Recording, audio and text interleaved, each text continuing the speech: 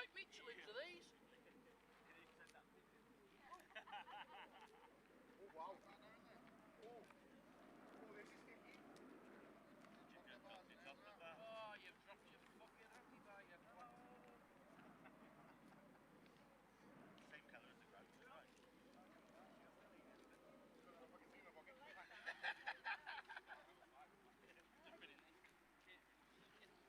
Yeah.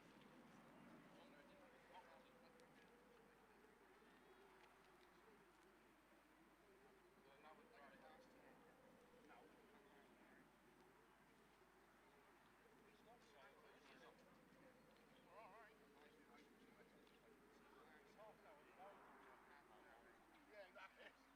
Better than fucking all your fucking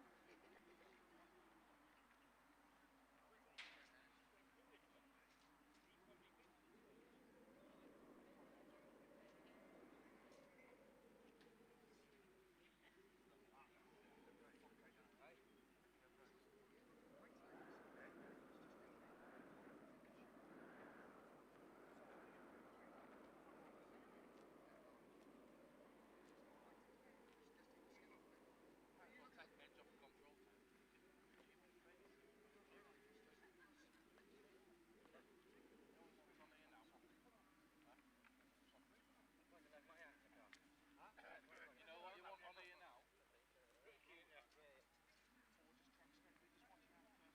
Good morning everybody in the pits. We're going to be starting to call down the junior specials very shortly.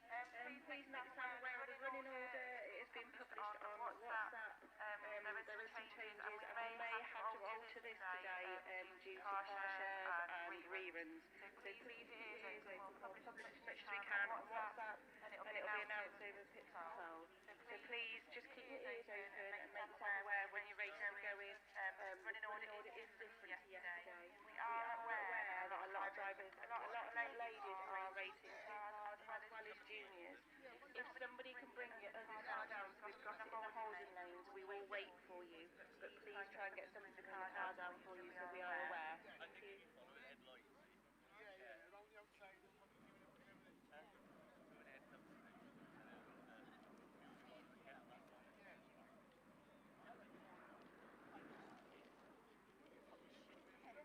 Please could 60 Evans make your way down to pit control license, please. You are waiting for a breathalyzer done prior to race started.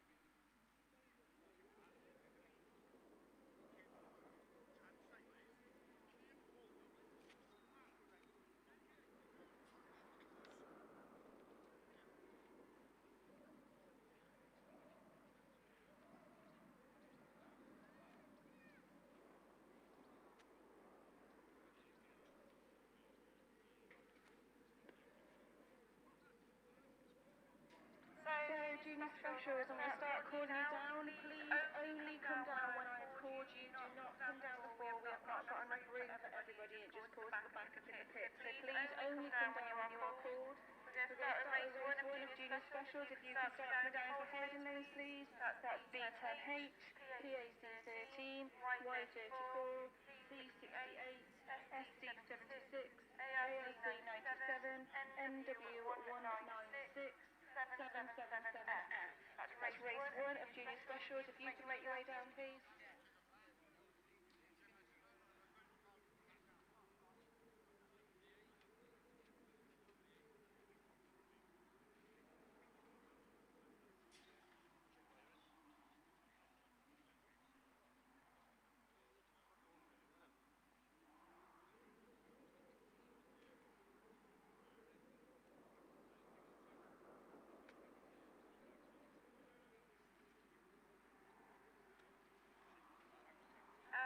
race 2, please. We have S13D, NW26, Lud 46, YD79, BC99, Radford 204, WW404, SR593. That's races 1 and 2 of junior specials. If you can make your way down for holding those, please.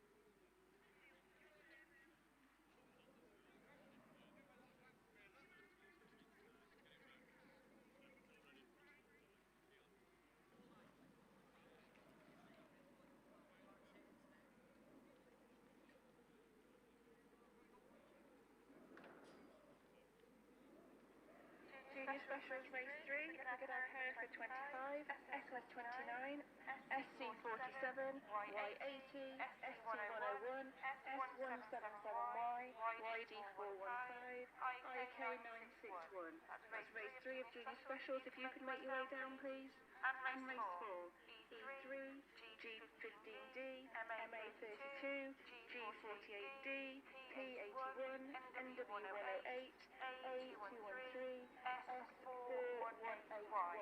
That's races 1 to 4 of Junior Specials. If you can make your way down. If everybody else can stand by but not come down just yet, please.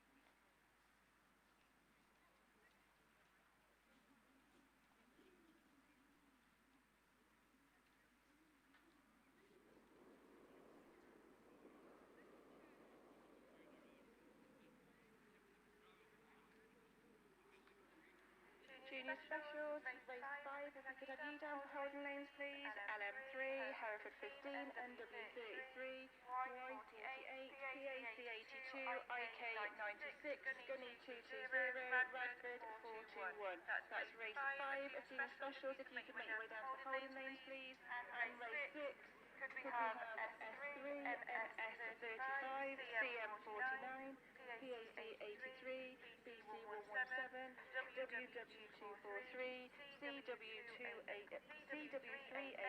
Radford 422.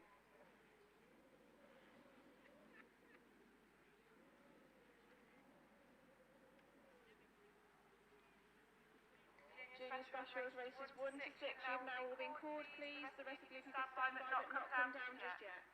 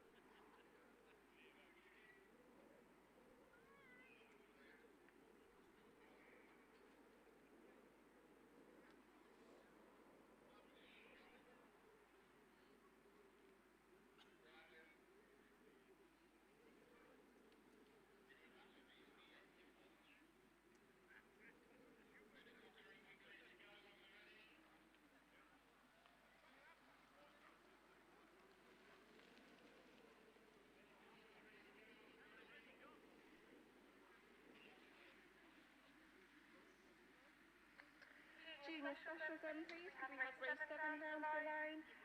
B5H, PHG 35, N51, NW86, S118Y, DA263, CM49. Ladies and gentlemen, boys and girls, then, on behalf of our governing body, the National Autograss Sports Association, and your hosts this weekend, Evesham Autograss Club, it is a very warm and sunny welcome to the John Wilkin Raceway for day 2. It's finals day of the 2025 Ladies and Juniors National Autograss Championships. If you're watching at home, then a very warm welcome to you too. If you're here at the John Wilkin Raceway, get yourselves trackside. I know it's only 8:25, but you will know that due to the weather conditions, and I have to say solely due to the weather conditions, we did curtail a little early yesterday.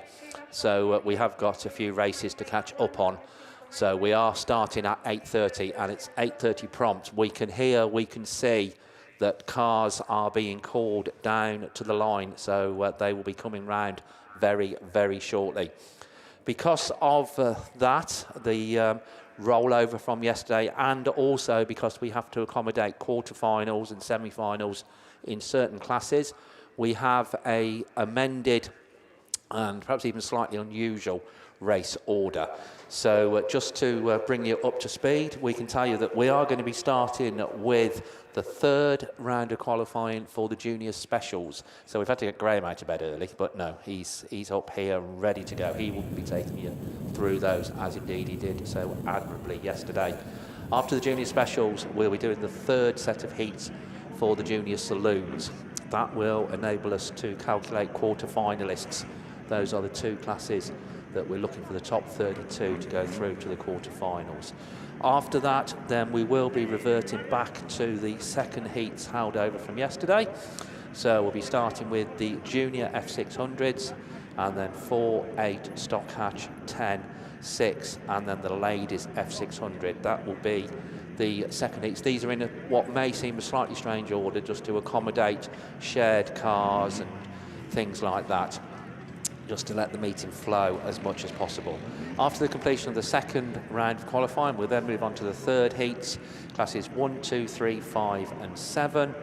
We'll then be looking at the quarterfinals, then the junior F600s and so on. But we'll bring you up to speed with those as we get closer. The initial thing to remember is that we are starting with junior specials. They are on the line, so we are starting very promptly with the junior specials.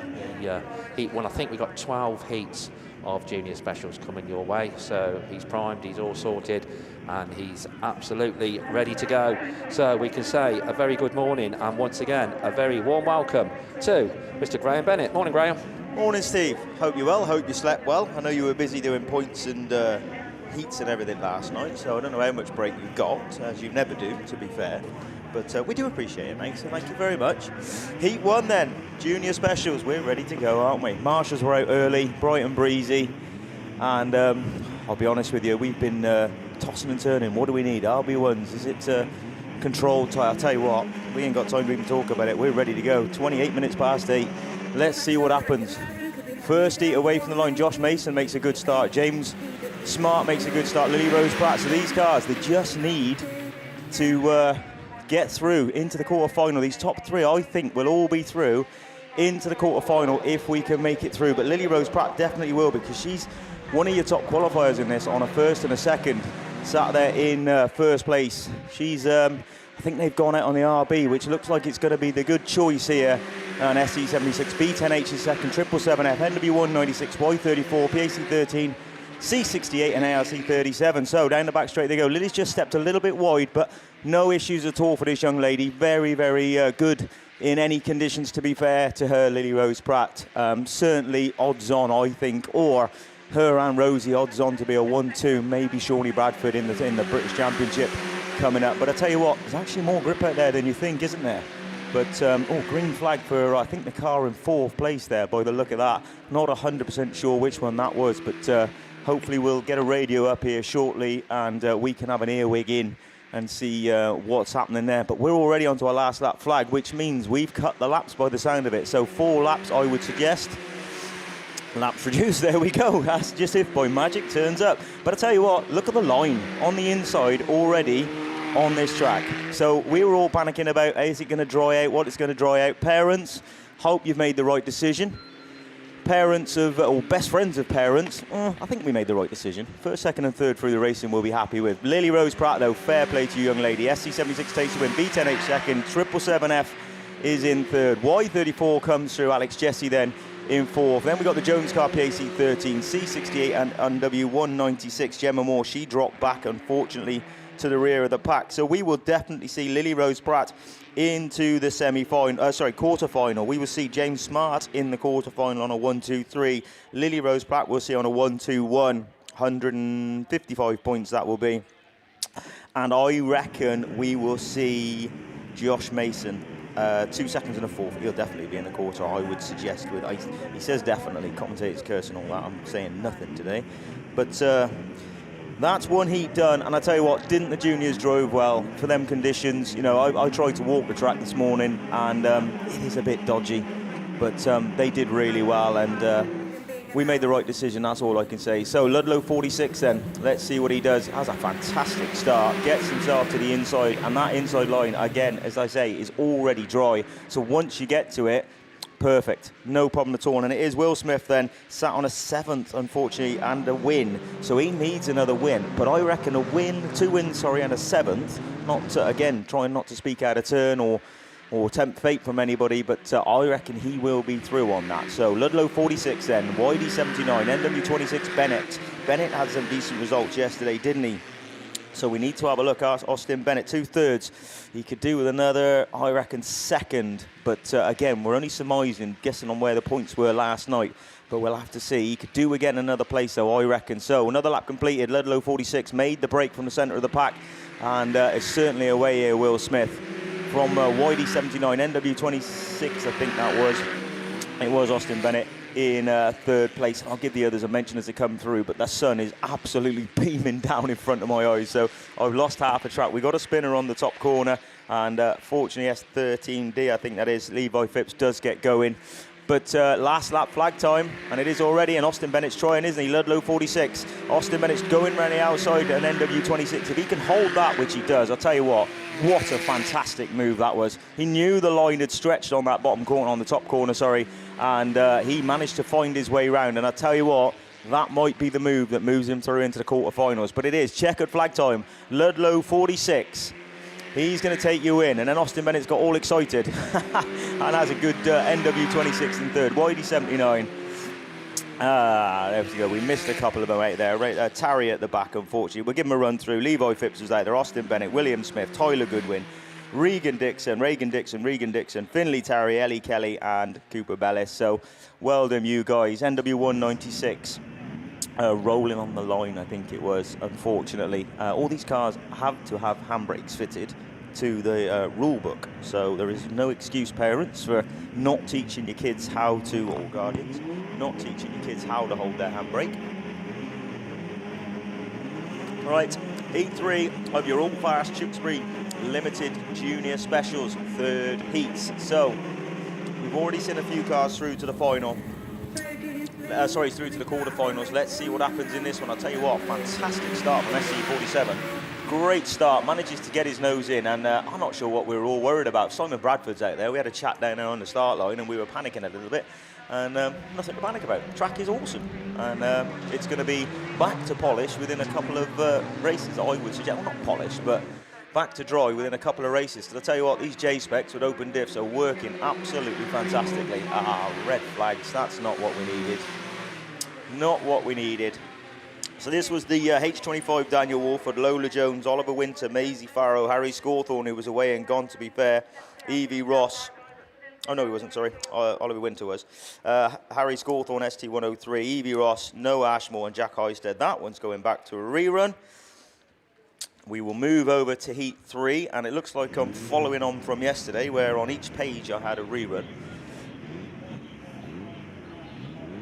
Oof, right. They've got YD45, but I think it's YD415, I think it is, that unfortunately is going to be cause of the stoppage in there.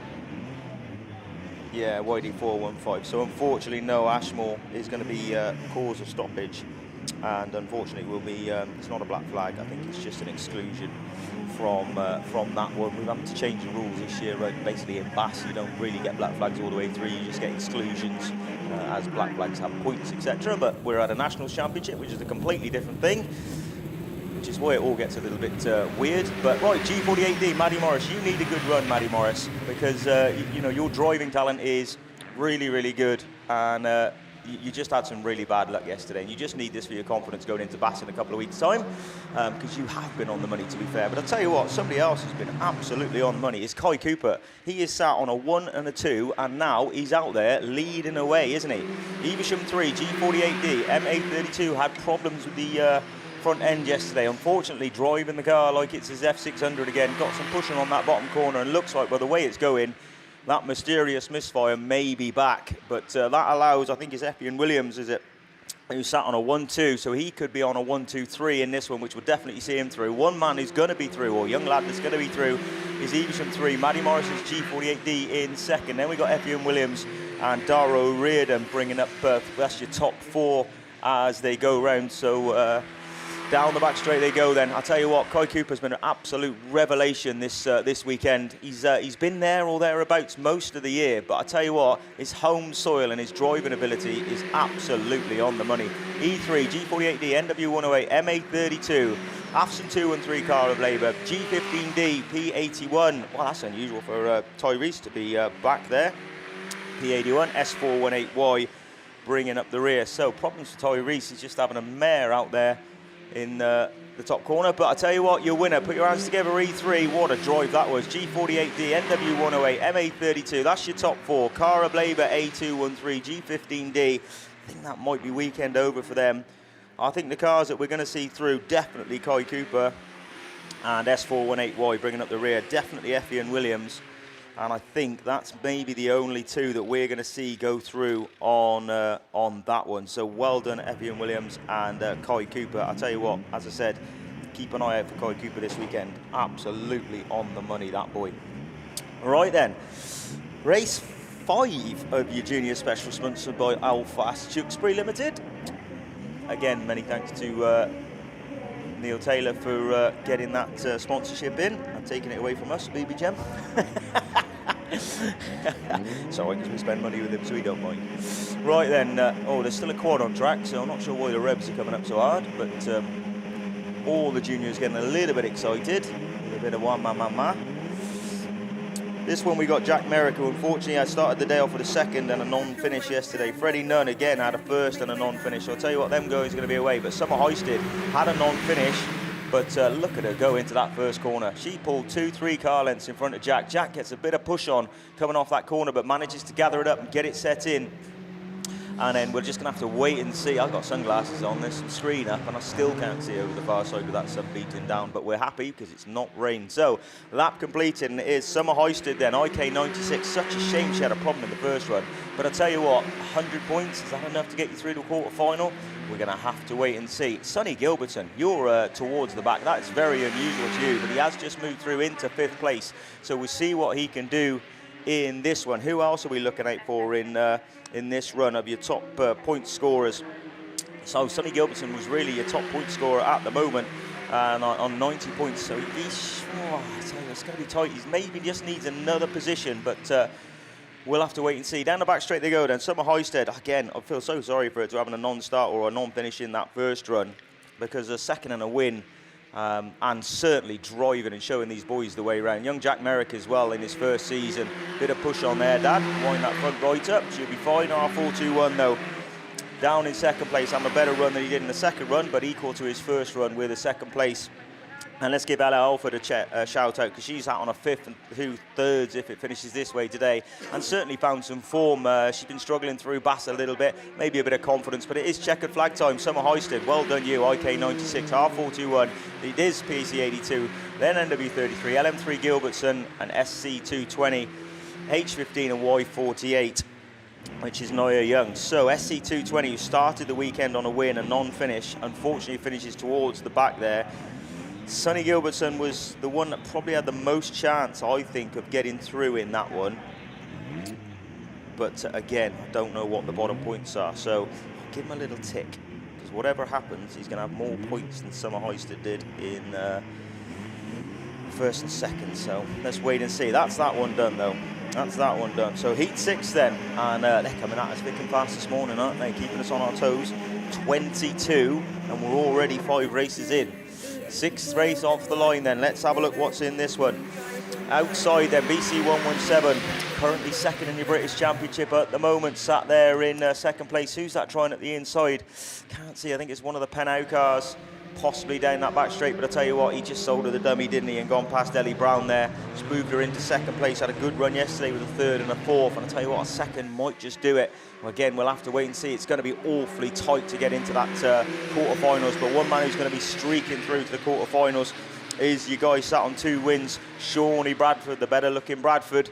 Loads better than the other one who won the championship last year. Into the top corner they go then, BC117. Another lap completed, and we've got a few issues towards the back, but I tell you what, this young lady's having a good drive this weekend as well, isn't she? Ellie Brown, CM49, R42, Izzy Merrick. It's the Carlo car, right, sorry, got that one mixed up as the colour threw me off. So Gemma Daly's sat on a 2nd and a win, and I tell you what, 1, 2, 3, 4, this will probably do her no harm whatsoever. 128 points will see her through into the quarterfinals. Not sure on the maths of it, to be fair, but hopefully she'll be through. But Shawnee Bradford onto his next run. Onto his next lap, last lap even. And then we got Ellie Brown in second place in CM49. So down the back straight they go. Shawnee Bradford pulled probably quarter of a straight then. It is checkered flag time. BC117. That's your race winner. He's going to move through into the quarterfinals. CM49, she's going to move through into the quarterfinals, I would say. 422, CW338, WW243. And then we've got just a gaggle of cars coming round now towards the back. It's NS35, S3 and PAC 93, young Finn Alford. And at the back of the pack, that's another one done and dusted. And all 3 races on that sheet are ticked off. Happy with that. Right, moving on then. So another guy that sat on 2 wins overnight is Alex Hines in Breeden Hill 5.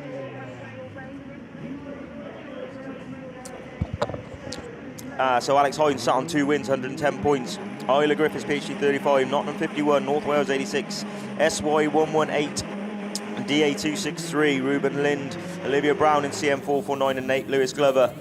They're your runners and riders. Let's see who makes the break. And I'll tell you what, Alex Hines showing sparkling form, isn't he? He'd have been happy when he saw this run this morning and thought that he maybe be able to get something from this, but we got a bit of carnage towards the back. Come on, ladies, girls and boys, and men and non-binary and all that rubbish. Let's get moving. Hopefully we got one moving. It's going to be red flags, unfortunately. That's spoilt my page again. Young Alex Hines, B5H, out of the melee. Ah, look at Nate as well. He's upset with that. He was happy running through in second place, but you've done it once then, Nate Lewis Glover. That means you can do it again. So that one's going back for a rerun. I need to pick up another gear. I'm trying to be a bit quieter on the commentary because we're obviously starting early. It is Sunday. We don't want to upset the neighbours, but it's completely alien to me to try and be quiet. So I will pick another gear shortly and get going. But next run, we'll see Junior Jones. Had a terrible day yesterday with some carnage off the line, I think it was. Had an 8th, but he did come back to a 3rd in the second heat. Lola Chapman-Paynes, Lexi Mullen sat on 60 points with a 6th and a 2nd. Jacob Davis is your highest point scorer, joint highest point scorer in this one, with a 4th and a 2nd, so he could do with a win really, maybe a 2nd. Brooke Page, Seth Wright is the same, he's joint with a 2nd and a 4th. Lily Portmore and Vinnie Pascal, who sat on 57. So who makes the break? Jacob Davis from Lexi Mullen then. Junior Jones, where's Vince Pascal? Towards the back, unfortunately, and he just nips at the inside and tries to grab a couple of places. But down the back, oh, Lexi Mullen, what a drive that was. Get up the inside then, WR37. Daz was out walking the track this morning, so he's gone away and had a look what he can do, which isn't a lot. Changed some tyre pressures, and I tell you what, it's worked. WR37's away, C55, SC121, S6, 279F, H450, PhD 17, and then Brooke at the back in SC 86 as we speak, but down the back straight they go. Then I tell you what, Lexi Mullen, she's coming into her own, isn't she? The last few meetings, I mean, she's been good out the box, but last few meetings, and I tell you what, with the pedigree that she has, we always knew she was going to be at the front runners, didn't we? So WR37, C55, SC121, S6, 279F is the Baltimore machine. Then we got Brooke Page, SC86, and it looks like we got problems towards the back for PhD 17 and Vinnie Pascal, Vince Pascal in H450. Doing it for the fans out wide, H450, but last lap flag. Come on, Lexi Mullen. WR37, C55 then Jacob Davis, S6 Junior Jones, SC121 is Seth Wright, 279F is the Baltimore machine, as we say, SC86 Brooke Page. And then we go Lola Chapman-Payne, sorry, and Vince Pascal, but already into the bottom flag. And I tell you what, there'll be some happy people in there because I reckon we're going to see her in the quarterfinals. Well done, Lexi Mullen. C55, Jacob Davis, S6. We're going to have to wait and see for you two guys. 279F in fourth, SC86. Seth Wright dropped back on that one. I didn't see what happened there. Maybe just pushed a little bit wide, unfortunately. So we're going to have to wait and see how he gets on. Will he scrape through? And then Vince Pascal just having a mare of a time. But the way he's throwing that junior special around, I'm pretty certain he's looking to be moving into the F600 pretty quickly. So NW86, what does that say? I can't read your writing. Right, excluded tools of the stoppage. That was the race before. So Evan Lane, unfortunately, looking at that, is going to be excluded from the race before, and he was sat on a 3rd of the win. Oh, wow. Okay, that's very unfortunate. That was from race 7 then. Right. So, next run then. Race 9, Heat 3, IK19 Rosie Wrestle. Let's take a look and see what Rosie can do. She's come out of the far side, and I tell you what, they've got that thing gated like a missile, haven't they? IK19, 56 NW. Oh, I'll have to wait till they come back around. Disappeared in the sun again. But down the back straight they go. Then Rosie Russell, definitely top of the shop for some people's picks this weekend to take a national championship win in IK19. In the Beresford machine. So IK19 lap completed. Let's catch up and see. Oh, Grasby's just having a bit of a collection, but it is WW525, NW87, SC38, E122, DA303, H56, DA303. Adam Lynn sat on 2/3, so he could have done with a good first, maybe second, might have done him the favours, but somebody who's got to be through into the quarters and keep the gob shut, haven't I, really, until the last, until the checkered flag. IK19 away and gone at the moment. 5.25 then from West Waterford is Annie Uniac, having a good second here after 2/3 yesterday. She may creep in, you know, that might go well for her. We will wait and see. NW87 Dominic Roberts, I think it is, that sat there in 3rd place, but it is last lap flag time. Laps have been reduced, Kev, so keep an eye on that for when you come out. IK19 then, 5.25 in second. Them two will be through, I reckon. NW87, E122 up to 4th place. He was sat on a win and a 5th, so a win, 5th and a 4th. That's going to be tight for quarterfinals, but we'll have to wait and see. But one person we will definitely see later on this afternoon, or maybe late this morning, is going to be IK19, Rosie Russell. Well done, Rosie Russell. You are through to a quarterfinal. 5.25. I think we're going to see Annie Uniac through as well, but we'll have to wait and see. NW87, E122, SC36, MA303. Hereford 56. That's your last runner and rider. Austin Smith will give you a shout out in what looks to be your first nationals. Kelsey May Wade was out there, Elliot Grasby, Adam Lind, Annie Uniac, Rosie Russell, and Kelsey May Wade, if I didn't already say that. So Kelsey May Wade in SC38 was sat on a win yesterday and a non-finish. She could have done with a good run today, but all bodes well for whichever championship they're going through to, for confidence in a couple of weeks' time. And already we are moving on to the next run. That's going to be race 10. So who have we got in this one? Amelia Moss, Ben Ayres, Aled Owens, TJ Houlihan, Connor Behan, Lucy Conway and Charlie Clark. And there's a little bit of locking wheels at the first corner, but I tell you what, some great driving by them guys to, is that the Ayres machine, Y22, I think it is, Ben Ayres, just had that inside line and managed to keep it out. And Lucy Conway's in amongst it, and I reckon TJ Houlihan is the guy in second place. But it's right for you guys over there, you can see them and probably think, what is he talking about? Well, we can't see in the sun. 58, 125, 41, 7, 91 and 541. Charlie Clark just bringing up the rear, so a little bit of a change towards the back. Amelia Moss just getting undertaken there towards the rear of the field, but one guy who isn't getting overtaken is the Y22 car, Ben Ayres, sat on 100 points, so he's going to be through into the quarters, isn't he? And then WW58, SC125, NW41, S91Y, WR7, 541, bringing up the rear, but a lot closer now, isn't he, to the guys in front. And I tell you what, a couple of meetings, maybe towards the end of the year, or definitely the start of the next year, that guy's going to be running right at the front amongst all the best. Ben Ayres, though, running up the front now is Y22, WW58, SC125, NW41, S91Y is Connor Behan. Then we got WR7, Amelia Moss. And then, as I say, Charlie Clark, again, just as I say, bringing up the rear. But just keep an eye on these juniors towards the back, because that is the future of junior specials racing.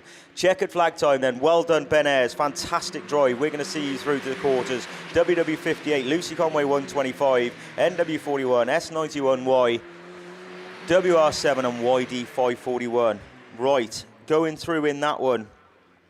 I would definitely say Ben Ayres obviously going through. Aled Owens, we're going to have to just wait and see in NW41.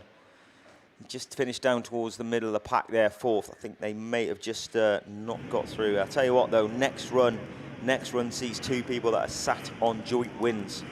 That sees Ben Coffey in CW23 and James McCammon, the two guys from Ireland, different ends of Ireland, I would suggest though.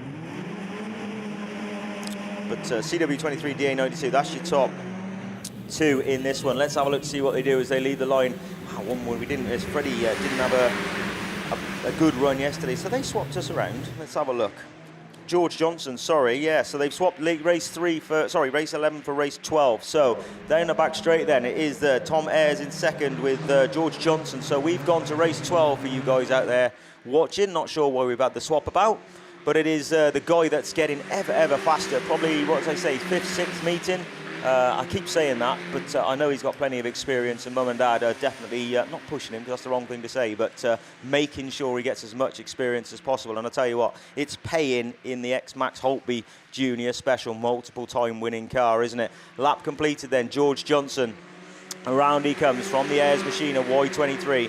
PhD 95 is having a good run. A44 is Zach Ford there in 4th place, who took a win yesterday and a 4th. So Zach, I think you need probably a 2nd or a 3rd, really, buddy. You need to gain another position. Then I think we got Ellis James, who's down on my sheet as James for some reason, but it's Ellis James then sat there in a car that's completely new to him, so you've got to give him props for doing well there. But last lap flag then, and it is George then in the Scunthorpe 343 car. George Johnson then under complete pressure now, isn't he, from Tom Ayres in Y23 as he goes down the back straight, but he's controlled, he knows what he's doing, and the 343 car, like I say, with gaining experience all the time, so God, you don't want to race this lad in a year's time, would you? 343 then takes the win, Y23 in 2nd, PhD 95 Esme Mason, good drive from her, A44 Zach Ford, NS62, NS43. And let's just catch this last car as they come round the final flag. It's going to be WW636's Sophie Uniac. So, well done, you guys and girls. For some reason, like I say, we switched. We will see Tom Ayres in the quarterfinals later on without a shadow of a doubt. Zach Ford is just going to have to wait and see. He'll be sat on a win and 2 4ths. I'll tell you what, that's going to be tight, but we will have to wait and see, like I say. So, now we're going to go to race 11. Neve Thomas, BC8, Ben Kofi, CW23, B41, Lucas Evans, James McCammon in DA92, Mason Linehan in MA130, Ethan Lind in DA323, who's on a win and a 4th, and Oliver Curtis, who sat on 2/3. Right then, as we go down the straight then, let's see who gets the best start, and here's the coffee machine then in CW23, DA323 jumps into 2nd place there and tries to get back on the inside. Oh, we got some Rubbins racing towards the back. 6 cars, so we're missing one out of this one. We'll have to try and see who it is that comes through, but true to form, Ben Coffey sat on 2 wins. Is he going to go through with the other 2 that are on, oh no, because B58's got to go again. So a couple of them on 2 wins at the moment. 3 wins, sorry, CW23, 323, MA130, 41, 92. You need to grab a position, I would suggest. Although you sat on 2 wins, I think a 5th will probably do the job for you. 5th is 21 points, so that's a 131 he should get through to a quarter with, that shouldn't he? Ben Coffey then, away and gone though. Certainly going to be no problems for this young man. Moving on, flying in the Bass at the moment. 323 from Linehan in 130, having a good run. 92 now up to 4th place, so I'm pretty certain we'll definitely see him through. That's a double, what do they call it? Not a double entendre, I can't remember what they call it, but a definitely maybe, I'd say. Last lap flag then. Ben Kofi then. Kofi. Come on, old man, ring me and tell me. CW23, DA323 is a Lynn car, MA130, DA92, P41, BC8 Neve Thomas towards the back, unusually for Neve, towards the back as we speak, but down the back straight they go. Pulled half a straight now, hasn't he, on the Lind car in 2nd place. These guys over in Ireland race each other all the time, so come to a nationals and still race each other. But it is the Ben Coffey machine, CW23. He takes the win, we'll see him. DA323, I reckon we'll see him. MA130, P41 gets 4th. Oh, DA92 back to 5th, and BC8. Okay, so that chop around on the back sees James McCammon 5th place, 21, 131 points. We'll see him later on. And then 165 for Ben Coffey. Well, obviously, you can't get any better than that, so we will definitely see him. I have 2 reruns out of 12, Kev, which I think is decent going for an amateur. Not bad at all, mate. I don't know about amateur, but not bad at all. So, what have you got on the line, Kev? Is this your junior saloons? Brilliant. Yeah, right. We're looking at have fun. Another 12 heats, I think, of junior saloons. And we're going to go straight down to race 1 then. We'll feature Lugan Gardner, Layla Marie Chadburn, Caddy Jones, Phoebe Rosagrove, Freddie Farrow, Karis Williams, Ellis Herberts and Roy Harrington. Top of the shop. Oh yeah, here we go. Just a quick message then for Amy Draper's family in the junior saloon, Yorkshire Dales 126. She had an incident yesterday, but she's A-OK. So just to let you all know at home that Amy is good. So many thanks to Danny Lawler, Crane Hire, for sponsoring junior saloon racing this weekend. And top of the shop in this one, Freddie Farrow on 2 wins at the moment. Ellis Herbert's gone well, a win and a 4th on 83 points. 73 points for Katie Jones. 73, 55, 128. That'll get her in the final, but we're less in the semi-finals. Even the quarterfinals. Wake up, Kev, but we've got an incident on that top corner. And we're going to get red flags straight away on that one. So we'll move through then to race 2. Looks as if everybody's all right there. Just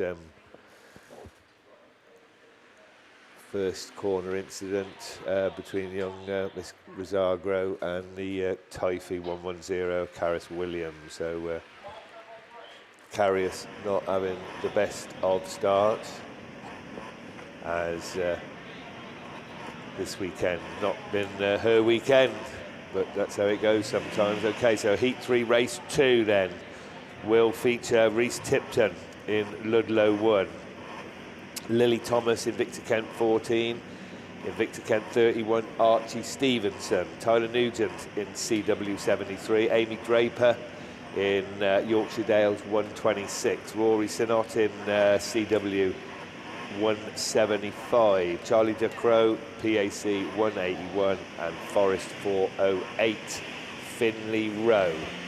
So get some good point scorers in this one. Reese Tipton had 91 points yesterday, Archie Stevenson 76, Rory Sinott 91, Finley Row 76. I reckon, stand to be corrected, it's going to be something like 110 points to get into that quarter-final. That's only my surmise of the figures. Now, whether I'm right or wrong, I don't know, but I reckon they're going to need 110 points. My co-commentators disagree and say it's going to be a bit less, but we'll wait and see. IK14 then, very quick out of the gate, Lily Thomas. And Ludlow 1, Reese Tipton. IK14 it is, though, that takes them over there on the far side. Reese Tipton, as I said, 91 points yesterday. And I think he took 2 wins, actually, but picks up a green flag and goes through to the lead. 408 F then, very quick as well. And had a decent day yesterday. Did Finley Row first and a 5th. And we've got a Typhy car, but that's in the first race, so don't matter about that one for a minute. As we look back to the lead car, we've got red flags because of the incident on that first corner, so another one goes back in.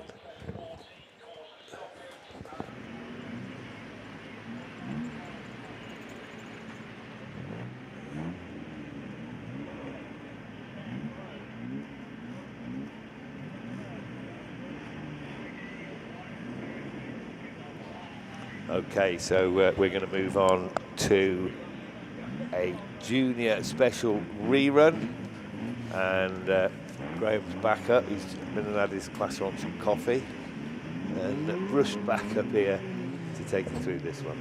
Right, thanks, Kev. So yeah, this looks like we can't see which cars are on the grid. Which ones we got on the grid? Name a number, buddy. Race 3, right then. Daniel Walford, Lola Jones, Oliver Winter, Maisie Farrow, Harry Scawthorne, Evie Ross, Noah Ashmore, Jack Hoisted, and we're away. So I'll tell you what, made a cracking start first time round, didn't they? 47, and does exactly the same again. Dips his nose in. They've just pushed them tyres wide, I can see now, on the top corner. So it's just going to equal the track out, which is great. Still got a bit of sideways motion, but yeah, sorted out. Lola Jones trying around the outside in about 5th position. So SC47 it is. Oliver Winter, I'll tell you what, this one's on a mission, isn't he? 6th and a 5th yesterday, but a win today, whoa, it's not going to be enough. But I tell you what, you'll finish on a massive high and massive confidence. So SC47 down the back straight they go, and a couple of car lengths clear from, it looks like, the ST103 car. I think it is Harry Scawthorne. We'll have a look when they come back round. And Y80 is Maisie Farrow, who's getting ever faster. Like I said, Bass win a couple of weeks ago, and a roll, unfortunately. But SC47 then, away and gone. ST103, Y80. Then we got the IK 961 car of Jack Hoisted. H25, SS29 is Lola Jones, and then young Evie Ross. Look at her, see? Flying along S717Y. I got that one completely wrong. 177Y, we'll say. Last lap flag then is SC47 from ST103. Y80 Maisie Farrow then. Then we've got the hoisted car in 961, Jack Hoisted. Saw his sister have a win earlier on. Gills are better, obviously. Then we've got the H25, SC29 and Lola Jones getting ever faster. Just bangs on the brakes there. But it is, last lap for Evie Ross, who's just going to get through And then SC47, hopefully he'll back out and let her carry on, but doesn't. But we'll have a word with him later. SC47 then takes the win. From ST103 is Harry Scawthorne. Then Y80 Maisie Farrow. IK961 Jack Hysed, your 4th place car. 5th place is H25 Dan Walford, or Daniel Walford. Lola Jones then, as I say, getting ever faster. Lola Jones in SS29. And then we'll just wait for young Evie Ross to come round here and finish her first junior nationals. Well done, Evie Ross. Keep an eye on this young lady going forward. On to next year. I promise you, she's going to be right in amongst it on the mix, because it's not in the blood to be any other way.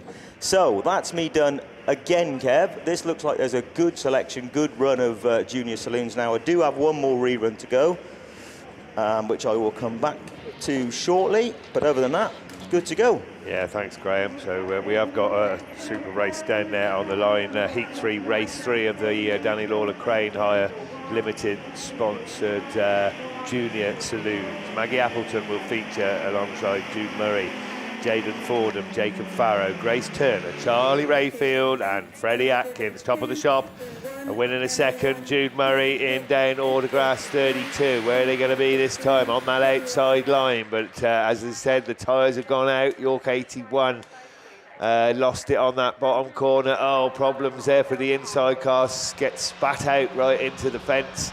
And that allows the little mini of Maggie Appleton to go through into the lead. So these juniors just struggling a little bit on this one. We've got red flags again.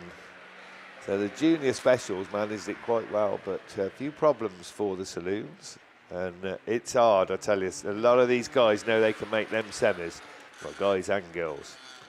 As I said, I reckon over 100 points is going to be needed. But there's a lot of cars that are very much in contention to it. 115, I reckon, would probably be the minimum myself. As we look down to the line, we can see race 4, that should be. Give me a number, young man. Thank you, it is race 4. And Rory Nugent will feature in this one with Luke Horgan, Rory Jones, Zach Southcape, Brogan Murray, Riley Blackburn, Ben Hughes and Eliana Fitzpatrick. Top of the shop then is Rory Jones, CA32, had a win in a second yesterday. Luke Horgan picked up 45 points, had a good run second in his first run, and then picked up a black flag. But not to worry, 100 points might get him in. It's going to be very tight. Rory Nugent on 91 points, has his Zach Southcape. Good clean break, CA32, quick end of the gate, Rory Jones.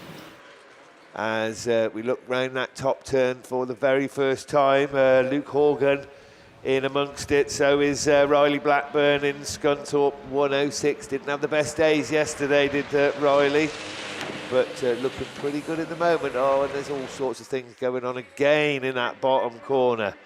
Tyres being spat out everywhere, and that's allowed South Somerset 50 Zach Southcape then on 91 points to extend that lead in some fine style. Riley Blackburn then in second, and then the is that in third place as they come round the bottom corner. We'll have another look there. It's really struggling to get round that grandstand turn. South Somerset 50 anyway. Scunny 106 going wide is the CK car, and that's allowed West Waterford 5 Rory Nugent to move up a place into third with CK 15, then Luke Horgan back now in fourth place. Oh, Evesham 127 as well. Ben Hughes, Ben had a great win yesterday in the wet as the race leader moves on to the last lap, but not doing it this time around. So South Somerset 50 then, Zach Southcape, 91 points he's got already, so this will get him in to the quarterfinals, no problem at all. Scunny 106, Riley Blackburn had a non-finish yesterday, so with just 21 points and 45, don't think that'll be enough, but that's a fine drive from him in second. South Somerset 50 takes it then, in second spot, Scunny 106. Third goes to West Waterford 5, CK 15 takes fourth, then as I mentioned, sorry about that, down Autograss, Cambridge 32 then, Rory Jones. Now Rory should go in even though he's back there in 5th place with that one. Pennow 82 and Evesham 127, your final finishers. So well done, we've got one safely concluded. And just waiting for race clearance on that one.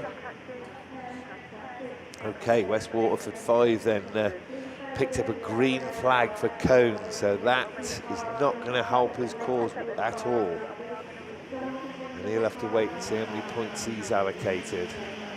As we move on then now to race 5 of the Danny Lawler Crane Hire sponsored junior saloons. Isabella Hitchcock in PhD 5, Ruby May Clark, CA 17, William Hall in Severn Valley 29, York 32, Abby Watson, Nick Edwards in SR 52, Freddie Budd in Evesham 84, Harvey Paget in White Rose 220, and Keris Barnett in Cumdy 515.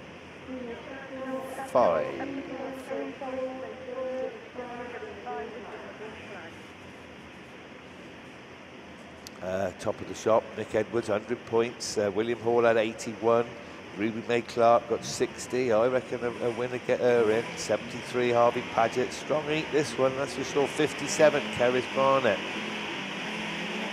Winner give her 112.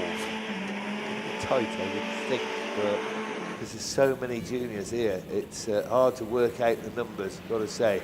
PhD 5 got a very good start trying to get over. C15 then just has a little tap with CA 17, and then PhD 5 gets spat out on the top turn, and we've got red flags on that one. Okay, so we've got race 6 then, already on the line. Didn't expect to get out quite so quickly, did they? But they're going to, well, the tyres scattered around. Marshall's looking at that, and we'll let you know what they say. Max Fisher will feature in race 6 with in P10, Hereford P6, Hereford 10, Charlie Jones, Lacey Guidotti in Spalding 53, Jacob Clark, Spalding 85, Grace Williams in CA 142, Corey Reed, Typhy 222, and Jack Hills, WS 555. Top point scorers in this, Jacob Clark on 83, as is Grace Williams. They both took a win and a 4th yesterday. Corey Reed, got to be in with a shout for these semis, that's for sure, on 66 points, 2nd and a 5th. And Jack Hills, 56. So well, that will give him 111 if he takes a win, and that's going to be tight. But out of the gate, looking to take that win is Grace Williams. She had a win yesterday and absolutely stormed it out of the gate. Corey Reed also was quick in Typhy 222, but your race leader away and gone. So I'll have some of that in the sunshine, and away they go. So, CA 142, Typhy 222 is the 1-2. Then Hereford 10, Spalding 85, Wessex 555. Problems at the rear of the field, but Pennow 6 and Spalding 53 are running at the rear of the field at the moment. But look at the lead that Grace Williams has got, and it's just extending that by another car length or 2. So 142 from Typhy 222. Corey Reed then, as I said, 66 points yesterday, 45 will give him 111, or 142 after me saying how marvellous they driving, but pushed right wide and lost loads of ground on that last lap. So Grace's family no doubt will be shouting and screaming as they move on to the last lap. CA 142 from Typhy 222, long way clear now of Hereford 10. Who in turn is well clear of Spalding 85. But we'll go back to the lead 2 cars. He just needs to negotiate this grandstand turn safely for the final time to go through to the quarterfinals. It's checkered flag. There you go. CA 142 takes it from Typhy 222. What happened? Oh, I think the other one was a lap down, but then we got Spalding 85 anyway, Wessex 555, so that one caught me out because Typhy 222 was running so strongly, and with a puncher there, P6. think, on that front. Yeah, Corey Reed then. I think he finished third. We'll have to wait and see with that one. As we move on to race 7 then. And race 7 will feature Blake Crowther, Casey Jones, Chloe Edgecombe, Oakley Stokes, Elsie Pearl, Lily Rose Cannon and Lucas Whiteley. So we've got Casey Jones on 90 points, Elsie Pearl 91 points, Lucas Whiteley a win on 73, go through, maybe Blake Crowther as well, a win 64, 119, I reckon myself 119, I reckon 112 is about the cut-off for the quarterfinals, as I said, but that's only my view of it. And it's not down to me, it's the points that are accumulated, and then they add them all up and we see what happens. Right, away we go then with the Danny Lawler Crane Eye Limited Junior, Saloons, White Rose 18 and CA 33. Quick out of the gate, Blake Crowther was in the White Rose 18. He's got spat out on that top turn, and Casey Jones goes through into the lead. So come on, Casey. Lucas Whiteley then, 73 points, 45.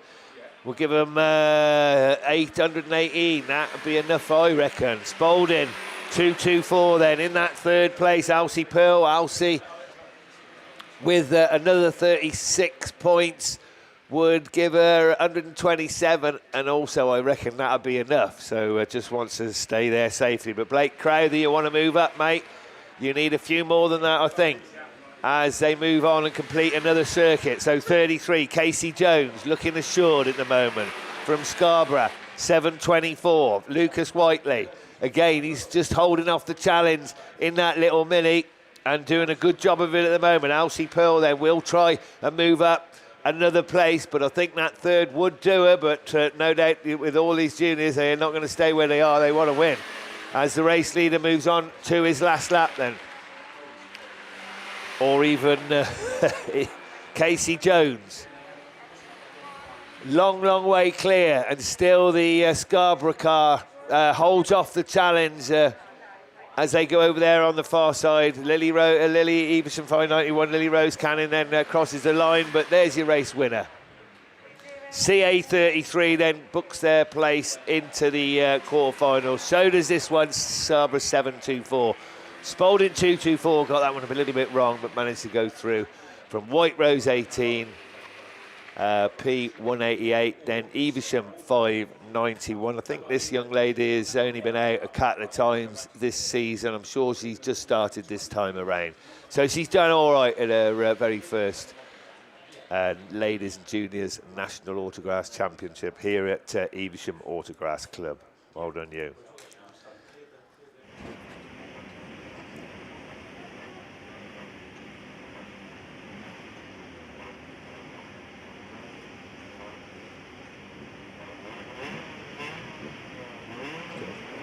Okay then, so we've got Heat 3, Race 8 on the line there, about to come off, I think, are they?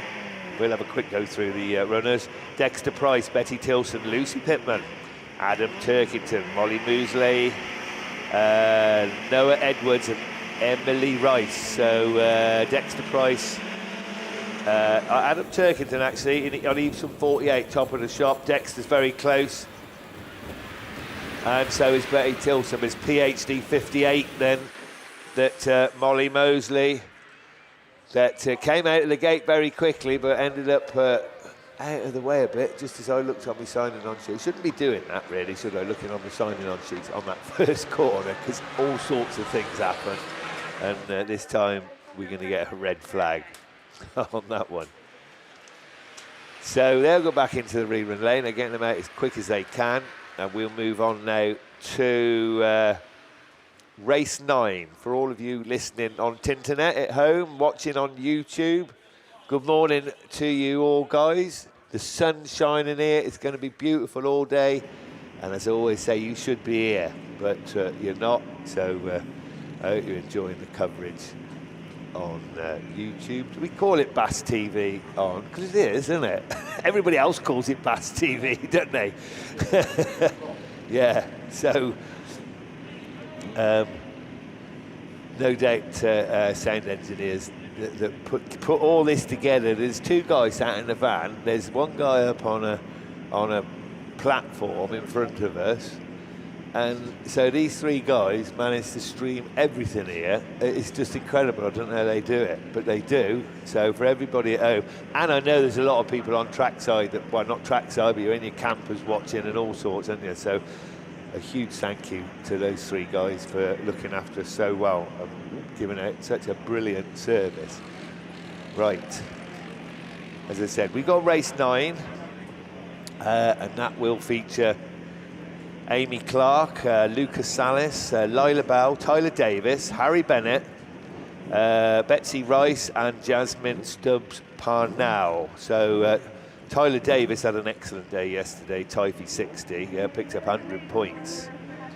Harry Bennett on 57. Well, Harry, a win will get you in, I reckon. As I said, everybody else says, no, it won't, but we'll see. Anyway, nothing short. You know what you got to do, mate, don't you, in Scarborough 158. Harry Bennett, as I said, nothing short of a win. Lucas Salis, Ludlow 20 is next. Everybody else racing for pride. It's great experience for these juniors. My grandson been racing here this weekend, hasn't had the best of luck at all, and that's how it goes. But it's great experience, these big meetings, and to be racing at the Nationals is something else.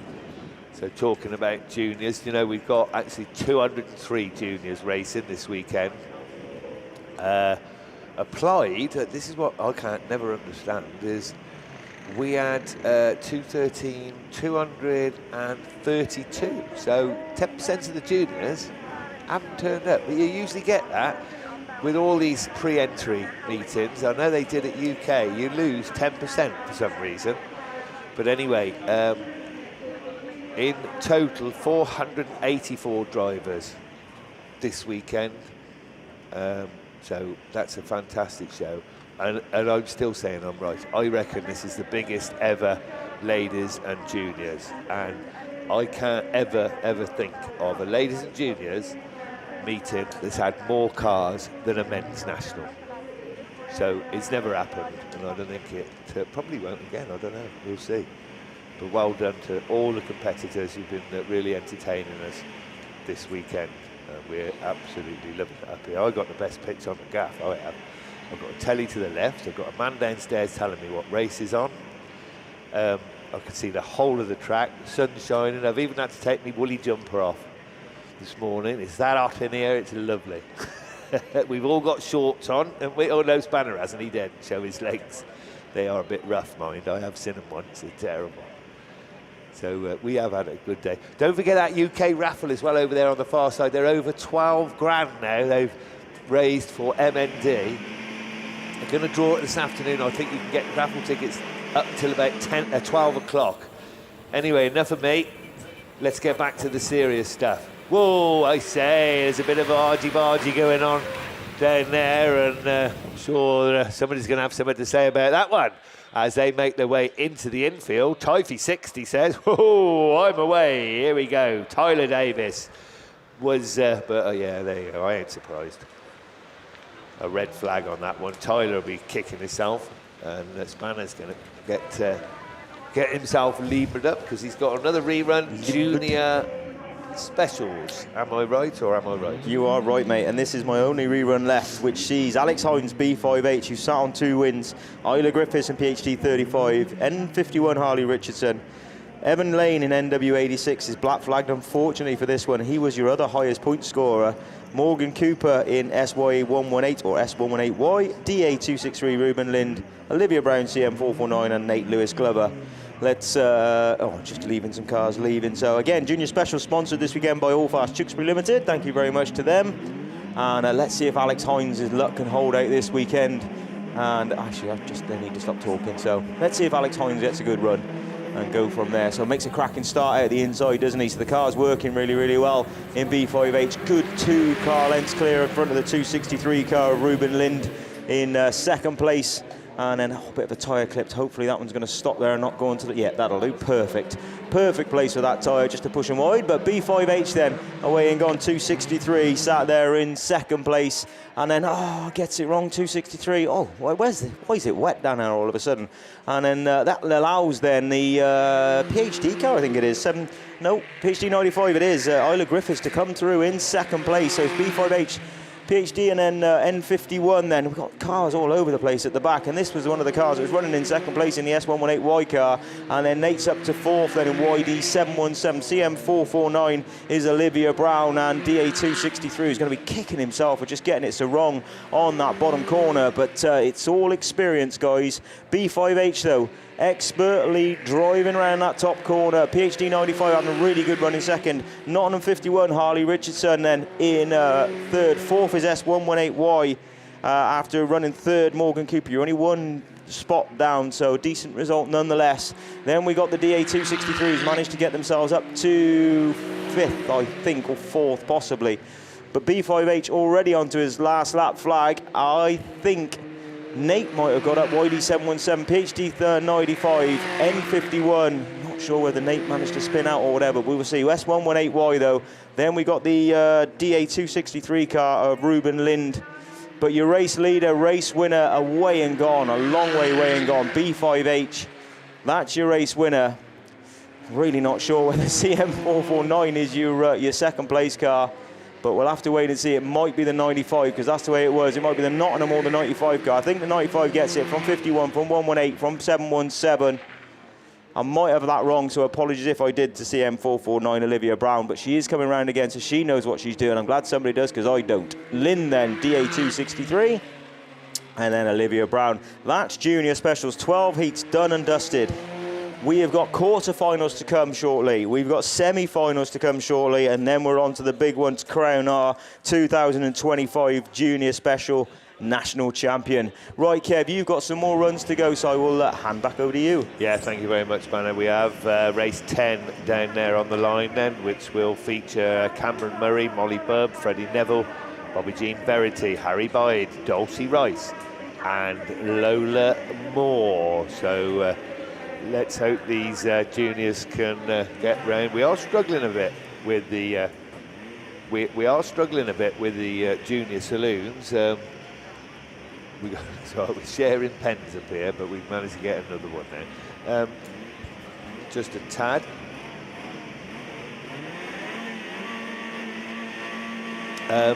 But anyway, I'm sure they're doing the best as they get off the line then. Here we go. So Molly Bubb in the 46 machine picked up best turnout saloon, and it's I see a big dent in the door, so she's already had to change that.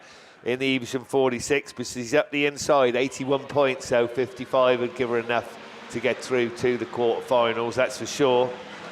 Freddie Neville, I reckon, Freddie, you'll need a win. I'm not sure that 102 will be enough, but come on, boy.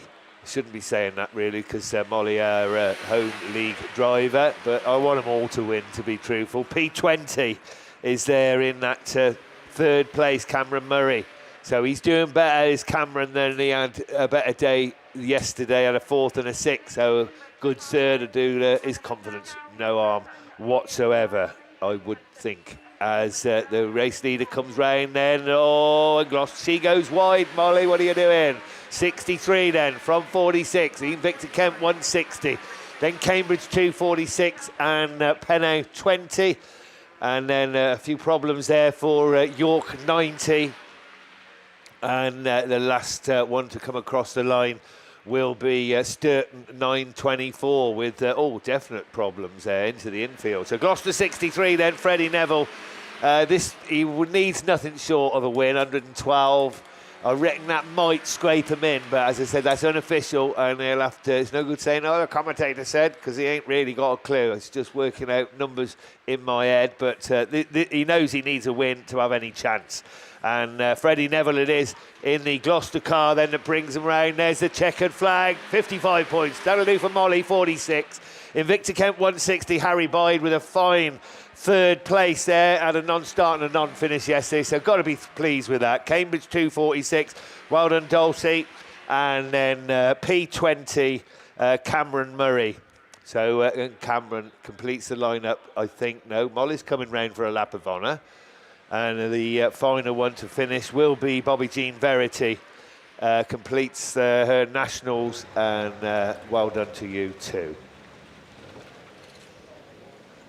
And they completed a race, so well done. Had the Chief Marshal send a message out saying, can you tell the junior saloons to tidy up their racing? Well, I've told you, but they're all on the line, so they're not going to be listening to me anyway. So what have we got now? We got race 11. Cooper West, Brooklyn Harrington, Josh Pittman, Tristan Nottingham, Riley Godfrey, Daniel Walton, Gemma Moore and Levi Adams. There we go. And they're pretty well ready, I think.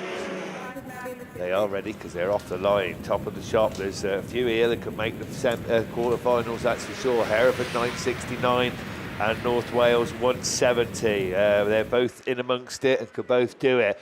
And it is the North Wales 170 machine that takes them over there on the far side. Daniel Walton picked up 66 points yesterday, so 55 would give him 121. Will that be enough? I reckon so. Hereford 969 there in second, then 27F. They get spread out now. South Somerset 46 and St Neots 8, 63F and North Wales 296 with Cambridge 109. We're going to get a change for fourth place as they go round the top turn. That was a fine move then from the St Neots number 8 at Cooper West. And a half decent day did Cooper. Well, that was a super move to move through into fourth. And look at this battle developing for first place. North Wales 170 and Hereford 969. Oh, Hereford 969 clips a tyre and gets it all wrong. And that's going to lose him a place now to, I think, Brooklyn Harrington is going to go through. Brooklyn had 66 points yesterday, so 45. They'll give him 111, and that's going to be all tight, I reckon, as the race leader who's got away now. Daniel Walton on to his last lap from 27F. Hereford 969, but you've got to go for it. Lost that place, but St Neots 8 up into fourth. South Somerset 46, North Wales 296, and oh dear. And that's a shame, but they're all onto the, are they onto the last lap? Yeah, they are. It's just the last one to cross the line, 109. So your race winner is North Wales 170 from 27F. Lost that second place because he saw the red flags up there, and I would imagine he'll get it back, to be honest, because they were all onto the last lap, and then the red flags went up as the race leader crossed the line. The red flags down here on the first post.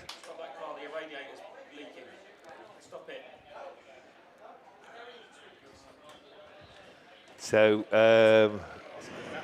races, and I'm sure parents will be down there to confirm and to make sure they get the rightful points on that one. So right, here we go again for race 12 then in the Danny Lawler Crane Hire sponsored junior saloons. We got an exclusion on that last race. St Neots 8, Cooper West picks up a black flag for, I presume, being the cause of the race and stoppage. Okay. The black flag's definite, the presumption is from me, okay? Right, Ollie Mayo, Warren Dommett, Harry Adams, Lewis Turkington, Frankie Taylor, Chloe Draper-Yates and George Bolster are competitors in this one. Lewis Turkington then on 100 points, Frankie Taylor on 65, Chloe Draper-Yates 76, George Bolster 73, Strong Eat, Warren Dommett 81. Even Ollie Mayo may get in if he took a win, but it's going to be, I'll tell you what, this is a real tight heat, but Lewis Turkington on his home track with a home advantage. Well, I say that, I'll tell you what, you don't get a lot of advantage because this track here changes all the time. Well, how different is this, like, say, to the Alf Cope where we had here a few weeks ago? So you still got to be able to drive it, and Turkington can drive it. Evesham 72, your race leader. Wessex 46, though. Warren Dommett very much in contention there with that second place. But he needs to hold off the challenge of Frankie Taylor. Frankie knows that they got to move up a place, I think, to get into those quarterfinals. 65 and 36 is only 101. I don't think that would be enough. The 72's away and gone from 46, then C171. Then there's a right old battle going on for that fourth place. Strayed 69 and Evesham 999 having a good old ding-dong from Victor Kent 264. And then Ollie Mayo in the Penno 24 just bringing up the rear. But your race leader, round he comes then, Lewis Turkington. Well clear, the race on the field for second and third, and then a good battle going on, 4 cars in contention for that fourth place as 72 takes them over there on the far side. Lewis Turkington then, still a good battle. We've got a green flag, so a bit of paint swapping going on, I suspect. Old cars flying over sideways, but it's Turkington that takes the win. He books his place, gives the start line, finish line marshal a wave. Wessex 46 with a fine second place. 171 then Frankie Taylor with a third. Will that be enough for Frankie? I'm not so sure. But we'll wait and see. Old fourth gets a bit of a slap there from Evesham 999. Manages just to hang on from IK 264, then P24 and Stroud 69. So that's it for me. But we've already got a Class 1 rerun down on the line, a junior saloon rerun, and it is race 1. Thank you. Can't see the telly. I've got a telly, but it's the sun shining in my eyes at the moment. That's my excuse. So, right, Evesham 999 picked up a green flag for contract, and so did Victor Kent 269, another one. Well, they were bish bash boshing, as Mickey B would say, a fair bit, so it's probably a fair decision. Okay, so junior saloons, D. Lawler, Crane Hire, thank you, Danny. I make no apologies for mentioning the sponsors. They put the money up, they don't get a lot for it. We couldn't race without their cash, to put it bluntly, is invaluable to the clubs. And they basically get a mention on here if they're lucky, and a sandwich. Well, we've had your sandwiches, we saw them in there yesterday, tucking away. And Anna having a hot chocolate as well. Was Danny, didn't know that was in the machine, he said. I said, well, open your eyes and have a look, mate. I did, I clocked it straight away. So many thanks to Danny Lawler Crane Hire Limited for sponsorship of junior saloon racing here at the 2025 Ladies and Junior National Autograss Championships. Away we go then. You know who's in this one? Because I read it out earlier, and Freddie Farrow had 2 wins out of 2. Just gets a little bit wrong round that top turn. So Freddie, you got to make it up a bit if you're going to make it 3 out of 3. But a finish will get you through to the quarterfinals, that's for sure. As we look to the lead car, Ellis Herbert. Then so Ellis, or it was, wasn't it? No, it's PAC3. Sorry, Lugan Gardner. Lugan didn't have the best today. He done all right. A 5th and a 3rd. That's good going at the ladies and juniors. 5th in his first, 3rd, looking to improve on that. 55 points and give him 112, and I reckon that's the cut-off. So I don't want to get the family going and think, well, there you go. But PAC3, anyway, you know you need nothing short of a win. Who had a green flag then? Somebody's getting a black, are they? You were listening on the radio, but PAC3 anyway. Your race leader over there on the far side. York 72, Freddie Farrow. No heroics for Freddie, you just need to finish, mate. And you're already on 110. But he won't be listening to that as they move on to the last lap. Somebody's got a black flag and they've pulled off over there. And then so North Wales 179 then, Ellis Herbert. So I don't know if that'll be enough. It should be, Ellis, to get you through. York 333, Rory Hellington racing for Pride there. And then Radford 46, and she's back in it. Phoebe Rosagro, so obviously didn't get any flag for the earlier incident. But checkered flag, PAC3, whoa, strikes his fist. York 72 takes second. He thinks he's done enough. I know York 72 has. North Wales 179. And York 333 crosses the line. Well done to 333, Rory Harrington with a good finish there. White Rose 12 then takes the checkered flag. Layla Marie Chadburn. So well done, Layla, for completing your ladies and juniors. And Radford 46, Phoebe Rosagro, first ladies and juniors for her as well. So congratulations. You got 3 races under your belt and completed your first ladies and junior. So there you go. Right, CM30 got a black flag in that one. CM30, Katie Jones. Yeah, Katie pulled off. I did see Katie pull off. And then PAC3, oh, whoa, has picked up a green flag. I did see a green flag being fluttered. Oh dear, WR12, Layla Marie Chadburn too, so wait a minute.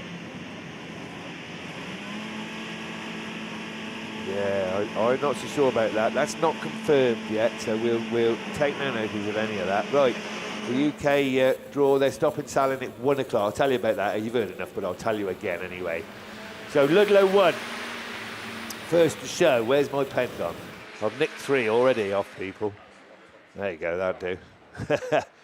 So Ludlow 1 then, he was winning last time out, was Reece Tipton, picked up 91 points there yesterday, and slow that right down now. I thought a red flag had been raised, but back up and running as they come down the straight in front of us. Invicta Kent 31 then, Archie Stevenson there in second. 408F, Finley Rowe in that third place, and these 3 have got away from the chase. In PAC 181 having a bit of a charge there. Charlie the Crow didn't have the best of starts, but trying to get through the field, but with it all to do, as already the race leader bringing them round to move on and complete another circuit. Ludlow 1, IK 31, 4808F. So Invicta Kent 31 on 76 points.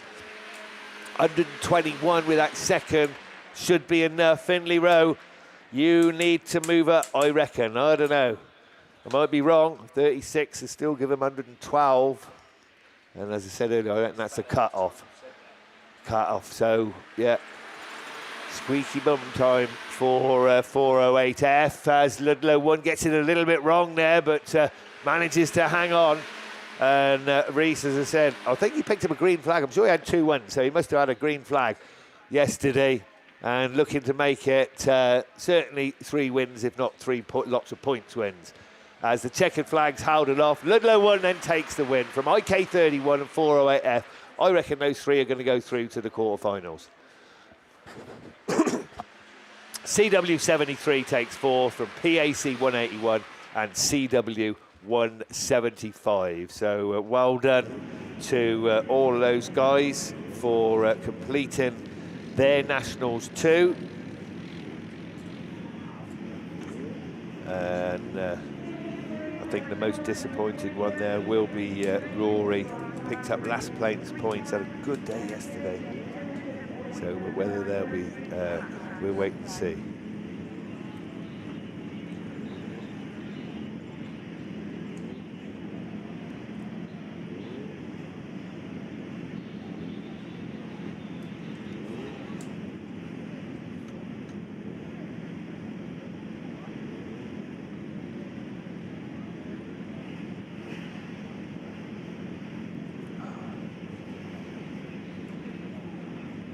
Okay. Oh, that's me done, isn't it? Because that's... Have we got one more?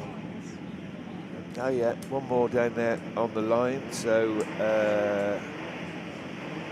still got some more reruns to come after this. Let's have a look. This one then is away, and it is race 3, yeah? So race 3 off the line, and it's York 81 then that's quickest. Jacob Farrow then goes into the lead, 91 points yesterday, that do. Oh, and then the Scarborough 15 getting a bit of banging and bumping there. That little mini look being devoured by others as we got red flags again on that one. So they'll go back into the rerun lane. They'll all have a tallying off, I expect. And I haven't got any Class 9 sheets here at all, but it doesn't matter. We'll manage. So what we got now? Junior F600. So over to Matthew Garrett, and he'll take you through them, all right? Yeah, thanks, Kev. Good morning, everyone. So second heat then of the Junior F600s. So 2 races coming your way shortly in the BB Gem Limited sponsored Junior F600. So For those of you that don't know, that's a specially built single-seater machine with a limit of 600cc motorbike engine in it. So they can do this from the ages of 14 to 16. So a lot of them do go into the junior specials before, and then they make the step up to a little bit more power. And we're going to get a new champion this year, new national champion. Alfie Ross won it last year, and obviously not defending that title this year. But we should have then, as the Mini gets pulled off in this race one then. So Corey Mumford in Forest 161, he took a win in Heat 1. Kelsey May Wade, Scunthorpe 35, Elizabeth Carr, Gemma Louise Daly, James Buchanan, Sky Pascal, Jensen Walker and Alicia Jarvis. So I can hear those engines revving, and the bungee's up, and away we go. I can see Corey Mumford there in the centre of the pack. He's probably going to be the one that's going to pull his nose out first, but it's not. It's the CW288 of Gemma Louise Daly then, but Corey Mumford's up the inside. Gemma Louise just got a little bit out of shape. Everyone's managed to avoid her, but Corey Mumford's already got about 10 car lengths as he goes into the grandstand bend for the first time. We've got the Kelsey May Wade. She's there in second. Then it's the CW288 of Gemma Louise Daly, from Scarborough 34 of Alicia Jarvis. Then it's three neck and neck as they go into that top bend, or a bit of clash of wheels. But it is the Yorkshire Dales 44, then a Jensen Walker that comes up ahead, but he's already been passed, I think, by the DA 55 of James Buchanan. But already Corey Mumford's on to his 2 laps to go in the Forest 161. And Kelsey May Wade there is under some severe pressure, and she's got a little bit wide, and that's allowed Alicia Jarvis up the inside then. So no points for Alicia yesterday. 45 will do her no harm whatsoever. And then a good result this afternoon, and she'll potentially be in that final. But it is Corey Mumford then onto his last lap, as we've lost the CW288 on the top corner, as they all managed to avoid her. As I hope they have. No, they haven't. There we go, and that's found her. So okay, that's red flags on that one. I think that was Kelsey May Wade that found the stricken car on the top there of Gemma Louise Daly. So I know they took their last lap, but we'll wait for them to decide what's going to happen.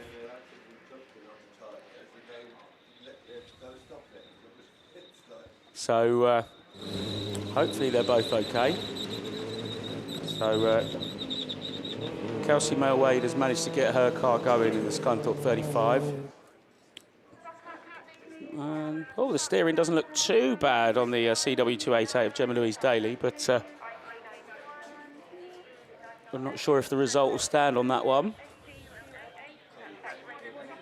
But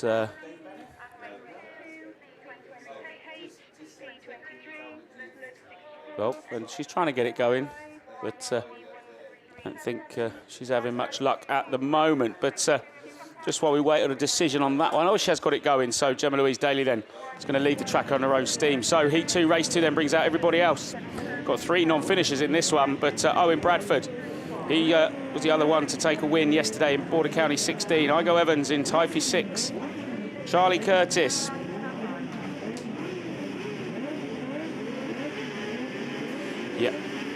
Tyler Church in York 307. Denver Whitehouse in White Rose 66. Evesham 1 and Dylan Grasby. Stroud 14 and Levi Phillips, and Dara O'Regan in Mallow 1. So it looks like I've got a full complement potentially. No, 2. Yes, I have. So it is Owen Bradford then from Dylan Grasby as they go into that first bend. The Athelston 552 of Charlie Curtis, though, just sneaks up the inside into that second place. But it's your heat winner from yesterday of Owen Bradford. So, they've all come together. Denver Whitehouse involved over there. Tyler Church, I can see red flags on that one. So I've not done very well this morning, but I think the result is going to stand from race 1. So Corey Mumford will take the win, then he'll go into the third heats with 2 from 2, and the pace of Owen Bradford over there, if he comes out the gate like he did just then in that rerun, then he will look to go into those third heats with 2 wins out of 2 as well. But that looks like Junior Saloons back on the line. So that looks like Kevin's not going anywhere for a while, so I'll hand you back to him. Yeah, thanks very much, Gareth. Yeah, before I was so rudely interrupted by the racing, I was telling you telling you about that UK car draw. They're selling tickets till 1 p.m, not 12 o'clock, like I said earlier. 1 p.m. Currently at over 13 grand, which is amazing for all the money being raised for MND, motor neuron disease research, which is a hell of a charity. I mean, I've got to always say that it's people like them that raise the money. It shouldn't have to. There shouldn't be a charity in this country, if anything, really. Christ, the amount of money that's floating about, but there is, and people like UK have to help them towards it. What have we got? Top 32, 93 points. Well, you were right, Mr. Langley. And there's a runoff. Okay, we've got a runoff in junior specials. We've got a runoff in junior specials for the final place. Yorkshire 79, Tyler Goodwin and Ella Alford in PAC 82. You both needed 94 points. You got 93. So you got a runoff for the quarterfinals. So junior specials, quarterfinal runoff, Yorkshire 79, Tyler Goodwin, PAC 82, Ella Alford. If you could, I'm sure you probably know already, to be honest, but make sure you're in your car and sorted when you're called. Okay, so this will be, who keeps nicking my pen? There it is. This is race 5.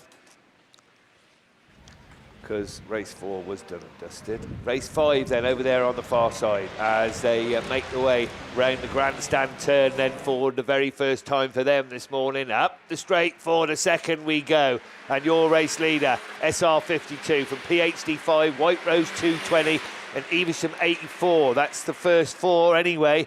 And Nick Edwards in SR52 looking definitely to book that place. You needed 94 points to get into the junior special final. So Mr. Langley was right and I was wrong, but grieves me to say it, I've got to say. PhD 5 then, come on. Isabella, that second to give you 90 points. Oh, will that be enough? I doubt it then.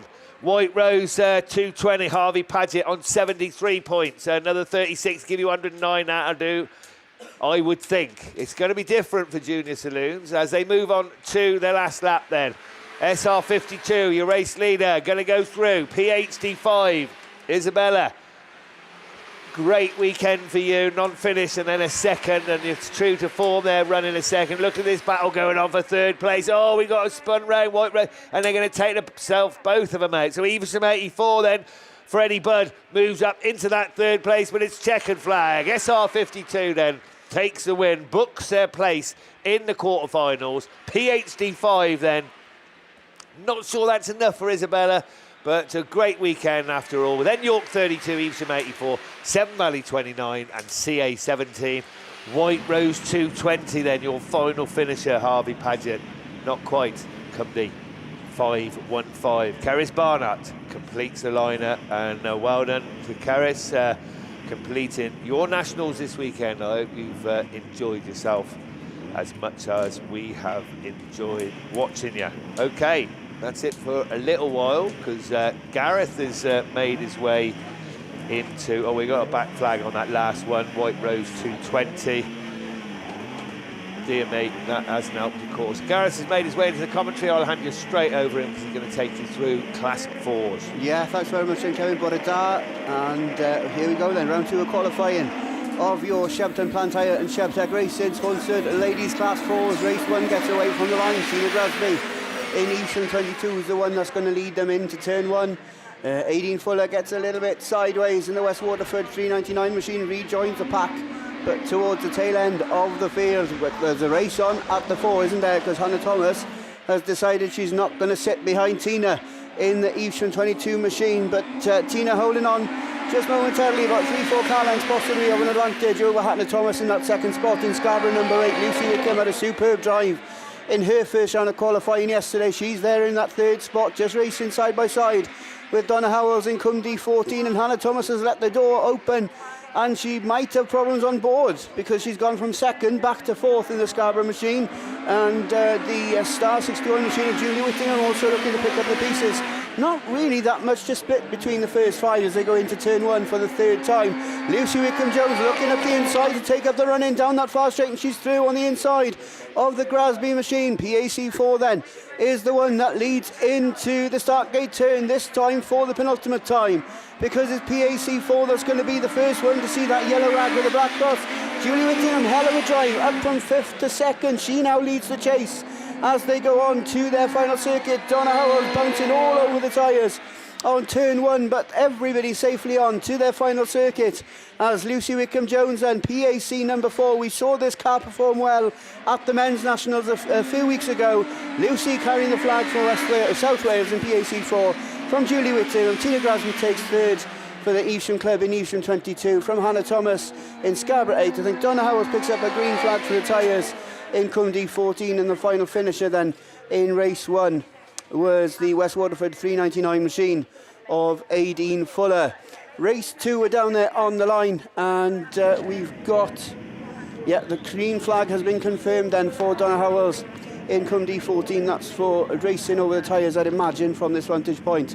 I did come on the mic, I said Bore Da. I was going to mention, I'd thought about it all morning as well, I was going to say, and give a big shout out to the Carmarthen Autograss Club, because they're based here to the left of us here in Coventry, and I didn't realise until I saw the flag yesterday that Carmarthen Autograss Club is celebrating 50 years this year, established back in 1975, and obviously affiliated to NASA then as soon as NASA was created, but a fair amount of the clubs down with us in South Wales celebrating 50 years either this year or next year, and obviously we had the PhD, didn't we, the Pembroke Hell drivers they were called back then in the pre-NASA days, but yeah, Pembroke that basically Club Glasrasio Caerfyrddin, who were celebrating their 50th anniversary this year. Right then, race 2 of the second round of qualifying of ladies class 4 then gets away from the line, and it is the Claire Compton machine that's going to lead through turn 1. She's going to pop out and maintain that race position out of turn 2 as well, and lead the way down that far straight for the first time of asking. Jasmine Cusack is on a wide line in the Mallow number 5 machine. She's going to try and cut back on the inside of Tamsin Houseman in Sturton number 13, but these 4 cars pretty well spread out at the end of lap number 1, with the Melton 58 machine of Georgia Beattie towards the tail end of the field. But like we said yesterday, in these depleted classes and depleted lineups, you don't need to do too much, but unfortunately Lisa Grasby just pulling into the infield there in Eastern 220. I spoke to Darren for a little bit yesterday. He was saying it was just panel damage in the first round of qualifying, but Lisa there on the infield towards the exit of turn 4. But going down into the start gate turn then for the penultimate time is Claire Compton. She's got a hefty lead. Are you going to bet against her to take the win in the final this afternoon? It'd be pretty silly not to have a little bit of money on her. North Shropshire 434 leads on to a final circuit then from Tamsin Houseman in Sturton 13. Georgia Beattie is up to 3rd now, demoting the Cusack machine back to 4th in Mallow number 5. All 4 drivers though safely on to their last lap, but exiting the start gate turn for the final time. It is Claire Compton that's going to make it 2 heat wins, 100 points from her first round, 2 rounds of qualifying.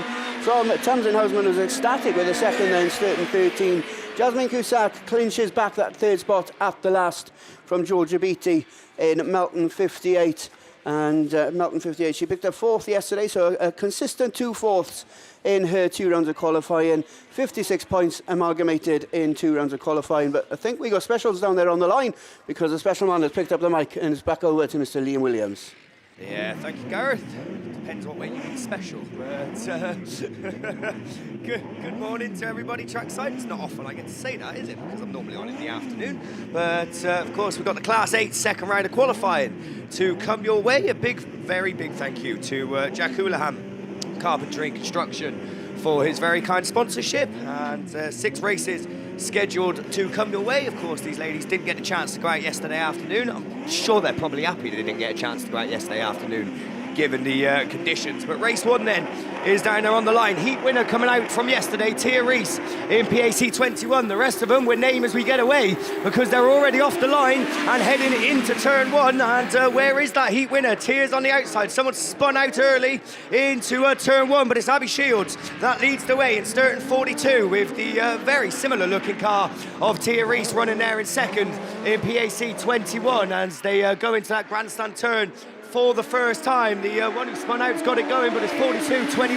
Charlene Hankey in number 2, Emma Ford, Macy Carling-Grasby is the next one across. Georgia Bennett then, no points at the end of the first round, so Georgia's looking to try and get up there and stick some on the board for the first time this weekend. Sophie Pitt, unfortunately, in South Somerset 72 is the one with it all to do, but at the front, Abby Shields is still holding off in starting 42. It's the UKAC driver from the BAStv driver in 1 and 2 as Tyre just loses a bit of ground going into that top turn in PAC 21. But I'll tell you what, if she stays second, 100 points after 2 rounds of qualifying isn't a bad way to start your title.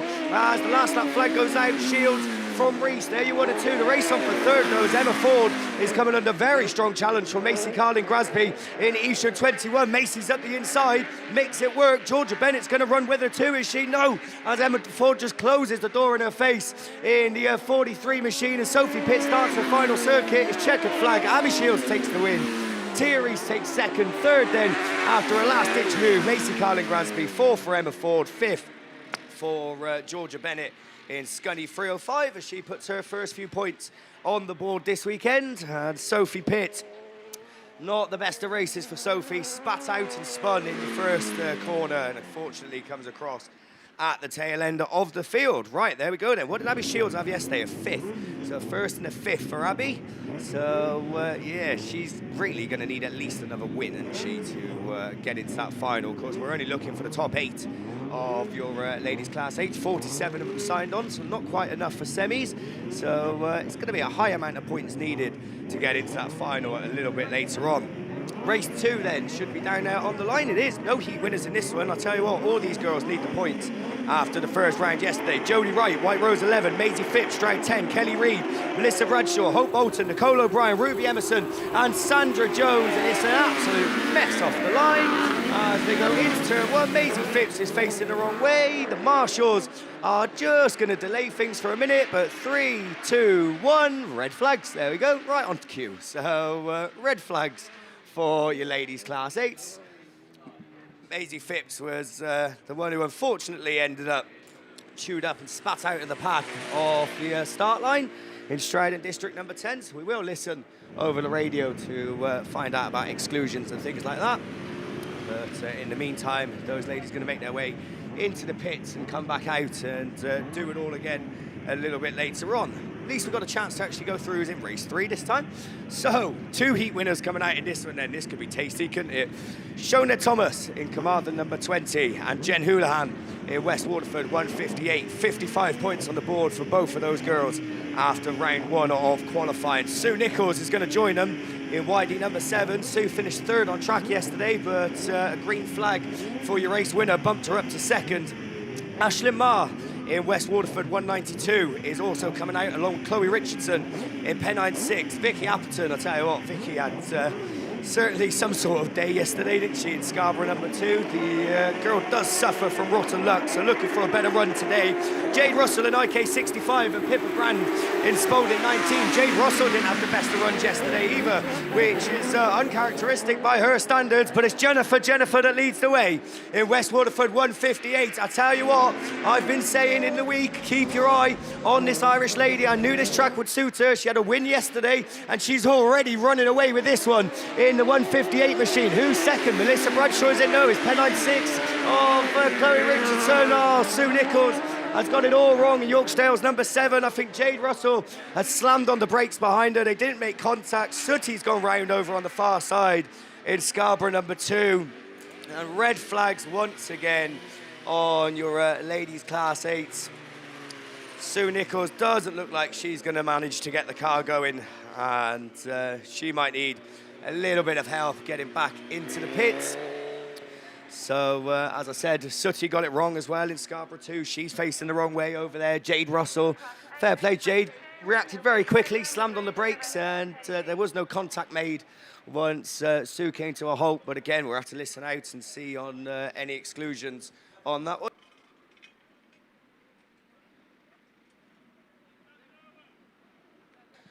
So just hearing them, speaking of exclusions and things from the previous race, it sounds like Maisie Phipps, unfortunately, in Striding District number 10, has been excluded from the rerun. And as I said, we'll keep our eye out on this race as well.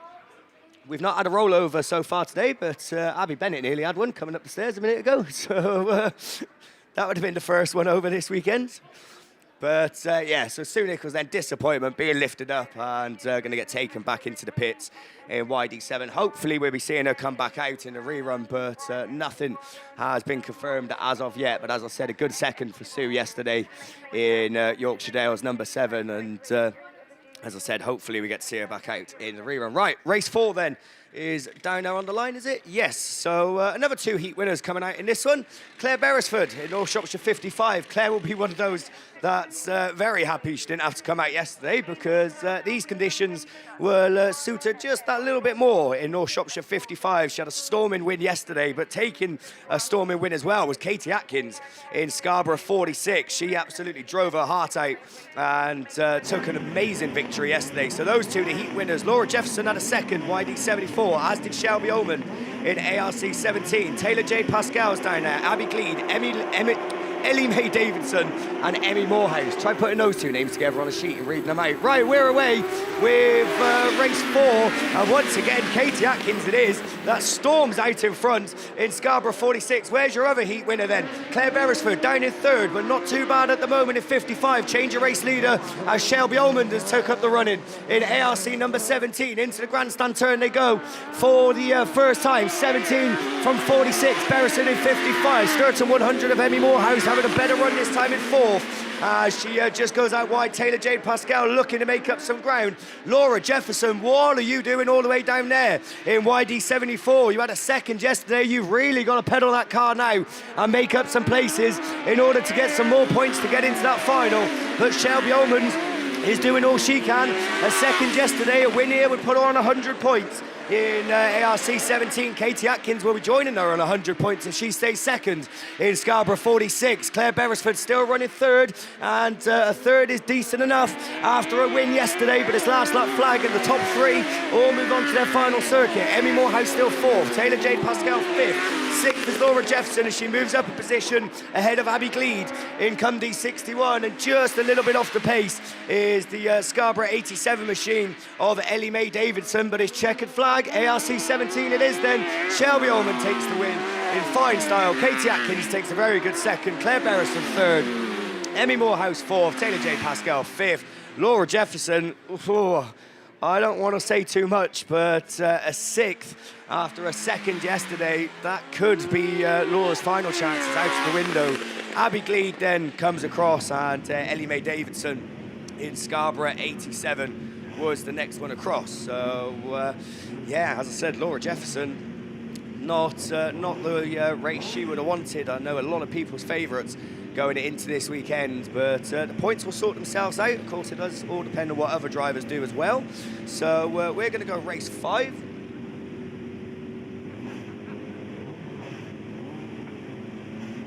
So we're going to move on to race 5.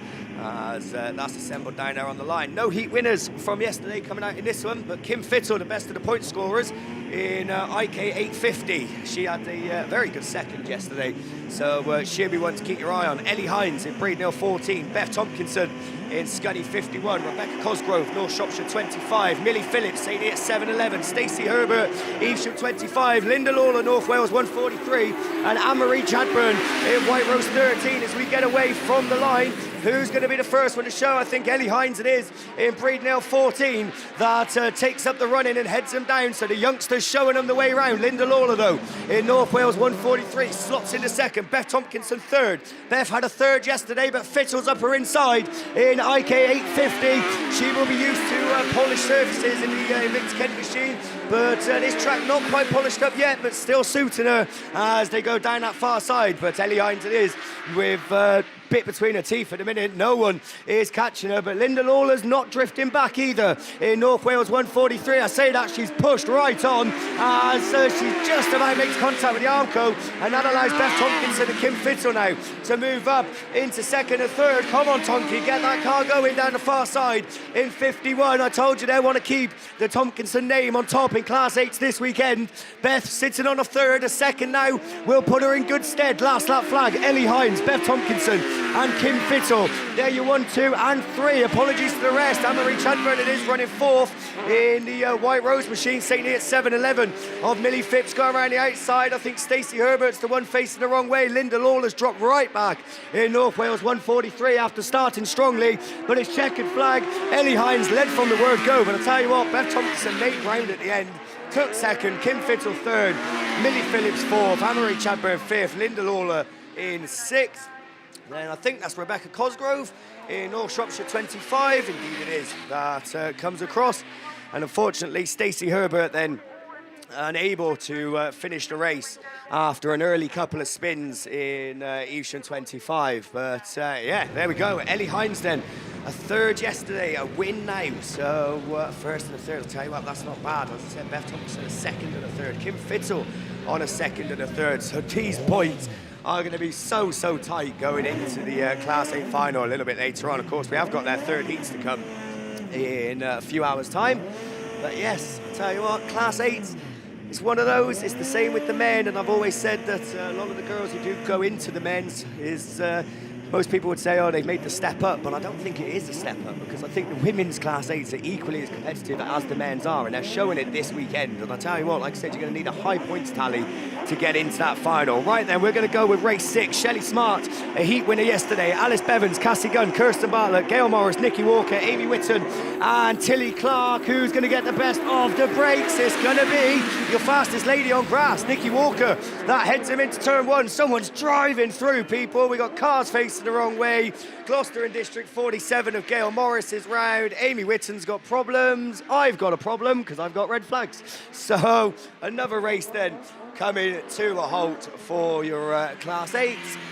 I had 2 reruns yesterday and 3 today, so not the end of the world, but yeah, there you go then. So that one will go into the rerun lane with the other 2 races that are still scheduled to come your way. So Class 8, a little bit eager, obviously. So hopefully they can go into the pits, cool down a little bit, keep their heads, and come out and do it justice when we eventually get back to running it. Just hearing then about one of the other races with Vicky Appleton in it. Of course, that was a bit of a scrappy race. Unfortunately, the Scarborough 2 machine is excluded from the rerun. That's Heat 2, Race 3. So, unfortunately, we will be running that one without Vicky. And obviously, once we get word of this race, then we will let you know about that as well. But that's me done for the time being. I've got Class 10s that are going to be a lot more well-behaved coming out in a short while, I think. But we have got junior saloons down there on the line. And just hearing, we have got confirmation. Amy Whitson then, unfortunately, in South Somerset 27 is the one who receives the black flag in that one. So sorry, Amy, but not going to play a part in the rerun. But it is her first year in Class 8. I don't even think she's done a full year in Class 8. I think she's only been in it for a few months. So there we go then. So she won't be back out. But we have got junior saloons on the line, and hopefully Kevin has a bit more luck than I do. So to take you through it, it's back over to Kev. Yeah, thank you, mate. Well done. We have got race 9 down there on the line. That's the rerun of race 9. Can't remember who was excluded in this one, but I can see 6 cars down there on the line. Amy Clark, Lucas Salas, Lila Bell, Tyler Davis, Harry Bennett, Betsy Rice, Jasmine Stubbs Parnell, but I don't remember which one was excluded. So Tyler Davis then on 100 points, where if you were in a junior saloon, that would get you through to the semis. I still reckon it's going to be over 100 points. I'm sticking my neck out. But Tyler Davis then needs a finish. Harry Bennett could do with a win. A second might just be enough. Lucas Salis, a win. Then and a possible second. So 3 cars very much in contention for a quarter-final place in this one.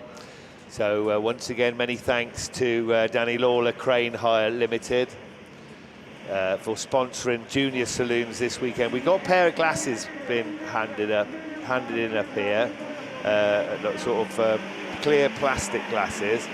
I'm not sure if they're prescription glasses or not, but they look like kiddies glasses, so if anybody's missing them, they're up here.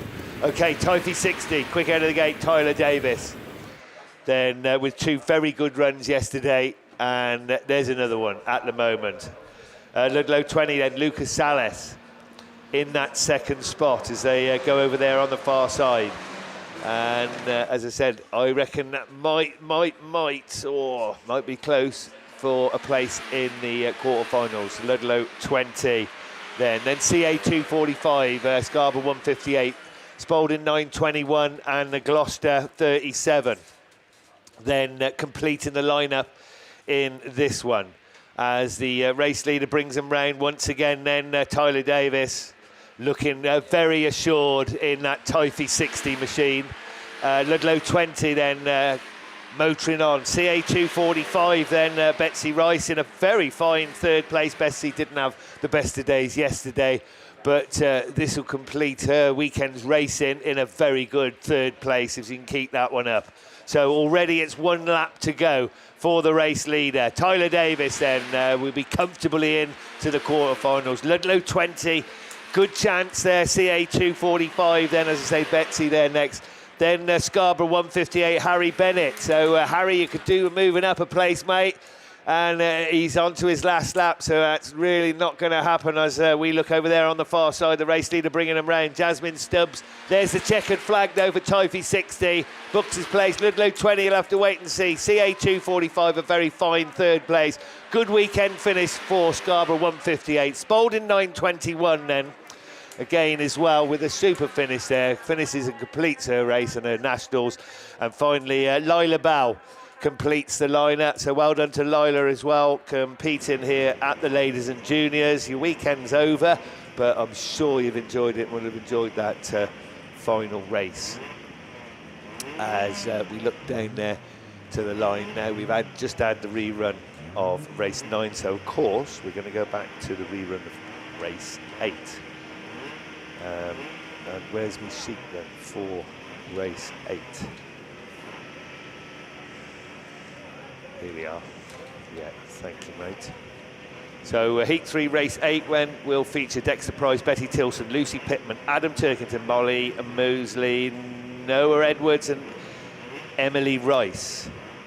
So there's a fair few cars that can make these quarterfinals in this one. Dexter Price, Betty Tilson, Adam Turkington and Noel Edwards. Who's going to be first to show then? Adam Turkington. Then on 65 points, so we've got a tyre car facing the wrong way. So PhD 58 looked to Molly Mosley, looked as if she clipped a tyre. Whether she was pushed into it or not, I don't know. But Marshall's going to red flag that one again. So they'll have to go back into the rerun lane again to complete that one.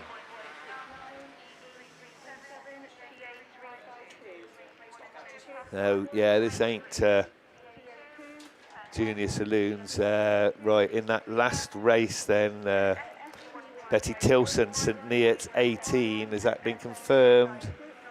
Confirmed a black flag for contact.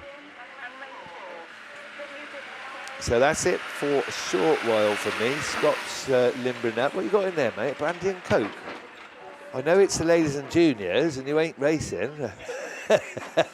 But Scott's made his way into commentary and he's taking you through stock hatches and F600. So you'll hear my voice in a minute. It's race 2 of the men's stock hatch. See, now the guy downstairs said to me, why don't you wear headphones? He said, because then I'll tell you what's going on. And he's so good, race 2.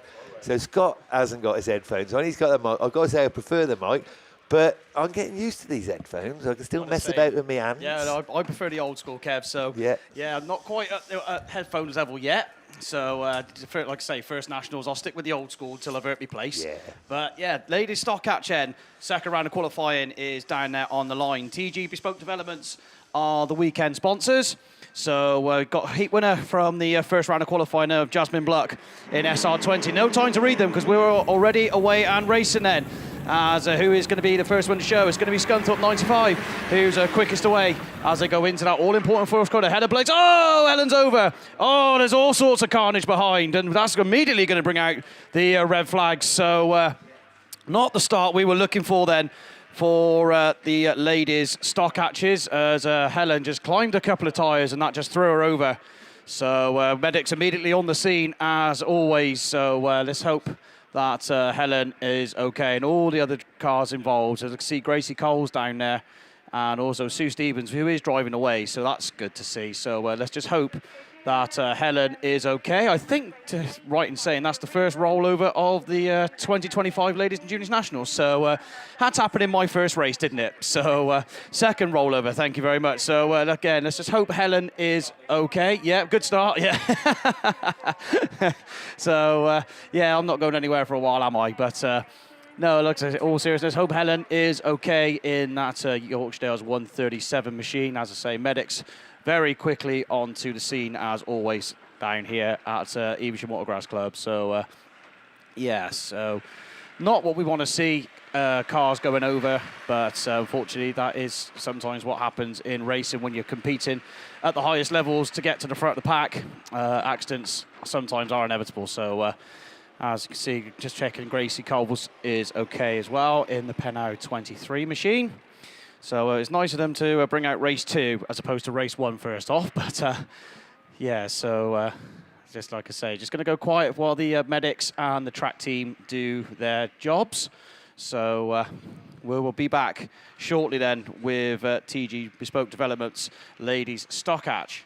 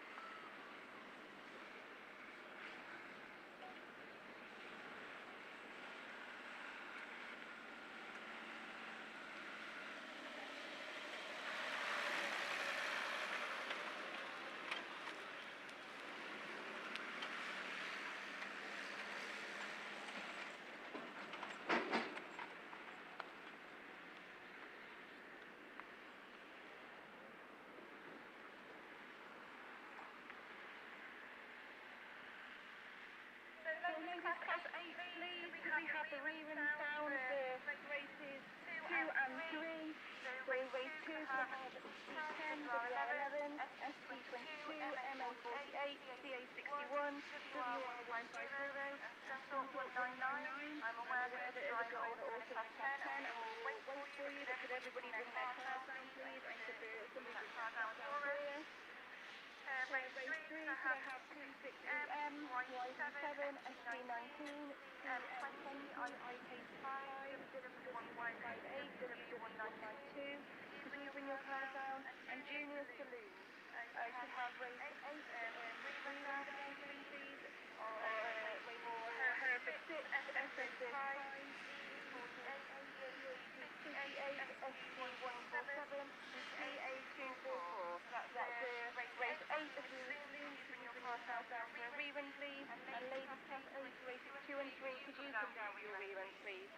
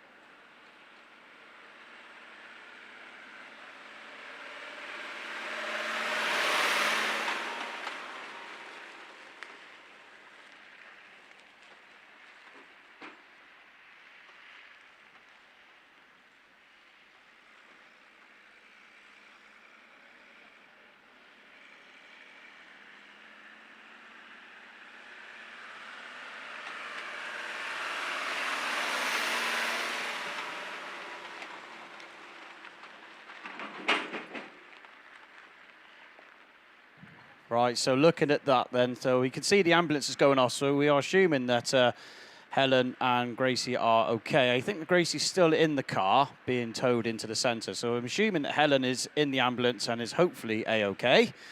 The cars look a little bit beaten up, unfortunately, but as long as Helen is okay, these cars are built to the highest standards of autograss racing and do a great job of protecting the drivers in big accidents like this. So I'm sure Helen is absolutely A-okay, but obviously got to take all the necessary precautions to make sure that she is okay. Just as we got a little bit of downtime, there is just a little shout-outs that I've been sent to wish people good luck. So Pippa Law and Cooper Bellis, SR24 and SR2. So Louise has sent you lots of love and good luck for your nationals this weekend. I know it's a little bit late, but she has sent that to wish you good luck. And also Russ Speed has sponsored Grid 8. He was asked me to give a shout out for that. So Russ, if you're listening, I've shouted you out there. Russ Speed is sponsored of Grid number 8 this weekend. So just a few little shout outs there as we're looking to see Helen's car being recovered off the centre of turn number 1.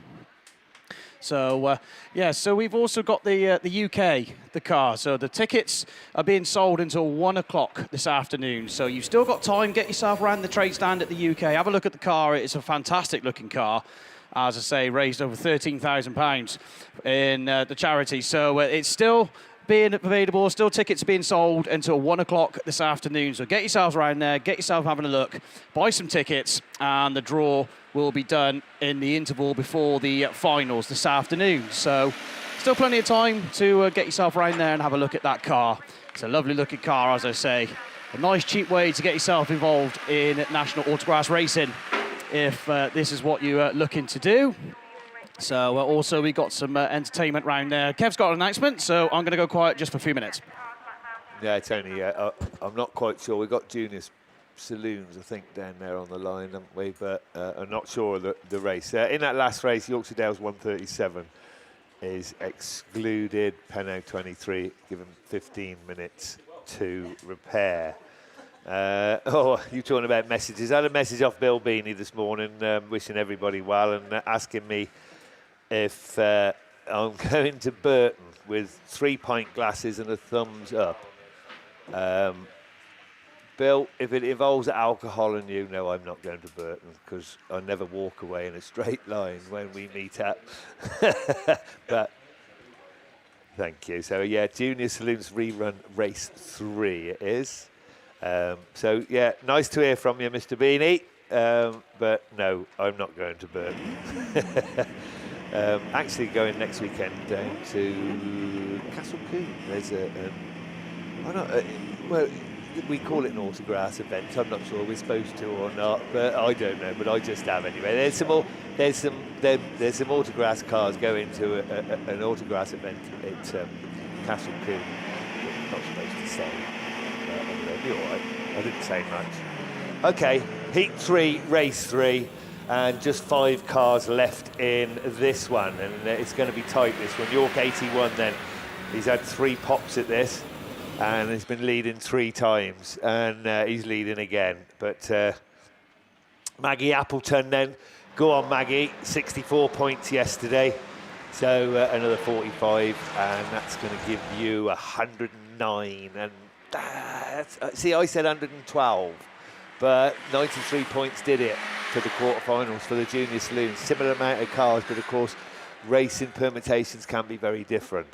So we'll have to wait and see on that one. And then Freddie Atkins, come on Freddie, 76 points yesterday, 36 to give you 112. Well, if you were in a junior special, you'd be in there. I'm not so sure. Oh, and he's listened to me and he's got it all sorts of wrong. But no problems for York 81 or 15. Back going again, but they're having some right old ding-dong at the rear of the field. So Nottingham 184 then moves nicely through. Gracie Didn't have the best of days yesterday, but she'll be delighted if she can carry on and finish this race, Nationals, in third place as they move on to the last lap. 81 then, looking assured, looking for that place in the quarterfinals. So is 15.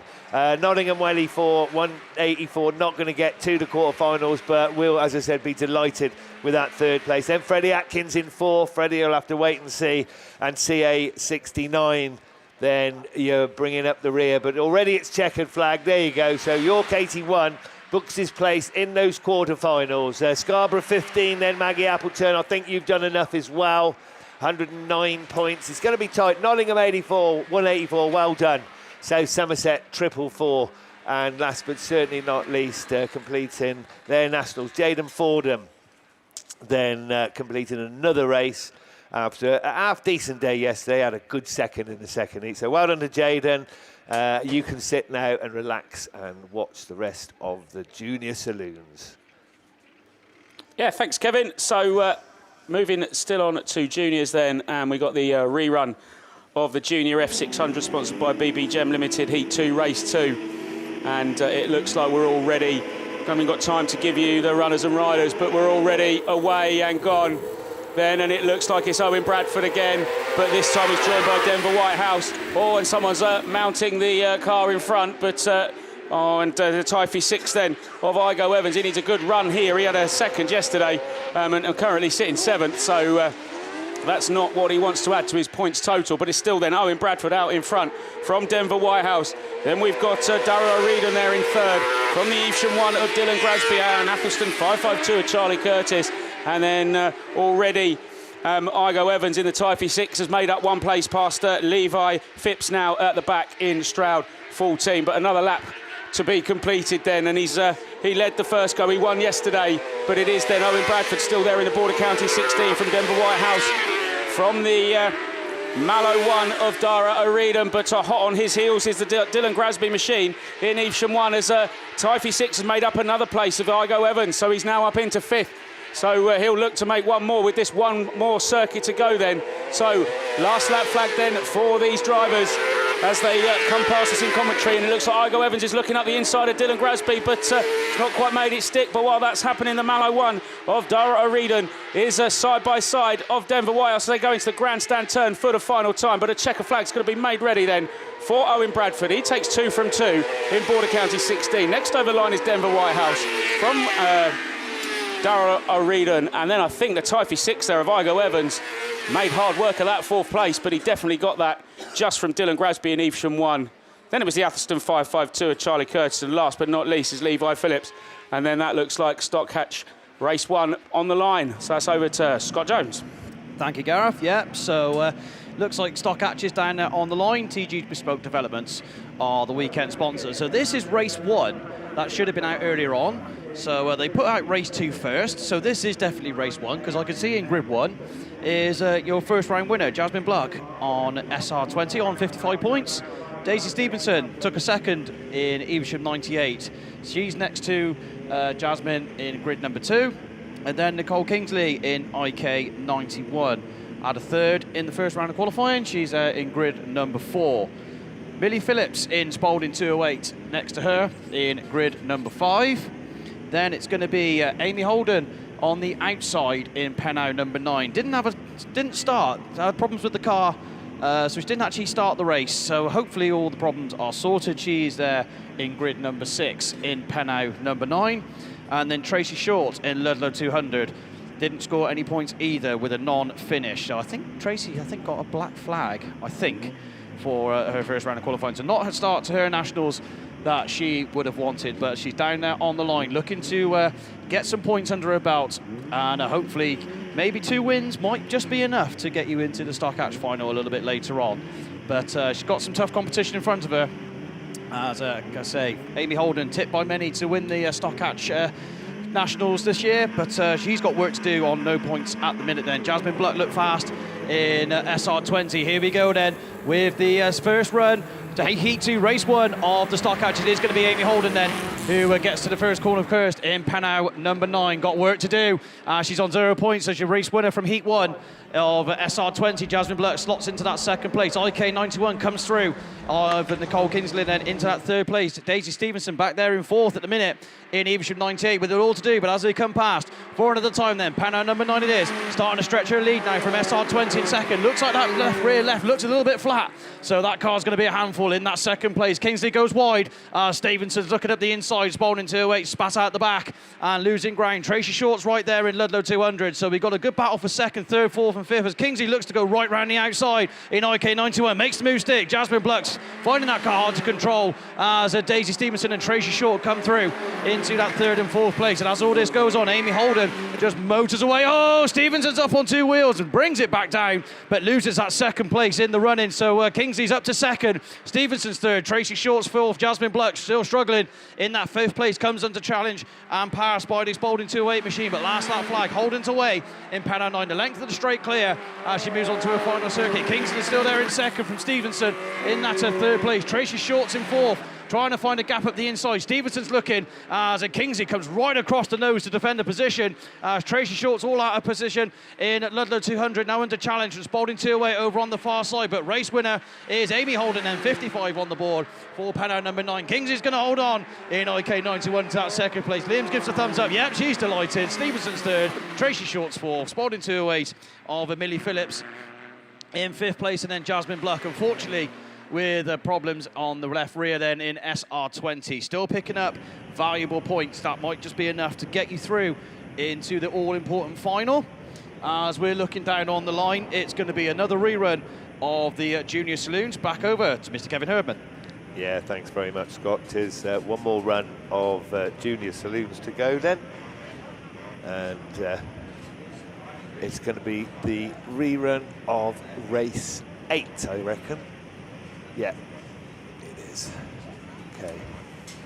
So I know we lost Betty Tilson in that one, but there's still a fair few cars in this one that can get into the semis, that's for sure. Dexter Price, Betty Tilson's not in, I'm unlucky for her. Lucy Pittman, Adam Turkington, Molly Mosley, Noah Edwards, and Emily Rice. So, yeah. Noel Edwards, you can make it, I think, with a win. Dexter Price, Betty Tilson, Adam Turkington. Turkington's been leading both times on the previous run, so is he going to try and make that 3 out of 3 as well? The Marshall's just making their way back behind the barriers as we look down to the line, and somewhere near ready, the first post is the pirouette with the yellow flag. The bungee goes, and we're racing them with the Danny Lawler Crane Hire sponsored junior saloons. PhD 58 it is, that's very quick out of the gate this time around. And are they all safely round? They are. So Molly Mosley in the 58 machine. She picked up 36 points yesterday with a 6 and a 5th. But this will finish her off on a real high if she can hang on to that one, PhD 58. Then Hereford 6, then Dexter Price, 64 points. Who had a green flag? Didn't see that. 58 from Hereford 6, so Hereford 6, then 45, 109 points. Will that be enough for those quarterfinals? We'll have to wait and see, as the lead 3 cars just start to extend their lead from the chasing 2. Sturton 147 then, Noah Edwards in a fine 3rd place. Are we going to get a change? Hereford 6, then Dexter Price goes through. But the Molly Mosley fighting back in PhD 58 can't keep with her though, as they come round this time all ready to move on to the last lap. So Hereford 6, Dexter Price then looking to book his place in those quarterfinals. PhD 58. Still racing there for pride, and in a fine 2nd place, Noel Edwards in 3rd. Noel, you need to move up a place. Evesham 48, then Adam Turkington. Oh, winning a 2nd, and I'm not sure that 4th place will be enough. It was if you were in a special, but it's checkered flag time. Hereford 6 then brings them round. The Extra Price takes it. A fine drive from PhD 58 to take second. Sturton 147, then Evesham 48. And last but certainly not least, then Emily Rice in Cambridge 244 completes her nationals with a fine finish in 5th place. So well done to you, Emily. You can spectate now, but no matter, you've had a good weekend, I hope, and enjoyed your racing, and you can make your way back into the pits now. So in that last race, that's just been confirmed. Yeah, Evesham 48 then picks up a green flag for cones. So that drops them back 2 places, and I reckon that's dropped them out of the quarterfinal. So that's it for me. I can go and get some breakfast now. Hey! It's all right for some, isn't it? Nice, yeah, nice drop of Coke, bacon sandwich. And Scott now is going to take you through the rest. Yeah, that sounds good to me, Kev. So yeah, you get yourself fueled up ready for the juniors a little bit later on.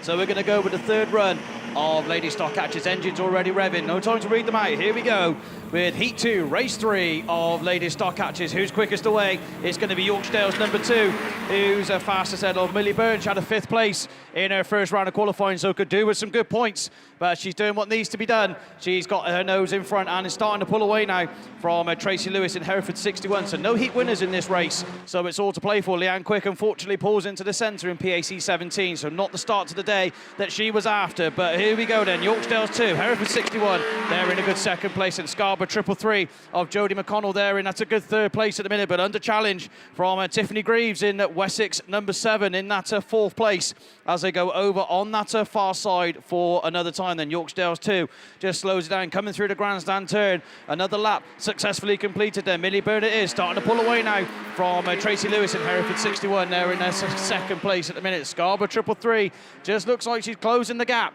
to the 2nd place car as they go over on that far side.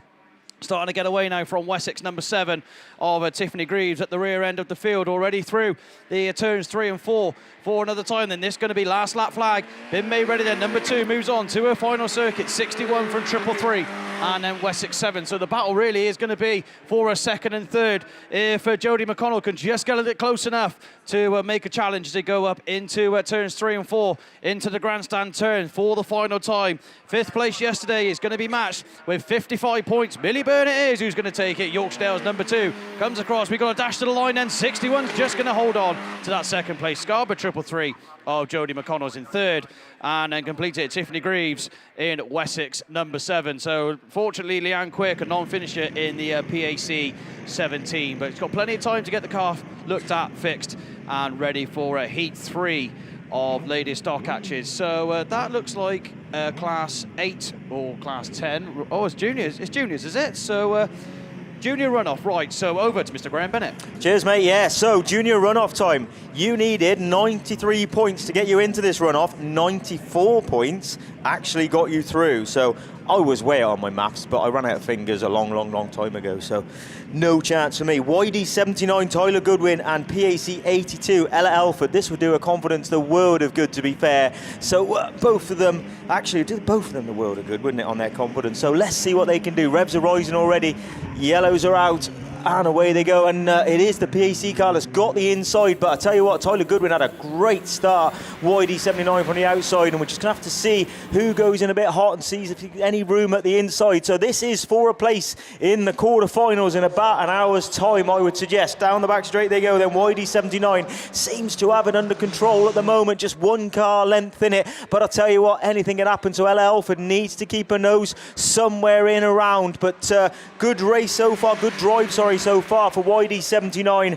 Nice on the brakes, tucks the nose in, gets himself on them tone cones, and down the back straight they go, and a couple of car lengths in it now. But Ella Elford just got the drag down the back straight, absolutely cruises up to the back end of YD 79. But YD 79 not making any mistake and has got the grid. Ella Elford said, I'm not having this, I'm going to try a different line. So it's YD 79 from 82. She's going to just try and nip that back on the inside. 79 just gets a little bit crossed up, and I tell you what, she's a little bit bit closer this time, and she's going to have a dive, is she? She is. She's going to the inside. Ella Elford, PAC 82, Tyler Goodwin, just step wide. Right, Ella Elford, can you hold it in on the inside? Let's have a look. Tyler Goodwin then is sat behind you, so PAC 82 changes her line, hits the brake, tucks on the inside. Tyler Goodwin's going to try back up the inside. Who's got the drag down the back straight? Tyler Goodwin's coming back. I tell you what, juniors, you're doing us proud here. PAC 82 though, Ella Elford, can she get on them brakes? Tyler Goodwin's going to try that outside line, then Ella Elford sees him,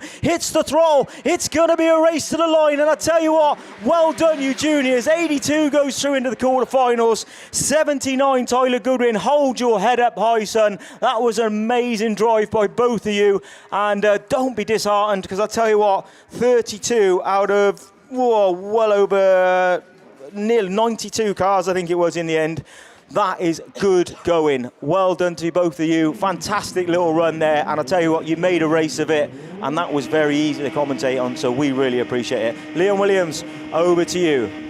Yeah, no pressure, eh, Graham? So, two-car race and one of the best races we've seen today. But we are going to move on then to the FJR Racing sponsored ladies class 10s, 1 run to come your way. And I tell you what, my eyes are deceiving me because I can't see. Oh, there she is. She's on the outside. I was going to say Claire Williams-Horner, your heat winner yesterday, is. I thought she was missing, but she was on the outside hiding, and now she's shot out in front in the mounted number 10 machine. So she takes up the running into that grandstand turn. Then we're going to go Jodie Pascal in Hereford 250, running second. Third place then Nicole O'Brien in the unfamiliar machine for her, but running very strongly there in third. In Scunny 31, she had a second yesterday. Of course, they will all be in the final, but they still want to battle 4 points for grid positions going into that final a little bit later on. Claire Horner-Williams it is that leads them round once again with Jodie Pascal, and then Scunny 31 and Nicole O'Brien. Kelsey Peters fourth, Jill Grasby fifth, with the Alston 110 of Ruby Atkins Stott tucked in just behind, and problems aboard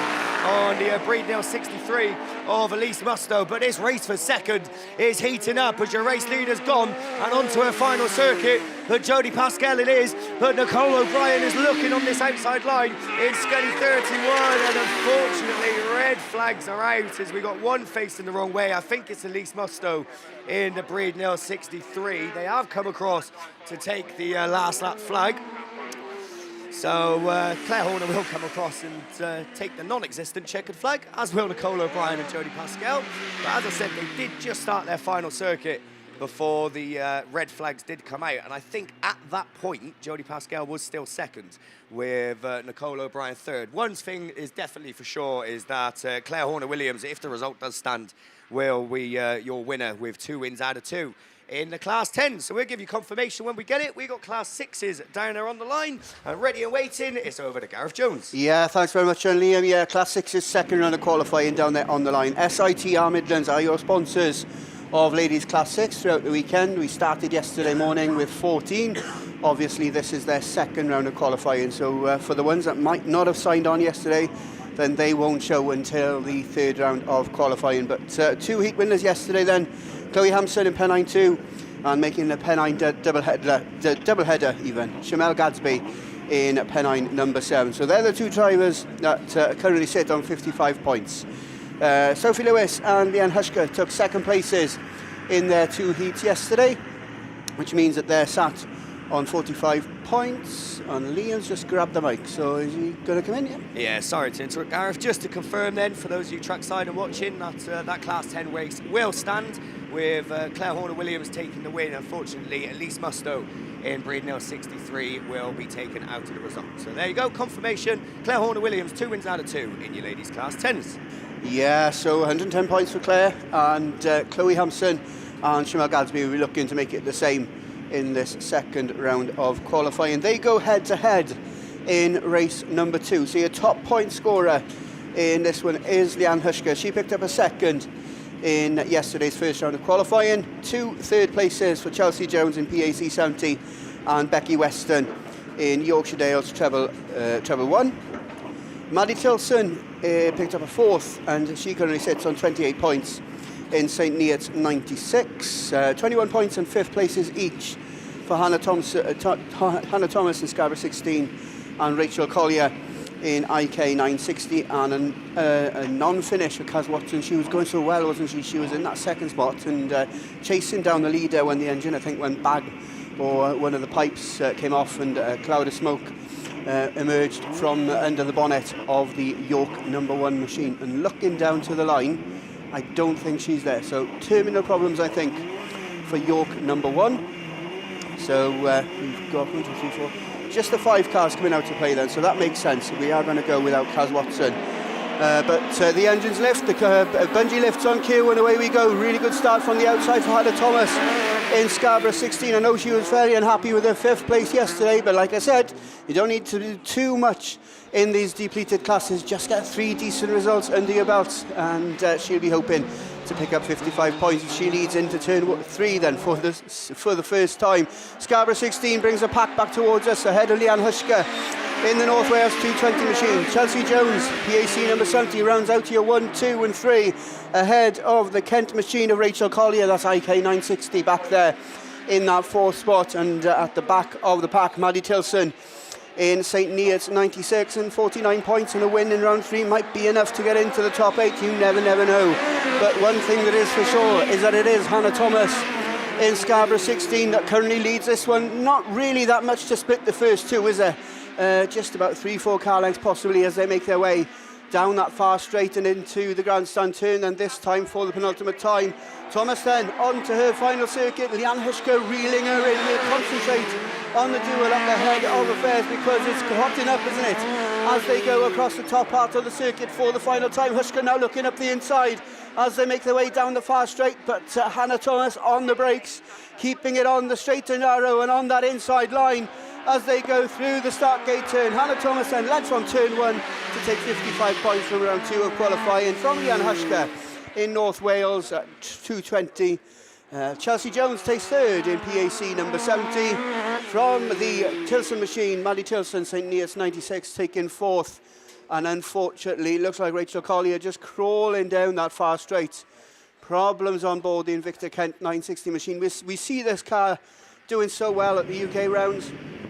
She never really seems to have the luck then when it comes to the nationals in the IK 960 machine, and a non-finish in the second round of qualifying probably means that even if the car is repairable and she picks up a win in the 3rd round of qualifying, it probably won't be enough to get her into that all-important top 8, and it might not be engine or gearbox problems. It looks like possibly a problem with the steering as she makes her way off the circuit. So again, who knows, a few new rose joints and a few new arms, and that car might be back in time for the 3rd round of qualifying, which obviously will be coming up a little bit later on. So the Collier machine just getting a little bit of attention then down there on the track exit. Race 2 though, down there on the line. Like I previously said, 2 heat winners from yesterday go head to head. Only one of them, if any, will go in on 110 points after 2 rounds of qualifying. They're joined down there by Sophie Lewis in TA36, who had a 2nd yesterday. Lisa Adams in Hereford 99. She picked up a 4th in her 1st round of qualifying and currently sits on 28 points. Also down there, Tracy Goodchild in IK 734. She had a 6th and currently sits on 15 points.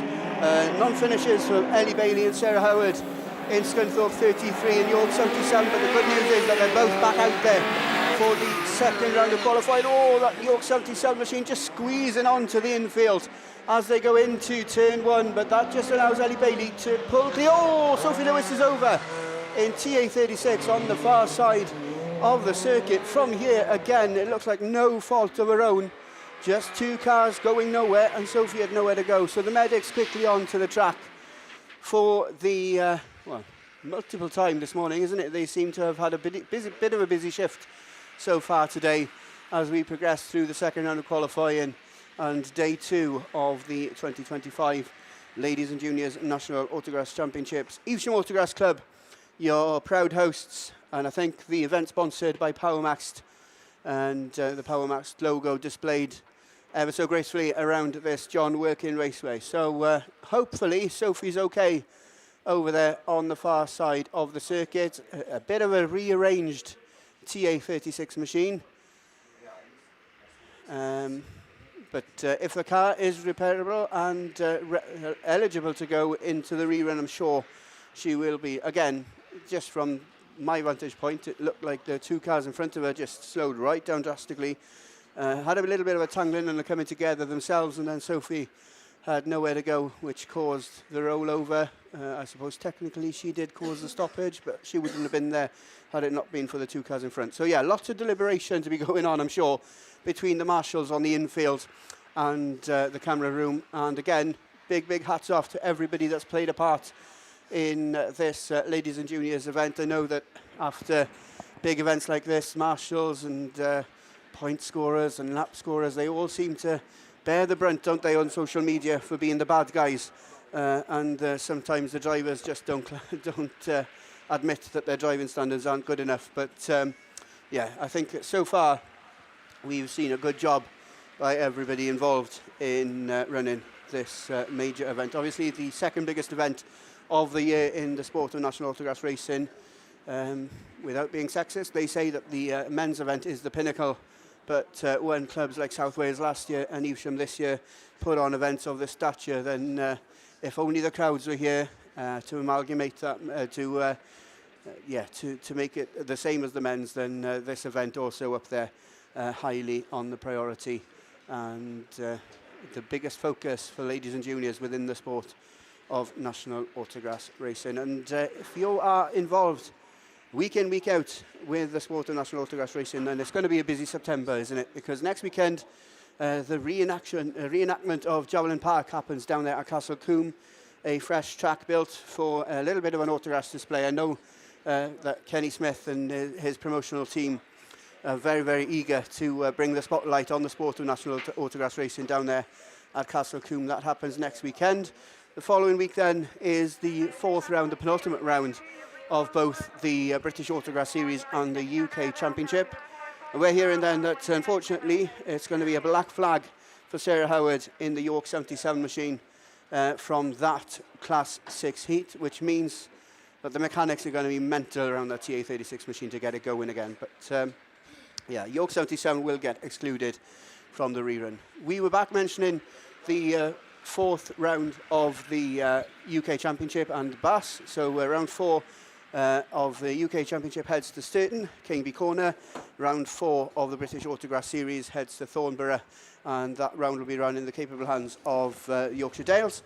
And then the two series round out at Border Counties for the BAS at the Monkland Raceway and Oxton Raceway at Nottingham Autograss Club close out the UK Autograss Championship. But have we got finalists? Okay, so Sophie Lewis in TA36 then. She's A-OK, she's still in the car, and she's getting towed back to the pits. A few rollers on the circuit, but we got a Class 8 rerun down there on the line. I've waffled on enough. I'll hand you straight back over to Mr. Liam Williams. Yeah, cheers, Gareth. So 3 reruns, of course, to come your way of the Jack Houlihan Carpentry and Construction sponsored Class 8. Look into the line. That looks like a rerun of race 3, not race 2, because I can see Jen Houlihan coming out on the inside, and my guess is that race 2 has been delayed because Nicole O'Brien's in that one, and we've obviously seen her out in the Class 10 recently. So they brought race 3 forward. That's what we're going to go with. 2 heat winners then from yesterday. Shona Thomas in Carmarthen 20 and Jen Houlihan in West Waterford 158. Keep your eye on those two. Sue Nichols in Yorkshire 7, Ashlyn Marr in West Waterford 192, Chloe Richardson, Jade Russell, Pippa Brand are the ones that are going to be running. Who's going to get the best of the breaks is Jennifer once again in West Waterford 158, chucks it into turn 1. Jade Russell running a lot stronger this time in IK 65, and she really needs these points after a 5th place yesterday. Sue Nichols up to 3rd in YD7. That must be Shona Thomas chucking it around the outside, because that's the line she prefers to take in CM20. Is it going to work? I think it will if she gets that foot down going up this hill into this top turn. Pippa Brand, Ashlyn Marr, and the Pennine number 6 machine of Chloe Richardson is the one at the tail end of the field, but looking to make it 2 wins out of 2. West Waterford 158 it is. Jennifer into the grandstand turn and the start gate turn 4 another time. Pushes on just a little bit, and Jade Russell makes a little bit of ground in IK65. Jade knows she needs the points in IK65. A second might not even be enough for her. She really could do with a win, and she's going to have to push that car to the absolute limit to get past your former national champion in that first place position. But Jen is struggling with that corner. She's pushed on again, and Jade's up the inside. Last lap flag. Sue Nichols is by no means out of this either. In YD number 7, going to use all of her experience. Shoned Thomas is in the mix as well. In CM20, switches to the inside, doesn't work. This last corner is going to be crucial. It's checkered flag. It's Jennifer from Jade Russell. She holds the line. 158 it is. That makes it 2 wins out of 2. Jade Russell 2nd, Sue Nichols 3rd, Shoned Thomas 4th. Then we go to Pippa Brandon 5th. Chloe Richardson picks up 6th place points, and I think that's going to be it, because we did unfortunately lose, I think, Ashlyn Marr in West Waterford 192 as she got it spun round, got it going again now to go back into the pits. But I'll tell you what, good racing there from your ladies Class H. Jen Houlihan, she made hard work of it, didn't she, going into the grandstand and start gate turn. But that final corner when it battered the most, she held the line and took the 2nd win of her Nationals campaign, as I said, looking to put herself back on top like she was a few years ago when she won it at the Hereford venue.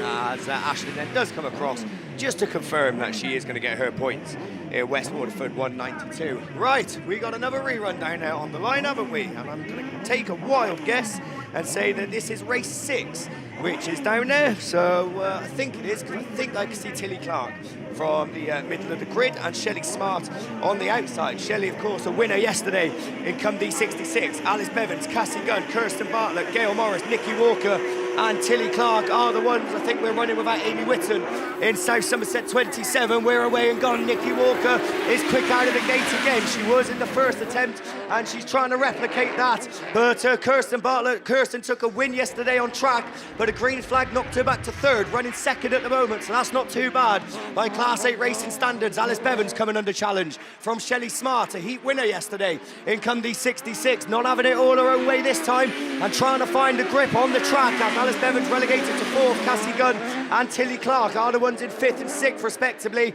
but still within touching distance of the rest of the pack as Cassie Gunn gets it a little bit out of shape and relegated 1 place to 6th place. But I'll tell you what, Nikki Walker, there's a reason why she's your new fastest lady on grass, as York 99 it is, pulling away with this one, and bar any major mistake, I don't think she's going to be caught. She had a 4th yesterday, and a win here will put her in better stead going into the 3rd round of qualifying a little bit later on. Kirsten Bartlett still looking strong in 2nd in the South Somerset number 2. I think, I was going to say the youngest one out there, but I'd imagine Tilly Clark is probably the youngest one out there as they start their final circuit. Shelley Smart in 3rd in Come D66. Shelley knows a 3rd will be decent after 55 points yesterday, but she still want to improve. Alice Bevans will definitely want to improve in PAC number 2. 2nd in last year's Nationals. She wants to go one better, but she's not going to do it in this race. But what a drive. Nikki Walker it is, with, I think fair to say, an easy win in the end.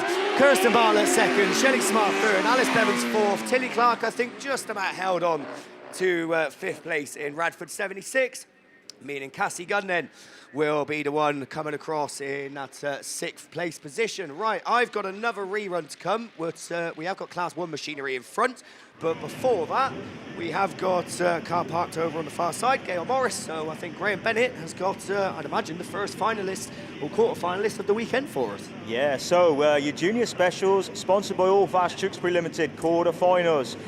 Race A, we're going to call it. B5H, Alex Hines. Y22, Ben Ayres. NW108, Effion Williams. Gemma Louise Daly in CW388. C55, Jacob Davis. LM3, Sonny Gilbertson. E122, Elliot Grasby. And Y80, Maisie Farrow. We'll try and get through these a bit quick then. B, quarterfinal B is CW23, Ben Kofi. SC76, Lily Rose Pratt. 777F, James Smart. WW58, TJ Houlihan. Austin Bennett in North Wales 26. Atherstone 44 is Zach Ford. North Wales 87, Dominic Roberts. NW33, Harvey Davis. So I'll come back to you with C and D very shortly. Oh, you're such a tease. So there we go. Right, we got A and B sorted. We will get C and D to you. But racing coming at you fast and furious. And we are moving on to the final round of qualifying then for the ATD Dyno and Rolling Road Services sponsored Class 1s. We've got Ellen Burton-Jones, Hayley Verity, Karina Ince, Chloe Ray, Sue Bacon, Chloe Wright and Caitlin McCready in this first heat as they get away from the line and going down that far side. I think that is the down Autograss car of Caitlin McCready, joint 26th at the overnight stage. Bear in mind, we're looking for the top 16 for semi-final, so yeah, good run, heat win. I reckon we could be seeing Caitlin in that semi-final. Sturton 117 and Nottingham 160 having a good battle there for that second place slot. That's Sue Bacon in Nottingham 160 and Karina Ince in Sturton 117. Those two absolutely locked neck and neck. Ellen Burton-Jones in Tyre V5 still runs there in fourth. We never saw the birthday cake, but not to worry. Race leader Caitlin McCready it is in DA 917, Sturton 117, Nottingham 160. Tyre V5 now being challenged by Chloe Ray in Border Counties 150. Then comes the York 19 machine, that's Hayley Verity at the wheel of that one, and completing it all Chloe Wright in Spalding 347. But Caitlin McCready looking in good form on this sunny Sunday morning here at the 2025 Ladies and Juniors Nationals. Completes another lap, one to go then. Sturton 117 a bit closer but not really within striking distance. Nottingham 160, Sue Bacon still holds on to third. On the inside then, Ellen Burton-Jones in Tyre V5. Chloe Ray still on the outside, York 90. Hayley Verity completes that group, but it is Caitlin McCready, down Autograss number 97, that's going to come round, take the win. 55 points, I think, will be enough. Sturton 117, and a few problems on that final start line turn. Border Counties 150. Comes across the line next, then York 90, Spalding 347, Tyre V5. So we have got one stop down there, so I tell you what, Graham, go for C. Right then, race C then, race 3. BC 117, Shawnee Bradford. IK 19, Rosie Russell. DA 92, Jays McCammon. Ludlow 46, William Smith. WW 525, Annie Uniac. NW 41, Alid Owens. Summer Heisted got through in IK 96. ST 103, Harry Scorthon. Right then, quarterfinal D, your last quarterfinal coming through. E3, Kai Cooper. Y23, Tom Ayres. DA323, Ethan Lind. B10H, Josh Mason. WR37, Lexi Mullen. CM49, Ellie Brown. SC343, George Johnson. And your winner of the runoff was Ella Elford in PAC 82. And I tell you what, there are some cracking races there. That is going to be something special. So we look forward to that a little bit later on. Yeah, and don't forget, it is just the first four that go through straight through to the semi-finals. Right, specials on the line, so it's not even me. So, hello, Liam. Hello, Steve. So, yes, we've got the final Class 8 rerun down there on the line. As I said, race 2, I think a bit of a delay as Nicole O'Brien had to get out of the 10 and straight into the 8. And what can she do in the 8? Let's have a look, shall we? As we get away, Kelly Reid and Sandra Jones and Nicole O'Brien all go back round. So Sandra Jones hasn't had the best of weekends, has she, in the Class 8? 3 cars parked up. I think Melissa Bradshaw's the other one. And, yeah, short and sweet, as like Mickey B's missus, as he would say. So, there we go. That's going to go back into the pits. And I'll tell you what, then, seeing as we got a bit of downtime, speaking of Mickey B, of course, you will have noticed that he's not here with us this weekend. Probably why it's a lot quieter in this commentary box. So, but one thing is, if he is watching, or if someone's watching, of his family, then I'd like to say a very big happy anniversary to Mickey and Jill for 29 years, I think, of marriage. And how, yeah, I'm just going to say, Graham, how Jill has put up with him for 29 years. I mean, 29 minutes in a commentary box with him is enough sometimes. So, yeah, I'm not even going to say happy anniversary. I'm just going to say well done, Jill. So, yeah, no, big congratulations to the both of you. Mickey, get her out for a meal tonight. Treat her as you do the one time a year. So, and we're all missing you here this weekend, but we hope you're watching and enjoying. And as I said, hopefully you both have a good weekend regardless of what you're doing. Right, as I said then, Class 8s, they're going to go into the pits again, ready to come out a little bit later on, proving to be a problematic race. We have got loads and loads and loads of Class 1s assembled, so let's get cracking again then with the third round of qualifying, and it's back over to Steve Langley. We have, because we've got another 7 races to come, to be precise, because 8 in total. And obviously, we've already seen race 1. Race 2 will bring out Pippa Law in SR2, Carmarthen 5, Anona Stepney, Evesham 24, Sylvie Brocklebank, Scunthorpe 59, Frankie Dunmo, York 108, Amy Scott, Yorkshire Dales 169, Jessica Graham, Evesham 326, Jill Hughes, and TA 352, Nia Jones. So looking down there, the best of the point scorers from yesterday. Jill Hughes, she had a good day. She's sitting joint 6th in Evesham 327 on 91 points.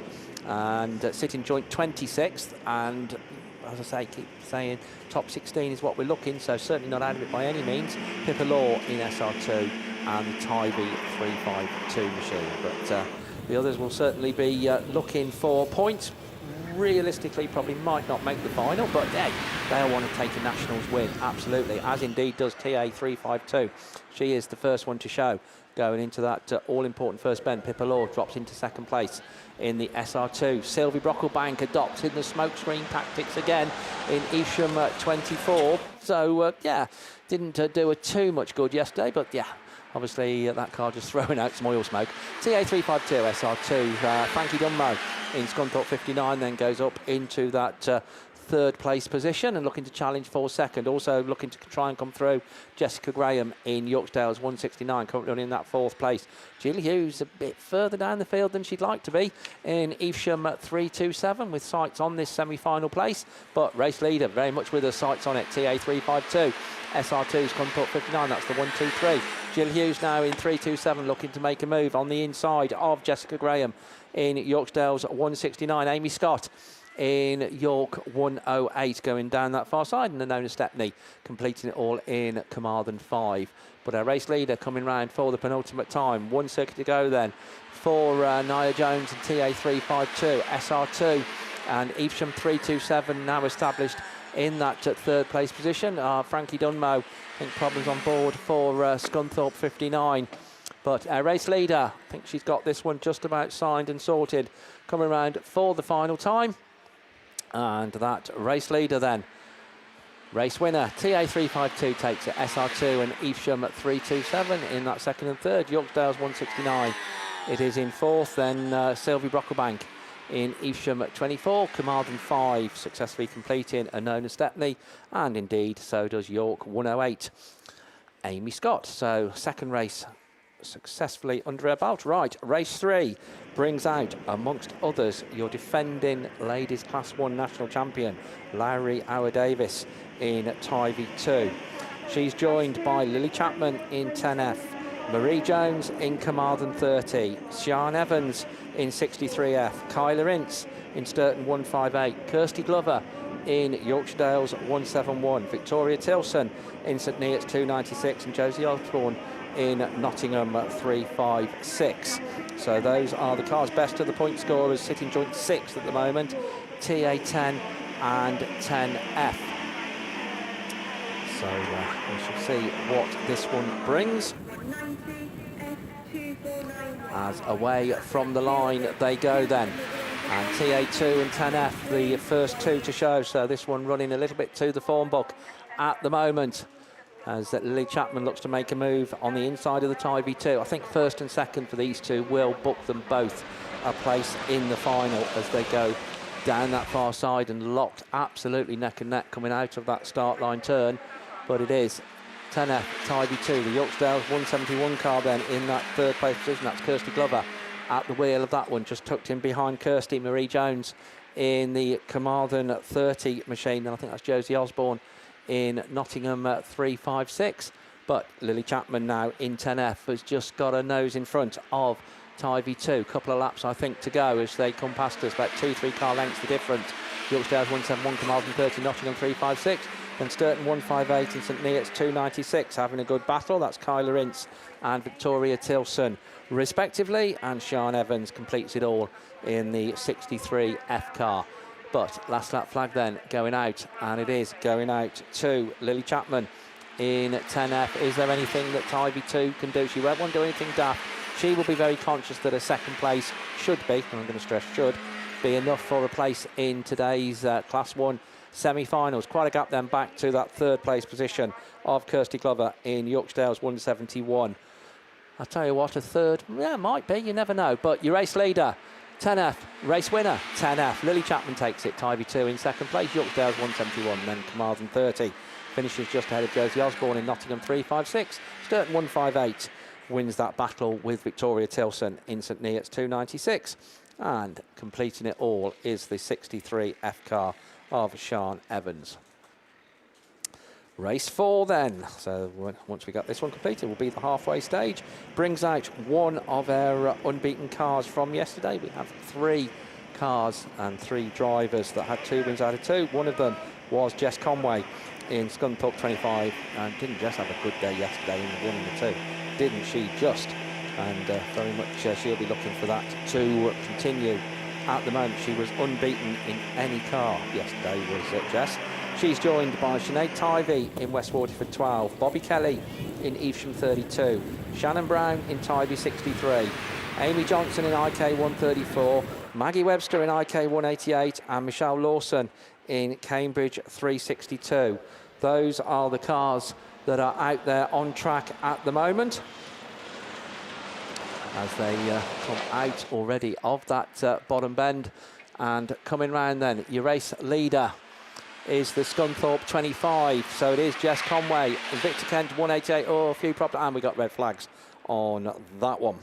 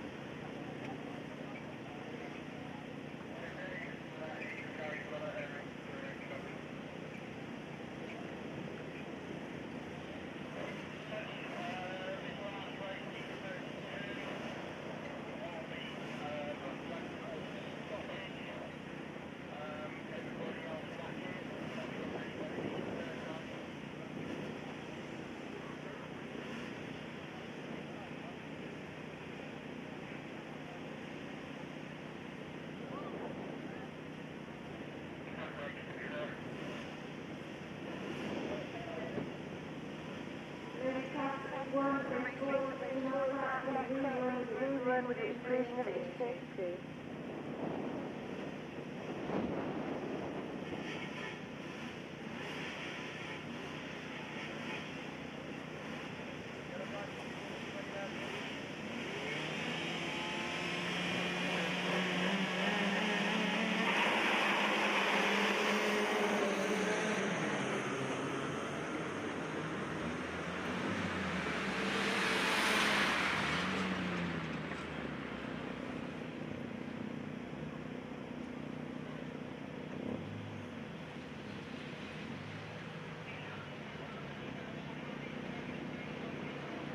So, race 4 in the rerun lane. This is race 5.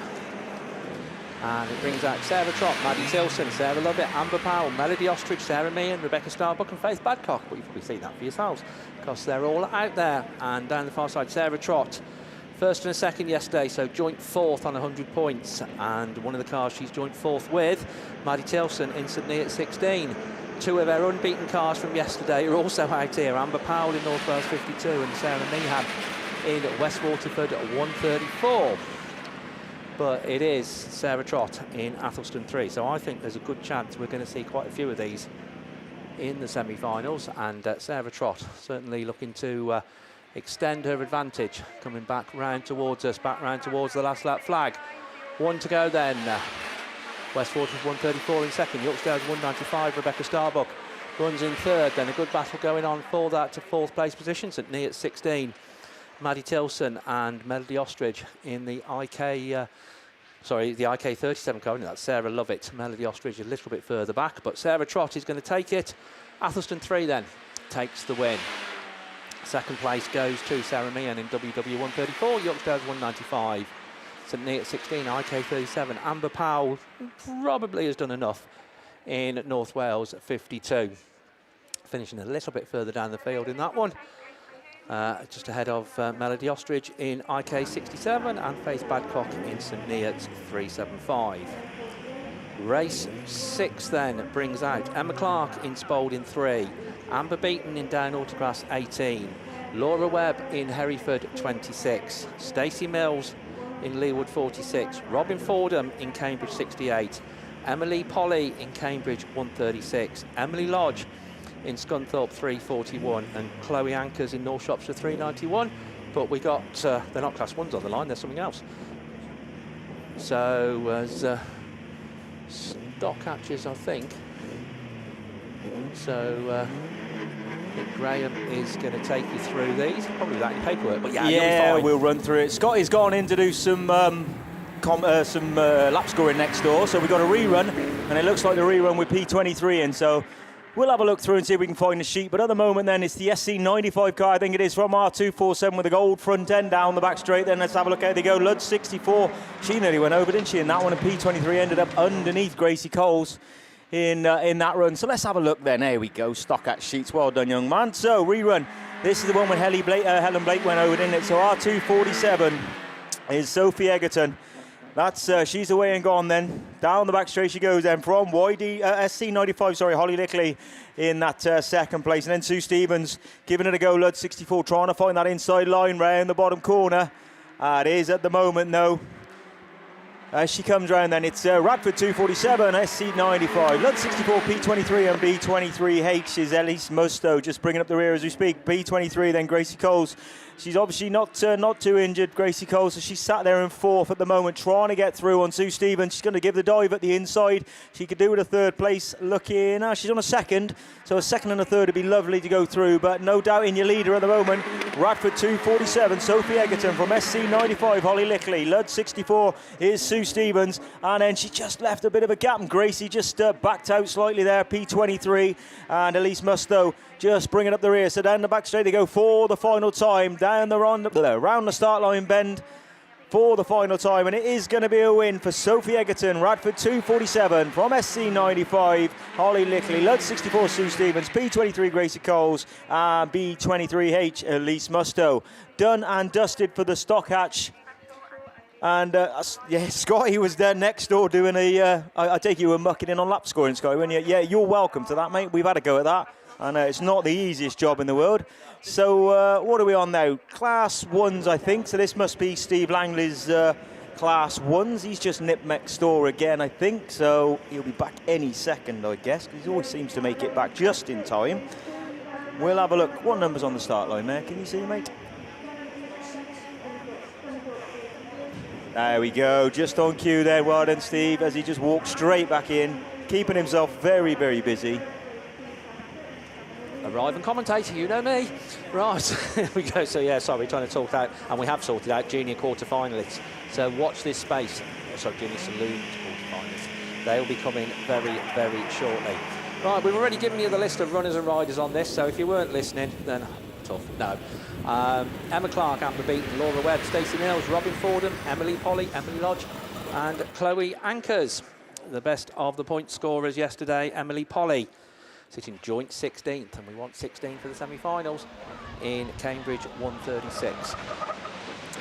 So coming out of that bottom bin though, Stacey Mills it is in Leewood 46. It was a little bit messy on that bottom turn, so Marshall's just looking, and I could have a horrible feeling that yeah, we are going to be seeing red flags on race 6.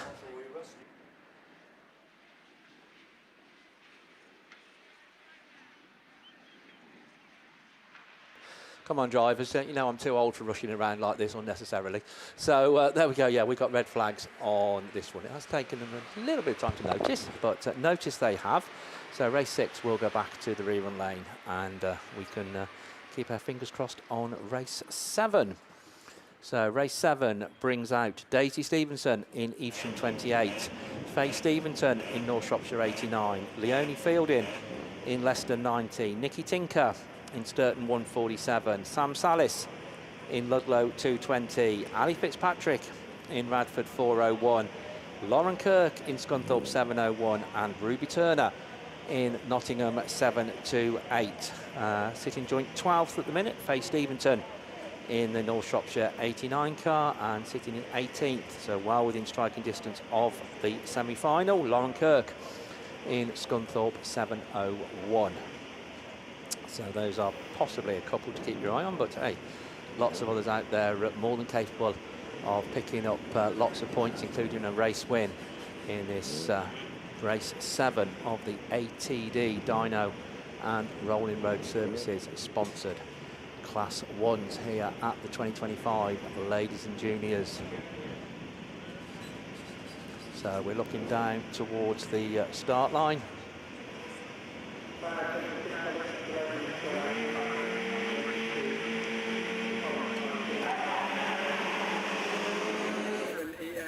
SC33, TA36, 899. So we're away then from the line, and it is Faye Steventon in North Shropshire 89 that is the first one to show. Lauren Kirk in Scunthorpe 701 slots into that second place position, as they already get a little bit spread out as they come back round towards us at the end of lap 1. But Faye Steventon is in 89, Scunthorpe 701. Sturton 147 runs in that third place slot ahead of Sam Salis in Ludlow 220. So they're going down that far side. I think we're missing one, and I have a feeling it could be Ali Fitzpatrick in Radford 401. But we're certainly not missing Faye Steventon as North Shropshire 89 comes round once again. Scunthorpe 701, Sturton 147 in third, Leicester 90, Evesham 28 then on the inside of Ludlow at 220. That's Daisy Stevenson racing on the inside of Sam Salis. But your race leader then coming round once again and going to be greeted with the sight of the yellow flag with the black cross. Faye, we're going to see you in the semi-final if it all stays like this. North Shropshire 89, your race leader. Lauren Kirk in Scunthorpe 701. Sturton 147 and Leicester 19, Evesham 28 having probably the closest battle of the race at the minute. Ludlow 220 and Ruby Turner in Nottingham 728. But Faye Stevenson, I think, has got this one signed, sealed and definitely delivered as she comes round for the final time. 55 points then for Faye in North Shropshire 89. Scunthorpe 701 in that second place slot. Sturton 147. Nikki Tinker in third. Leicester 90 then Leonie Fielden wins that battle with Daisy Stevenson. Ludlow 220 is Sue Salis, and Ruby Turner completes it all in Nottingham 728.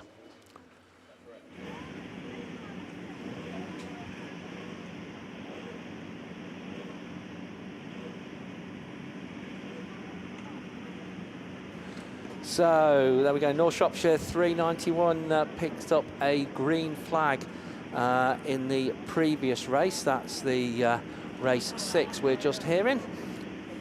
So we'll bear that in mind when they come back out. Race 8 then brings out Missy Fowler in North Shropshire 2, Naomi Nugent in West Waterford 5, Larry Jones in North Wales 28, Layla De Croo in PAC 48, Maddie Owen in North Wales 51, Rachel Hadley in Severn Valley 147, Georgina Goodchild in IK 456, and Claire Compton in North Shropshire 951. So they are all away from the line.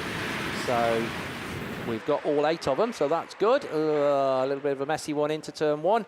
But they've sort of just about sorted themselves out. I think the one that lost out was Lady De Croo in PAC 48. Missy Fowler leads the way down that far side in North Shropshire 2. PAC 48 gets it all going again.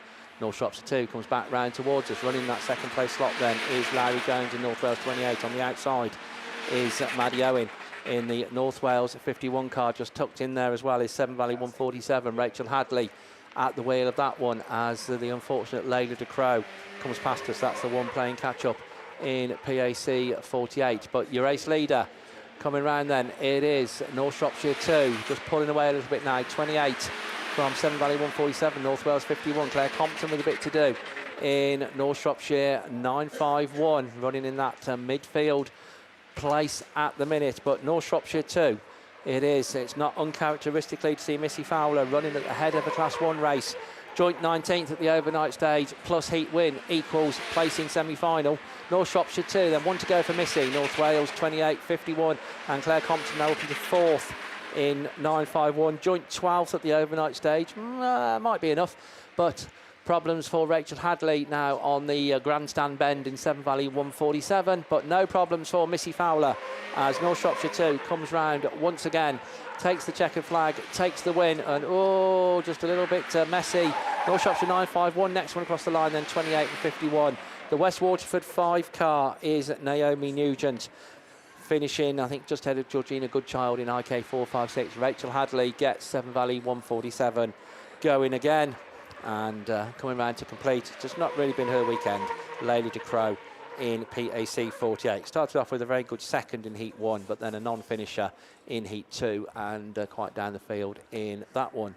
Right, we've got on the line ladies F600, I think. Yeah, so thanks, Steve. Yeah, so just a quick sprint back from the holding lanes to come and take you through the ladies F600s. True Form Civil Engineering are your sponsors for this weekend. And once again, they brought out Heat 2, Race 2 first. So you can see IK 77 of Libby Cornwall on the inside. Forest 32 down there. I've been speaking to Ben. He's been telling me off all weekend. I've been pronouncing their name wrong. It's Lexi Hinton, not Hilton. So Lexi is there in Forest 32. Unfortunately, picked up a black flag yesterday. So work to do in this run of the F600s. She's down there. I think she's in around grid number 4, looking down there on the start line. So Lexi's down there in Forest 32. Keris Thomas in TA 56 took a win yesterday. 55 points set on top of the shot with your current F600 ladies champion, Tina Hilton, in Sturton number 4. She's also out in this one then, also on 55 points. Leawood 333 of Helen Walsh, second yesterday on 45 points. So that's not a bad day's work as well. And a Scarborough 25 of Daisy McManus is the other car that should be on the start line down there. So just a bit of rearranging of tyres. We can hear engines revving. We've got yellow flags. Wind Up Marshall looks happy. We look to the start line. Here we go then. Second run of the ladies F600. Hinton's had a bad start then in Forest 32. But Tyre 56 is the best of the breaks as they go into all-important first turn then. So 56 it is. Who gets her nose in front. Libby Cornwall looking at the inside in IK 77 then. Scarborough 19 over there on that far side. I think that's Daisy McManus. So she's there in that third place. Hilton trying to go right round the outside in Sturton number 4. She's got work to do as they come past her. 56 it is from 77 and Scarborough 19. And outside line's working for Hilton in a Sturton 4. She's up to 4th at the minute then. 333 gets it all wrong as Lexi Hinton then in Forest 32 brings up the rear at this point in time then as they go over for another time. So it is still Tyre 56 got her nose in front then. Keris Thomas, she took a win yesterday. She's looking to make it 2 wins out of 2 going into her third heats. Here's later on today then. 77's there in a good second place. Scarborough 19, Sturton 4 trying an inside line now as she swatches from the outside to the inside, but Manus is round in 19 and 33 and Forest 32 avoid the contact and get their places up for this time then. Last lap flag is being mirrored and then she's starting to pull away. 56 it is. One more circuit to go, but Hilton's on the charge in Sturton 4, but Libby Cornwall's there in IK 77. Hilton trying the inside line in Sturton 4, not close enough to make the challenge stick as they go over on that far side. Tyre 56 of Keris Thomas coming through into turns 3 and 4 already then for the final time of asking. Checkered flag, 2 wins out of 2 then. Tyre 56 it is. Who's going to take the win? Who's going to get second place? 77's going to hold on from Sturton 14 Hilton there in that third place. Leawood 333 of Helen Walsh. Lexi Hinton in Forest 32 and Daisy McManus in Scarborough 19. So that's a little bit more like it. Straight through racing. So good clean racing from ladies F600s as they are done and dusted. Second run down there on the start line. So this is going to be race number 1, I think. Yep, race number 1, we can see there. So you can see Nikki Turner in Sturton 247 is down there. Grid number 4. She had a 7th place. She had a 3rd yesterday on 36 points, currently tied 7th with LM2 of Debbie Walsh.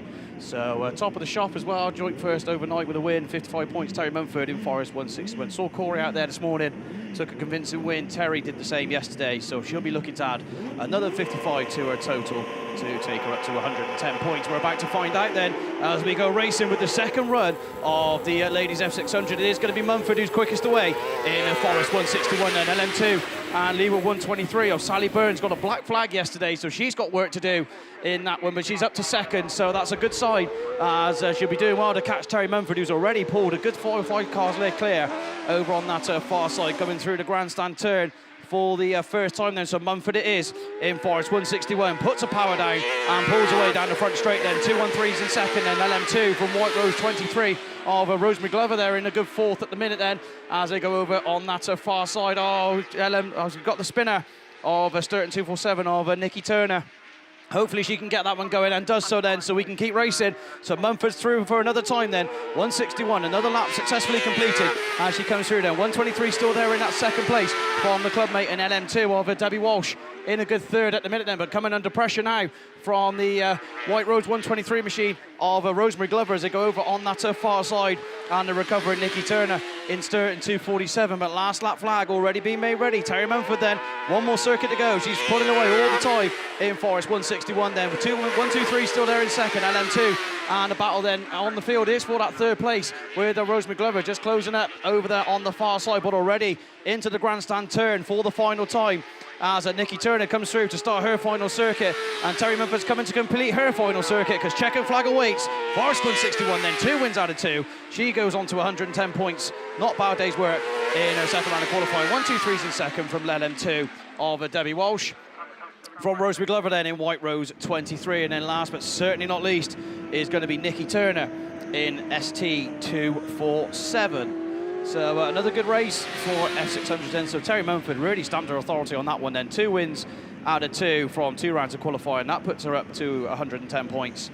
So that's not a bad day's work so far. One more set of heats for ladies F600. So she's going to try and look to make it 3 wins out of 3 and be at the top of the shop going into this afternoon's final then. So heat 2, race 3 is down there on the line. Bit more of a full grid for this run.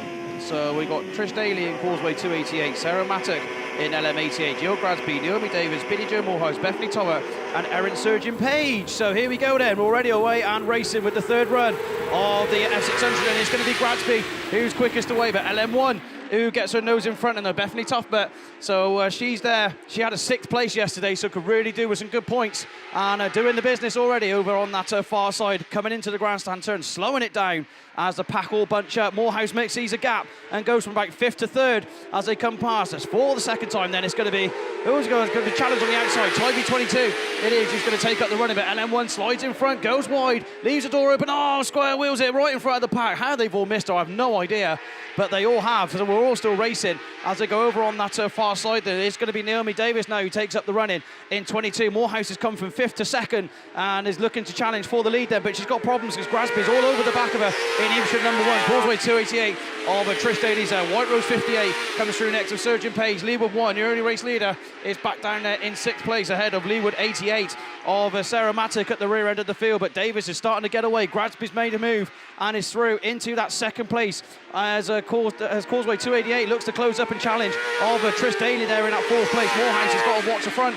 and also got to watch the mirror because she just goes wide and allows Daly to have a look up the inside, but not quite close enough to make the challenge stick as Gradsby then pulls away comfortably in that 2nd place. White Rose 158, LM1 and LM88 at the rear end of the field, but checkered flag awaits then. Naomi Davis, it was a bit scrappy, but she's not going to care. 55's on the board, TA22 takes it. Evesham 1's in 2nd, Sturton 101, Causeway 288 in 4th there. White Rose 58 next across the line. Leeward 1 of Bethany Tubbett, and then Leeward 88 of Sarah Mattock.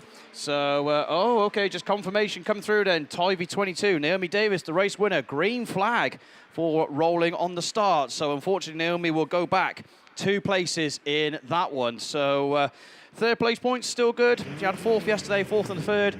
Going to need a win, I think, to get her into that all-important final. Right, Mr. Steve Langley is poised and waiting. Class 2s are down on the line, so take through is Steve Langley.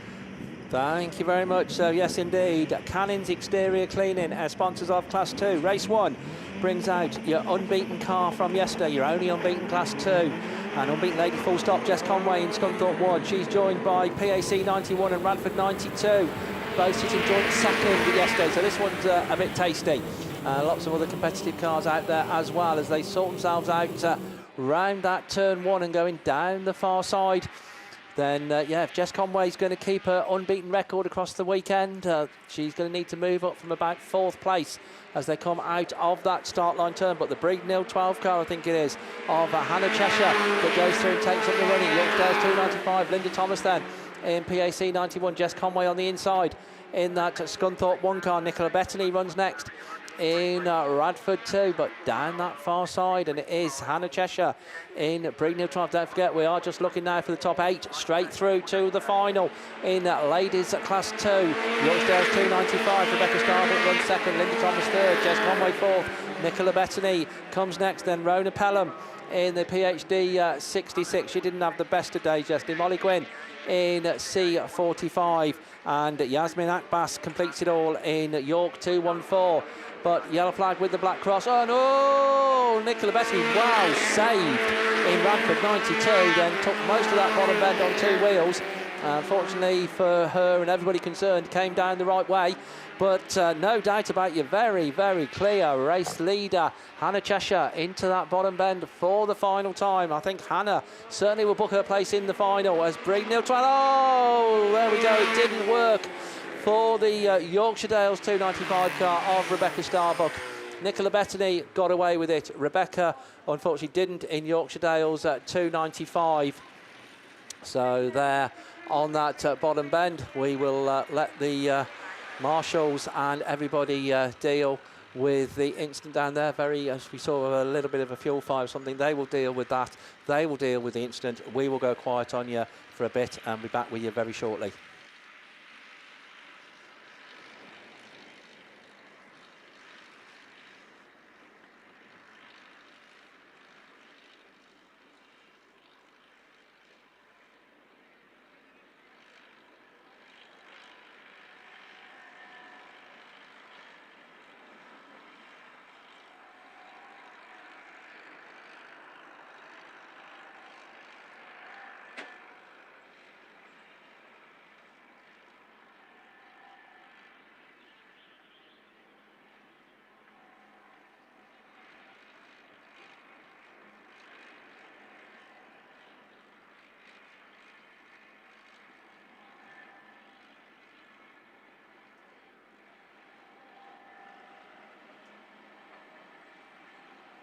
Right, the good news, because as we keep saying, but it is the one thing that overrides everything else, is that Rebecca is all right. Yorkdale's at 295, extricated from the car very quickly.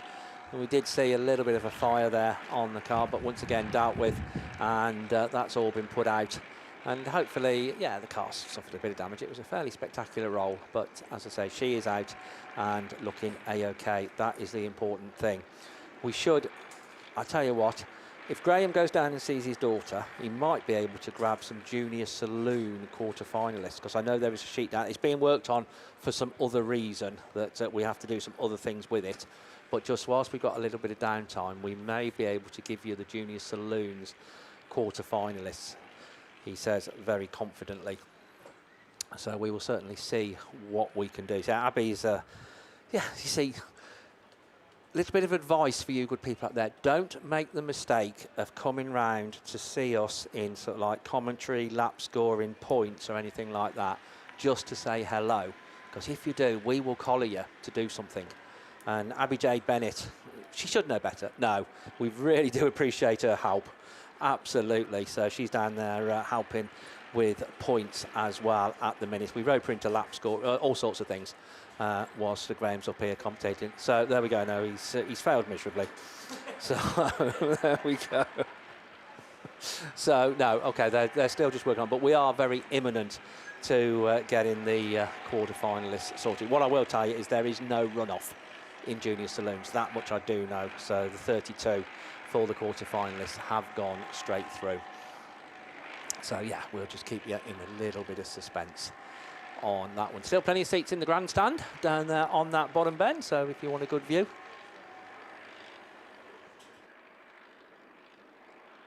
Right, somebody else is after me what it is to be a man in demand. So I shall just go and sort out something else and leave you with Graham. Yeah, cheers, Steve. So as you can see, the lady driver got out of that absolutely sound as a pound, and we'll have to just wait and see what the result comes back on that. But in the meantime, so I can do it in some proper justice, let's go back to these junior specials sponsored by Allfast, Tewkesbury Limited. As I was saying then, I tell you what, you couldn't pick winners out of any of these 4 quarterfinals. Absolutely done themselves and their families and their parents and their friends proud this weekend, all of these kids. So I'm going to run through them all quickly again before we go start racing again. Alex Hines B5H, Ben Ayres Y22, Effian Williams NW108, CW388 Gemma Louise Daly, Jacob Davis in C55, LM3 Sonny Gilbertson, E122 Elliot Grasby and Y80 Maisie Farrow. That's your quarterfinal A. Let's go back to my other sheet. So we have 3 cars that are absolutely unbeaten this weekend so far, which is Alex Hines, Ben Coffey, Shawnee Bradford. Ooh, SC1, unfortunately, black flagged from that last race for contact. So looks like she may have sent that car over. Looks like it could go the lap before, but we will go and check. So heat 2, or quarterfinal B then we'll say. Ben Coffey, because that's how you pronounce it, CW23, Lily Rose Pratt, SC76, James Smart in 777F, WW58, TJ Houlihan, NW26, Austin Bennett, A44, Zach Ford, North Wales 87, Dominic Roberts, and North Wales 33. And there was 3 cars that were actually tied on 100 points as well, a first and a second.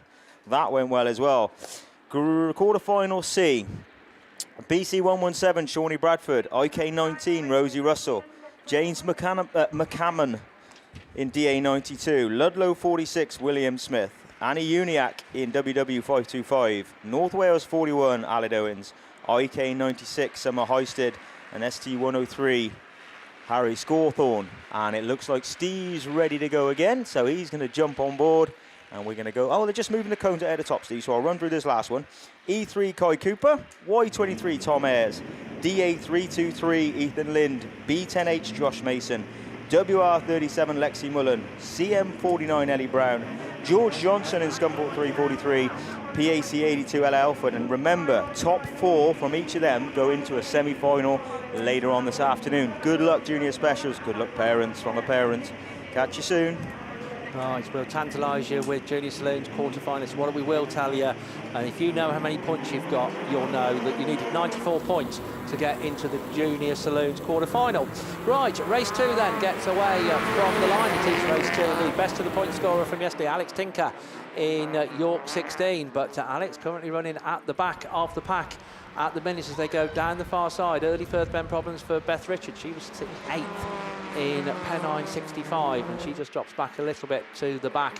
Alex Tinker now working her way through up into 5th, but your race leader at the end of lap 1, it is the Scarpa 249 car. That's Gabby Smith at the wheel of that one, just tucked into that second place slot as they go down that far side. I think that's Jess Owen in the North Wales 151 car, 10th at the overnight stage on 70 points. So yeah, good run, and certainly Jess can book a place in the final, but it is Gabby Smith, your race leader. Scarpa 249, North Wales 151, York 190 in 3rd. SR24 is Lacey Law. Alex Tinker in the York 16 machine runs in that 5th place, then a little bit of a gap back to Terry Rowland in North Wales 12. And after those first bend problems, Beth Richards in Pennine 65. Last lap flag goes out. It is 1 circuit to go. It's getting very close at the head of affairs. Gabby Smith against the 151 of Jess Owen. Still Hayley Doherty runs 3rd in York 190, but in danger of losing that 3rd place to Lacey Law in SR24. Can Alex Tinker improve any position as they go down that far side? But this battle for the lead is going to go right to the wire. On the inside is Jess Owen, on the outside is Gabby Smith. Gabby Smith's going to take it. Jess Owen in 2nd, York 190, SR24, Alex Tinker in York 16, North Wales 12, finishing then just ahead of Beth Richards in Pennine 65. 2 down, 2 to go. So North Wales at 151 unfortunately picks up a green flag for contact in that one. So Jess Owen will go back 2 places. from her finishing position on track. So that might make it a little bit close for Jess in North Wales 151. Right, race 3, the penultimate race of the final round of qualifying of the Cannings Exterior Cleaning sponsored Class 2s. Jess Dockeray in Yorkdale's 12, Izzy Nicholson in Scarborough 17, Sharon Barrett in St Neots 19, Katie Barras in Scunthorpe 44, Lauren Fuller in West Waterford 69, Claire Mulroy in Scunthorpe 177, and Maisie Daniel in 244F. 7 cars we're expecting, 6 cars we've got. 244F then on the outside was the first one to show, but as they sort themselves out a little bit round that turn 1, I think it is the Sharon Barrett St Neots 19 machine that is the first one to pop out into that grandstand bend and back round towards us. Tucked into second place is the West Waterford 69 car of Lauren Fuller. Jess Dockeray comes next, then Scarborough 17, and yeah, Marshall's didn't like turn 1, I think is basically the best way of putting that. And so yeah, a few problems there. We were minus, I think Katie Barras was a non-starter, why we'd only got 6 out of the 7. But Marshalls will sort out what is necessary, and we will see those again. But we will see race 4, because that's what's on the line, the final race in this final round of qualifying. So it brings out a couple of the 2s. Jessica Farrow in York and Courtney Lewis in Swansea. Lara Jones should be there in Tyre 17. Abby Juggins in Scunthorpe 40. Jess Tate in Scarborough Treble 2. Jade Pole in Bradford 318. Lorna Casey in North Shropshire 812. So they get away from the line. And once again, we've got 6 out of the 7. And it's Tyre 17. We've definitely got Lara Jones going down that far side, open to, there we go, we've got 7 out of 7, but Courtney Lewis with problems on board coming off the line in Swansea 2 and going round very, very slowly, and actually pulls into the middle as Tyre 17 comes round. Abby Juggins, Scunthorpe 40, runs in second place, Jess Farrow runs third in York 2. Jade Pole in the Radford 318 machine comes next, and once again somebody adopting the smokescreen tactics over there on the far side, but that's not troubling Lara Jones, your race leader, as Tyre 17 comes round once again. Another lap successfully completed. TA 17 then it is. Scunthorpe 40 in York 2 running second and third. Radford 318, Scarborough Treble 2, then the North Shropshire 812 car of Lorna Casey. Another lap completed for all of those as poor old Courtney Lewis watches on in Swansea 2, but it's going to be yellow flag with the black cross this time round for Lara Jones. Tyre 17 then comes round onto her final circuit. Jessica Farrow in York 2, Abby Juggins in Scunthorpe 40, Jade Pole in Radford 318, Scarborough Treble 2, and Lorna Casey in North Shropshire 812. But I think Lara Jones has got this one sorted as TA 17 goes into that grandstand turn for the final time and comes round then. Tyre 17 it is, takes the checkered flag, takes the win. York 2, Scunthorpe 40, Abby Juggins in third. Jade Pole, Radford 318, Scarborough Treble 2 is Jess Tate, and North Shropshire 812 is Lorna Casey. So 1 rerun to come, but that completes Class 2 for the time being. So I think we've got some single-seaters on the line. So yeah, it's got to be, isn't it? It's Rerun Williams. Yes, I think that nickname might stick, Steve, to be honest. So, Class 8 rerun, the lost rerun then, Heat 2, Race 2 of your Jack Houlihan Carpentry and Construction sponsored Class 8. We've had to wait a while. This is the 3rd time lucky, hopefully. So, I know there are a few of them missing, but the ones that I can see from here then, Nicole O'Brien in Mallow 48. I'll tell you what, we're going to get a better view of them in a minute because they're going to come past. So, the bungee's up, we're away, God.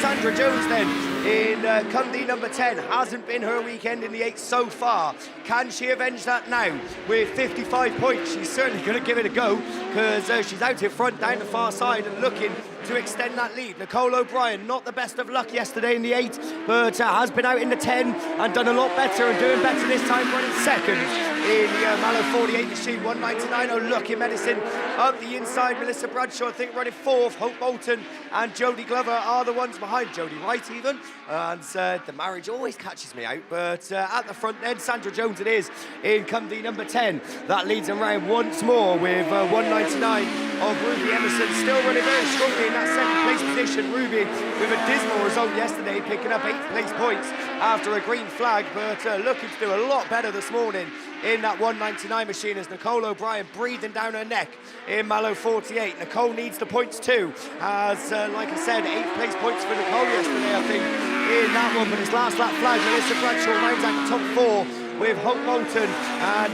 Jodie Wright at the tail end of the field. But your race leader, Sandra Jones, comes in number 10, looking to put her first lot of points on the board in 55 points for C10. As she comes across, kicks up a bit of dust and takes the checkered flag. Ruby Emerson second, Nicole O'Brien third, Melissa Bradshaw fourth, Hope Moulton fifth. So no positional change throughout the race there. And Jodie Wright in White Rose number 11 is your final finisher. So we got there in the end. It took 3 attempts, but we managed to get it done. So Class 8's then completed for their second round of qualifying. Big thank you to Jack Houlihan for his sponsorship. That's me done. I can finally go get something to eat because I've been waiting for them to come out. But we've got Class 6 rerun by the looks of things down there on the light. It's not a rerun, is it? We've not even had them. Yeah, it is. It is a rerun. Oh, it is a rerun. It's breakfast time for you, though. I'll tell you what, I have no idea what I'm on about. I'll tell you one man who does, though, Gareth Jones. Oh, I don't know about that either. But yeah, we're going to go with a rerun then of race 2 of the second round of qualifying of the SITR Midlands sponsored ladies class 6s, and it is Sophie Lewis and TA36 that's going to lead into turn 1, trying to squeeze in on that inside line is heat winner from yesterday, Shamel Gadsby in the Pennine number 7 machine. She's the one then that leads the chase down that far straight for the first time, slotting into third and looking to put some points on the tally is Ellie Bailey in Scunthorpe 33 now. She won the Class 6 back in, I think, 2021 and 22. She's there in that third spot. 36 and a non-finish yesterday. Isn't going to do the best of results, but a win in the third round of qualifying might be enough. You never know. It all depends on the results of the rest of the field. But one thing that is for sure is that it is Sophie Lewis that leads through the start gate turn to round out another circuit of this John Wilkin Raceway. It looks like Ellie Bailey's looking towards the outside, but she's going nowhere because Shamel's got that neat inside line, and it's going to be a Pennine battle before long, because looking to get up in the mix is the Pennine 2 machine of Chloe Hampson, just not managing to make it stick at the moment, and Ellie Bailey's gone the long way round to claim that second spot just as they go on to their last lap. Then it is the Lewis machine that continues to dominate, about 10 to 12 car lengths clear as they pass us for the final time. Bailey still on that outside line, could lose those valuable 8 points if Gadsby gets up on the inside, but as they go into the start gate turn for the final time, then it looks pretty all sorted out. But Bailey just put in the scrubbing the front wheels, isn't she, to hold on to second. But it's Sophie Lewis that takes the win in the second round of qualifying in TA36, following that rollover earlier. So yeah, mechanics have done wonders on the TA36 machine. We'll see them all out in the third and final round of qualifying just a little bit later on this afternoon. But for now, we're going to change the drive axle on the cars, because we're going from front to rear, and we're going from Gareth Jones to Graham Bennett. Thank you, buddy. Yeah, so Class 3 sponsored even by Munster Drilling. Sat on the line, BC 111, Becky Shaw sat on a win in a second, Brittany Cusack MA6 sat on a second and a fourth, Ladie Witchard 267F, 305F Kerry Jones, Catherine Boynan CM3 and Katie Reynolds in IK 451 in the V8 powered micro. Right then, let's have a look. Becky has grid 1, he gets a storming start. Brittany Cusack, who's been fast starting all weekend to be fair, tucks up there into second place. Catherine Boynan's in a better position now, CM3 sat there in third place. As I said yesterday, Catherine Boynan, well, 2 fourths yesterday, which is off the pace really for Catherine from where she's been normally at British Championship rounds. But one person who isn't off the pace is BC 111, Becky Shaw, MA6, Brittany Cusack having a good run through here. She's on a second and a fourth. So another second do her the world of good, and we'll see her in the final later on in the Mallow 6 car. Down the back straight they go then. Becky Shaw will be looking to try and get a win in this one to give her second place points, 155 that'll give her. So will that give her first pick depending on where Becky Smith finishes in the next run. So BC 111, MA6, CM3, 305F Kerry Jones, 267F with a green flag unfortunately for Sadie Witchard, and all IK 451. Katie Reynolds just bringing up the rear. Down the back straight they go then. Becky Shaw, this is going to be her last lap flag. We're going to see, well, I'm not going to say anything, but Becky Shaw, BC 111. Then CM3's got through then to Brittany Cusack. So CM3, she probably needs this result, to be honest, CM3. A second place, 2 fourths. might just do it, you know, might see her creep through into that final where we expect to see her. Brittany Cusack needs to just come off that throttle a little bit and allow the car to gather some grip. Sadie Wichards in the meantime throws it up the inside of Kerry Jones, and Kerry Jones unfortunately spins out, but BC 111 takes the win. CM3 takes second, MA6 267F in fourth for the green flag, IK 451 and 2 and 305F, unfortunately after that spin just bringing up the rear. So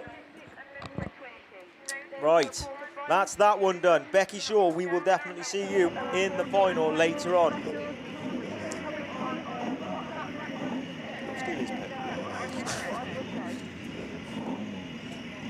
Right, Becky Shaw is definitely in the final, we would say. I reckon Brittany Cusack should be there with a second, third and fourth.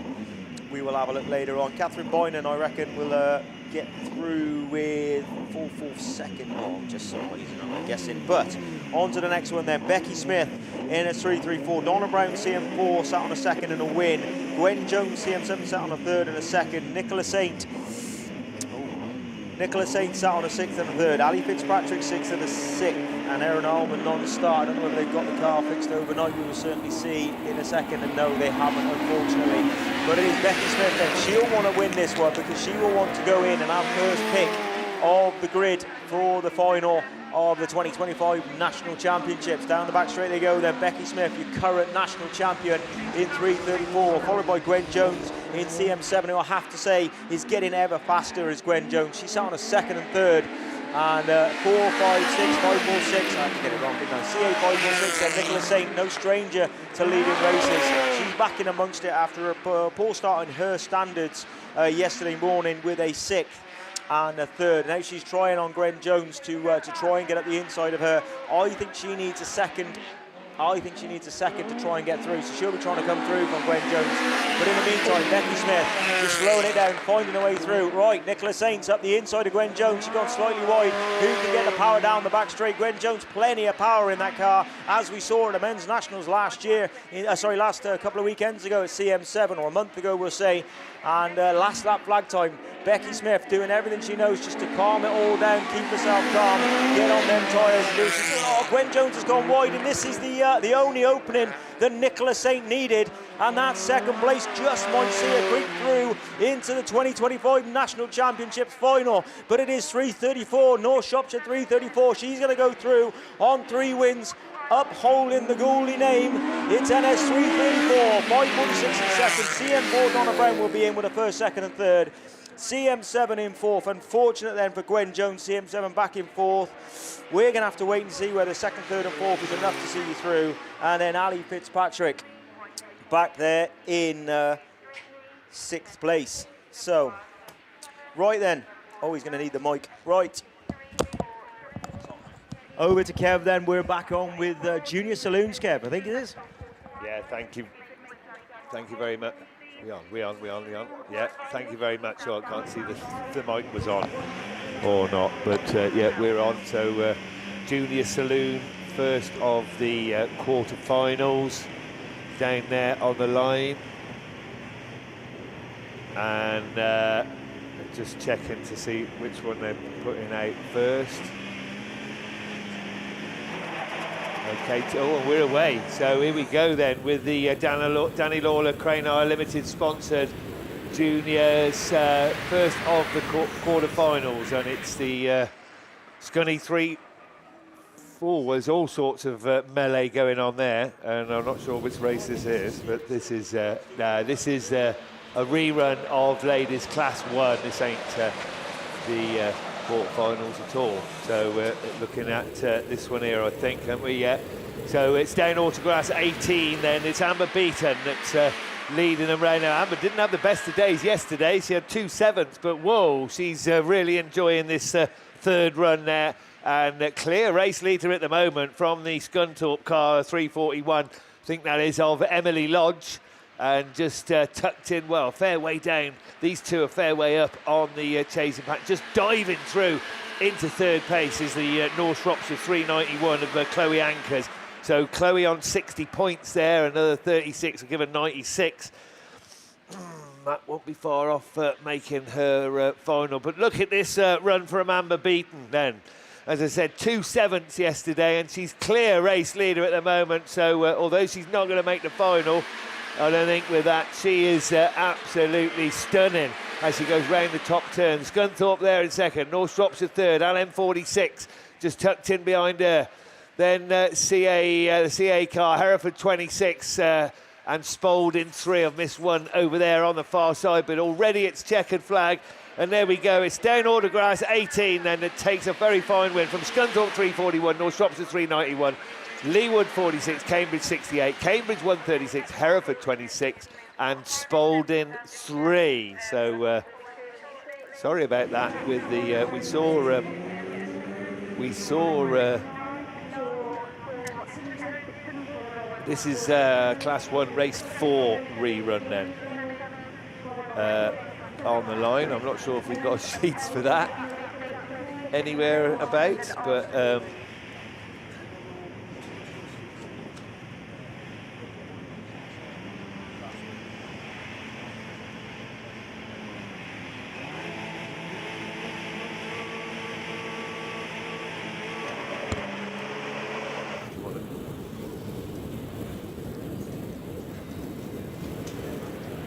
Right, so Class 1 rerun then it is, race 4. This is Fordham because I wasn't here, now I am. Jess Conway in Scunthorpe 25 then, the first one to show, going down that far side and just pulls away a little bit already from the rest of the pack. Sinead Tyre, the one with a few first lap problems, I think, in WW12.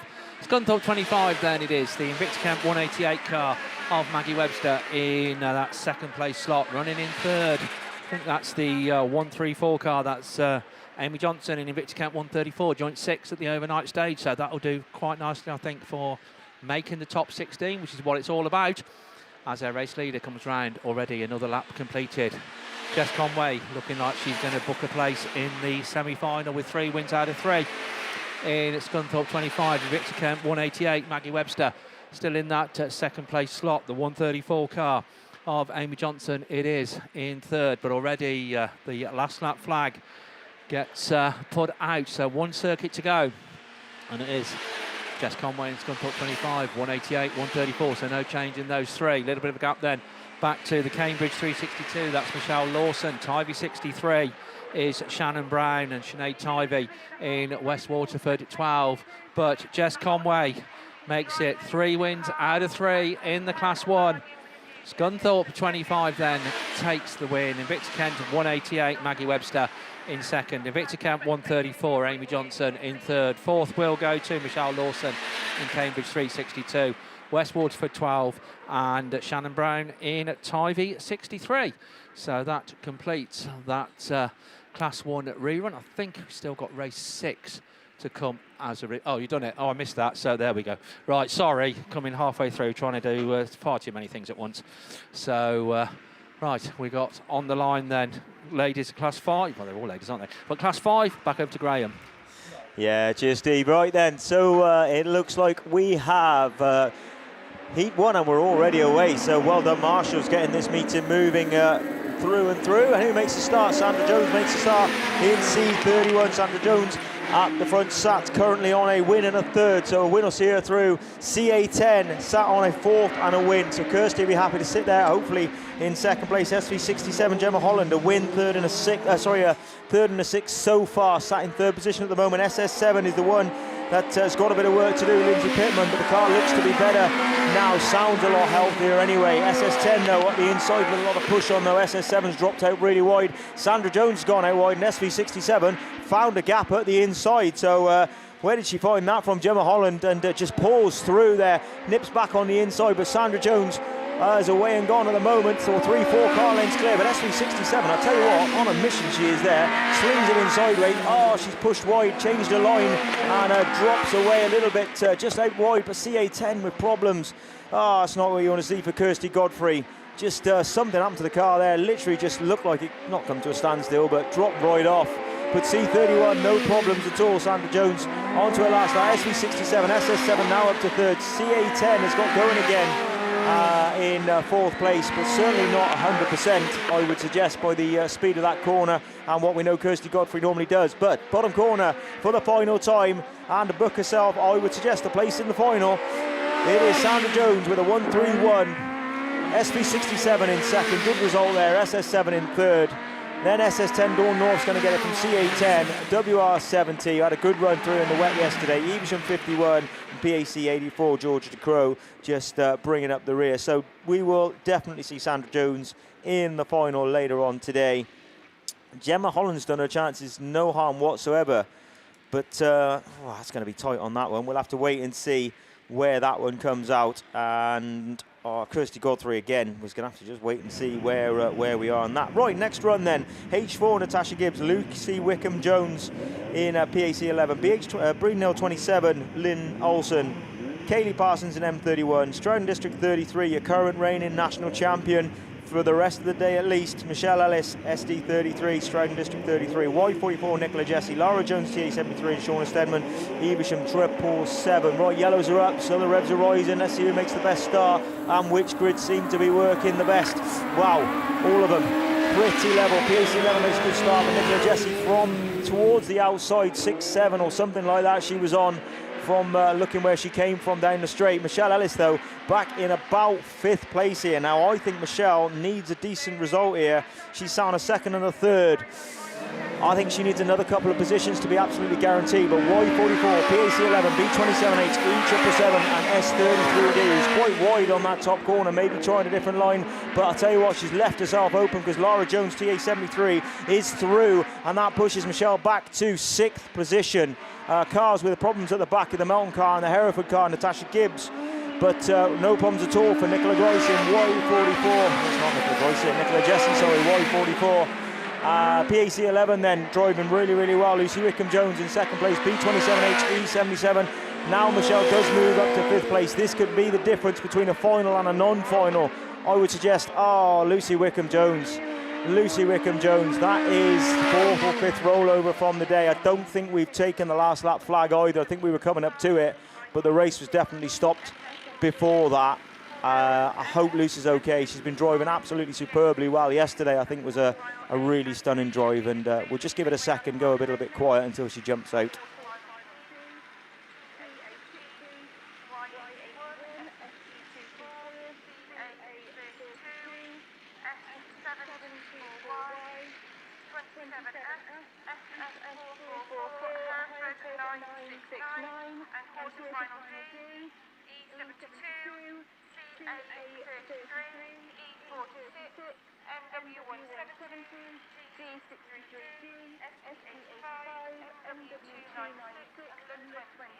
That is all junior saloon quarterfinalists making their way down to holding lanes and junior S600 if you could stand by.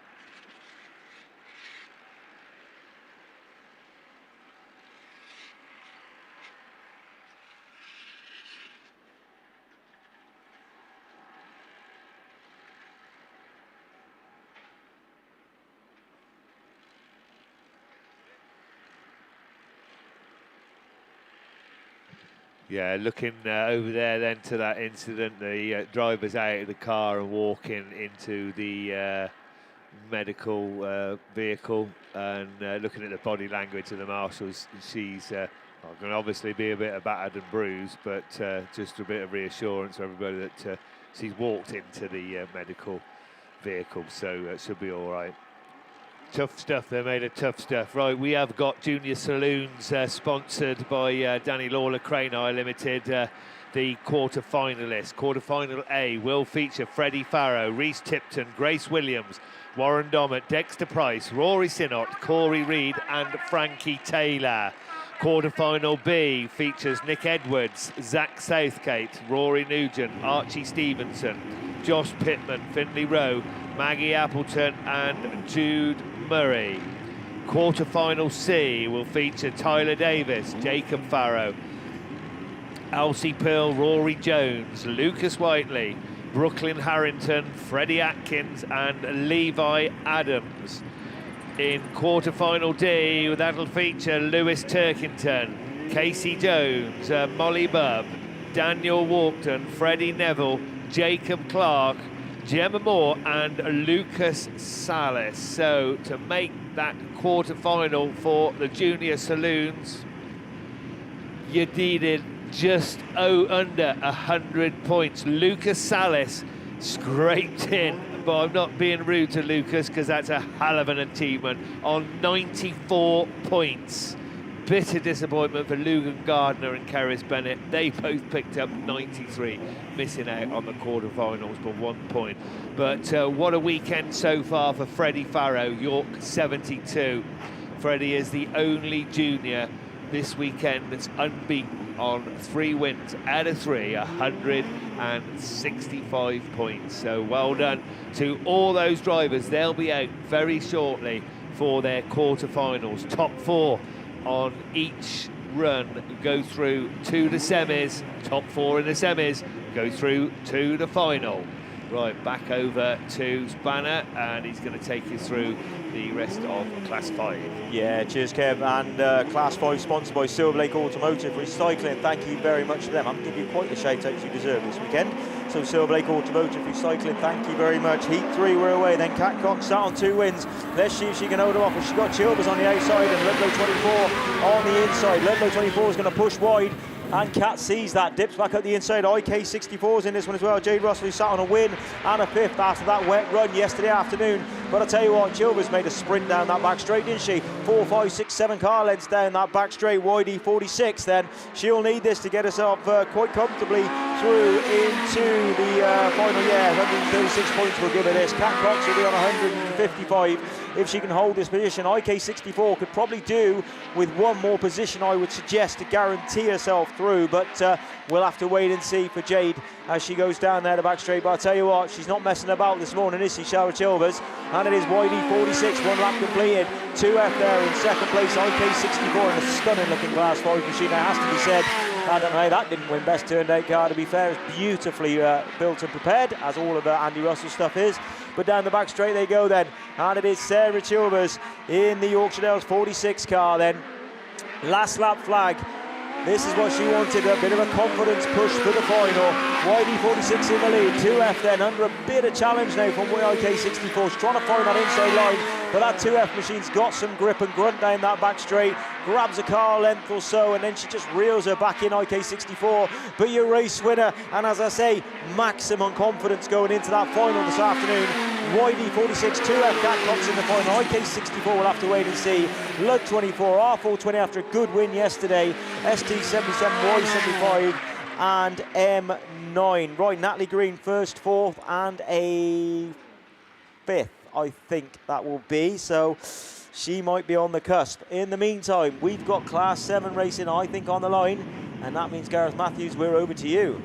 Thanks, Graham. Yes, Class 7, Heat 3. So we were talking earlier, this is very low scoring. We had 6 races yesterday and we got 6 different winners.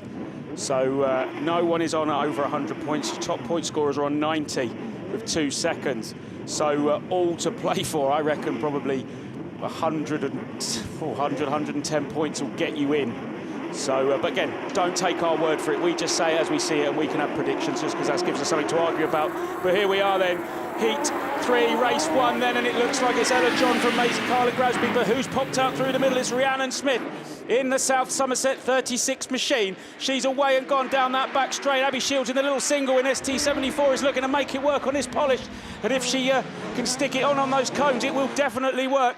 So it is the ST74 then that's got that second place. A second will put her in the final, I'm sure of it, but then Ella John wants to be in there, and so does Pam Blackburn.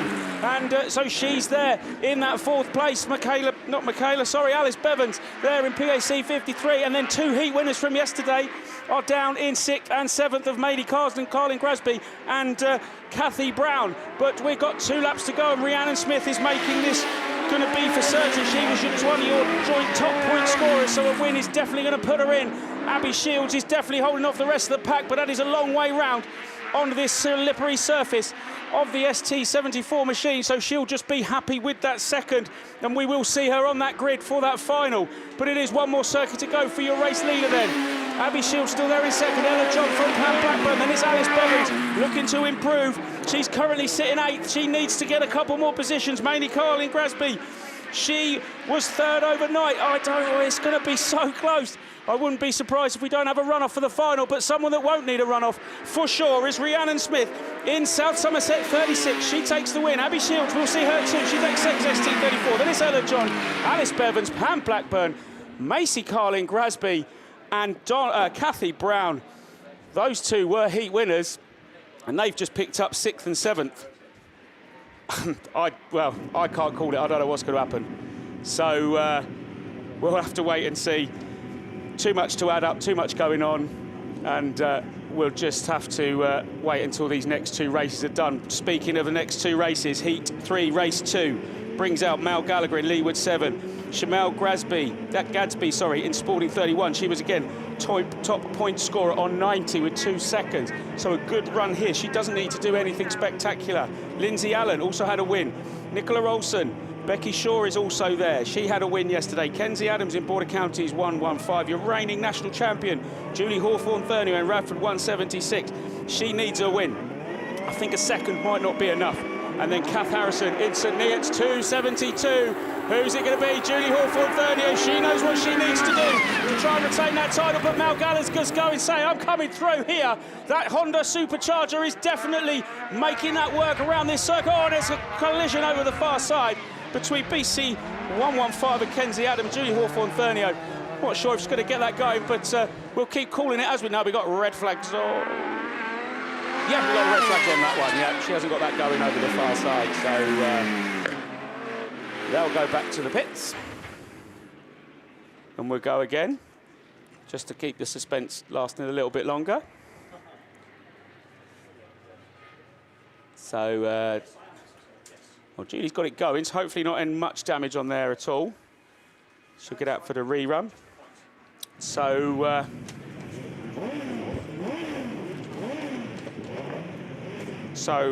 race 3 then of this 3rd heat. The Cobb House-sponsored Class 7s brings out Naomi Davis in Typhy 1. Laura Blaber, again, another one of our heat winners, but she also had a 6th. So Laura, I reckon a 3rd, maybe 2nd, be sure. Michaela Dance sitting on 57. Nicola Gibbs, Hereford 44. Penhouse 69, Neat Smart. Sue Harris, Radford 140. Charlotte Goodsir in the Scunthorpe 308. I don't think we got Charlotte. Yes, we have got Charlotte. So I'm missing a couple. But anyway, there's Laura Blaber. That looks like that's her nationals over with in the Gloucester 12. But down the far side then, that looks like Michaela Dance. Someone did call it. If she wins this, she will be in the final. And then you watch her go and win the final in that Typhy 30. But let's wait and see. But she's definitely putting her foot firmly in that this afternoon. Naomi Davis is there in 2nd. I'm not sure. She's coming out of grid 2. Ben Coffey, though, he chose grid 1. James Smart chose grid 3. So it literally did go 1, 2, 3 to which one ever. It was out of a bag, was it? Wow, it was out of a bag. You couldn't have chose that any better, though, could you? If that's the way they were going to do it.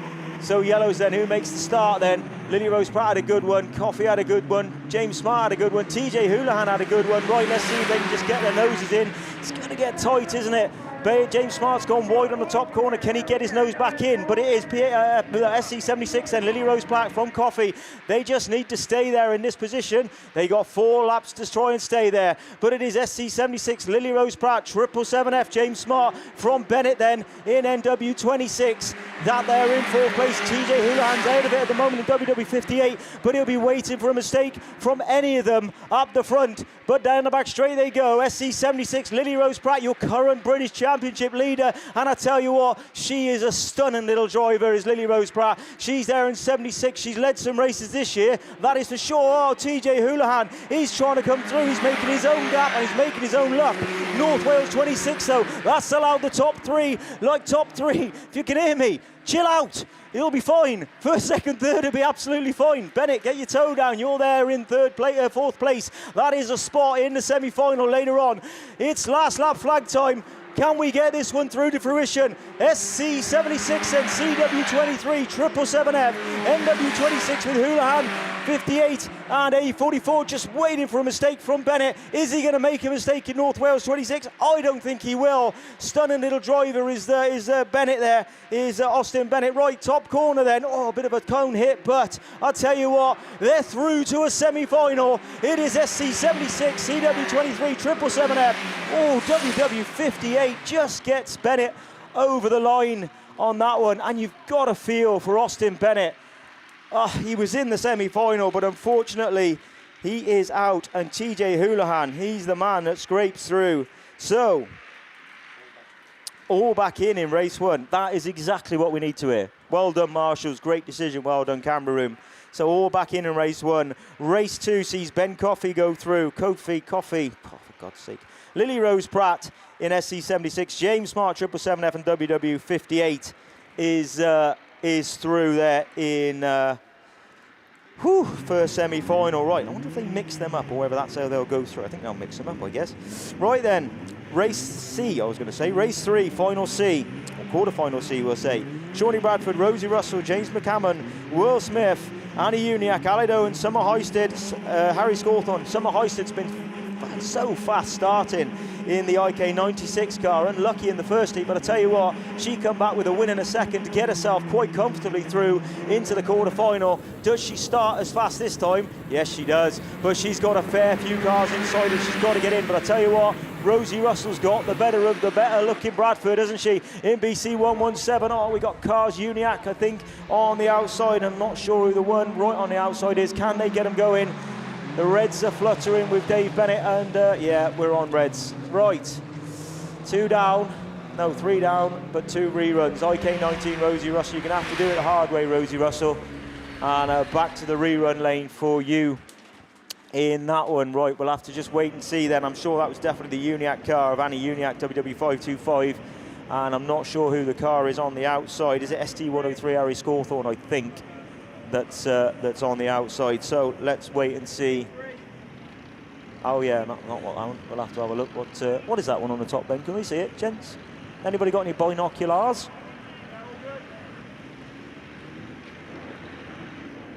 Is it Lud 46? Is it Will Smith? It is. It's Lud 46. Oh, that money I spent on my eyes has worked, doesn't it? Right, rerun then for quarter-final C. So quarter-final D brings out the revelation of the weekend for me. Evesham 3, Kai Cooper. Y23, Tom Ayres. DA3, 23, Ethan Lind. B10H, Joss Mason. Lexi Mullen. Whoa, I'll tell you what, it's a battle between her and Kai Cooper, who's the revelation of the weekend. I know. She's the revelation for the girl, we'll say then. Lexi Mullen in WR37. CM49, Ellie Brown. George Johnson and SC343 and Ella Alford, PAC82. Oh, unfortunately for West Waterford, 525. With the weirdest looking 5s I've ever seen. Mr. Secretary over there on the left. Black flag for contact. That's her weekend done. Hold your head high though, Annie Uniac. To get through to a quarter-final is an amazing achievement, and you can go back over the water feeling very, very, very proud of what you've done. But we are moving on to, as I say, quarter-final D, sponsored this weekend by All Fast Tewkesbury Limited. Let's get this car in the centre. Not going to be given time to repair, obviously, because that one is being that one is excluded. Right, Lexi Mullen's off 2, and I think that's is that the Ayres car? Tom Ayres off 1, but Lexi makes a good start, doesn't she? At the inside, go on then, Lexi Mullen, WR37. Boom! Kai's been spat out, unfortunately. Hopefully he can get that going. Will they have a look at that in the camera room? Lexi Mullen, though, WR37. Can Kai get it going? He does get it going. Very calm. Well done, Kai. But that is red flag. So, after, wow, wheelie over the far side. Was pretty cool from Eddie Brown. But right then, after building it up as best I possibly could, Steve Langley's now got to come back for a Class 2 rerun by the look of it, if Steve Langley is about. But we have 3 reruns to go, 1 through. So far, we have 4 cars through to your semi-final. Ben Coffey, Lily Rose Platt, James Smart, TJ Houlihan. They're the ones through so far to your semi-finals so far. Steve Langley, that looks like Class 2s to me, which means that is your job. Thank you very much. 1 out of 4, Because, very impressive, Mr. Bennett, if you No. don't mind me saying so. And to be fair, you haven't got enough jobs to do, Steve, so you may as well come back and do this. So, yeah, please, can I come back and do this? Right, yeah, so the 1 outstanding Class 2 rerun is race 3 going. Unfortunately, we went originally without Katie Barras, and we're on a bit of a reduced lineup. Once again, Katie Barras is out there in Scunthorpe 44, so yeah, now I'm a bit puzzled, but never mind. Let's sort it all out. Lauren Fuller, and oh no! So problems then, I think that might have been for Lauren Fuller over on the far side. So this one proving absolutely problematical, and 4 cars over there, and I think it was the West Waterford car that went the wrong way up. So unfortunately that one will go to the rerun, back to the rerun lane. I think I've got another rerun down there though for the Class 1s to try and get that sorted. Kevin's looking through paperwork, which is always worrying when Kevin looks through paperwork. So I've tried to convince Sally to come, Kev, because she looks after us, or she used to. But yeah, she's decided she doesn't want to spend her weekends looking after me and Mr. Herdman and our paperwork. And we've never been the same since we were let to go solo. No. I am actually tidying it up. Never tidy it out. We'll just shut up and make sure everything's okay over there.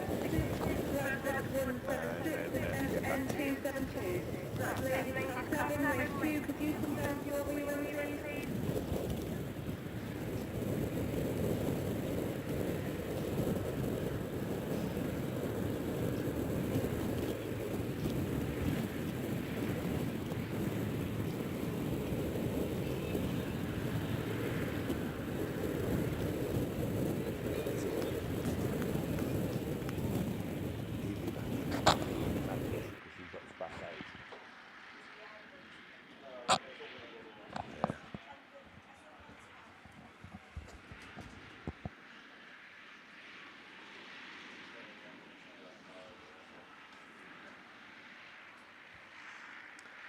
Okay, so hopefully the driver of that car over there is okay. She's out of the car and going into the medical vehicle.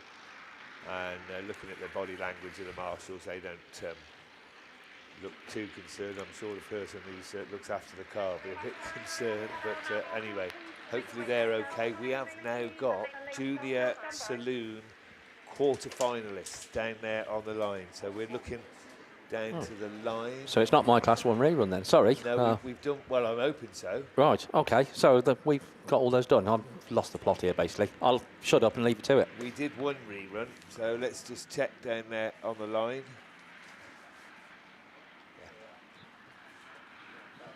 Good news then, going back to that junior quarter-final D. It looks like, listening to the radio then, that all will go back in. They couldn't really see that anything happened, just a little bit of movement. And at the end of the day, it is a quarter-final. They are going to be close and up personal, aren't they? So really, really pleased to hear that quarter-final D, all will go back in.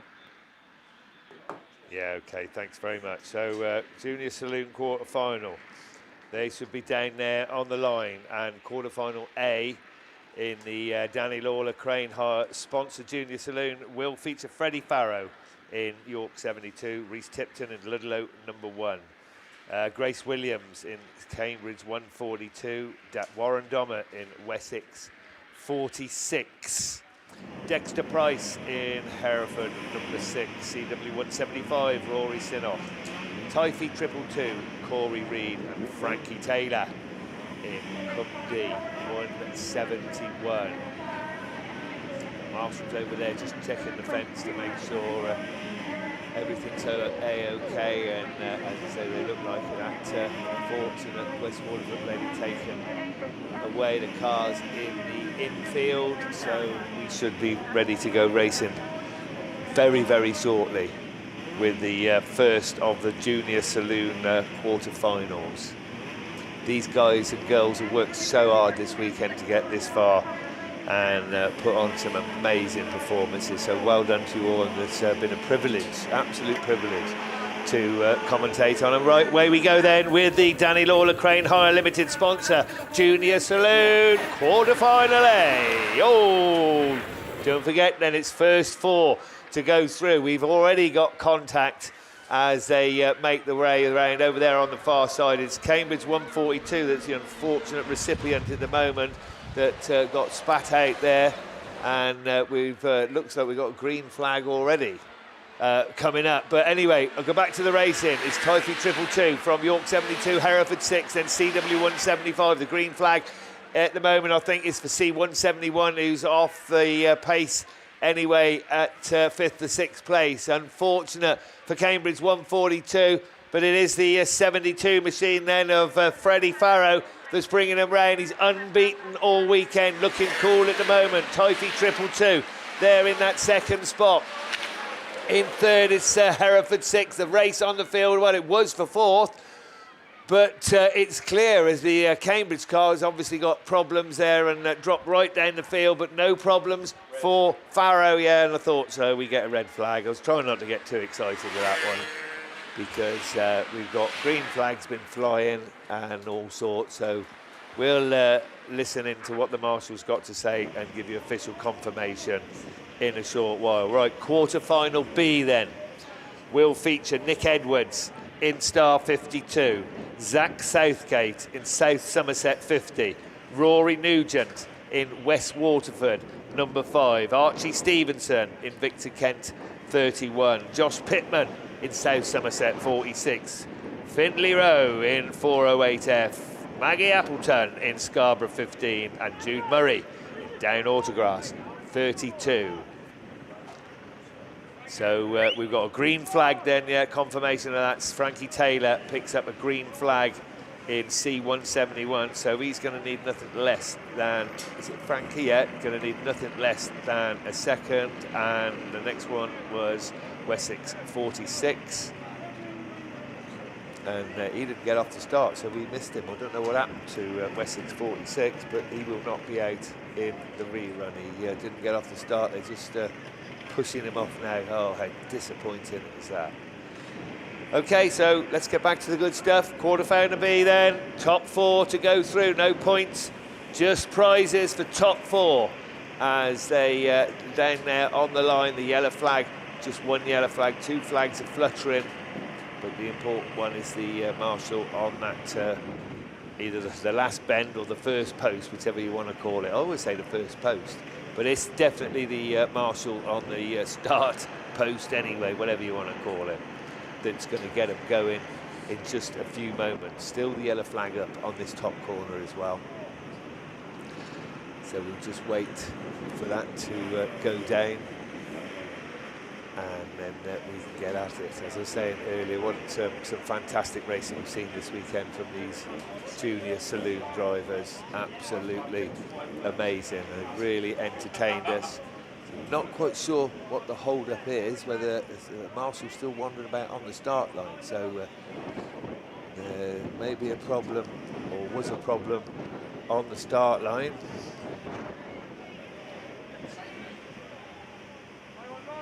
As the there's still yellow flags flying up here on this first corner. But, if you're watching at home, I hope you're enjoying this coverage that's being presented you this weekend. Got to say we've had a great time up here in commentary and really enjoyed some spectacular racing. Right, I reckon we're here to go. We are. Round he goes, does that little pirouette. Up goes the bungee. Let's go racing with the Danny Lawler Crane Hire Limited sponsored junior quarter-final. Scarborough 15 quick, SR 52, IK 31, Dane Autograss, a little bit of contact there with say Somerset 50. Oh, he gets right one smacked. So 4 cars away and 3 cars parked up. 408F managed to avoid the melee, but again, we're going to get another red flag. Well, we're not going to get, we've got another red flag. So we'll see what they say what's going on there. We'll talk you through quarter-final number C. That will feature Tyler Davis in Typhy, number 60, Jacob Farrow in York 81, Elsie Pearl in Spalding 224, Rory Jones, Cambridge 32, Scarborough 724, Lucas Whiteley, Brooklyn Harrington in 27 from the Forest Club, Freddie Atkins in South Somerset 444, and Levi Adams, Hereford 969. Again, top 4 to go through. So let's see how these geezers and girls get on in this one. Just need, obviously there's going to be time for repairs for some of these cars, no doubt. And confirmation now. Yeah. So a Ludlow 1 it is that picks up a black flag in that first run. So Reese Tipton, Ludlow 1. Oh, the weekend's over, mate, unless you can successfully appeal that. Yeah. No, Reese Tipton, oh, he's entertained us so much, but no, it's such a shame when these guys pick up black flags. Nobody needs to do anything, it just sometimes it happens. But so Ludlow 1 picks up a black flag in that first run. Okay, we've got track clearance then on that one. As we look down now to the line.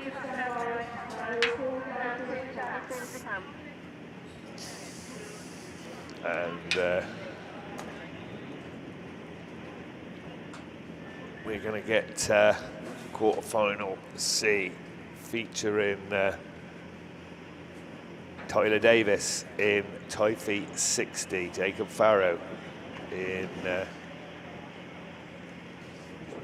York. Yeah, no, read some finals out, mate. Yeah, because we got these wrong anyway. Right then, we got your Class 3 finalists. Class 3 sponsored by Munster Drilling this weekend. Your final qualifier. Go on the Forest Club, 305F, Kerry Jones through to a Nationals final. Nicola Saint in CA 546. Catherine Bynon in CM3, all through to a Nationals final. Brittany Cusacks in Mallow 6. Gwen Jones in CM7. CM4, a lot of commanding in this, isn't there? 3 of them. CM7, Gwen Jones through. CM4, Donna Brown. Becky Shaw only bested one race this weekend, by Becky Smith. BC 111's through, and obviously top qualifier on 165 points. NS334, Becky Smith. We're off, so here we go. Didn't even, that have been read out anyway, but first 4, oh dear me, 27F now facing, well, not the wrong way, but not the right way either.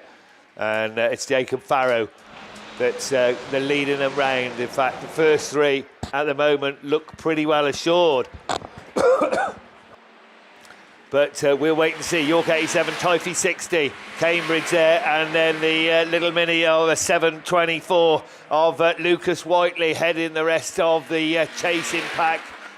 Unfortunate for 27F, now well off the pace after that early incident. There's the battle for that 4th place spot. These 3 guys, and we've just got to change the leadership now as they come round the grandstand turn. So it's York, Typhy, Cambridge. Now Spalding 224 it is that's making that final spot at the moment. Elsie Pearl as we get a bit of contact at the rear of the field, but that's of no matter to these lead 3 cars. They're away and gone. So the battle's still going to rage for that 4th and final qualifying spot as the race leader takes them through. Once again, Jacob Farrow then in York 81, Type 60, Tyler Davis, and then Rory Jones in Cambridge 32, who picked up the green flag. Look at that battle over there on the far side for the 4th and final qualifying place. First, second and third are assured. They're going through. York K81, Type 60, Cambridge 32. Who's going to win the battle for the final spot? It's going to be Spalding, 224. And just look how much that means to him there. So well done to that final qualifier, Spalding 224. Commiserations to the rest of the guys and gals that have raced so hard this weekend, and we picked up a green flag in that one for Freddie Atkins. It's of no matter to the result, but well done to those who qualified, and commiserations for those of you who didn't. You've entertained us so well all weekend. Right, quarter-final D will feature Lewis Turkington, Evesham 72, Casey Jones in CA 33, Molly Bubb in Evesham 46. That car was the best turned out at the beginning of the weekend. The North Wales 170, Daniel Walkden, Freddie Neville in Gloucester 63, Spalding 85, Jacob Clark, and North Wales 296, Gemma Moore. Our final qualifier was Lucas Salas on those 94 desperate points in Ludlow 20. So top 4 points don't mean nothing now, as I said. Top 4 to go in the Danny Lawler Crane Hire Limited sponsored junior quarter-final D. Away we go then, and it's a good clean break. Oh, who's that coming right from the outside? Contact in the middle, Ludlow 20 and Evesham 72. So Ludlow 20 then, our final qualifier, and an absolutely superb start. I'm running there in 3rd place, but it's the home driver at the moment, just Lewis Turkington, that's bringing them round as they come round that bottom turn then up the straight in front of commentary. 1, 2, 3, 4, 72, 33, Ludlow 20 and Spalding 85, Evesham 46 just off the 4th place at the moment, but can she nip through after that bit of contact? 3rd and 4th then make contact, and Molly Bubb goes through. So it's Evesham 72 who's looking fairly well assured at the moment, it's got to be said, and motoring up the straight in front of commentary. Then we've got Cambridge 33, a fine drive from Casey Jones, the Ludlow 20 car of Lucas Salas. Lucas, as I said, final qualifier, get in with 94 points, running there in 3rd, and Molly Bubb at the moment in 46, taking that final qualifying position for the semi-finals, but is she going to keep it? 72, 33 over the line, 20, 46 being challenged. She'll get a challenge now, a strong challenge from Jacob Clark as they go round. Molly Bubb trying to move up a place, and Jacob Clark also. She's in the middle of that sandwich there. Is she going to make it? Certainly going to make it now. Is Lewis Turkington. There's a checkered flag. Books his place in the semi-final. 72 takes it. 33, Ludlow 20, and Evesham 46 go through. Spalding 85, not 170. The Gloucester car and North Wales 296 just miss out. Fine drives from all those guys and girls. Commiserations for the ones who didn't make it, but what a great drive, and well done to you other 4 going through to the semi-final. And with that, we move on to Junior F600 Heat 3, sponsored by BB Gem Limited this weekend. And it looks like they've put them the other way around to on my sheet. So we're going with race 2 on the line then. So this brings out your 2 top point scorers then, both on 2 from 2. So Owen Bradford in the Border County 16 and the 161F of Corey Mumford. Then you've also got Kelsey May Wade. She's had 2 thirds, so another 3rd here definitely puts her in. Charlie Curtis in Atherstone 552. He's in with a shout. And then the rest of the Down Autograss 55 of James McCannon, Alicia Jarvis in Scarborough 34. Mallow 1 of Darrell Reedon, and Tyler Church in York 307. So we're away and gone then. I can hear the screaming engines of the F600s. Who's it going to be then? It's Mallow 1. He's going to not necessarily, he won't make the final with 55 points, but he wants a win under his belts. But so does Alicia Jarvis. In that Scarborough 34, she's on 45 points. Is 100 going to be enough? It might be, you know, but she needs to stay in front for the remainder 3 laps. But Owen Bradford wants to go into that final with 3 from 3. So it's your BC 115 from your Scarborough 34. 161F's now gone up into second. So it's your 2 undefeated drivers, first and second. Alicia Jarvis there in third in Scarborough 34. And then I think that's the down Autograss 55 of James Buchanan. Atherstone 552 of Charlie Curtis. Dara Reedon in Mallow 1. And then Tyler Church out the back of the pack in York 307.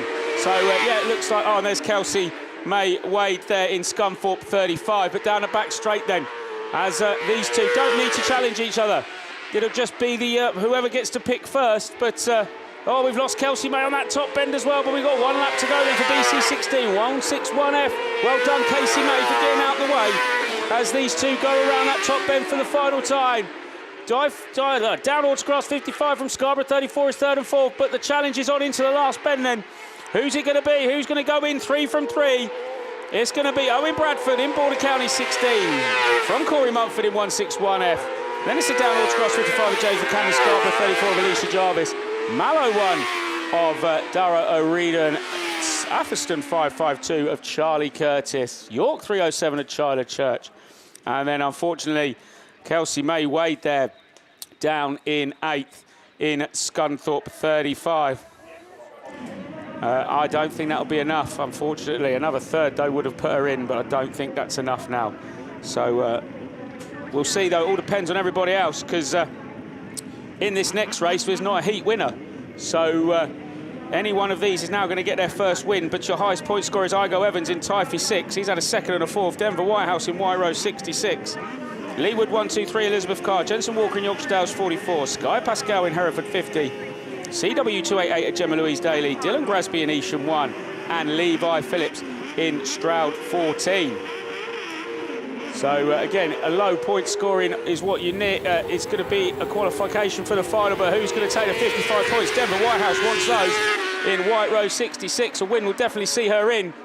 But so will Igo Evans, though, and he goes through in Typhy 6 from the Evesham 1 of Dylan Grasby. He had a non-finish yesterday.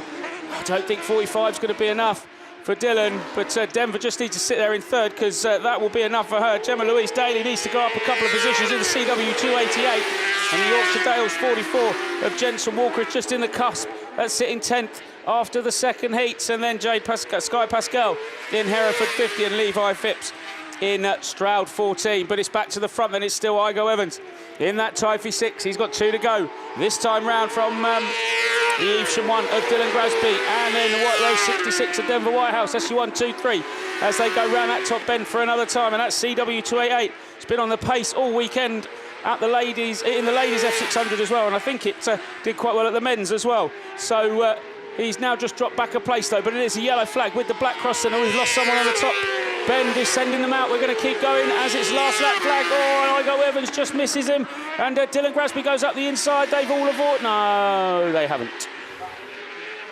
So we've seen the last lap flag, so maybe the result will stand. So that would put Igo in first. Again, this is not confirmation. This is just what I'm thinking. Dylan Grasby in second. Denver Whitehouse there in third. And then the rest will be down to the lap scorers. But that's me done and dusted for the F600. So hopefully there'll just be finals left now.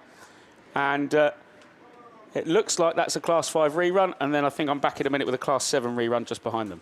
You are, mate. You are. Right then, Silver Lake Automotive Recycling. This is your last run to get you through into the final later on. This is the one that saw Lucy Wickham-Jones unfortunately roll over on the top.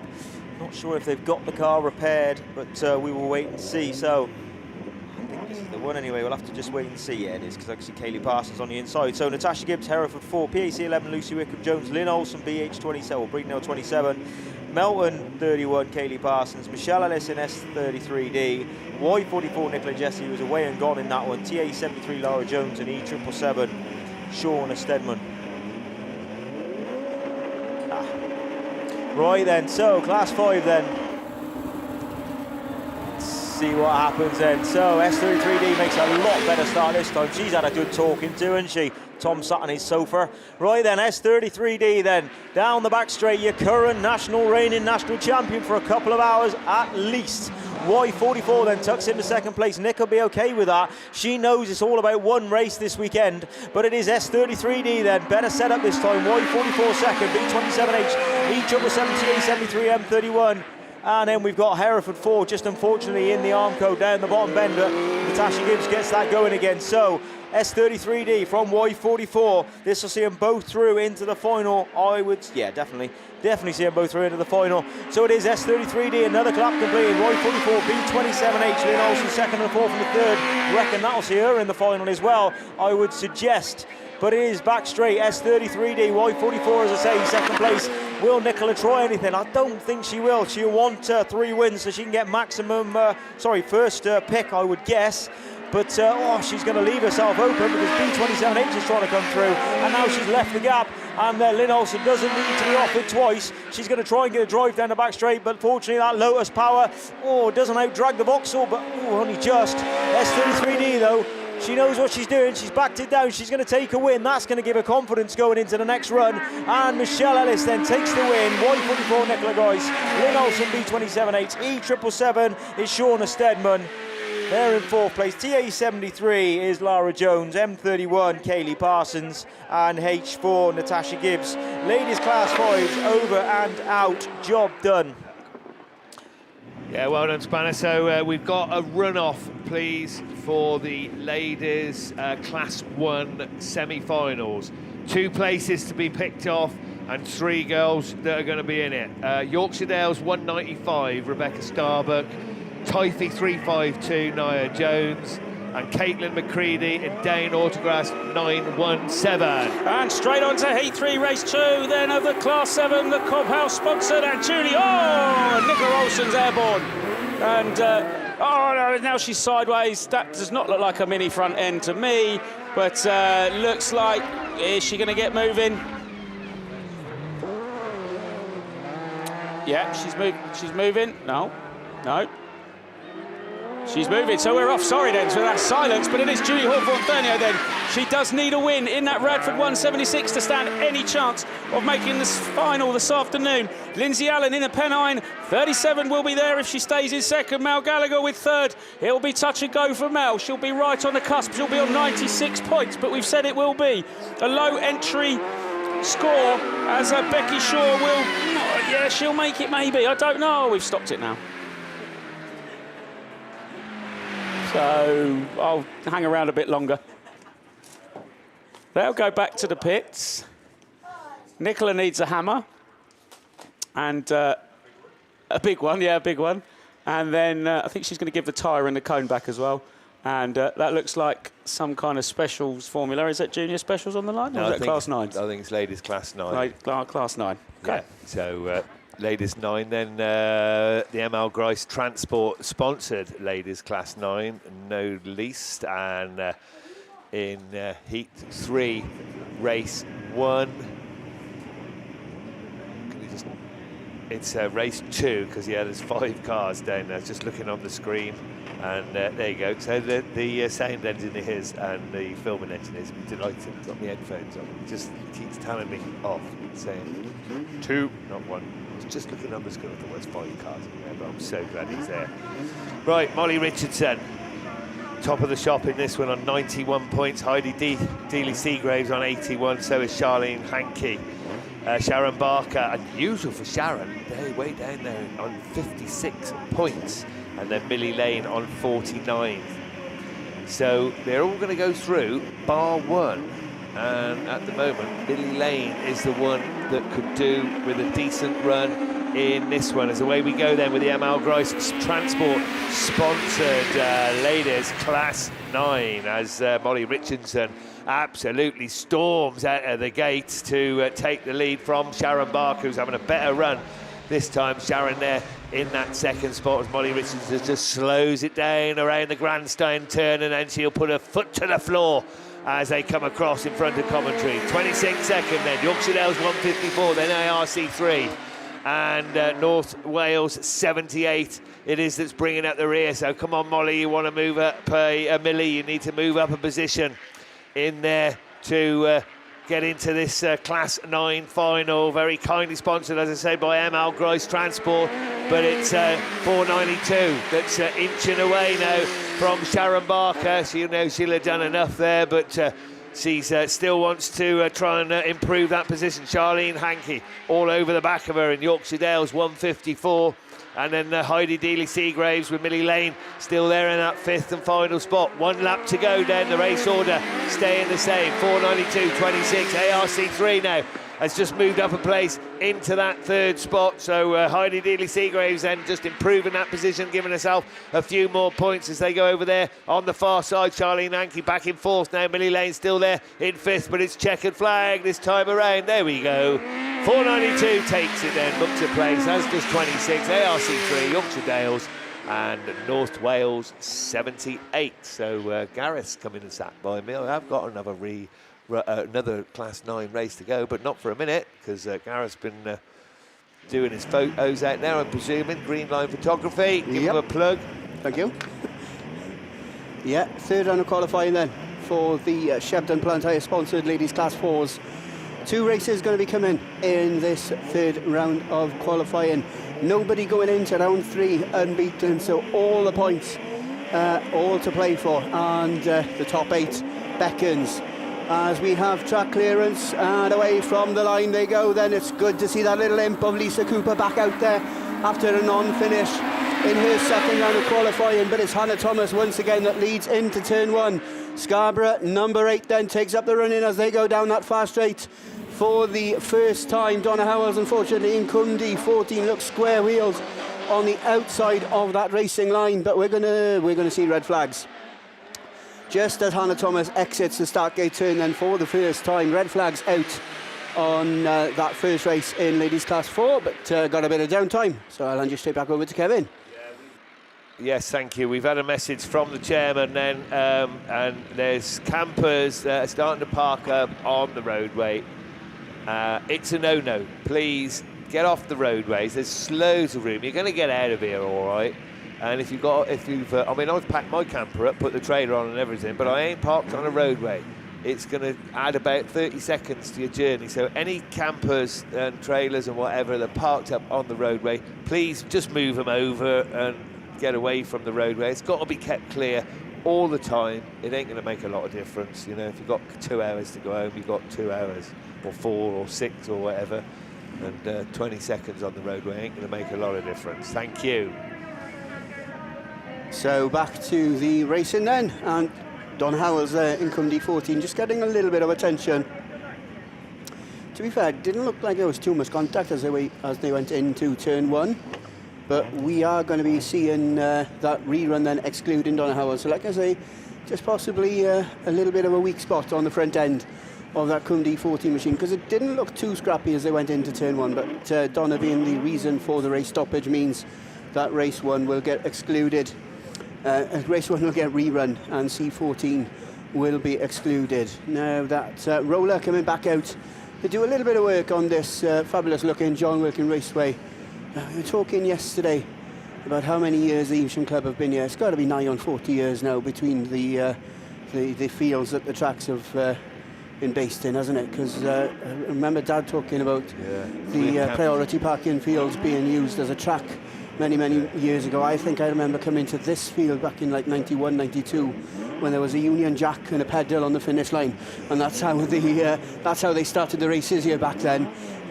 Marshall pressed the pedal on the finish line, the Union Jack dropped, and then that meant that the cars could go, because I remember I was the one on the pedal when the bikes were down on the start line on the Saturday night, and the middle of the track was like a park ferme when all the cars went out to the middle of the track overnight, and something like that, just I think missing from the sport these days. But nonetheless, the sport has developed into a fabulous one, hasn't it? And there is no better motorsport out there, even though we are motorsport's best kept form of secrecy. But where are we then? And race 2 of this 3rd round of qualifying leaves the line. Tina Grasby leads into turn 1. She'll be hoping to just get into the top 8. That's all really they got to do, because you don't get points for winning, you don't get trophies for winning the heats and like the juniors because they get the rosettes, but when you're in the ladies, it's just making sure that you're in that top 8, and looking to do so at the moment is Claire Compton in the North Shropshire 434 machine, which she now wanders away in to take race control. About 10-12 car lengths clear of Tina Grasby, and they're all ganging up behind her as they go across the top part of the circuit. Jasmine Cusack looking up the inside to go from 4th to 2nd in Mallow number 5. She's got that inside line as they go into the grandstand turn. Tina just getting a little bit wide, and Julie now looking up the inside to go through from 4th to 3rd. Just a little bit of a bang there, but she comes out very, very close towards us, Nia Sedanko. And picking up the pieces is a Sturton 13 machine of Tamsin Houseman, who's there in that 4th spot and currently sits on 28 points in this 3rd and final round of qualifying. But already it looks like that yellow rag with a black cross is being made ready and is being shown to Claire Compton, who moves on to a final circuit. Dave Bennett's got a green flag there, so somebody's going to pick up a green. Is that Julie? I think so. So Star 61, I think, picks up a green flag. That will demote her from 3rd back to 5th. And on track, she's demoted herself back to 4th by taking such a wide line through turn 1 and 2. But exiting turn 4 for the final time and booking her place in the final, Claire Compton in North Shropshire 434. Jasmine Cusack, we'll see you later on as well in Mallow number 5. Tamsin Houseman was ecstatic with a 2nd in round 2 of qualifying a little bit earlier on. So she probably will make that top 8, I imagine, from Julie Whittingham in Star 61 and Tina Grasby in Evesham number 22. So that's your 3rd round of qualifying for Ladies Class 4, Shepton Plant Tyre, your sponsors. We've got a rerun of race 1 to come a little bit later on, but for now I think we've got Class 9 machines down there on the line. No? J-Specs. The junior specials down there on the line. I think it's a Class 9 because right. I think Heselton's there. Yeah. So we're hearing, unfortunately, Tamsin Houseman as well, in Sturton 13, picks up a green flag, so she will be demoted in the official result. Whether that's going to be enough to see her in the top 8, we'll have to wait and see. But yeah, we've got a Class 9 lineup down there on the line, so straight back over to Mr. Kevin Herdman. Yeah, thank you very much, Gareth. We have got the ML Grice Transport Class 9s down there on the line, just 4 cars in this one. Claire Horner-Williams, Nicola Jesse, Robin Heisted and Stacey Herbert. So Mountain 62. Claire Horner-Williams, 2 wins out of 2. She'll be looking to make it 3. Nicola Jesse, she'll want to spoil the party though, a 2nd and a 1st. Robin Heisted in Invicta Kent 196, had some good weekend racing as well. And we're away, Stacey Herbert is the final runner. But it is Claire Horner-Williams then that's out of the gate like a ferret down a hole, as I like to say. And in that 1st place, but Nicola Jesse not letting her get away.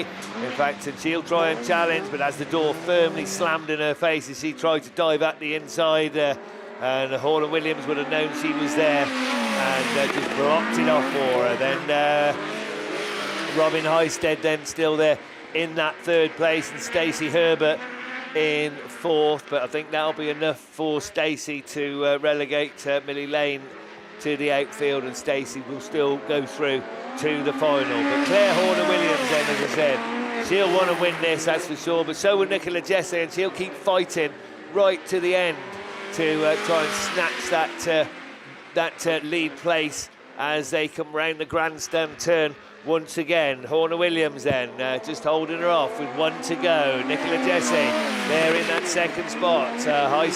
Robin Heisted in 3rd, and the Evesham 27 Stacey Herbert still there, just a tad off the pace in that 4th place. But so last chance then for Nicola Jesse as they go round the grandstand turn. Oh, she's close, but not close enough. Nearly touched the back wheels there as Moulton 62 takes the checkered flag just from Nicola Jesse. I'd suggest Claire Horner-Williams just took her foot off the accelerator a tad early then, and Nicola nearly had her. Robin Heisted with a fine 3rd, and Stacey Herbert takes that 4th and final spot. I'll steer. Right then, we're back on to Junior Specials rerun. I think we're going to be coming out with looking at this. The Shawnee Bradford car put me off a minute ago, so sorry to Kev. I thought that was Junior Specials coming down the line. But Junior Specials sponsored by All Fast Tewkesbury Limited. This is... I saw a load of smoke then, what was going on. But yeah, this is sponsored. This is the Shawnee Bradford one, BC117, IK19 Rosie Russell. The revs are rising already, so we've not got time to run through them, but let's... oh no, we still got reds. IK19, James McCammon in DA92, Ludlow 46, William Smith, Annie Uniacke in WW45 was excluded, Alid Owens in NW41, IK96, Summer Hoisted, and Harry Scawthorne in ST103. Who makes the break? It is Rosie Russell. Fast starting that weekend, that car, isn't it? In IK19. Shawnee Bradford then sat in behind her then in BC117. Remember, the top 4 is what you got to do. Better run this time for Ludlow 46 and McCammon there in 3rd and 4th. And Hoisted, though, she's looking for a way round. She needs to just chop back in, see if she can get back at the inside of any of these cars. But I'll tell you what, it's going to be processional racing, these guys, if they can help it. But McCammon's not happy. He's not really thinking about the bigger picture here. 4th place and just protecting his 4th place would have been the right thing to do. So Summer Hoisted trying to find a way through at the inside. DA92, though, it is James McCammon has sat back there in the 4th place. The others seem to be away and gone. Rosie Russell and the guy that she battles out with during the BASt Championships, IK19 BC117, just swapped this last meeting from 2nd to 3rd the other way around. So it is the Bradford car that's moved into 2nd place in the British Autograss Championship in front of Rosie, so a bit of pride going on here at the front. IK19, though, showing him the way round at the moment, coming round now onto a last lap flag. McCammon is sat there in that 3rd place, and Summer Hoisted, oh, I tell you what, drove fantastically well in the 2 heats that she was in, but unfortunately non-start with a broken throttle cable, I think it was, in the 1st heat. But God, you'd have thought that she'd have tried to come through, but McCammon again trying that outside line, but 4th place is more than good enough, young man. Summer Hoisted's going to go for it. She's going to put her nose at the inside. McCammon tries to just chop it back in, and she backs out, which is the right thing to do. IK19, though, takes the win and will be in the semi-final. 117 will be in the final. Lud 46 and DA92, and Summer Hoisted, after a fantastic drive, unfortunately be the one that misses it. So that race is done and dusted, and we will see Shawnee Bradford, Rosie Russell, James McCammon and William Smith. That'll be your cars through to your semi-final a little bit later on. This looks like a rerun of the junior junior saloon semi-final. Kev's only got 2, I think, to do. Is this your runoff? Oh.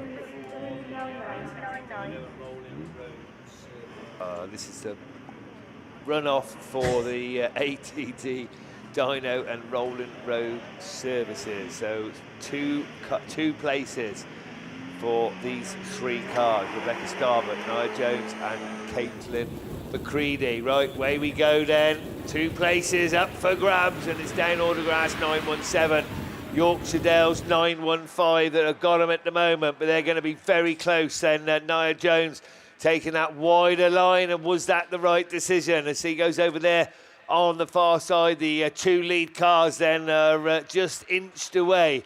So, we're going to get a challenge, because there's tyres going all over the place. It's not over till the fat lady sings, that's for sure. And Yorkshire Dales 195 now goes through with that with Nia there challenging over there on the far side now for that 2nd spot. The Yorkshire Dales car has got away, Rebecca Starbuck, and still the race goes on. Down Autograss 917, battling away in that 2nd spot, taking the wider line. So Typhy 352, trying to get up the inside, gets her nose in front now. Nia Jones it is that goes through after that poor decision on the very first corner. She's managed to snatch it, but can she hang on? The race leader's away and gone. Rebecca Starbuck looking pretty cool, calm and collected in that all-important 1st place. The most important one is the 2nd spot. Typhy 352 now clear of down Autograss 917 for a place in the last 16, and it's going to be those 2, I think, as they take him over on the far side. She's reeling in the race leader, but she doesn't need to, just needs to keep exactly where she is. So these 2 go through to the semis. It's Yorkshire Dales 195 and Typhy 352. Commiserations then for Caitlin McCready in down Autograss 917, who's fought valiantly all weekend and just misses out in the for the Class 1 semi-final. Cheers, Kev. Yeah, so we're going to move back on to... no, not me. We're going to move back on then to Junior Special, sponsored by Alfast Tewkesbury this weekend. And this is going to be all quarterfinal A. Race 1, quarterfinal A. Alex Hines, Ben Ayres, Effion Williams, Gemma Louise Daly, Jacob Davis, Sonny Gilbertson, Elliot Grasby and Maisie Farrow. Have we got 8 cars on the start line? I think we have. Looking at that, that looks pretty good. So let's see what happened. That means the cars are all repaired. So well done, mums, dads, and parents and guardians and whatever else you want to call yourselves. But who makes the start? Oh, a bit of Rubbins racing from Effie and Williams, B5H though. Oh my wordy. Right, we got wheels off again on the Daly car. At the back of the car, she got absolutely hit from pillar to post going into that corner. There's no way she can move. Unfortunately, she's not going to be able to move that car, I don't think. We've got a front left wheel off, and again, Alex Hines probably just wondering what he has to do to get a run through in B5H. But, right, back to the rerun lane again for that one. Now, juniors, you've got to tidy this up because it is 1:15. We have to do a semi-final yet. And, yes, we need to crack on. Right then, back to the rerun yet again for that one. So, that looks like it's going to bring down quarterfinal D, race 4, Evesham 3, Kai Cooper, Tom Ayres, Y23, DA323, Ethan Lynn, Josh Mason, B10H, WR37, Lexi Mullen, who was winning that first time round, Ellie Brown in CM49, George Johnson, SE43, sorry, I think was running in second, and Ella Elford, who came through in the runoff in PAC 82. So let's see what these cars can do in this one. We have 3 girlies in this one, 5 guys and 5 boys. So let's see. Unfortunately for Gemma Louise Daly again, just front end damage, and like I said, just got hit from pillar to post unfortunately on the way in. So more work for the family to do.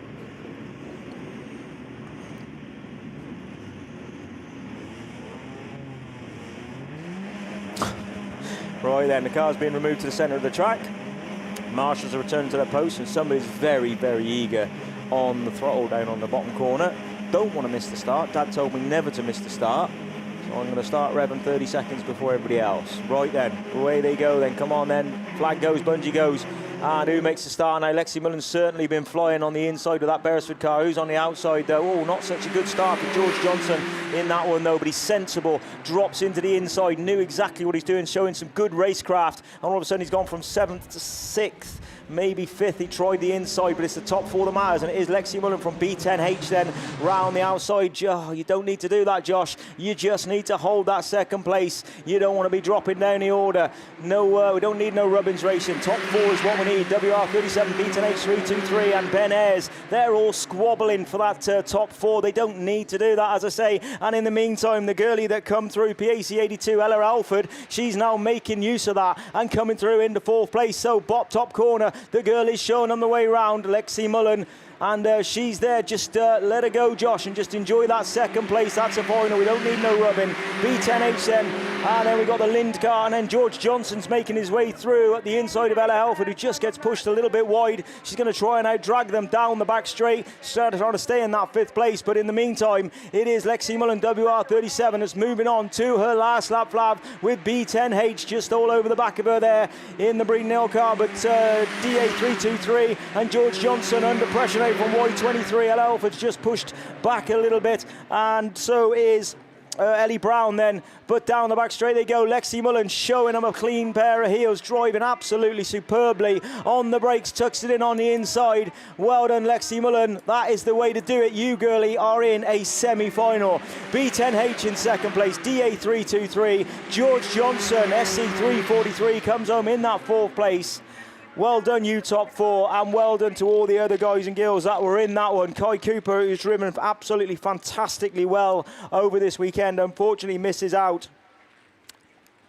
Oh God, couldn't swallow for a second. Ella Alford misses out, Ellie Brown misses out, and as I say, I think it's Tom Ayres, Y23, I think it was, that missed out. But well done everybody else, absolutely fantastic racing from you guys and girls. We've got Class 6 on the right line. That means over to the Welsh version of Tim, and it is Gareth Jones. Yeah, it is. Yeah, Jones Jr. So we're going to go then with the 3rd and final round of qualifying of the SITR Midlands sponsored Ladies Class 6. 2 races going to be coming your way very, very shortly. None of these again on maximum points. Sophie Lewis is your highest point scorer with a win and a second. And we'll see her in race 2, but it's Chelsea Jones then, PAC number 70, that initially led into turn 1. Rachel Collins all over the tyres on entry to turn 1, and she rejoins the pack at the tail end of the field, and Becky Weston, a late starter in Yorkshire Dales treble 1, but it is the Scunthorpe 33 machine, Ellie Bailey then, who's looking to take 55 points from this third and final round of qualifying, going through turn 1 and 2, just leading the way ahead of Leanne Hushka then in the North Wales 220 machine that leads the chase down that far straight. For the second time of asking, back in that third spot then is Shamel Gadsby in Pennine number 7. She started her weekend off in an awesome fashion with a win yesterday. Not the best results today, but that's enough to get her into the top 8, I'm sure. Chelsea Jones not out of it by any stretch of the imagination in that 4th spot in PAC number 70. These 4 broken away and clear from Lisa Adams in Hereford 99 and Rachel Collier in IK 960. But your 1, 2, 3 and 4 then start their final circuit. Leanne Hushka not happy to sit in that 2nd spot, just getting a nose into that inside line on the exit of turn 2, but 45 points is going to be enough to get her into that all-important top 8 as Ellie Bailey exits turn 4 for the final time. Scunthorpe 33 takes the win from North Wales 220. Shamel Gadsby takes 3rd in Pennine number 7 from Chelsea Jones in PAC number 70. Rachel Collier takes 5th in IK 960 from Lisa Adams in Hereford 99. And Becky Weston in Yorkshire Dales treble 1 takes that 7th spot in race 1 of your ladies class 6s. So race 1 done and dusted. We started yesterday, didn't we, with 14 signed on. As we look towards the screen, then we got 6 cars down there on the line. We got Hannah Johnson, Scarborough 16. That's the white machine that's starting about grid number 3. Also down there, we've got the York 77 machine starting towards the outside. We've got Chloe Hampson in Pennine number 2 that starts just on her inside shoulder in the Pennine number 2 machine. Also down there is the St. Neots 96 machine. That's the Tilson machine that starts in the middle of this lineup. Next to Sophie Lewis in TA 36, and the Good Child machine, IK 734, starts towards the inside. She had a 6th and a 5th in her first 2 rounds of qualifying, so we'll need a good result in this one to book her place in the top 8. Sophie Lewis, like I said, the top point scorer before the 3rd round of qualifying with a win and a 2nd, and 83 points for Chloe Hampson with a win and a 4th. So 83 points for Hampson. Hannah Thomas, I keep calling her Hannah Johnson, but she's Hannah Thomas now, and that's a win and a 5th and 76 points. So just a decent result, top 3, and we'll see her in the top 8, I'm sure. But at the moment, she's the one that trails as they go into turn 1. Sophie Lewis hard on the brakes to get back on the inside line in TA 36. They're all cleanly through turn 1 and turn 2 as they make their way down that far straight then for the first time, but already away and gone. And with 2 non-finishes and no points on the board, she's here to prove that she's not just here to make up the numbers.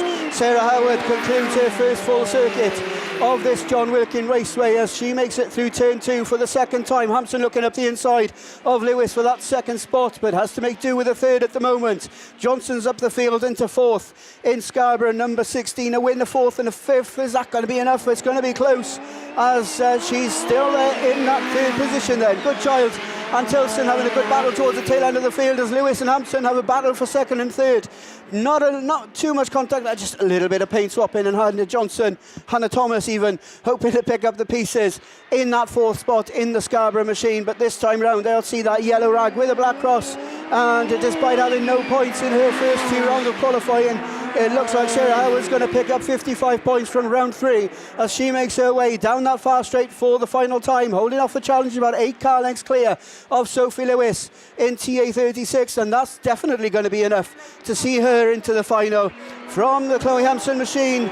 But again, Howard takes the win. I reckon might have been Hampson on the line from Sophie Lewis in TA 36. Hannah Johnson takes 4th ahead of the St. Neots 96 machine of Maddie Tilson, and IK 734 then of Tracy Goodchild rounds out your 3rd round of qualifying of the SITR Midlands sponsored ladies class 6s. Got a rerun of class 4 to come a little bit later on, but to me they look like F600s. Oh, there might be. Oh, there is a class 2 runoff.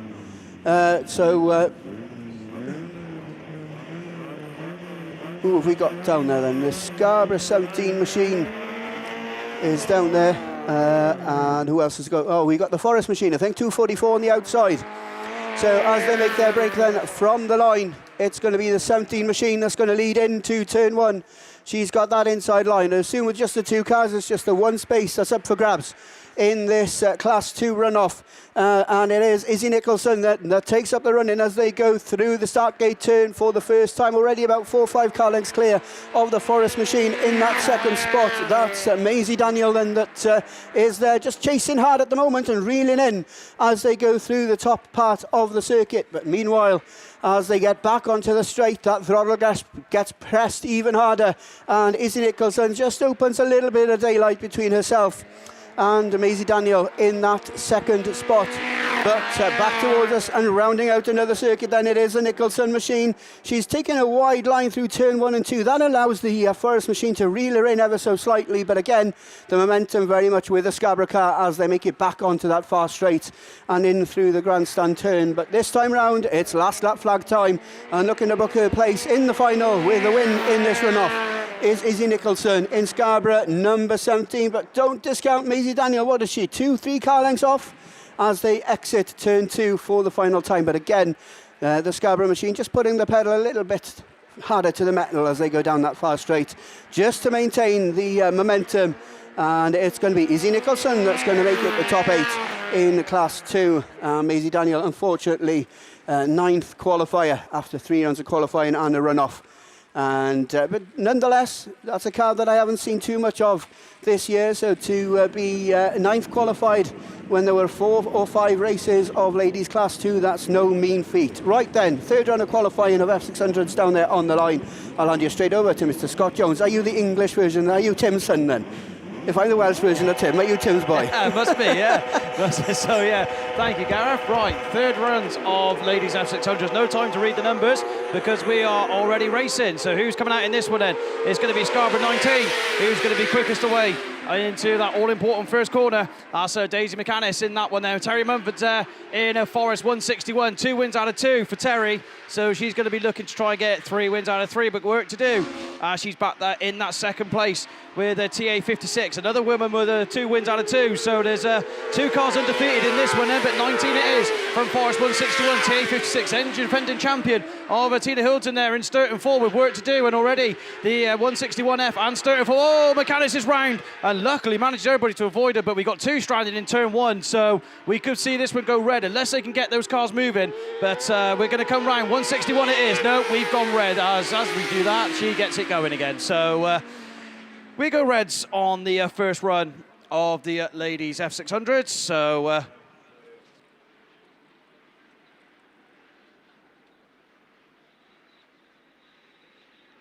So that one then, unfortunately, is going to go back to the rerun lane. That was shaping it to be a good race. So, right, race 2 down there on the start line. And can't quite make out who's in there. So, right, thank you very much. Confirmation then, LM88 excluded from the rerun then for the cause of the stoppage.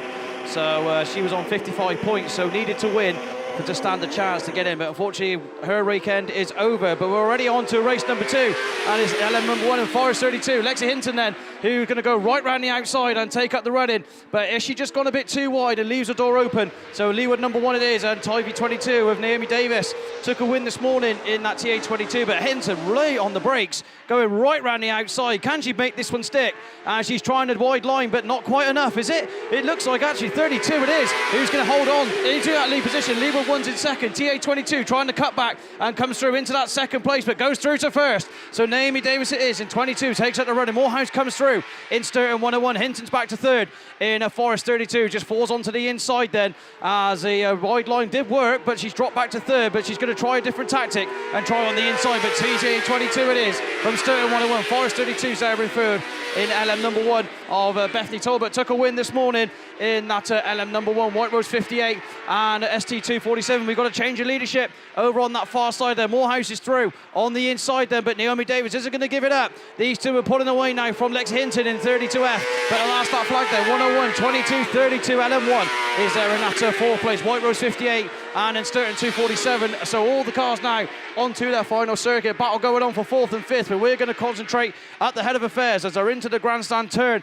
for the final time. Billy Joe Morehouse had to work for it, but she got through to the win, and Tekka flag it is. 101 takes it. TA22 Naomi Davis second, Lexi Hinton third, in Forest 32 there. Leewood number one and Bethany Tibbett in fourth. White Rose 58 of Erin Surgeon Page, and then completing Sturton 247 of Nikki Turner rounds it out.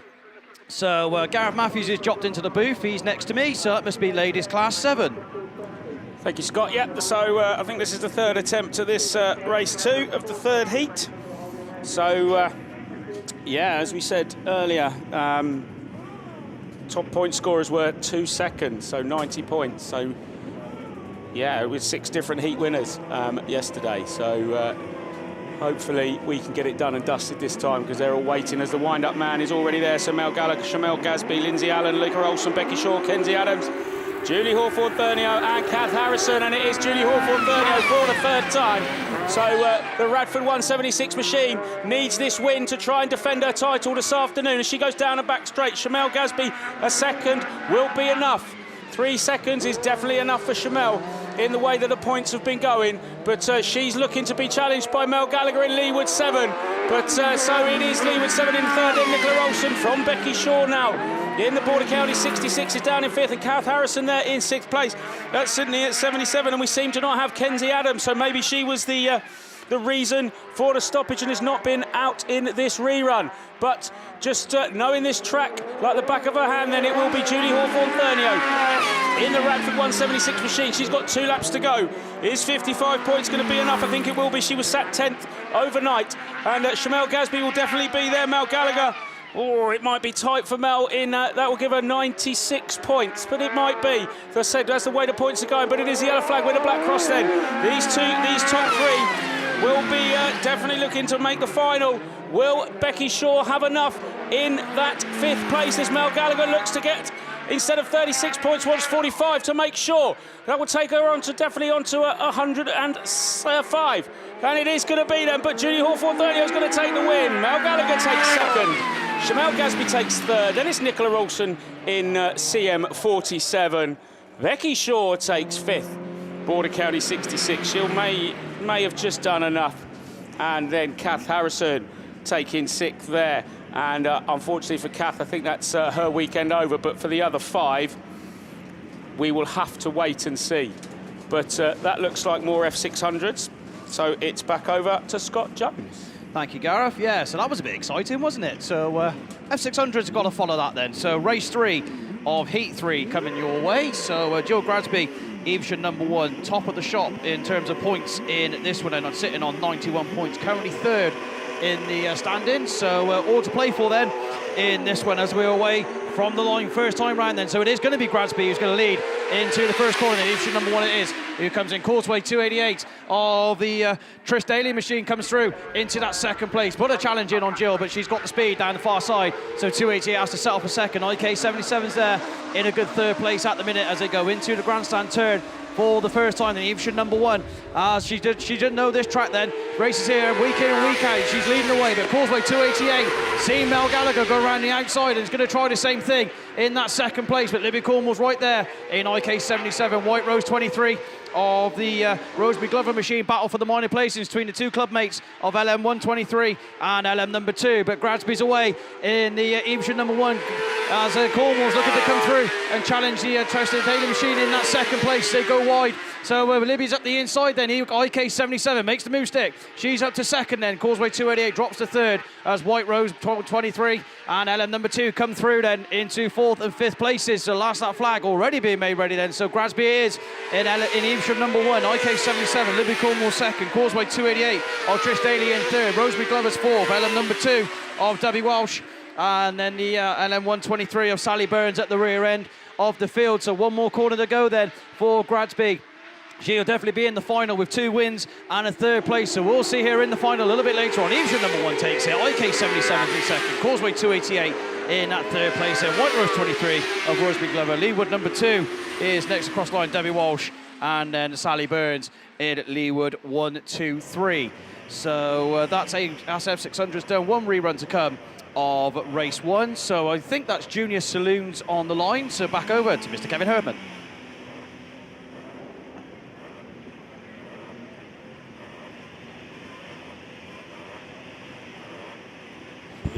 Yeah, thanks very much, Scott. This is the rerun of quarterfinal A of the Danny Lawler Crane Hire Limited sponsored Junior Saloon.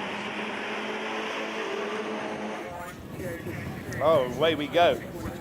Well, we all know who's in them anyway, don't we? But Type 222, Cambridge 142, first 2 to show. It's the first 4 places, and in that final 4th place at the moment is Dexter Price. In Hereford 6, that's the one that's going to be coming under strong challenge from Frankie Taylor in C171. But it is Cambridge 142, York 72, Typhy 222, Hereford 6, C171, CW 175. So just the 6 cars, 4 places. As I said, Hereford 6 holding that 4th spot. He's the one that will be the final qualifier in this quarter-final to go through to the semis if it stays like this. But certainly C171 will make up a strong challenge and is doing so. Looking to get as close as he can as they go over there on the far side. 142 then. Grace Williams it is, but Freddie Farrow looking to go around the outside. You don't need to do anything silly, mate. I know you want to take 4 wins out of 4, but 3 in a second will do. It's 142 from 72. 222, Hereford 6 still being strongly challenged, being chased all the way around for that 4th and final spot as they go over there on the far side. That's going to be the race on the field as 142 brings them round. Grace Williams it is there, and the young lady showing the boys the way around. Takes the checkered flag and moves into the semis. So does 72. 222. Oh, it's close. Hereford 6 just hangs on. Commiserations then for 171 and CW 175. Rory Sinnott just missing out. But well done. Congratulations to those guys and girls. And they make their way through to the semi-finals. Quarterfinal B then, the rerun. Again, I'm not sure who was excluded, if any. Looks to me like they're all going in that one. Nick Edwards, Zach Southgate, Rory Nugent, Archie Stevenson, Josh Pittman, Finley Rowe, Maggie Appleton and Jude Murray waiting to try and get their place in the Danny Lawler Crane Hire Limited sponsored Junior Saloon. They're in the quarters, they want to get into the semis. Top 4 once again to go through. SR 52, quick out of the gate. Invicta Kent 31, keep your eye on that South Somerset 50, he'll trying to get up the inside. He's there in 5th at the moment and it's 408F, but there's 3 cars side by side in front of them. And anything can happen as they come round the grandstand turn, or the Forest car up into 3rd now. As they move down, 31 then, West Waterford 5, SR 52, 408F. Are the first 4, but the others certainly not out of contention. South Somerset 46 made a lot of room. Josh Pittman in that one, and there's 2 cars battling in front of him. Anything can happen as they come round the grandstand turn once again. 1st and 2nd at the moment look assured. 31 and West Waterford 5, 408F, SR 52 perhaps just got half a car length in front, but then dropped back as they go around the top turn. South Somerset 50 and Scarborough 15 struggling at the moment. They haven't struggled all weekend, they've been amazing, but they're in the very minor positions and it's not good enough. As the last chance saloon this time around with 1 to go. IK 31, West Waterford 5, 408F and SR 52 have got away from Josh Pittman in South Somerset 46. He'll be kicking himself over there on the far side. You can see 4 cars in front of him, desperate to be in amongst them, but it's checkered flag this time around. Last chance for Pittman, not going to make it. Going through then, IK 31, West Waterford 5, 408F and SR 52. Commiserations to the other 3 cars, South Somerset 50, 48 and Scarborough 15. Their weekend is over, but thank you so much to all of you guys and girls for entertaining us this weekend. You've been absolutely fantastic, and I look forward now to the semi-finals, but it's class 4 rerun. Over to Gareth Jones then. Thanks very much, then, Kevin. Yes, we got the rerun of race 1 of the third round of qualifying of ladies class 4 down there, Shepton Plantire sponsors, and this one's going with the exclusion of Donna Howells in Cundy 14 bungee lifts, and away we go. 5 cars leave the line. I reckon if Lisa Cooper gets a bit of luck in this one, it'll be enough to put her in the top 8 in Evesham 220 machine, but she's not where she wants to be, back in that 4th spot, it's got to be said. But Lucy Wickham-Jones, despite having a rollover in the class 5 a little bit earlier on, she's there leading the way through the start gate turn for the first time in the PAC number 4 machine. Then Hannah Thomas goes with her in Scarborough number 8 in that 2nd position, leading the chase. Just reeling her in ever so slightly is the Lauren Fuller machine. West Waterford 399 is there in 3rd, rounding out your top 3 ahead of Lisa Cooper and Georgia Beattie then in Melton 58 as the 5 cars make their way back towards us. It is still Lucy Wickham-Jones, PAC number 4, and I tell you one thing, not getting away from Hannah Thomas, who's still there in a very strong 2nd position. Fuller gets sideways, just getting a little bit of a love nudge from Cooper, I reckon, in 220, and finds herself demoted to the tail end of the field in the West Waterford machine. But eyes back at the front, and it's Wickham-Jones against Thomas with the first 2 onto their final circuit. It's number 4 against number 8 as they pull over clear from Lisa Cooper in Evesham 220. Battle on towards the tail end of the field between Beattie and Fuller in the battle for the 28 points on offer for 4th. But exiting turn 4 for the final time and booking her place in that top 8 in the Class 4 final, Lucy Wickham-Jones in PAC 4. Hannah Thomas goes with her in Scarborough number 8. Lisa Cooper will have to wait and see in Evesham 220. And I reckon just on the last line then, on the line, I reckon Fuller might have taken 4th ahead of Georgia Beattie in Melton 58. So that concludes your 3 rounds of qualifying of the Shepton Plantire sponsored ladies class 4s. As we look to the line, we can see Stockhatch Machinery, and to my left we can see Mr. Scott Jones.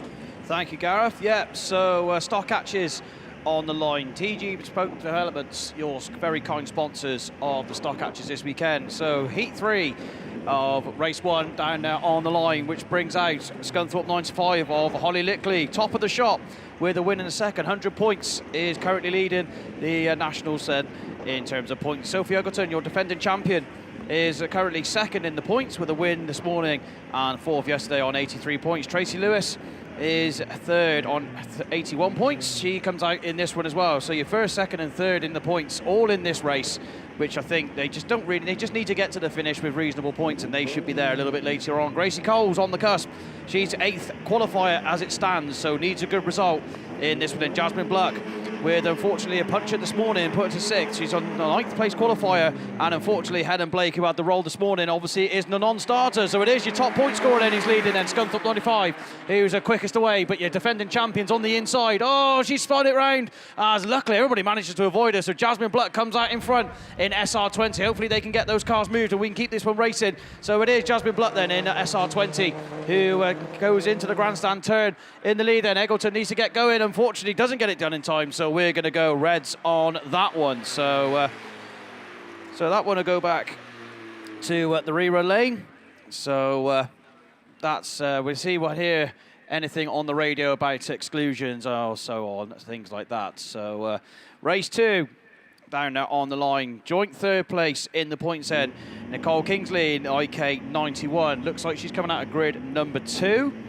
So she's down there just to get through. For top 3 should see you in the final, I would imagine there. Millie Phillips is there in Spalding 208. Tiffany Greaves in Wessex 7. Amy Holden, Pennow 9. Elise Muster with Brino 23. And Leanne Quick in PAC 17. Amy Holden, I think at least a win to stand a chance of getting into the final. You know what you got to do. And we go racing then with race number 2. It is going to be Amy Holden who's quickest away in Pennow number 9. And pulls about 3 or 4 car lengths just on the opening straight in that Pennow 9. So she's got her nose in front then. So Spalding 208 is the next next to the chasers then over Millie Phillips in that second place. IK91 slots into third as Wessex number 7 comes through on the inside and it takes that third position away. I don't know if the rain's just starting to get effect in the track, but she's coming back through on the inside then in IK91, so that's where the battle on the field is. So she gets it back up the inside. Wessex 7 comes across the nose to defend the place, but actually just got a little bit deep into turn number 1 then as Nicole Kingsley comes back through on the inside in IK91.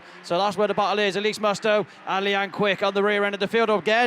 Greaves is back up the inside in the Wessex number 7, but again goes wide. So Kingsley's going to come back on the inside and just a little bit of contact, but she has to settle for that 4th place. But as all this goes on, Amy Holden is away as a Wessex 7 now goes deep again, and she's going to back up the inside then. Kingsley it is who's going to go back through into that 3rd place as Wessex 7 as these two are scrapping. Elise Musto and Breednell 23 gets closer and closer to make the challenge for that 3rd and 4th place. But Amy Holden onto her final circuit as she starts the last lap flag then. Spalding 2 away. Kingsley it is who's got her nose in front and settling in that 3rd place at the minute. Wessex 7 goes for the late lunge. Oh, Tiffany Greaves has contact as they go into turn 1 as Kingsley's back and forth and Greaves is through on the inside as Melise Musto has to get out of it and avoid contact at the back of the field. Leanne Quick in PAC 17, but no problems for your race leader. Race winner, 2 wins out of 2. Is that enough for Amy Holden to make the final? We'll have to wait and see. Spalding 208, sounding a little bit sick as she come over the line, but Millie Phillips. Tiffany Greaves is 3rd in Wessex 7. IK91 is 4th, but Breednell 23 in 5th. PAC 17, Leanne Quick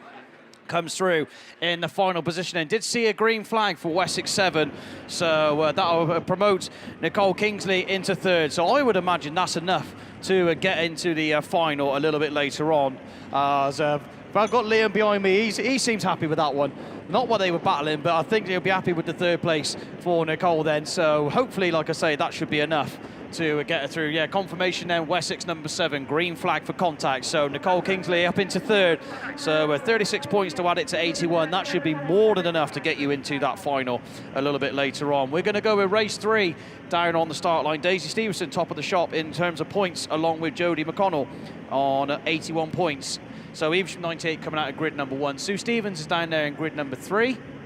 Scarborough 33, Jodie McConnell is next, and then right on the outside is Millie Byrne in Yorkshire Dales 2. Currently sat 7th on 76 points. Took a win this morning, so top 3 will probably get you in. So Sue Stevens is the one with all the work to do on the 50. Okay, we got a result from race number 1. The top point scorer, Holly Lickley, excluded from the rerun, so that throws everything up to grabs. So no SC95 in the rerun of race 1, but as it is, race 3 is away. Here we go. Who's going to be the first to show? It's going to be Yorkshire Dales number 2, who's quick from the outside and gets across to protect the position then as they go into our all-important first corner. Sue Stevens is on the inside, a little bit of a door rub as that allows Daisy Stevenson to come through in Evesham 98. She's up to 3rd. Is she going to be the last on the brakes? No, Sue Stevenson is, who gets through on the outside then to keep that position then. Oh, Stevenson has a little tap on the back from the Scarborough 333, but as all this goes on, your race leader just motors on. Yorkshire Dales 2 is away then of Millie Byrne in that lead position, and Sue Stevens is 2nd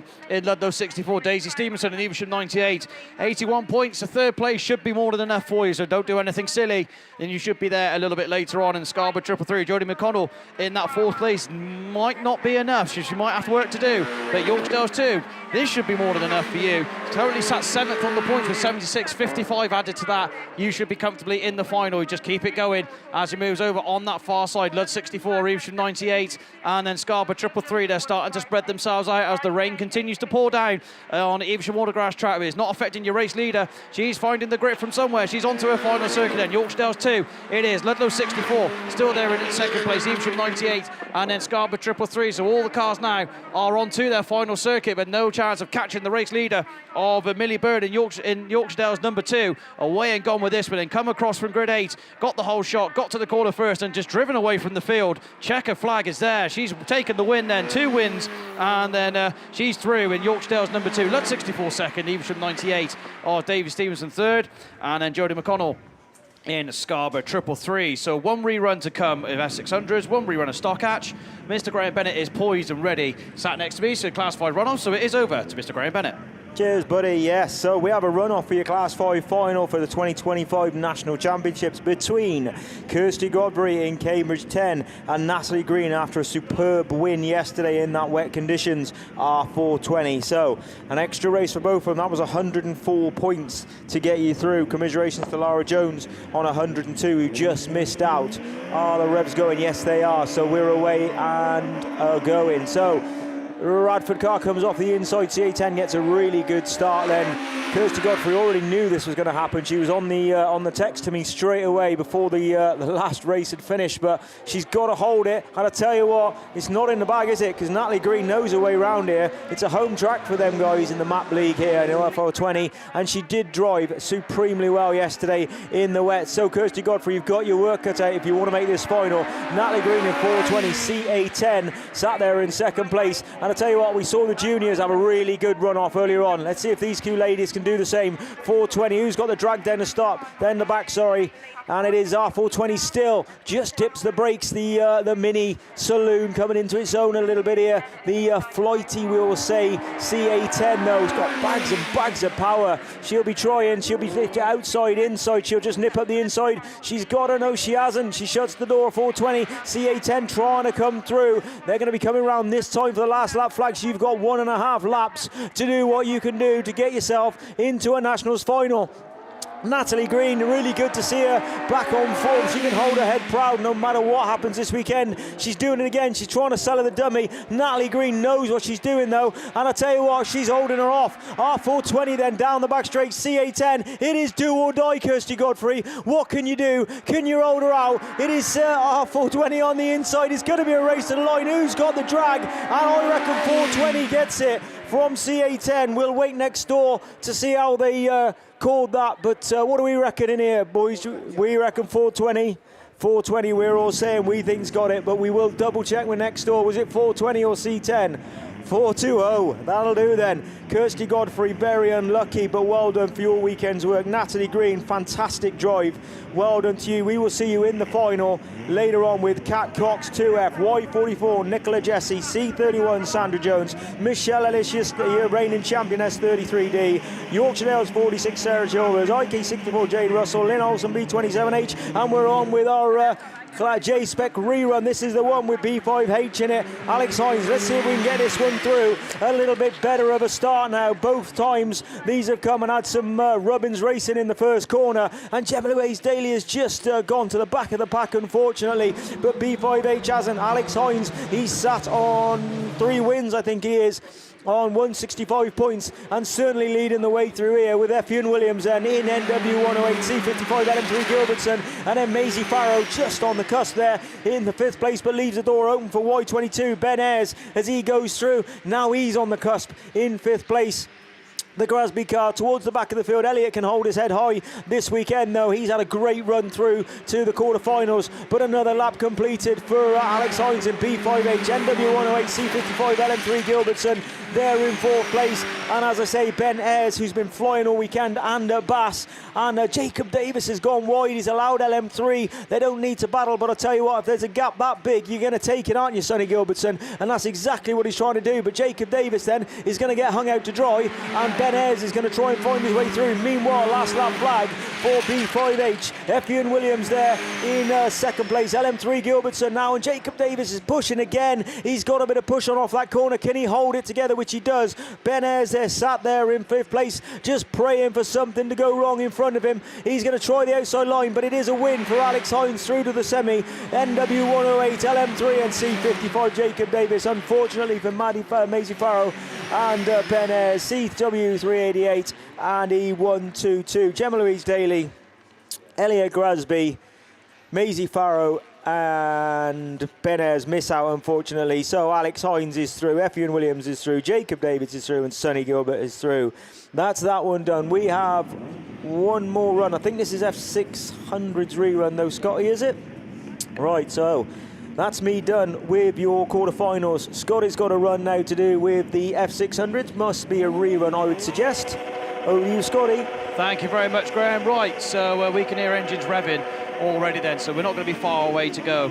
So 2 of your top qualifiers then, top of the shot then, Keris Torres and Taryn Mumford in this one, and away we go. On this time then, who's going to be the best of the starters then? As it is going to be this TA 56, who's going to be quickest away then, Scarborough 19, who settles into that second place. As Terry Mumford looks like she's got a problem on board that Forest 161 machine. As it gets it going again, but is at the back of the pack. I don't think you need to do much, Terry. You just need to finish to see yourself in that final a little bit later on. But Keris Thomas then, 56 it is, wants to go through. Undefeated, 3 wins out of 3. She's doing well at the minute. 19 is second, triple 3. There in that third place of Helen Walsh, and then your defending champion of Tina Hilton in Sturton 4 then has work to do. She's back there in that fourth as Daisy McCannis goes wide. That allows the LM triple 3 machine of Helen Walsh to come through on the inside. But your race leader is already starting to pull away, coming around the grandstand turn for another time. Another lap completed then. 56 it is. It's starting to get close and personal behind. Triple 3's in second and Scarborough 19. Here comes Terry Mumford in the Forest 161, Sturton 4.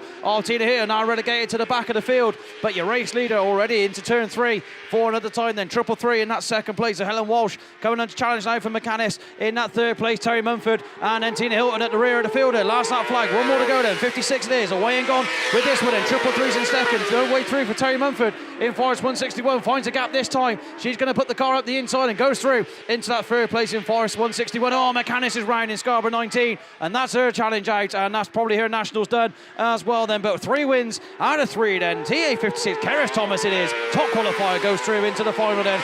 Second place is LM triple 3, Helen Walsh. Terry Mumford's next in Forest 161. Sturton 4 of Tina Hilton then is next across the line, and then fifth and final then is going to be Scarborough 19 of Daisy McCannis. Doesn't get to the line then, so that's that one done. So we should see all those a little bit later on. Liam is sat beside me, Corey's done ready, so it must be on to ladies class 8. Yeah, cheers, Scott. So I think then that is the first race in the third round of qualifying for your Jack Houlihan Carpentry Construction sponsored Class 8. It all comes down to this, girls. You need these points now to get into this top 8 a little bit later on. We're away racing. Heat 3, race 1 is go. Katie Atkins it is, looking to book her place in that final a little bit later on. A first and a second already. She's in blistering form and showing it in the early stages here. Ellie Hines slots in a second. A third and a first for Ellie. Is a second going to be enough? It could well be. So at the moment, this one running to the form book, but it's Atkins and Hines as your 1 and 2. Penine number 9. There we go to Charlene Henke in that 4th place position. Ashlyn Marr running there in 5th. Hope Bolton 6th. Melissa Bradshaw running in 7th. And the one at the tail end is Ellie Mae Davidson in Scarborough 87. So Scarborough cars in first and last at the moment, but it's the one in front that you got to keep your eye on. Katie Atkins looking to book her place in that final a little bit later on. But Ellie Hines is all over the back of her in Breedale 14, and she will push and push until she finds a way. Cassie Gunn running strongly now in 3rd, and not out of it just yet as they go past the fair into the grandstand turn, start gate turn. Last lap flag is being made ready. She's led it from the word go. She looks like she's left the door open, but Ellie just can't find the gap in Breedale 14. She's going to give it a go now as they go up the hill, past the bar, down the far side. Hines is up the inside, Atkins on the outside, and Katie just has the speed in the Scarborough machine. Is heating up at the front, is checkered flag. She's led it from the word go. She's drove so well all weekend, and she's in the final. Katie Atkins, Ellie Hines, Cassie Gunn, Ashlyn Marr, Melissa Bradshaw, Charlene Hankey, Hope Bolton, and Ellie Mae Davidson is the one that completes it all. What a race that was. 155 points then for Katie Atkins. That will book her place in that top 8 a little bit later on. Ellie Hines, I'll tell you what, first, a second and a third. I'm not going to say nothing because you are going to need a lot of points to get into that Class 8 final, but she's done everything she can. But Katie Atkins then, there's your first finalist of your Class 8. Who's going to join her then? Because we've got race 2 down there on the line. Shelby Ullman, Nikki Walker, Alice Bevins, Jade Russell, Sandra Jones, Ruby Emerson, Gail Morris and Stacey Herbert. Shelby Ullman on a first and a second, so Shelby knows a top 3 finish should realistically be enough, but where is she? She's slow out of the gate, and it's Jade Russell that leads them into it in IK 65. Jade really needs a win, and a win and a hope, I think, to get into this final, but she's doing all she can. Sandra Jones runs into second, Emerson third, Alice Bevins not where she wants to be in that 4th place position. She's got to move up. Stacey Herbert is facing the wrong way. Shelby Ullman off the form. We said her take a wicked win earlier, but it's not working this time. Sandra Jones, though, at the front is looking back up the the inside as Jade Russell holds on, but Sandra's got that right line. Has she got the speed as they go past a stationary Stacey Herbert in Evesham 25? 2 more to go, 65 it is. That's mastering the conditions. C10, 199, PAC2, ARC 17. And Nikki Walker in 99. But Sandra Jones again just shoving her nose up the inside as they go into that bar turn. But down past the fair for the penultimate time. Last lap flag. It is this time. Jade Russell, as I said, she's really going to have to just hold her breath and hope results go her way if she manages to hold on. Sandra Jones just dropped back a little bit now. In come the number 10, so it doesn't look like making a move. The rest of them, again, I think Shelby Almond well down the order. She's going to have to wait and see what happens with the points. Alice Bevan, second last year. It doesn't look like she's going to be making the final this year, though.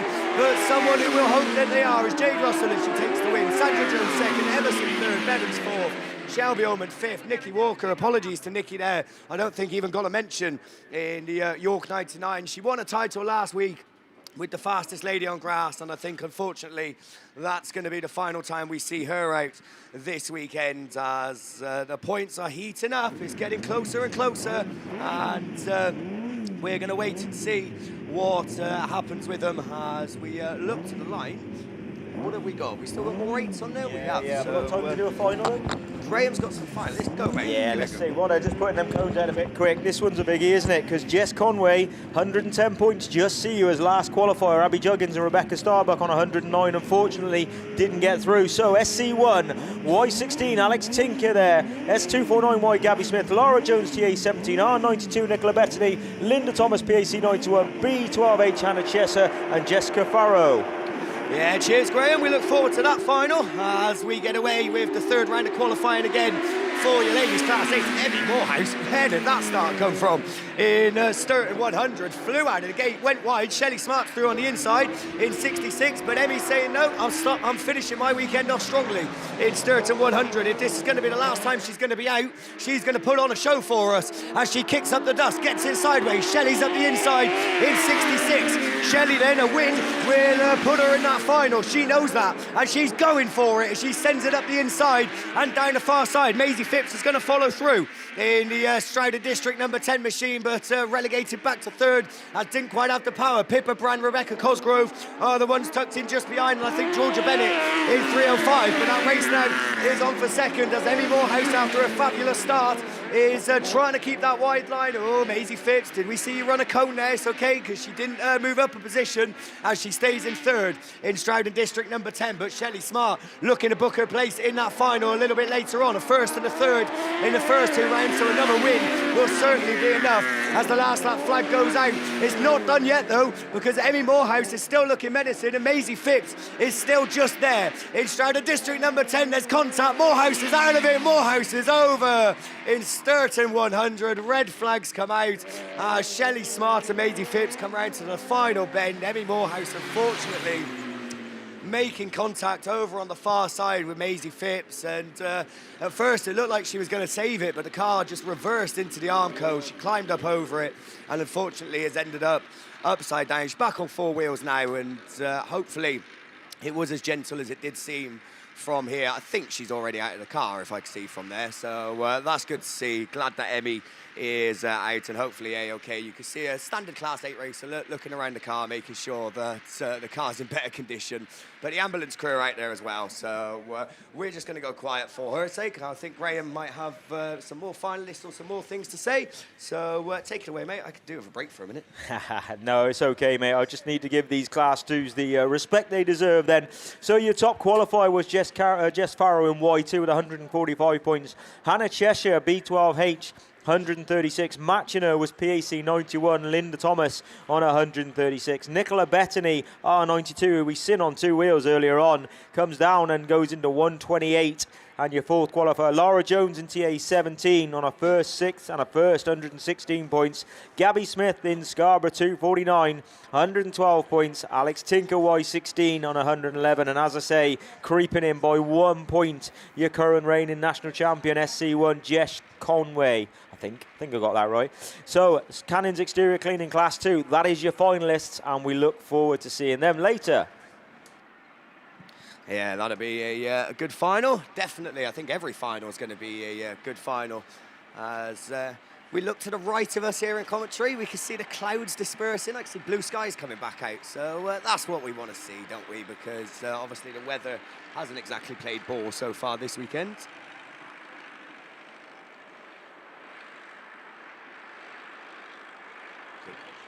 Right, so just here and then, aside from the racing, we have got a dog, Homer the dog. We'll be going around the track to raise money for the Midlands Air Ambulance and the Shakespeare Hospice, and giving out flags to the kids as well. So, Kiddie Winks, if you're around the track, make sure you grab some flags because we want to see a fly-in for the finals to come your way a little bit later on. So, there will be a nice big doggy going around. So, dig deep, everybody, around the circuit, and please do then give what you can, because obviously going towards a very great charity, and we know that you autograss racers aren't short of a bob or two, are you? Let's face it. Well, it depends who was at the bar last night and how much you spent with it, but yeah, please do dig deep and show your appreciation. Right.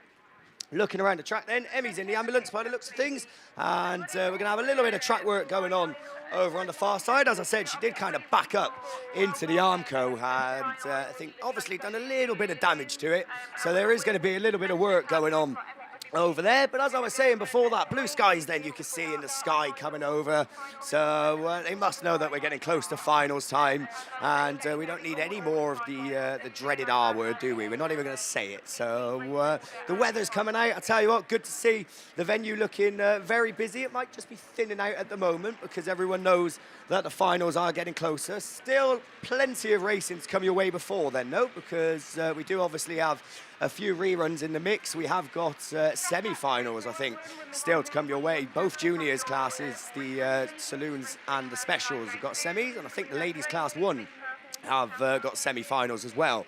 So still them to come your way. As I said, no semis for the class 8s. I think they missed out by a few cars, but I'm sure that, well, I'm sure some of them will be happy with it, because obviously if they've managed to do well and they made the final, they'll be buzzing. But then there will be others that obviously will want to hope out that there was the top 16 just so they would have got themselves in there. But we see it, don't we, week in, week out, especially with Class 8s, men and ladies, how close, how competitive it really is. And as I said, I think anything other than a first, second and a third, you might struggle this weekend to get into that final. Maybe a first, second and a fourth. But as I said, it obviously depends on what everyone else does as well. But obviously the finalists are coming in now, thick and fast. So obviously Graham just read out the Class 2s. If we do get any more, then we will be reading them out to you. Of course, the juniors having to battle through the quarterfinals and then through the semis. Have we got any quarterfinal reruns still to come as well, or have we managed to get through them? They're done, are they? There you go. I don't mean to sound so surprised, Graham, but yeah, they're done. So just the semis to get through. That'll be another hour and a half, I'd imagine, to get through those 4 races. Of course, the juniors so eager, and so they should be as well, because you've got to think a lot of them now, the ones that are 15, 16, this is probably their last opportunity to get their hands on that coveted junior national trophy. I know Freddie Farrow, I think, is his last year, and he's driving it like it's his last year, isn't he, really? Because he's giving it everything to obviously come out on top. It does mean so much to these juniors. I mean, it means a lot to everyone, doesn't it, really, to be a national champion and proudly hold that acclaim for the next 12 months until next year. I mean, Graham still likes to bring up 2012 when he won it in the Class 10s. I mean, it was wet, wasn't it? Let's face it. It was a very lucky drive, I have to say, in those conditions. But as we seen yesterday, you've got to be able to drive in all conditions to win a title. It's the only time I've ever been on the start line with a sweeping brush. That wasn't even for me, it was for Darren Mullen. Graham Bennett and sweeping brush in the same sentence. I never thought that would happen. So, yes, as I said, though, it means so much to these drivers to be national champion. And you're going to see it in the finals, the way that they are going to push these cars. I'm not saying it's all going to be fast, clean racing by any means, because we know that incidents are going to occur. We've seen it today, but hey, it adds to the thrills, doesn't it? So bad for the drivers, of course, but they know what they're getting themselves into when they get into their respective cars. Right, anyway, we're going to go back racing then. We got race 4, Shoned Thomas, Kirsten Bartlett, Beth Tompkinson, Taylor Jade Pascal, Jodie Wright, Sophie Pitt, Amy Whitton, and Linda Lawler. And I tell you what, Shoned Thomas, joint 8th, Kirsten Bartlett and Beth Tompkinson, joint 10th. So those three girls all need the points as they get away from the line. Kirsten Bartlett's the best, but there goes Beth in Scunny 51, right round the outside. Problems for Kirsten Bartlett. She's out of it in South Somerset number 2, and that is her weekend coming to a very disappointing stop in South Somerset 2. But Beth Tompkinson looking to follow in the footsteps of her younger sister this weekend and come out on top in Class 8. This win should be enough to get her into that final. Linda Lawler's facing the wrong way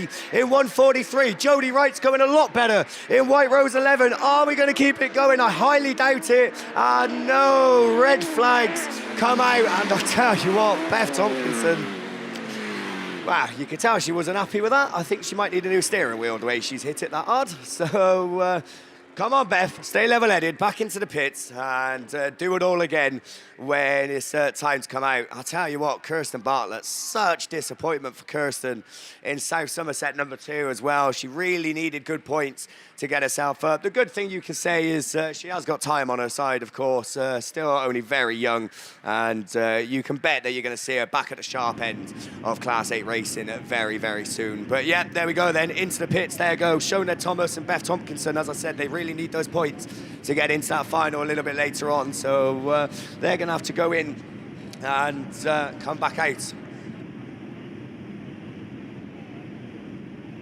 Right, just quickly then, sorry to interrupt. We've got a couple of shout-outs to do. Want to wish Maggie Webster in IK88 lots of luck in your semi-final. So let's just quickly come through for me to do a quick shout-out. So Maggie Webster, IK188, lots of love from Mini Eggs in your semi-final. So I'm going to pass you back over to Mr. Liam Williams.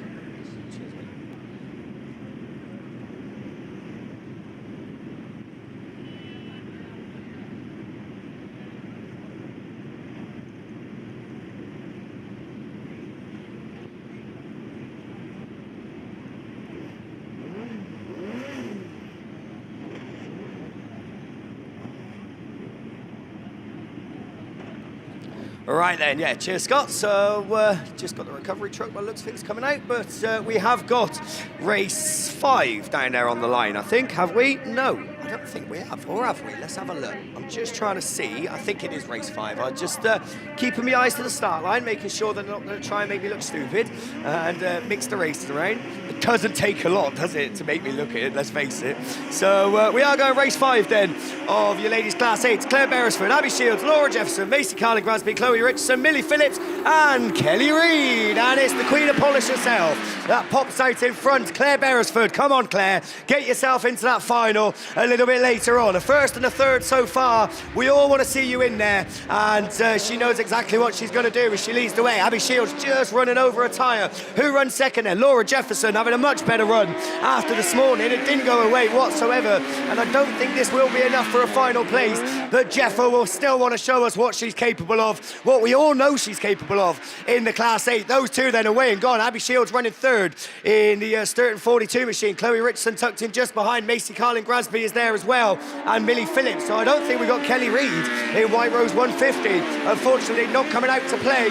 But Claire Beresford then on conditions that will suit her driving style to a T. As I said, won the Nationals in 2021 at the sister venue at Radford Autograss Club. Can she do it again at Evesham as she leads them round for the penultimate time? Last lap flag. Laura Jefferson is still there in second and still keeping that tight line. She's driving very well, and as I said, showing us what we know she can all do as she goes down the far side for the final time. It's going to be checkered flag. It's going to be a final place booked. Claire Beresford will be in that top 8 a little bit later on. 55 from 74.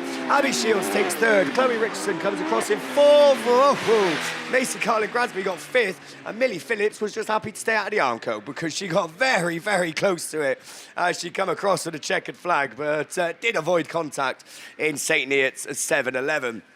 As I said then, Kelly Reid, obviously problems aboard the Kelly Reid machine. I did have a tip to be maybe a dark horse this weekend and get into the final, but not been her weekend in White Rose at 150. Right, race 6, the final scheduled race is down there. This brings out the 2 top best point scorers. Jen Houlihan then, unbeaten in West Waterford 158, and Tia Reese at first and a second in PAC 21. Those two know a top 3 finish is going to be enough. Sue Nichols, a second second and a third. Ideally and realistically, Sue probably needs a win in Yorkshire number 7, but she's also tied on points with Kim Fittle, who had a second and a third. So Kim will know that she'll need a win. Emma Ford is down there in Aveston 43. Tilly Clark, Anne-Marie Chadburn, and Abby Gleed. So I tell you what, this is going to be very interesting, isn't it? As they get away from the line, Jennifer it is. That leads them into turn 1, as she has done all weekend so far. In each of her races, there's contact at the back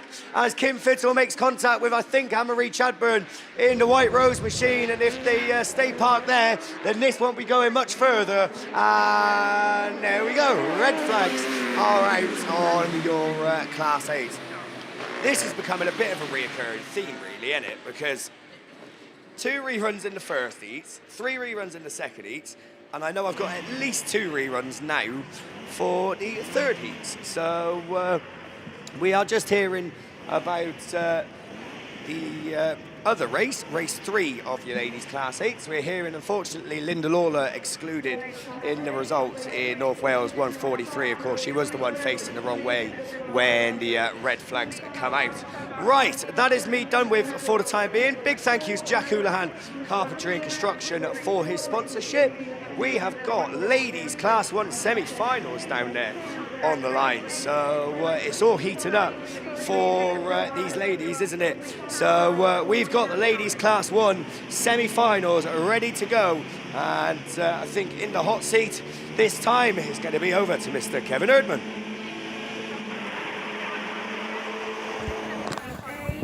Yeah, thank you. Actually, it's supposed to be Mr. Steve Langley, but he's been so busy doing all the paperwork and everything. So I'll take you through this one anyway for sure. Jess Conway then, Scunny 25, who is absolutely top of the shop in that 25 car. 3 wins out of 3, and it's the top 4 then. Don't matter though, those points don't mean any prizes whatsoever. Scunny 25, West Waterford. Oh, we've got red flags. So, semi-final A, then back to the rerun lane they go, and we're going to be looking at semi-final B. Right, let's give it the chat it deserves. The ATD Dyno and Rollins Road Services sponsored semi-final B will feature Sarah Trott on 155 points, Lizzie Chapman on 146, then Larry or Davis on 136. Now, what else have we got? In Claire Compton in North Shropshire, 951. Maddie Tilson will be there instantly at 16, and Amber Powell.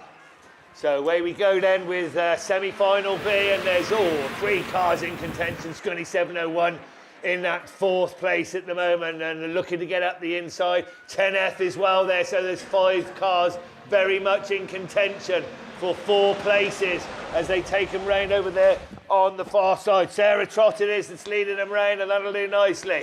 In that 2nd spot is the Scunny 701, then Typhy 2, 10F and Typhy 352 battling away for the 4th and final spot, and it's 10F that's going through at the moment. Lily Chapman in that 4th place. Typhy 2 in that 3rd place. Larry Davis.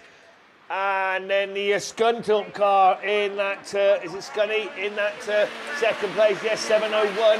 But still leading them round is Athelston number 3 from Lauren Kirk in the 701. Oh, are we going to get a change for 4th place? That's the most important one at the moment. 2 cars side by side at the moment. 1st, 2nd and 3rd look assured as they come across us in front of commentary, and up into 4th now is Typhy 352. 10F relegated to that 5th place, and 5th place means you're out and on your way home. It's going to be mighty close as they go over there on the far side. The lead 2 cars, surely they'll just keep it like that as the checkered flags held aloft and going through to the final. Atherstone 3, Scunny 701, Typhy 2 and Typhy 352. Commiserations for the 305F car that just missed out. Just missed out on that top turn, 10F North Shropshire. And we missed the number on that last one, but commiserations to the rest of them as the water cart comes out. Well done. So we've done one class 1. We've got another one to come in a short while. Right then, Kev, while they're out there watering the inside of the track, let's give you these junior specials semi-finals sponsored by Allfast Tewkesbury. And I'll tell you what, both of them are finals. And I know that's easy to say because they're both semi-finals, but they could genuinely be a nationals final for both of them. So if you've made it this far, if you made it to the quarters, you've done really well. If you made it this far, be super, super proud of yourselves. First semi-final, though, brings out B5H, Alex Hines, Shawnee Bradford in BC 117, IK19, Rosie Russell, 777F, James Smart, DA 323, Ethan Lind, Ludlow 46, William Smith, C55, Jacob Davis, and LM3, Sonny Gilberton. That's your first one. Second one, semi-final, Ben Coffey in CW 23, SC76, Lily Rose Pratt, NW 108, Evian Williams, DA 92, James McCannon, WW 58, TJ Houlihan, B10H, I'm not sure. Go on, Scott, you go for it. Right, thank you, Graham. So we'll get back to those semi-finals a little bit later on. We've got stock catches. This is the rerun, excluding your top qualifier of Helen Lickley then. So 100 points she was sat on, so she'll have to hope and pray that's enough to get into that final. So 4 cars on the track. So these 4 cars could all do with the points, especially Gracie Cole. She's sitting on the 8th and final spot in Pennow 23. So 55 should book her place in the final. She's doing all they can. She's holding off the current national champion then of Sophie Uggleton in Radford 247. She's second in the points, so doesn't need to do anything. So and, she will be there. Same with Jasmine Bluck in the SR20 machine. And Hereford 61 of Tracy Lewis has dropped off the pace as it quickens up. So 23 it is from 247. SR20's there in that third spot still, and Hereford 61 at the rear end of the field, just going through turn 1. Jasmine Blutt looking to try and close up and make a challenge on the 247 machine. They're losing ground to the race leader, who is Gracie Coles, coming through the grandstand turn for the penultimate time because the last lap flag's been made ready. Then 23 moves on to her final circuit. Jasmine Blutt's going to try the outside run in SR20, looking for the cutback as Eggleton pushes wide. Jasmine Blutt looking to get through and try and challenge, but hasn't quite got the speed. As all this goes on, then Gracie Cole just pulls away in Pennow 23, coming through already then for the final time. She should be booking her place in the stock catch final then. Pennow 23 it is. Last touch challenge for the second place. But 247 holds on of Eggleton. Jasmine Bluck has to set off a third in SR20. That should be enough to see you through in the final. And then Tracy Lewis in Hereford 61 is next across the line. Right, let's finish these semi-final Bs then and give them the appreciation they should get. CW23, Ben Coffey. Lily Rose Pratt, SC76. NW 108, Evian Williams. James McCammon, DA 92. WW 58, TJ Houlihan. B10H, Josh Mason. Young Lexi Mullen in WR37, and George Johnson, only a couple of meetings into his season so far, SC343. You are in semi-finals. Yeah, cheers, Graham. I had loads of time that time. I rushed it. You rushed I had it loads of time. That's what you need to open Bowser your eyes for people. sometimes, mate. Have a look around the track. Oh, I and see know. what's going Sorry, on there. mate. I can't read and look out there. 2 things at once for a bloke is just not the right thing to do, is it? But no, listen. Them 2 semi-finals, sponsored by Allfast Tewkesbury. If you're in them, you just should be so, so proud. And all parents should be proud of your kids anyway. But that is just an amazing achievement. Yeah, well done to all the juniors then, not just the ones that have made it, but just being here and going through all the damaged races that you had to get through. Right, we are away at racing then, FJR sponsored Class 10s. We've seen the same grid come out, the same race come out twice already. This is the third and final time then for them to add some points onto their tally for that final a little bit later on. They'll all be there, but there's one lady to beat at the moment, and that's Claire Horner-Williams as she leads them round. Ruby Atkins Stock runs second, Nicole O'Brien third, Kelsey Peters fourth, and Elise Musto in fifth in Breednell 63. So we're missing Jill Grasby and we're missing Jodie Pascal as Elise Musto gets it sideways. Come on, we can keep this going. Elise, put your foot on that throttle. We're going to see red flags. There we go. She found the throttle, but it was about 2 seconds too late. So she's still square wheel, to be fair to her. She's facing the right way this time. But Class 10s, one grid of them. They've already been out together twice and causing issues in the third attempt. So they're going to join my Class 8 girls in the holding ladies to come out for their rerun a little bit later on. Big thank you to FJR Racing for their sponsors. We have got more semi-finals on the line, and this time it's the juniors. So it's back over to Kevin Erdman. Oh, yeah, thank you, mate. This is the Danny Lawler Crane Hire Limited sponsored junior semi-finals down there on the line, and hopefully they're going to put them all out in the right order. We should be looking down to the line to see Freddie Farrow, Tyler Davis, Jacob Farrow, Grace Williams, Elsie Pearl, Archie Stevenson, Dexter Price and Corey Reed. They are your runners in semi-final A as they get on and get ready. We just need, I think the class 10 has been removed from the start line, so we're going, yeah, we are going racing for the first four then. Whoa, look at this for a lineup. There's 8 cars pretty well side by side. Bit of business bash boshing, as Mickey would say, and we've lost one already into the infield, but there's still 4 cars side by side over there on the far side. And it is York 72, then Freddie Farrow's unbeaten, I think. Oh, red flags, what a shame. Not surprised, but red flags on that one. They'll go back into the rerun lane. We'll see those not in the not too distant future, no doubt. Yeah, jump ins. Right then, so we have a change to your Class 2 finalists, and this is not good news for Jess Conway.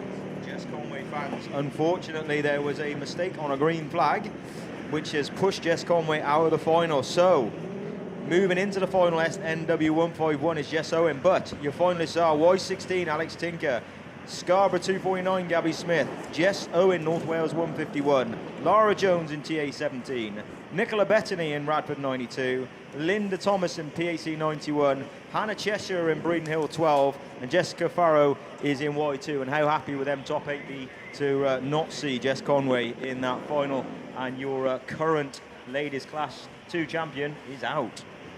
Yes, thank you very much, Graham. So there we go, that's that one. We got semi-final B then on the line. Nick Edwards, Lewis Turkington, Casey Jones, Rory Nugent, Molly Babb, Rory Jones, Finley Rowe and Lucas Salas. There we go, those are your drivers in this semi-final B, kindly sponsored all weekend by D. Lawler Crane Hire Limited. Off they go, the bungees up, top 4 to go through as they come out of the gate. Oh, and there's contact, there's cars going sideways. Evesham 46 facing the wrong way. And, oh dear me. So shall I shut up now or shall I wait for the red flags? West Waterford 5 also facing the wrong way. Oh, it's understandable. And I got to say, you know, we have marshals saying and whatever, tidy up your driving standards. You're fighting for a place in a national final, and it's a bit of a job, isn't it? I've got to say, you keep your foot in, whatever happens. Hey, I don't make no finals yet, and I know that. Keep your foot in, girls and boys. Yeah. Oh yeah, forgot that one. So there you go. We've got nothing on the line at the moment, which. So I'm not sure if we're going to, I don't know, should we talk amongst ourselves for a couple of minutes? I don't know. What's happened with the draw, the UK draw? Has it been drawn yet? I know they were going to try and get a roving mic over there with, what's his face?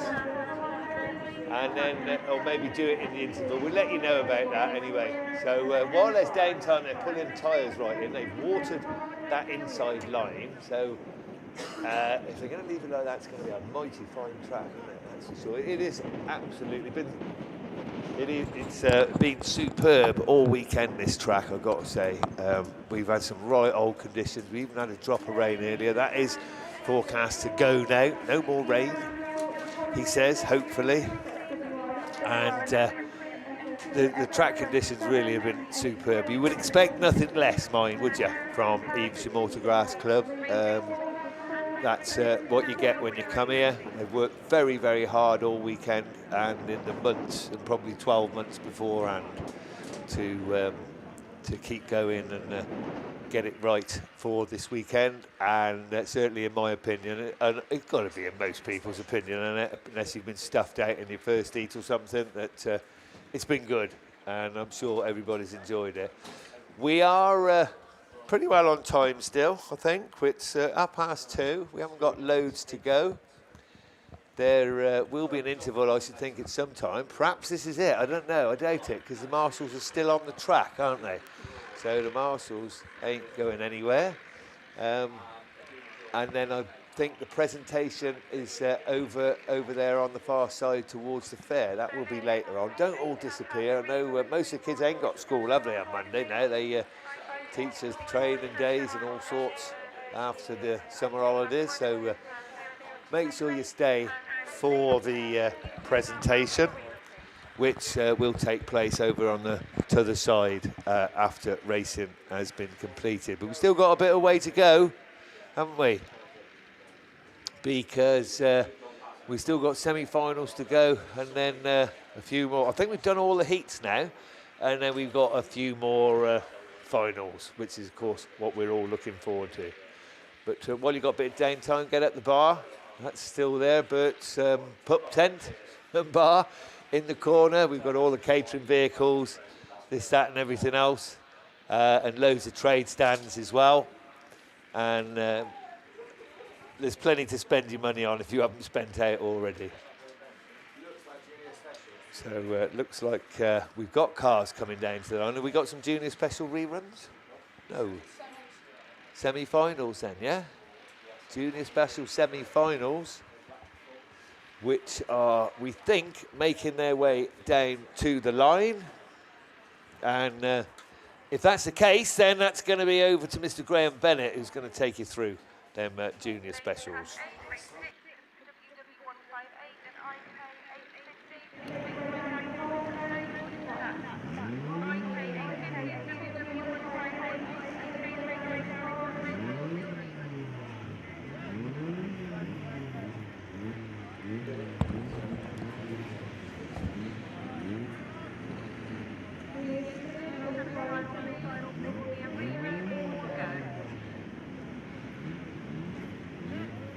Yeah, exactly. Right then, so it is semi-finals time, and as I said, your two junior special semi-finals are different gravy, aren't they? Revs are already rising, so this is the first one with Alex Hines in. Let's see who makes the start from this one. Who had grid one? I'll tell you what, whoever it was didn't have the best of starts, but it's going to hold that out. So we've got, it's a bit of a melee, isn't it?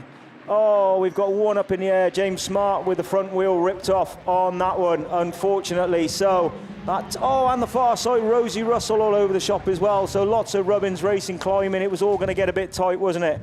Hopefully 777F there will get that fixed. And Daryl's already down. Mike Mumford, if you're about and you can hear me, if you've got time to run down there and maybe help, and obviously Arch will be there as well. There's plenty of spares in the back of the truck. Abby's arms are already built up. If you want to just rip them off the shelf, you're more than welcome.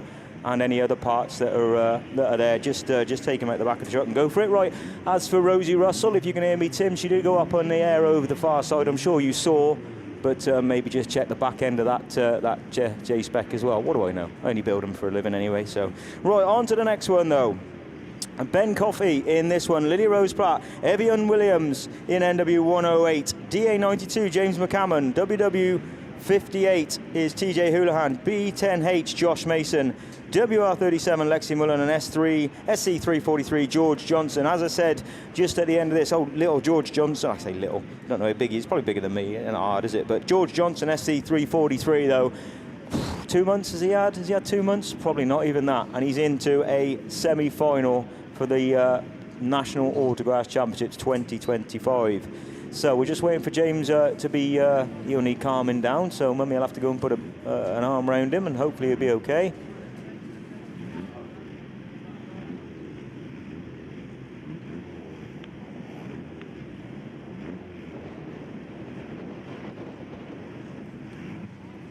Right, we're just waiting to hear what the marshals are saying about that. In the meantime, though, let's have a look down to the start line whilst the 777F car gets pulled into the centre. Let's see who makes the start this time then. Revs are rising. Let's see who goes. So, middle of the grid looked okay, didn't it? Lexi Mullen had a flyer from about grid 6. And it's the two girlies that are in front. Evian Williams then just mixing it in the back, gone a little bit wide, but it is Lexi Mullen then, WR37. This car won the national championships last year, didn't it, with the Smurf in it. SC76 though, Lily Rose Pratt. She's there in second place, so your top four's got to go through. Ben Coffey then, and where are we looking then for Evian Williams and B10H then? He's sat there in that fourth place at the moment. Just need to keep your head, Josh, and hold that fourth place. Down the back straight they go then. Lexi Mullen just goes a little bit wide and allows Lily Rose Pratt to pull somewhere near close to her. But in the meantime, George Johnson with the stock car move just going on the inside there, but just pulls himself straight and gets back going again. WR37, 76, 23, 10, 108 just at the moment. Oh, he just allows some time to go through. Josh Mason's gone wide, just needed to dab the brake and get his nose in, but he's allowed Evian Williams to go through then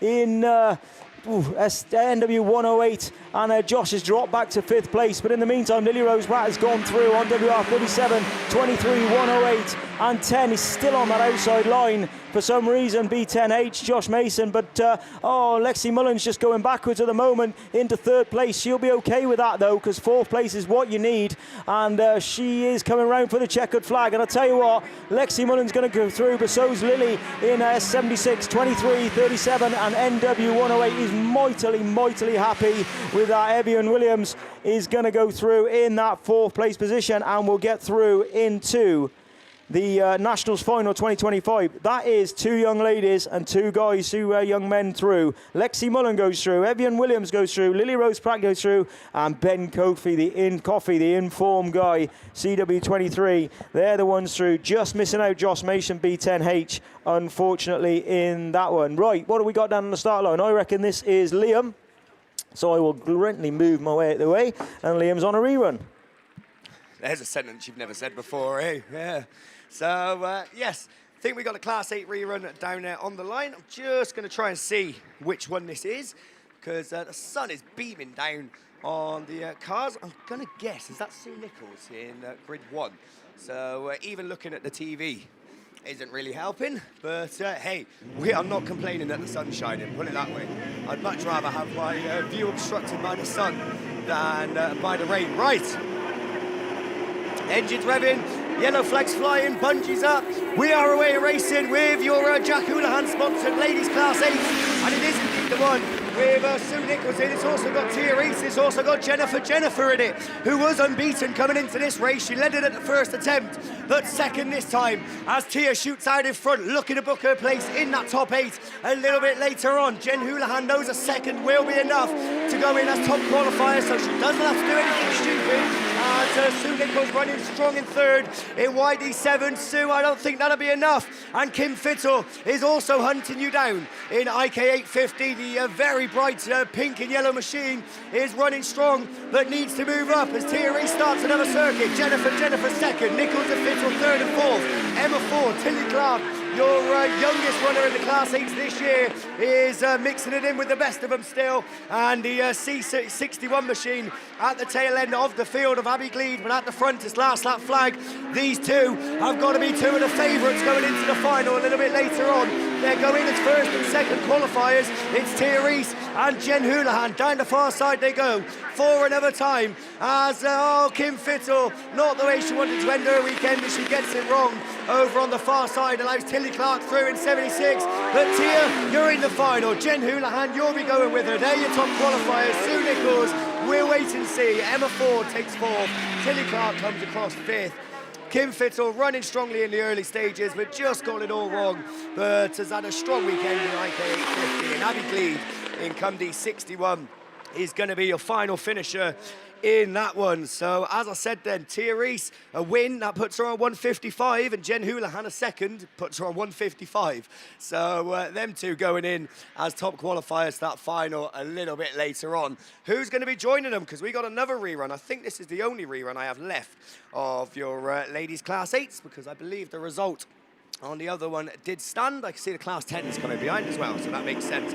Right, we need more finalists. Beth Thompson, Shoned Thomas, Taylor Jade Pascal, Jodie Wright, Sophie Pitt and Amy Whitton are the ones coming out. Beth Thompson led this race last time, but second this time as Shoned takes up the running. Jodie Wright's round in the White Rose number 11. Come on, Jodie, get it going. And we can continue with the racing as they go into that grandstand turn for the first time. Yellow flags are flying. Shoned Thomas it is that leads the round in CM number 20. A win here, I'll tell you what, 2 wins and a 4th might be enough to get into that final as Jodie Wright gets it going. Beth Tompkinson is still there in second in Scunny 51, a 3rd and a 2nd, joint 10th in the points after 2 heats. Is another 2nd going to be enough? I think Beth knows she's going to need a win in Scunny 51, and she's going to battle hard for it. The 2 SS machines then fighting amongst themselves. Sophie Pitt and Amy Whitton with Taylor Jade Pascal running just behind. And as I say that, Amy Whitton gets it wrong and Taylor makes a move as Jodie Wright comes round to start another lap.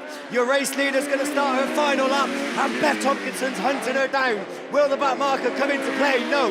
As Shoned Thomas moves through, stays level-headed in command of number 20 down the far side for the final time. This will give her 2 wins and a 4th, and I dare say could well be enough for a top 8 spot, but she'll wait and see. CM20, Beth Tompkinson takes second lap and fighting hard. Jodie Wright is a lap behind. Taylor Jade Pascal, I tell you what, done well there to battle back up into 3rd. Sophie Pitt took 4th.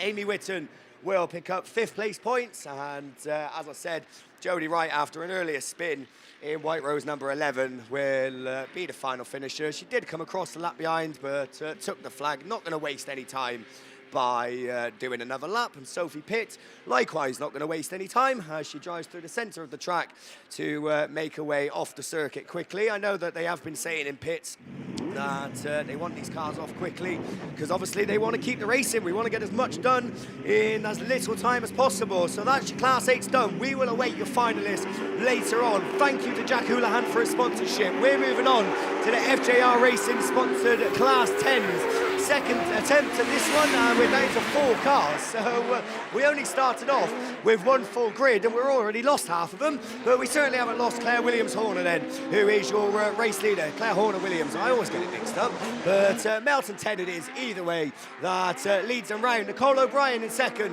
in Scunny 31. I tell you what, Nicole's taken so well to this Class 10 machine this weekend, hasn't she? Especially on these tricky conditions on this very, very polished circuit. I'm sure they're not used to that over in the Southern Irish League, but as I said, taken to it very well.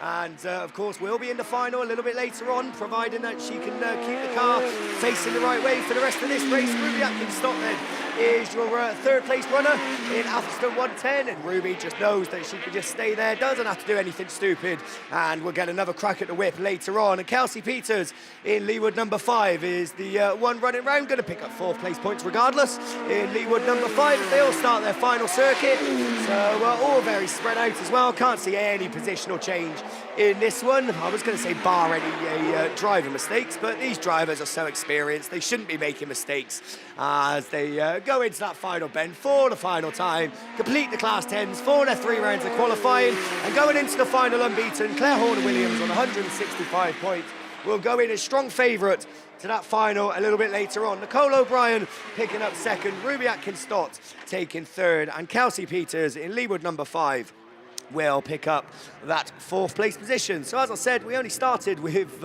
7 or 8 of them. We've lost a fair few, but hopefully those girls can put on a show in that final a little bit later on. Big thank you to FJR Racing for their very kind sponsorship, sponsors as well. Of course, a big thank you to all of the sponsors here this weekend because they have obviously played their part. I think PowerMax, your sponsors for the meeting, so a very big thank you to them. And of course, all the sponsors that are trackside, please don't forget to get yourself down to the hospitality tent by commentary because I can speak on experience. There's been some very nice food in there over the course of the weekend. Some nice cake in there yesterday, I tell you. So please do make sure you get yourself down. Of course, tea, coffee, water, drinks, all that sort of thing in there. So yeah, please do get yourself down there.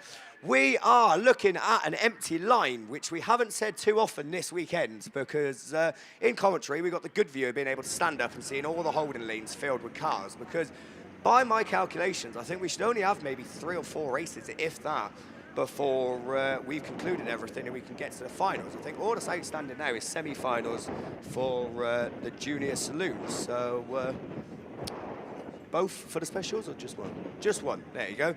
So at least Graham's got a 50% success rate. Kevin at the moment on a 0% success rate. So yes, what one's going to come out first? I can't see. I didn't mean a 0% success rate in life in general, mate. Just on the semis, that's all.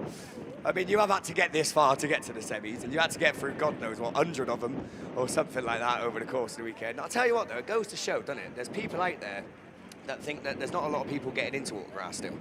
They say, oh, there's more people leaving than there is turning up. But when you're at Ladies and Juniors Nationals, and I think we had something like 200 and something juniors signed on this weekend, it goes to show there's still a lot more people coming into this sport than there is leaving it. And I tell you what, it's always good to see, obviously, family names from generations gone by, and you see now their children, their children's children, grandchildren, great-grandchildren still getting into it. But even this weekend, there's been a lot of names that I don't mind admitting I haven't been familiar with over the course of my Autograss life. So it does go to show that the word is still obviously spreading round, and this sport getting bigger and bigger. And I think this is, again, by my calculations, probably the biggest Ladies and Juniors Nationals I can remember in terms of entries, and it does just seem to get bigger and bigger every year. Of course, there is more classes now with the stock hatches and the S600s, and then, of course, the junior S600s as well. But it provides us with some brilliant racing, provides us with some absolute carnage as well, which we've seen. But looking to the line, I think they're ladies, are they? There we go. So ladies Class 1 semi-finals are on the line. But before we go over to Kev, we've got Graham with an announcement. Yeah, just a quickie, mate. MA2, Macy Carlin Gasby, and PAC 53, you are both in a runoff. I'm guessing you probably already know that, but the reason for my shout out is because Gareth Matthews probably doesn't. So if Gareth Matthews is around, you've got a runoff to do for ladies class 7 that's seeing MA2 and PAC 53 go up against each other. Okay, yeah, thanks very much, Spanner. So yeah, we have got the rerun of semi-final A in ladies class 1, ATD Dyno and Rolling Road Services, the sponsors this weekend. And away we go. So I haven't got time to read them out, but you know who's out there, I'm sure, if you're following ladies twos. As we look over there on the first corner then, Scunny 25, Jess Conway. It is, that's the first one to show from West Waterford, 134. And then the Northrops at number 2, Missy Fowler, going through into that second spot. It's first 4 to go through to the ATD Dyno and Rolling Road Services final a little bit later on. And look at the battle going on for 4th place. 3 cars. Oh, there's contact. The 3rd place car's been taken out. There's cars spread all over there like a bit of jam on butter. And we're going to get red flags. I know. Yes, yes, yes. What a shame that is, I'm sure. So that was just teaming up to be such a good race. But it ain't happening, I'm afraid. Oh, there they are. Thank you. Okay, so we should have, I reckon, by my reckoning, Junior Saloon semi-final reruns. Give me a number. As thank you very much. So Junior Saloon semi-final B. I think they're all going in this one. They are Nick Edwards, Lewis Turkington, Casey Jones, Rory Nugent, Molly Burb, Rory Jones, Finley Rowe, and Lucas Salas. That's your runners in the D. Lawler Crane Hire Limited sponsored junior semi-finals. As the same before, first 4 to go through. 5th place, I'm afraid, counts for nothing in this one. So 72, Turkington, who's done exceptionally well all weekend, has just got absolutely mullered out of that one over there on the far side. So we're going to get flags on that, aren't we? Surely, yeah. I don't like ever to preempt the Marshall's decisions, and but if they didn't catch that one, then they need to go and get the sticks, don't they? But they did catch it, and there's a red flag there. So that one's hopefully, maybe we're going to get semi-final A down there. This is the one where poor old Dexter Price in Hereford 6 got excluded, and I think, looking down to the line, I think he still is. Yeah. So, yeah, semi-final A then will feature Freddie Farrow, who's absolutely top of the shop, been flying all weekend, unbeaten in the heats, I think unbeaten in the quarterfinals, but just needs first 4 to get through to the final. Got to get through this semi. Freddie Farrow then, Tyler Davis in Typhy 60, Jacob Farrow in York 81. I never commentate. Are they brothers? Or yeah, wow, that's pretty amazing, isn't it? Grace Williams. Oh, we got a message for him. There you go. So it says, hey, can you wish Freddie and Jacob and Jess Farrow good luck in their finals? Look from Uncle Tommy, Auntie Sarah, and their biggest supporter, Lavinia. Kiss, kiss, kiss, kiss, kiss. Well, there you go. Well, they won't hear that, but they'll be told, won't they? So yeah, Cambridge 142. Also, Grace Williams, Elsie Pearl in Spalding 224. Archie Stevenson in Invicta Kent 31, and Corey Reed in Typhy 22. That's your runners then in semi-final A. As I think we got I didn't realise we got the medical crew over there, but so apologies to Lewis for chatting away while he's been dragged out the car, but he's walked to the car, he's walked into the medical vehicle, and so hopefully he'll be all right. Have we heard anything on that first rerun on the radio, boys? Anybody? Anything going on? Well, you weren't listening on the radio. So not sure if you've heard anything. Go on, mate. Yeah, sorry, Kev, just to jump in. There has been a insulin pen handed in to us here in commentary, so I'm pretty sure if you've lost it, then you're going to know about it. So do make sure you check your pockets. Obviously, it'll probably be only a select few people out there that it applies to, but we have had it handed in to us here in commentary. So if you have lost it, please do come to us. We are the tower by the West Country Videos tower, so upstairs, so please do come in, and we can obviously give it back to you. Thank you. Back to you, mate. Thank you very much. So perhaps somebody will pop next door and see if there's any exclusions in the semi-final A. We haven't heard anything. They're just looking at it now, so they haven't heard anything yet over the radio. So semi-final B, I'm afraid that's got to go. They've got to go back into the rerun lane. We'll let you know on any marshals' decisions on that one. So semi-final A, minus Dexter Price, I'm afraid, is there, and Dexter excluded from the earlier race. So just the 7 cars: Freddie Farrow, Tyler Davis, Jacob Farrow, Grace Williams, Elsie Pearl, Archie Stevenson and Corey Reed are the very, very good participants in this Danny Lawler Crane Hire sponsored junior saloon semi-final. Right, top 4, we're just waiting for Evesham 72 to make its way off the field. We have heard nothing about exclusions in semi-final A yet, nothing at all. So as soon as we hear, we'll let you know. The marshal's making his way to that very first post. He'll do his pirouette in just a few moments. All the red flags are down, round he goes. We're gonna go racing with the Danny Lawler Crane Hire Limited sponsor junior semi-final A. Who's going to be first to show? My God, they're mighty, mighty close. 72, very quick out of the gate as they go around the top turn for the very first time. Don't forget, it's the first 4 as we get problems at the rear of the field, and 4 cars go clear as they come round the grandstand turn then for the very first time. I think Fred is unbeaten. Red flags on that one. So once again, the junior saloons are very, very problematic. It's not their fault. They all want to be in the national final, and you keep your foot in, I'm afraid. That's what we've got to do. I know it's non-contact, this, that, and everything else, but you have to go for it, and they're all going for it. They want to be in that top 4. Right, that's it for me for a short while. Class 5, Class 7. Gareth, over to you, mate. I'll just jump on a bit quick. Scott, if you're around, mate, we have a ladies runoff for F600 between CW288 and TA22. If you want to come back and do that, or give us a shout, we'll do it for you. Thanks, mate.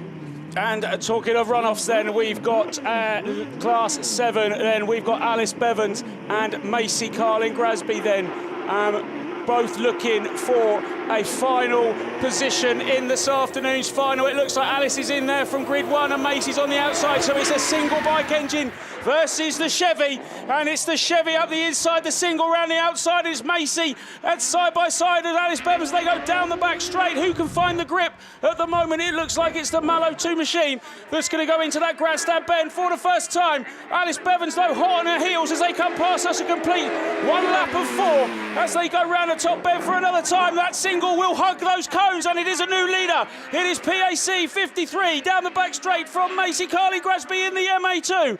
Who's it going to be, though, as we are mounting around the top corner for another time as we come out to complete another circle? We're halfway through. It's still PAC 53 from the MA2, but that single will hold on to those cones, and that Chevy will have to go the long way round in MA2. As she looks up the inside, just clips a cone, gets a little bit out of shape, does the Mallow 2 machine, but round the grandstand turn for the penultimate time, it's still Alice Bevans from Macy Carlin-Grasby. As they see the yellow flag with the black cross then, it is still PAC 53. She's got 1 more circuit to go and take that final position with the other 7 this afternoon. But she's got a little bit out of shape as Macy just closes the gap a little bit, but I don't think she's going to make enough room or have enough time. But it's going to be Alice Bevans in the final with PAC 53. Unlucky Macy in MA2. Started off so well yesterday with a win, but well, that couldn't have been any closer for that final position. But we'll see Alice this afternoon, and commiserations to Macy in the MA2 machine. So yeah, that's. I haven't got the other finalists. I don't know where they've gone, but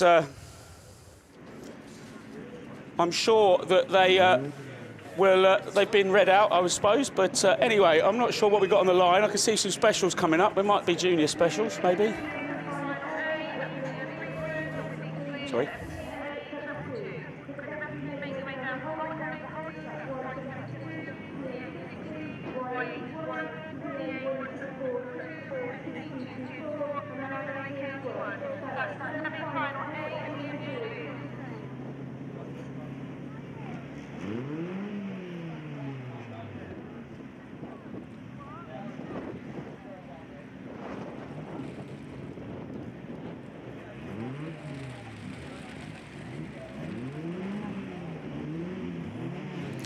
Right then, so we're going to move back on to semi-final A, semi-final 1, and unfortunately 777F James Smart has been excluded for cause of the stoppage, being stopped on the top. B5H though, Alex Hines, he makes the getaway this time, doesn't he? Rosie Russell's there and Shawnee Bradford's there. Lud 46 though in the back. So B5H, Shawnee Bradford at the inside, AK19 just back in 4th place with C55. Then she's moving up in the inside to 3rd place then as Rosie Russell, and who's that? Trying to go through Sonny Gilbertson then into 4th place. But B5H though, this is a long time coming. He needs this final.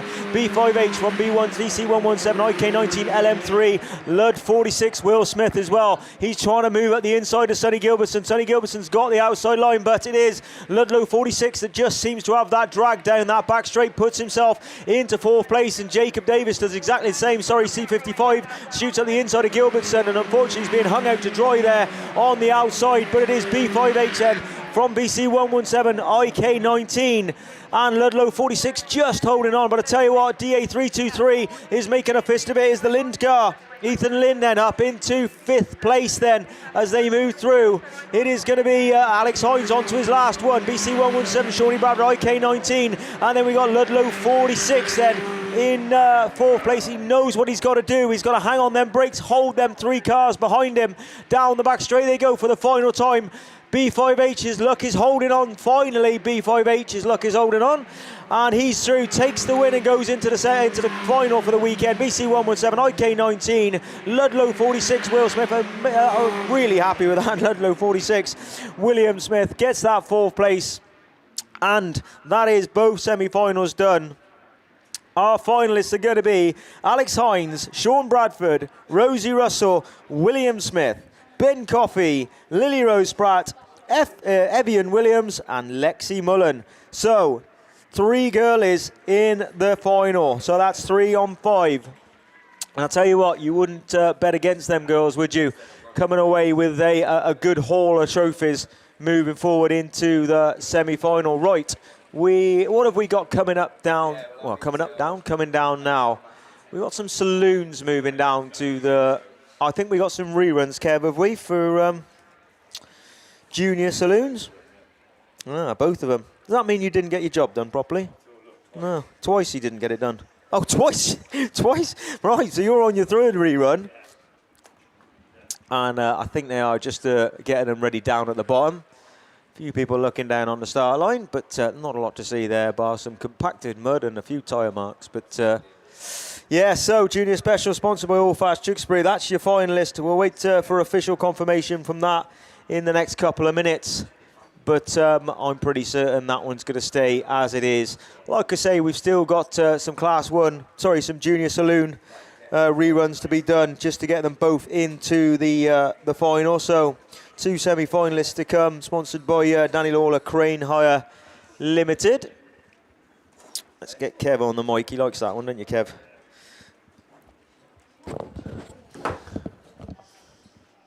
You're on. Yeah, so Danny, you've had your money's worth. D. Lawler Crane Hire Limited sponsored junior saloons even. Thank you very much for your cash, really, isn't it? Let's put it that way. Sponsors don't get really nothing for the money. I did send out an invite to everybody to come down and have a bit of lunch in the hospitality, because that's about all you get, I'm afraid. We didn't get any cake today, did we? I think you only get cake on a Saturday, so not on a Sunday. But we got to wait just a few moments now, because I think there was a little bit of time for repair and whatever to go on. So I can tell you, in a very short while, the UK Autograss are going to do the draw for the Class 1 car. I'm not actually sure exactly how much has been raised. Oh, that was my question. It's somewhere I was literally picking up the mic. It's somewhere near 13 grand, I wow, think. That's incredible, isn't it? So well done for Paul over there for organising that. I mean, that's a fantastic job, to be fair. Yeah, it is amazing. Everybody that's put towards it. We did have a list yesterday. It's disappeared, but I know there's an awful lot of people put a lot of money into it. Here we go. We're going to get it now.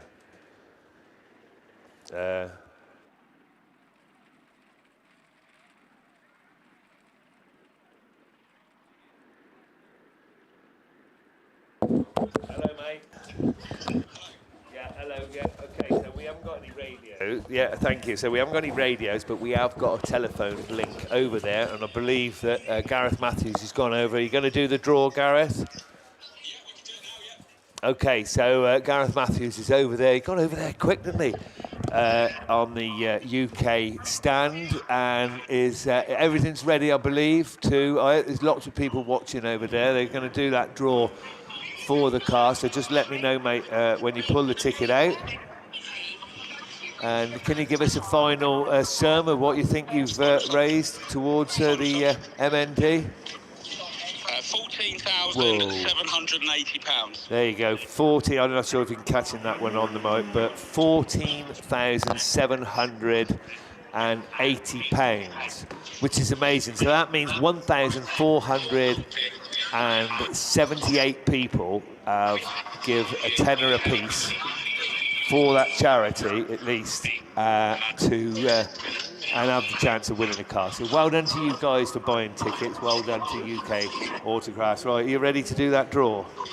Yep, let's go. Okay, go on then, mate. Okay, they're spinning it now. They're just spinning the wheel over there. And who's going to be the lucky winner of a fantastically built, well done, brilliant Class 1. big crowd around there, so no fiddling going on, nothing. It's all above board. And no. It's being filmed as well, so it's Yeah, all, it'd be lovely. It's all legal. We'd all like to win it, wouldn't we? Okay. Come on, Mr. Waldron, because my phone's going to go flat in a moment. 112.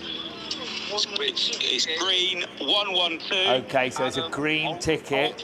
And it's Adam Alderton. 1-2, and it's Adam Alderton that wins that car from the South Somerset.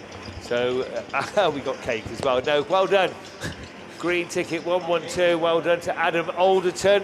You've won yourself a top class one. Get in there, mate. That's well worth a tender investment, isn't it? Yeah, he's a nice lad, Adam, as well, to be fair. He used to work for us a few years back, and yeah, he's doing well. Class 8 lad from Somerset. Here we go. We've got to thank you very much for that. We've got the semi-final A then on and off the line. 4 to go through. They're dwindling down.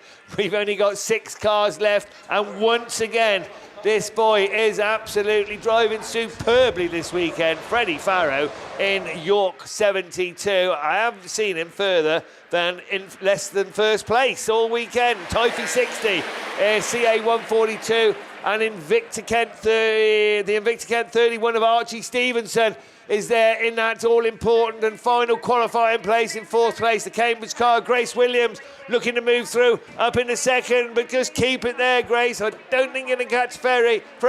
Don't do anything silly. 142 in 2nd, Typhy 60 in 3rd, and IK 31 in that final qualifying position at the moment.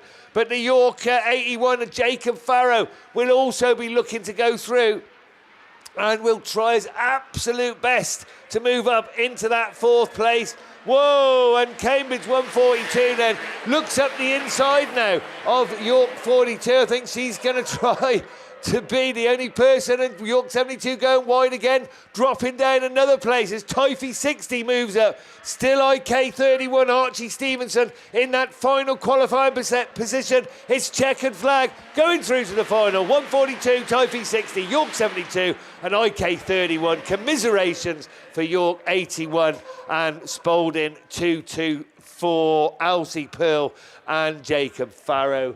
You've entertained us superbly all weekend. Thank you very much.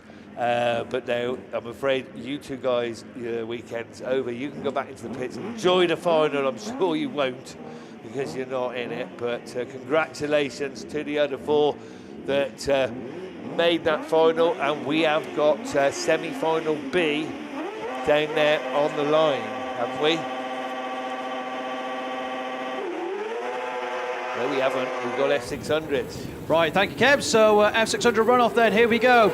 It's going to be Typhy 22, that's Naomi Davis, and a Causeway 288 of Trish Daly then. So it is Daly who takes him through into the first corner, and Naomi Davis is back on the inside in a Typhy 22 as there's drag race down the back straight into the grandstand turn for the first time. Then Daly's got her nose in front in Causeway 288 from Naomi Davis. She's not going to give this one up in a Typhy 22 going into turns 1 and 2 for another time. Then she's just starting to get away in the Causeway machine then, but Naomi Davis trying the outside line, trying to find a bit of grip. Hasn't worked this time around, but there's still a few more laps to go then as she slows it down into the grandstand turn once again. 288 it is, just slows down, now puts the power down. But Davis is slowly reeling her in Typhy 22. Is going to have to try and do something different to get through on the inside or the outside, as she just looks like she's got the advantage over on the far side then. Does Trish Daly then in a 288 coming through for the penultimate time because the last lap flag has been made ready then. Naomi Davis, time's running out. You've got to think of something in that Typhy 22 machine as they go into turns 1 and 2 for the final time, and I think she's just gone a little bit too wide, and I think that could be her challenge mounted and over then in the Typhy 22 machine. But the checker flag is being held aloft. Trish Daly then in Causeway 288. She's going to come through and take the checkered flag and take the final place in the F600 final. The charismations then to Naomi Davis. Put up a brave fight. Just not enough in the end for Typhy 22. So Causeway 288 then of Trish Daly is the final qualifier for the F600 final. So it looks like there could be another junior saloon semi-final. So it's back over to Mr. Kevin Herman. Yeah, thank you, mate. So we've got ladies, semi-final. the ladies Class 1 semi-final, not juniors. Semi-final A it is.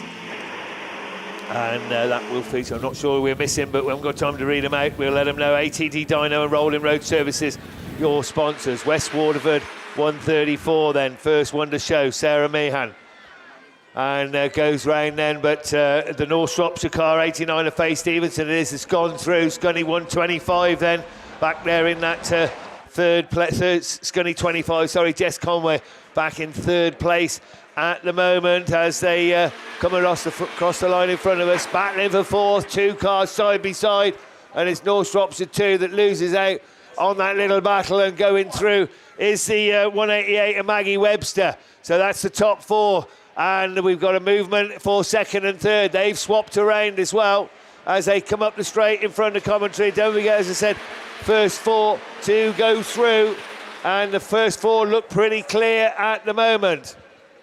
But things can change. Faye Stevenson over there on the far side from Jess Conway in the Scunthorpe 25. Just behind her in that third place as they move on to the last lap is West Waterford 134, Sarah Meehan. And then Invicta Kent 188, Maggie Webster. Those four look fairly clear, so barring any incidents, that should be your four of your finalists as they make their way round the grandstand turn for the final time. It's checkered flag, and that's a job of good. And North Shropshire 89, then Scunny 25, West Waterford 134, Invicta Kent 188. Commiserations then for North Shropshire number 2, Missy Fowler. And Yorkshire Dales 195, Rebecca Starbuck. So we're not quite done, are we? Because I've got another rerun of the junior saloons. This should be semi-final B. They're still in the holding lanes, mind.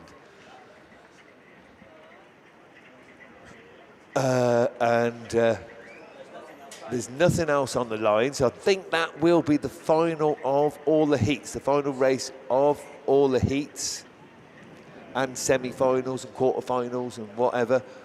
But we're just waiting for those to make their way down. So well done anyway to UK Autograss, a fantastic amount of money raised by you and the Autograss community, 13 odd grand, which is pretty amazing, and I think beyond all their expectations. Thank you very much to everybody who donated to that, either by buying a ticket or supplying parts, whatever. You've all done amazing. Over 13 grand for MND. Something else, that is. Well done. Okay, so we have got junior saloons now making their way down to the line. And I'm not sure. I think they all went back in on this one. So we should be looking at Nick Edwards in star 52. Now Lewis Turkington, Evesham 72. Casey Jones in CA 33. West Waterford 5. Rory Nugent, Molly Burb in Evesham 46. Rory Jones in CA 32. Finlay Rowe in 408F. And Ludlow 20. Lucas Salis.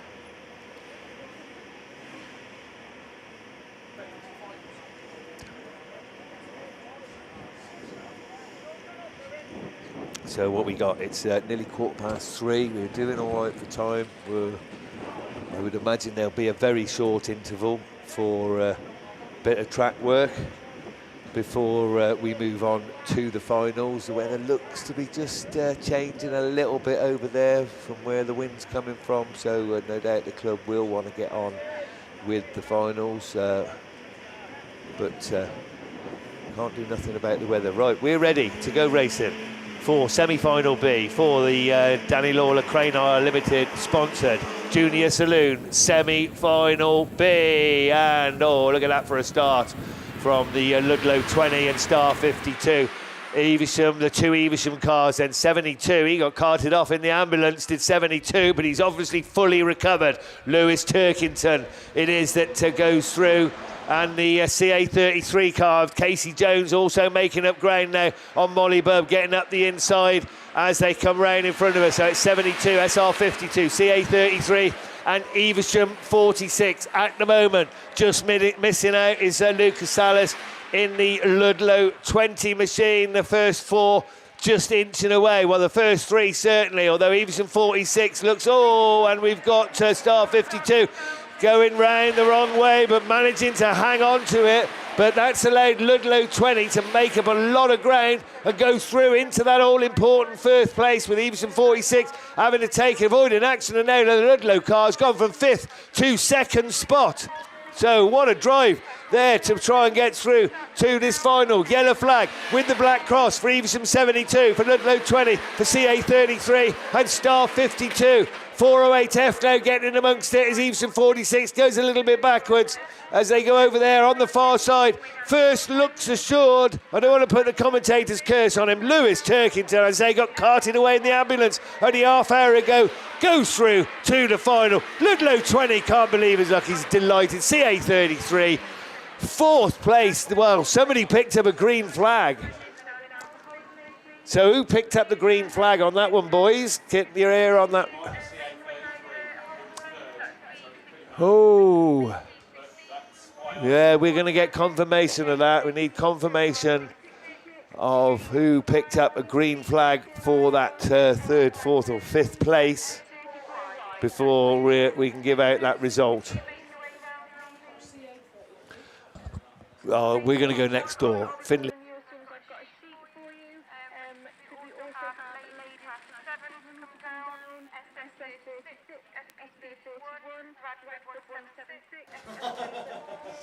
So we're going to send one of our runners next door to the lap scoring ladies to see what they came up with, and then we can get confirmation of flags.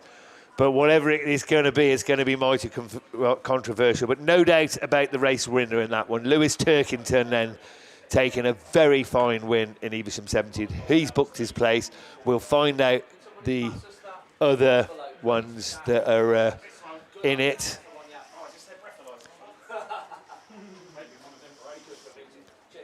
And we're going to get confirmation. I think Finn's just gone next door to see. So as soon as they've got that sorted, we can let you know on that one. That is it until finals. Finals time will be upon us shortly. Those marshals need a well-earned break, even if it's only 10 or 15 minutes. Absolutely work their nuts off all weekend, or socks, whichever way you want to talk about it.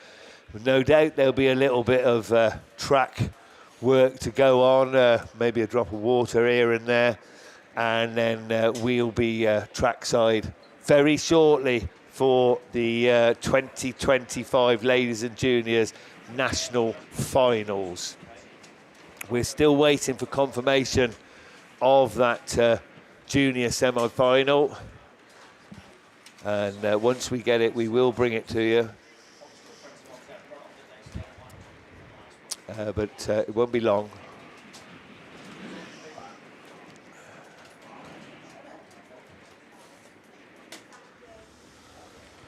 Well, let's hope this bit of wind just blows those clouds away. I think it has, because it's cleared up over there. Where the wind's coming from, it looked real black and grey and horrible. So I think maybe we get a nice little shower, save the marshals watering. If you've got awnings out still, guys, I would be putting them away, I've got to say, because it's getting a bit blustery there.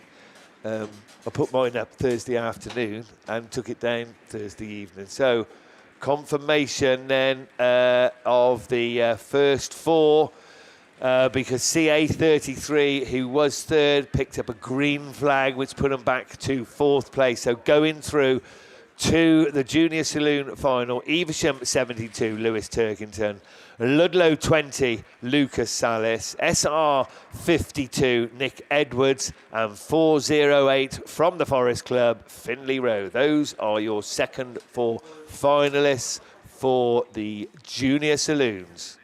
Right, that's it. I'll shut up now for a while. Go and get yourself a beer, cup of tea, burger, etc., etc. We won't be long before the finals. I'm not sure how long the interval is, but I'd say they'll probably do a bit of work. I think if they were going to do anything to the track, they would have been on it. And they're not on it, so perhaps they're all happy with everything, the way it's gone and everything, and whatever. But we'll see, and we'll talk to you in a very short while for the finals.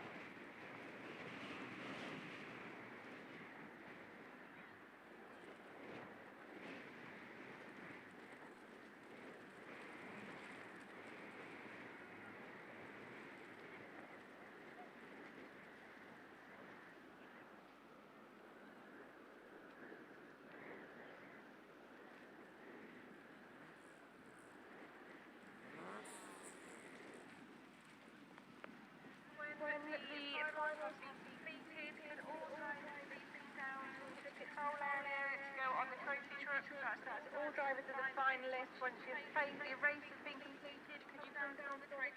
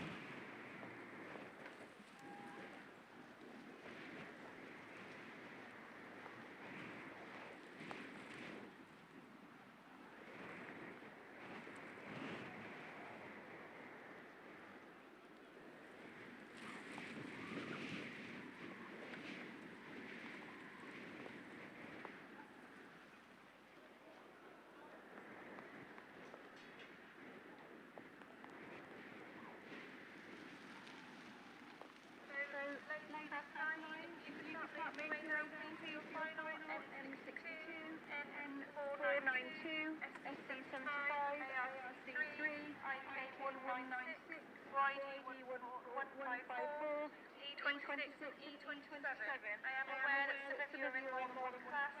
If someone could bring the cars down for you, just put everybody in the hole, please.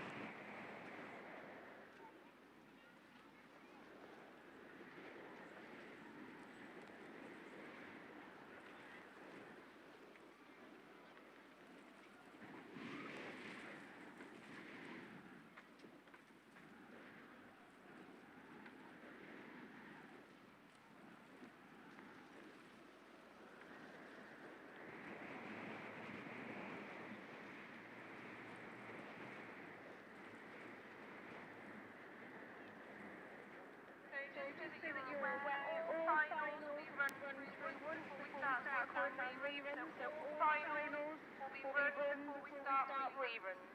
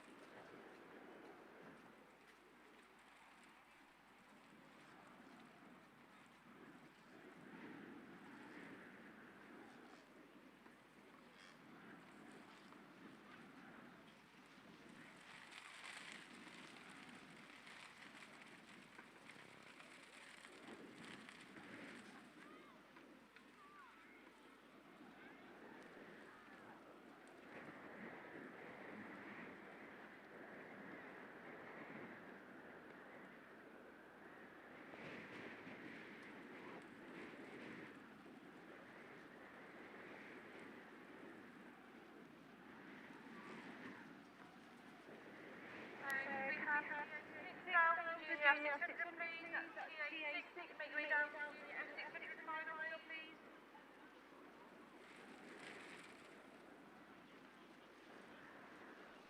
Ladies class 9, if you could make down to your final please, 662, N492, SCC75, ARC3, IK196, your scores 154, Evesham 26, Evesham 27, if you could down for your final please, and junior specials, if you could make your way down, B55H, CW23, BB117, Scones up 76, IK19, and W108, Lid 46, WR37.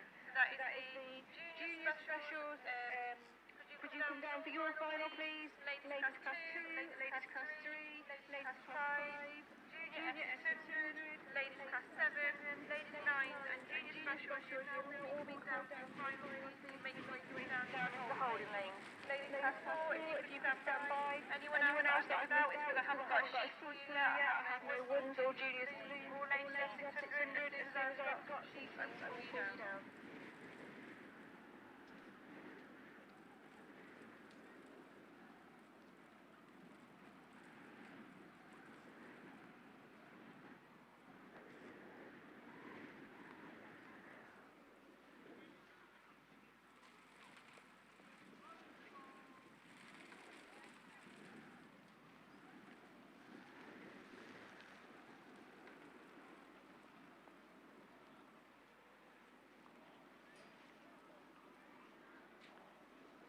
We are aware that there are some ladies in two classes in these finals. We are aware of that. We just do the cars down, please. We're not going to send races out here, but if you bring your cars down, that would be really helpful. Thank you.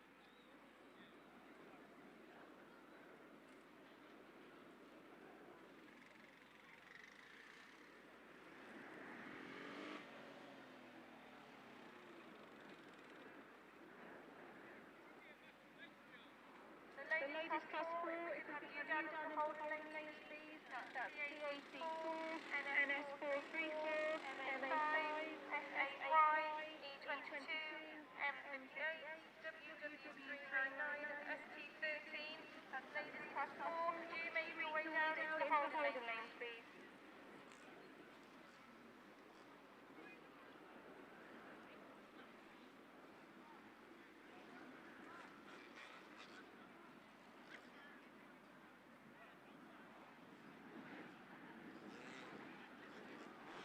Right, ladies and gentlemen, boys and girls, if you're at home, get yourself on the settee. More importantly, if you're here at the John Wilkin Raceway, get yourselves trackside. We are about to start the finals of the 2025 Ladies and Juniors National Autograss Championships. Due to quarterfinals, semi-finals, runoffs and all that sort of thing, we're in a slightly changed order, which means first final we're going to see is the Cannons Exterior Cleaning sponsored Class 2s. Top qualifier, Jessica Farrow in York 2, joined by Hannah Cheshire, Linda Thomas, Nicola Bettany, Lara Jones, Jess Owen, Gabby Smith and Alex Tinker. They are away, they are running. Final number 1, and oh, Linda Thomas, wow, saved. PAC at 91, that's as close to a rollover as you're going to see without the car actually going over. But switching back to race leadership, York 2, it is that brings the field. Jessica Farrow passed us for the first time. North Wales 151 then on the outside. That's Jess Owen at the wheel of that one, looking to try and come through then. Nicola Bettany in Radford 92. It is down that far side. PAC 91, the one playing catch up. But York 2, Jessica Farrow comes round, leading this leading bunch. I think we're on 6 lap finals. Radford 92, Tyre 17, Lara Jones runs in that third place. Hannah Cheshire trying to come up through the field in the Breeden Hill 12 machine. Alex Tinker just at the back of this main group in York 16. Linda Thomas, PAC 91 carries on and the hope of a race stoppage. York 2 though, your race leader. Radford 92, Tyre 17, Breeden Hill 12 still the 1, 2, 3, 4. Problems on board also now for Gabby Smith in Scarborough 249 as she slows right down. The leading 3 pulling away down that far side in this Class 2 final. As I say, Cannons Exterior Cleaning, your sponsors. York 2, your race leader, Nicola Bettany, Radford 92, right there with her now, Tyre 17. Lara Jones also looking for a way through on the inside as TA 17 and Radford 92 then get horribly tangled over on the far side. Hannah Cheshire says thank you very much in Breeden Hill 12, so that's had quite an effect on this race, and we have got red flags on that one. So Class 2, well, it was eventful right from turn 1, wasn't it really? We'll keep an eye, or keep an ear on the radio to find out what's going on. But Class 2 goes back to the rerun lane. We will let you know. But in the meantime, looking to the line, it looks like Class 3 is down there for this final. So I think we're going 2, 3, 5 right. We are hearing then that unfortunately in Class 2, Tyre 17, Lara Jones picks up a black flag. So she will be excluded from the rerun. But to take you through runners and riders for the Class 3 final, it is over to Graham. Thank you, mate. Yes, so your Munster Drilling Class 3 2025 National Final is going to be Becky Smith sat on it's top qualifier, sorry, Becky Smith, Becky Shaw, Donna Brown in CM4, CM7 Gwen Jones, MA6 Brittany Cusack, CM3 Catherine Bynan, Nicola Saint in CA 546, and 305F Kerry Jones creeping into the final. Scott's given the word what to do, so we'll have to wait and see whether she listens, and unfortunately therefore Lara being pushed off the far side. So as I say, thank you very much to Munster Drilling. We really appreciate your sponsorship over the weekend. As Kev says, we don't get a lot of sponsors, but we do love to give out as best we can. So Becky Shaw has picked grid 1, Becky Smith picked grid 2, because Becky Smith would have had first pick, wouldn't she? So she's picked grid 2, which is kind of surprising, but I'm hoping she obviously thinks she's going to get that cut back in, and Becky Shaw would have been thinking, well, let's see. Anyway, right, revs are rising, yellows are away, and let's see who makes a start. And I tell you what, it was pretty close off the inside of them two, and it is the Duratec that seems to have the legs to the corner, but BC 111 sneaks through, and I tell you what, she's got that inside line, and BC 111 has done it down the back straight. And BC Triple One then, Becky Shaw, she's in front from NS 334. Becky Smith, unbeaten this weekend so far, but the only one close to her was BC Triple One. And I'll tell you what, she's a quarter of a straight in front already. She's gone wide there though, that's unusual for Becky Shaw. Missed her breaking point by the look of it. Just went in a little bit wide, but managed to get the legs down the back straight. In the meantime, CA546 coming back into form is Nicola Saint, sat there in third, and CM3 Catherine Boynan is third place, trying to get up the inside. CM4 just out of choking positions as we speak. And again, Becky Shaw is favouring that outside line for some reason. Maybe that's the Class 7 line that she has been taken. But I tell you what, Becky Smith has reeled her right back in. So Becky Shaw is a canny driver, to be fair to her. So she'll understand what to do. But if she keeps this wide line, I think that 334 is going to come. And I tell you what, she didn't. She switched it. She's gone back on the inside. BC Triple One from 334, CM3, 546 or 456, CM3, CM7, 305F bringing up the rear. Sorry, MA6 bringing up the rear with 305F and 7.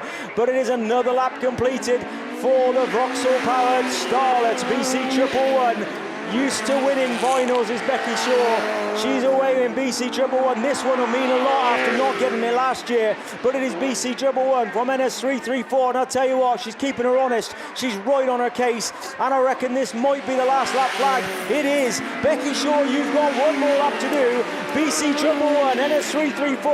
I'll tell you what, she throws that back in, trying to get the back end to step out and give her some drive down the back straight. But Becky Shaw's got the best of it. She's holding back because Brittany Cusack is going to come into play. Hopefully she can just keep wide and allow Becky Shaw to come through, and your 2025 national champion, BC Triple One, Becky Shaw, 334 from CM3, and a pot for CA546, Nicola Saint, CM4 from CM7. Where have we gone? MA6 just coming around, and unfortunately Kerry Jones, 305F, has just already pulled off down on the backside, but they all get on really well, these ladies, as you can see, down the back straight. And Becky Shaw back to winning ways, back to being your Class 3 national champion 2025. Well done. Right, that's Class 3 done. Munster Drilling was your sponsors. Thank you very much to them. Class 5 now. This was the final of the whole of last year, not just in ladies, not just in Class 5, every race. So no pressure, ladies. Class 5 then. Sponsored by Silver Lake Automotive Recycling. Kat Cox is your top qualifier, 2F. Y44, Nicola Jesse. Sandra Jones is C31. S33D, Michelle Ellis. YD46, Sarah Chilvers. IK64, Jade Russell. B27H, Lynn Olsen, and Natalie Green winning that runoff in Radford 420. So the revs are rising. Let's see who can make the start. Chilvers is on grid 1, Cox is on grid 2. But who's that from the middle? It's your reigning national champion, 33. Oh, right from the outside.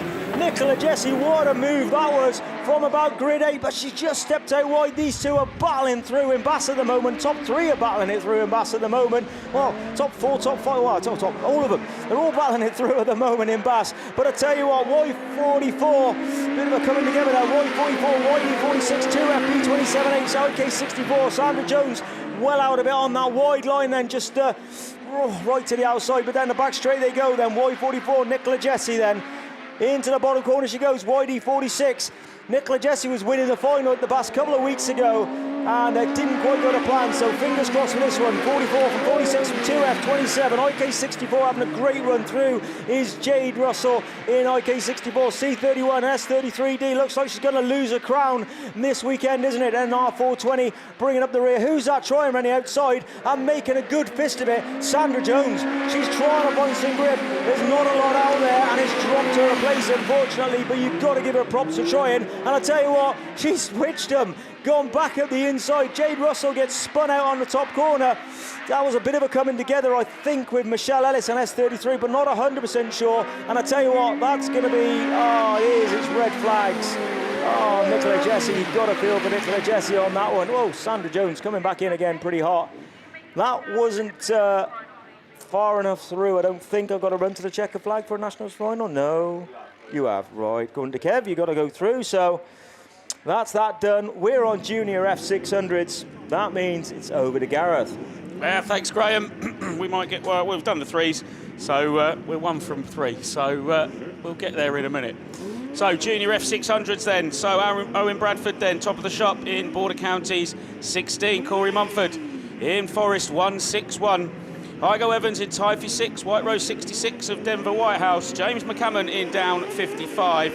Scunthorpe 35, Casey May Wade. Charlie Curtis, Atherstone 552, and Alicia Jarvis just scrapes in Scarborough 34, and we're away already, and it looks like it's Owen. No, it's not. Oh, and there's Twills. Owen Bradford, but Denver Whitehouse gets the jump on all the boys there. So she's round the outside, but Corey Mumford's up the inside in the Forest, 161. Owen Bradford's gone with him, so these two have been battling it out all weekend. We've lost, I think that's Alicia Jarvis. No, it's not. It's Casey May Wade. She's at the back of the pack now in the Scunthorpe 35, but it is the Forest 161 from Border County 16, Type 6, White Rose 66, Down 55, Atherstone 552, Scarborough 34 and Scunthorpe 35. So we're down the back straight. Denver's going backwards now in that White Rose 66. She's now down into that 6th place position, but at the front it's nose to door. Red flags on that one. So Marshall's not happy with that one. So yeah, they'll go back to the pits. And I think that's Junior Specials on the line. So it's back to Graham. Yeah, thank you, mate. And we're just hearing over the radio that unfortunately IK64 is excluded from the rerun. Jade Russell having a fantastic weekend in that Class 5. And unfortunately, her weekend is over. Right, Junior Specials time. You've come down from 92, I think it was, maybe 96 possibly, cars to the last 8. And as I say, fairly evenly split with a 3-5 on girls and boys. That shows you the quality of the ladies and juniors in this weekend. Who makes the start then from the outside?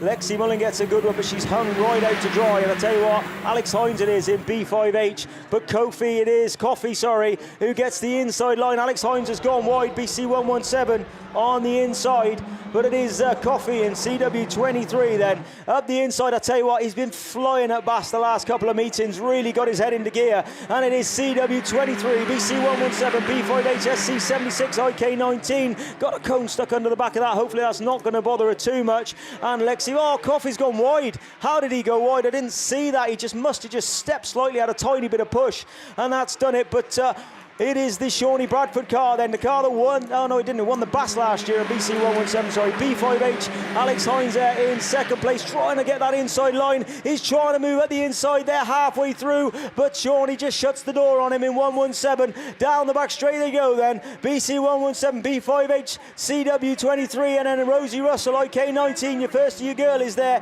in 4th place, but it is BC 117, B5H, CW23, then we got IK19, Evian Williams, SC76, Lily Rose Pratt, Ludlow 46 and WR37 just bringing up the rear as we speak. As I say, it's a long way over from grid 8 for Lexi Mullen, but another lap completed then, and it is the BC 117, B5H, CW23, and I'll tell you what, Alex Hines will be trying, won't he? But it takes a lot for BC 117 to make a mistake, and I tell you what, Shawnee Bradford, he's got another lap and a half to go to carry out his national titles dream. BC 117 then, he's there from B5H, CW23, IK19.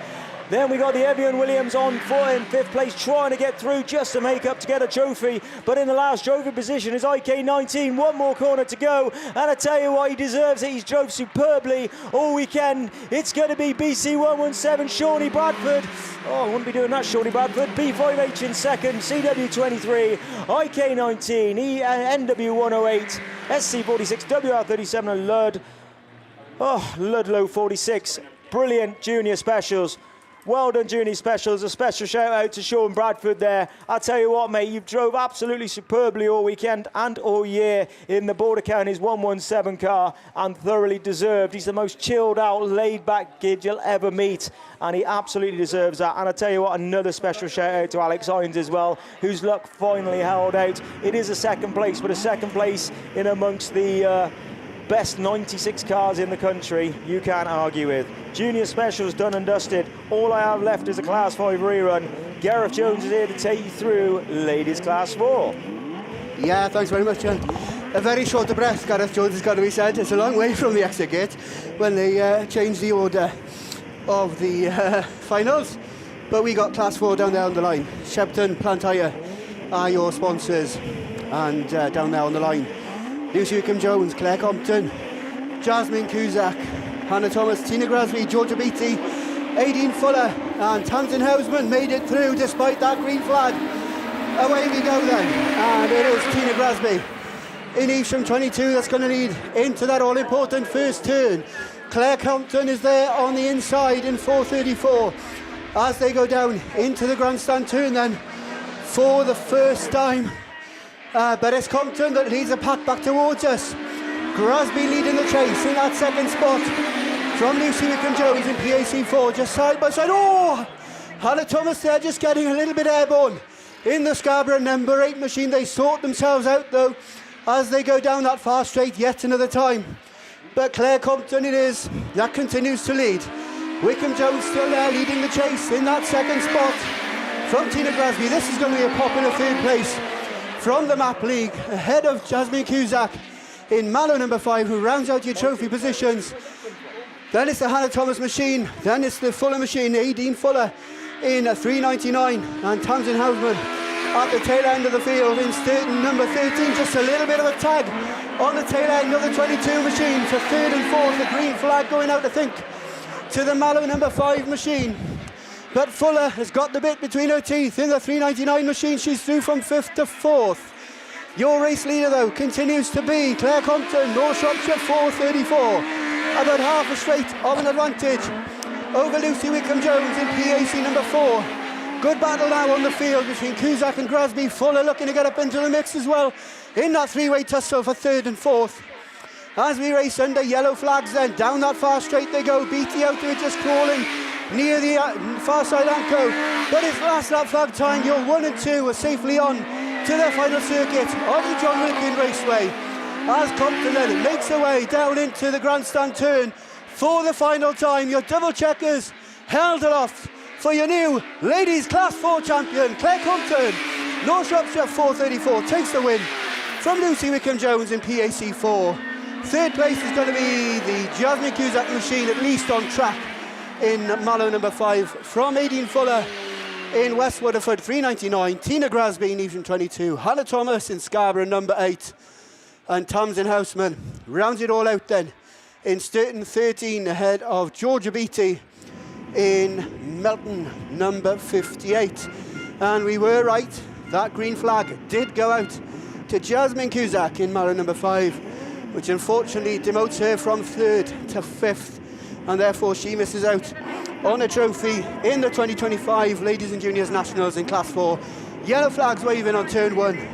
Gareth Matthews is ready to take you through the ladies' Class 7s. Thank you, Gareth. Yes, so Rhiannon Smith, Chanel Grasby, Julie Hawthorne, Thurney, Ivy Shields, Michaela Dance, Mel Gallagher, Becky Shaw and Alice Bevans, and they're all ready off the line then in this Cobb House sponsored Class 7 final. Oh, Mel Gallagher's popping wheelies for fun in the leeward 7, but it's Julie Hawthorne,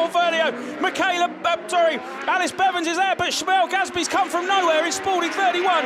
Julie Fern, and someone spin spat out. That looks like that's Rhiannon Smith there. And Mel Gallagher's popping wheelies again. I think we got red flags on. No, not yet. No, we're still going. So it's still Shamel Gadsby then. She's holding off your current national map champion who wants to hold on to that title as she is going down the back straight. Alice Bevans won the runoff. She's now sitting 3rd, Abby Shields. Oh, we got red flags on that one. Oh, that's... So I've not finished any of my finals yet, so no early point for me. So we got bits hanging off all sorts of cars at the moment, so get your cable ties ready and make some repairs. And that looks like Class 9's on the line. It's over to Kevin, Class 9.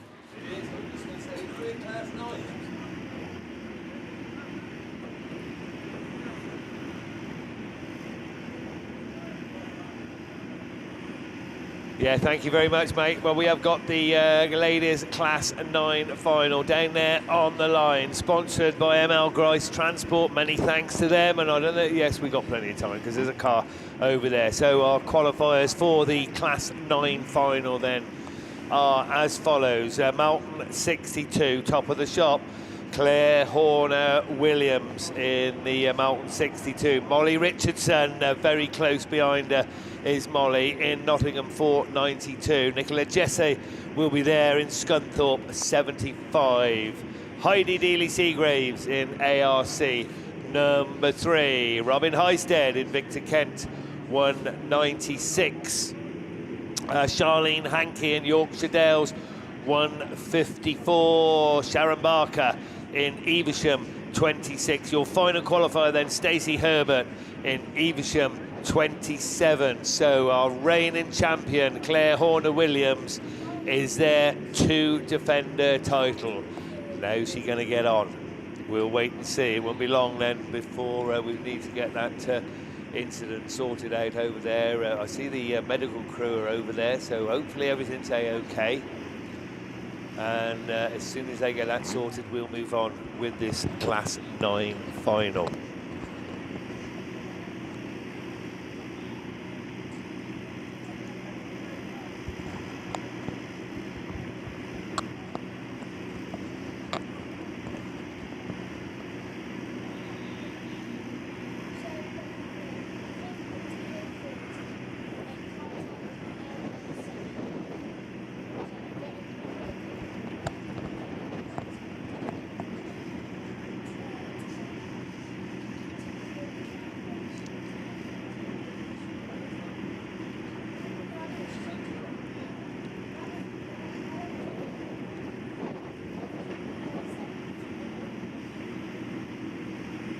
Well, it looks like I'm not sure who that was in that incident, but she's out of the car and into the medical vehicle. So hopefully everything's okay over there. Looking at the body language of the marshals, I think everything should be okay. So we look down to the line, and they're all down there. CM7 it was then, yeah. That the car gets carted back off into the pits. Medical crew will make the way back into the compound. What a fantastic job they've done as well. We couldn't race without these medical crew here, so big thank you to them for the efforts that they've put in this weekend here at the 2025 Ladies and Juniors National Autograss Championships. Right, we're somewhere near ready. Heidi Dealey-Seagraves then. Sharon Barker, Stacey Herbert, Claire Horner-Williams, Nicola Jesse, Charlene Hankey, Robin Highstead, Molly Richardson make up the finalists, the ML Grice Transport Class 9 finalists. We're waiting for red flags to drop, and then the marshal on that very first post will do his pirouette with his yellow flag, but still holding that red flag up, so there's obviously some sort of hold up somewhere along the line. Perhaps waiting for the medical crew just to give us the okay, and just coming over the radio, that's okay. So there we go, there's the pirouette about to start. The ML Grice Transport sponsored Class 9 final makes its way off the line. Who's it going to be as they all pile into that first corner? Our reigning champion, Claire Horner-Williams, unbeaten this weekend at the moment in the Class 9. And looking fairly good. We've got a car parked up. I think it's the 27 machine of Stacey Herbert. Oh, and there's contact. Heidi Dealey-Seagraves goes over. There's a car on its roof. And dear me. Disappointment then. That was going to shape up to be a good final. So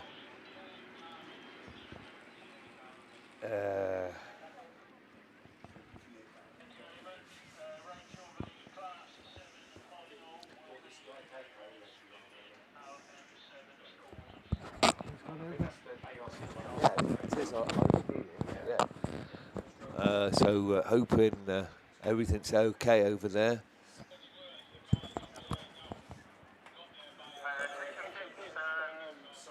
Again, looking at the marshal's body language, hopefully everything's okay, but we'll just go down for a little bit of radio silence just for a moment until they've sorted that incident out.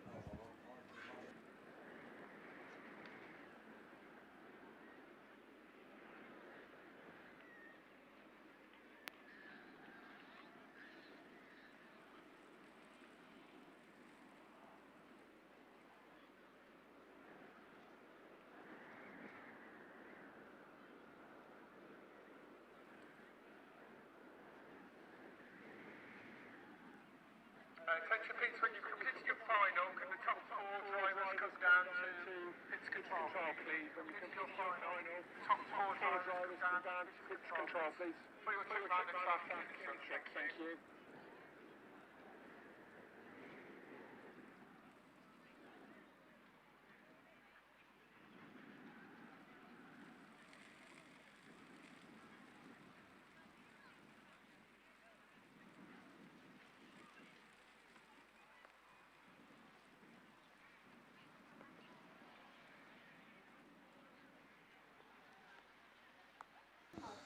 Okay then, looks like that incident's still being sorted out actually over there on the far side. I'm not sure.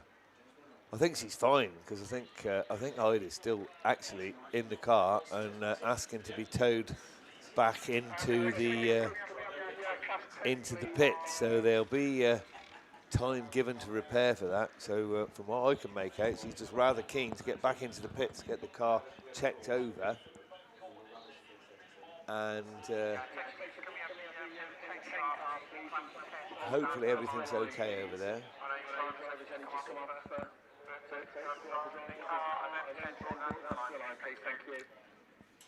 Now Heidi's out of the car because somebody else has got in it to take it back into the pits. And she's going to just have to make her way into the medical vehicle, which is standard practice. And the car, I think, will be taken back into the pits. Hopefully,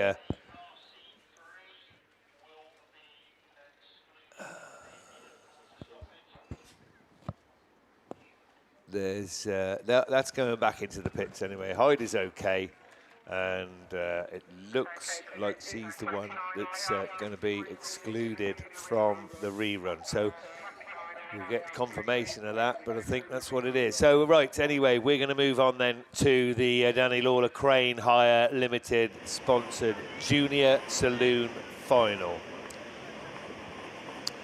And your finalists then, you all know, but I'm going to read them out again anyway. York 72, Freddie Farrow. SR 52, Nick Edwards. Typhy number 60, Tyler Davis. Lewis Turkington in Evesham 72. Grace Williams is there in CA 142. Archie Stevenson in Invicta Kent 31. And Finley Rowe in 408 from the Forest Club. And a final qualifier. We've had a message actually for Lucas Salis. I'm not quite sure who it is. I know it's his last year in the juniors, and whoever's sending the message says, come on boy, you've got this. Lewis actually qualified 32nd, so he was the final qualifier for the quarterfinals. He's got through to the semi-finals, and he's there now in the finals in his very last year of Junior Saloon. So well done to you, well done to everybody. It's an amazing achievement to get yourself through to this junior final, that's for sure. Over 100 cars here that were signed on yesterday morning at the beginning of the national championships. It's been whittled down and whittled down. We've got the top 8 here, and they really are the top 8. So well done to all you guys and girls for the efforts you put in this weekend. Right, we're going to go racing then with the Danny Lawler Crane Hire Limited sponsored Junior Saloon Final, and it's Ludlow 20 that picked that outside grid. Freddie Farrow's on the inside. York 72, Typhy 60 sneaking through. So is the 142 Grace Williams. Ludlow 20 on an outside line. They're in 4th place at the moment. Evesham 72, problems at the rear of the field, and that's allowed 5 cars to escape. 72, 60, 20 and 142 just out of the trophy positions at the moment. For how long is 72? Lewis Turkington as they go over there on the far side, and also making up a lot of ground now is Nick Edwards in the Star 52. Moved back up, albeit in 6th place at the moment. In 7th there at the moment then is Invicta Kent 31. And last but not least is Finley Rowe in the Forest 408. But the race leader, I think he's unbeaten all weekend, Freddie Farrow in the York 72 machine, absolutely flying and just starting to inch away in this Junior Saloon Final, sponsored by Danny Lawler Crane Hire, and a super drive from him over there on the far side. 142 then, Grace Williams. I think Grace And the young lady showing the boys the way round. She's there in second place now. Tyler Davis and Typhy Sixth is there in third. And up into fourth place, that final trophy position, goes Lewis Turkington in Evesham 72. Ludlow 20, just behind him, coming under strong challenge from Nick Edwards in star 52. Invicta Kent 31, Archie Stevenson, and Finley Rowe in 408 from the Forest. 1 lap to go then for 72. 142, Typhy 60, and Evesham 72. As the race leader takes him over there on the far side, we're going to get a change for that second spot. Typhy 60, Tyler Davis dives up the inside, but he's all fighting back. His CA 142 can't make it stick, but is your champion. York 72, your junior saloon champion. Typhy 60, Cambridge 142, Evesham 72, then Ludlow, then the Star Machine, Invicta Kent, and 408 from the Forest. Gordon Bennett, that was quick. Thanks to short, and well done then, your junior national champion in the saloons then. He's unbeaten, as I said, all weekend. York 72, Freddie Farrow takes that title home with him. Well done, and well done to everybody else who've entertained us absolutely superbly all weekend. We do appreciate the efforts that you've put in, that your mums and dads have put in, and it's been absolutely super racing and a privilege to commentate on, so thank you very much.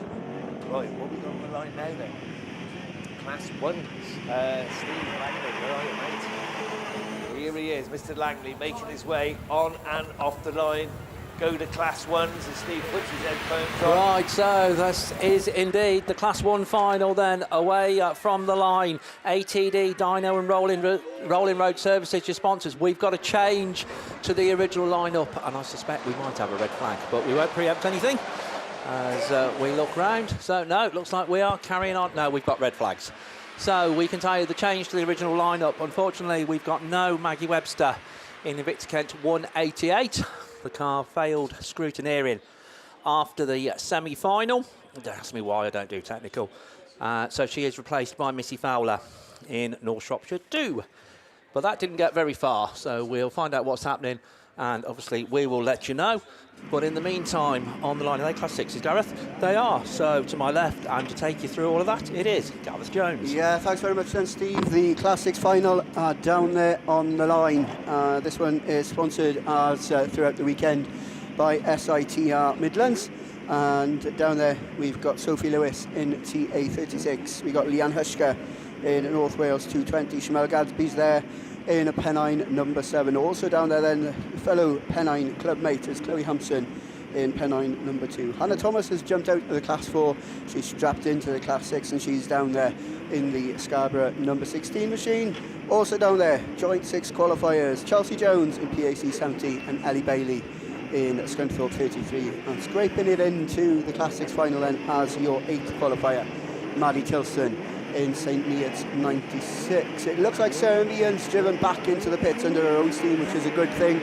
She, I reckon, will be out in the final a little bit later on, but we've got 8 cars that leave the line ready to take part in this Class 6 final. Oh, and there's contact and there's mess as they go into turn 1, and 3 into 1 really doesn't go, does it? And you don't need to be a mathematician to back that up. Just as your Pennine 7 machine then just leads into the grandstand turn that already flags out on your SITR Midlands sponsored ladies Class 6. Leanne Hushka and Sophie Lewis just coming unstuck there. I think they're being called, the medics are being called. Leanne Hushka requiring medical treatment in the North Wales 220 machine. So again, while Sophie and Leanne are there on the racing line, we will go quiet. And when we are back racing, I think it's the F600s that are down there on the line. So to take you through his first national final, it'll be over to Scott Jones. Yes, thank you, Gareth. So F600's on the line, as you said, as the medical crew is on the scene. We're just going to go a little bit quiet while they do their work and find out that everybody is okay. But the next final is the Trueform Civil Engineering sponsored ladies F600.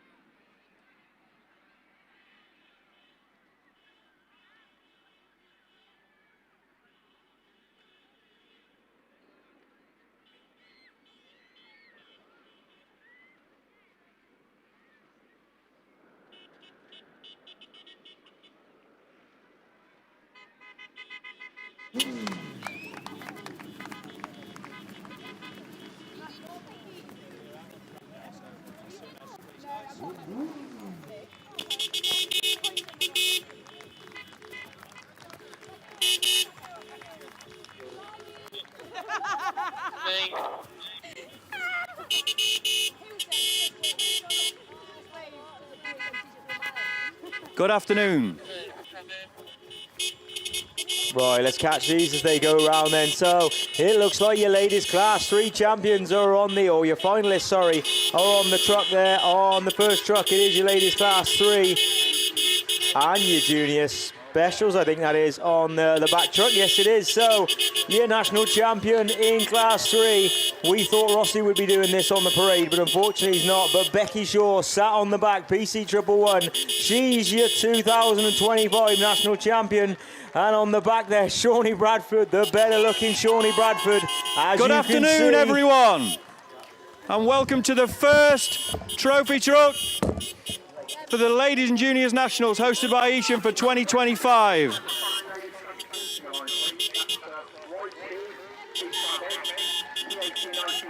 And can we get a massive cheer for our Class 3 finalists?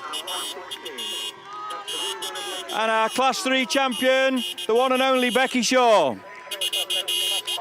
We'll have a little chat with Becky now, if that's okay, guys. So, Becky, you have been here a time or two before. Yes, I have.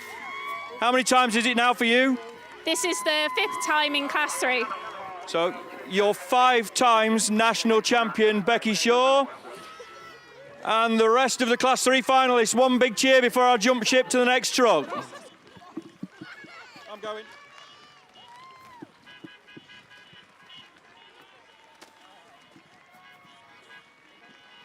Move up. Ladies and gentlemen, we've changed trucks. So to everyone here at Evesham Autograss Club for the 2025 Ladies and Junior Nationals, let me introduce you to the Junior Special finalists. Give us a wave, give us a cheer, everyone. I want to hear you. And can I introduce you to the 2025 Junior Special National Champion, Border Counties 117, Sean Bradford. Sean, you're from a family of racers. Yeah, that's it. Small racers. First time on the big stage. Obviously, following in Owen's footsteps as a champion, Dad's footsteps as a champion. Yeah. Tell the people at home and the people here listening how it feels to you today. Yeah, it feels really good. Yeah, hasn't quite set in yet, but it feels mega. So, a couple of panda pops tonight at the bar to celebrate. A few fruit shoots tonight. A couple of fruit shoots for the champion. So, one last time, everyone, a big round of applause for your 2025 Class 3 finalists and your 2025 Class 3 champion, Becky Shaw, and your Junior Special champion, Sean Bradford.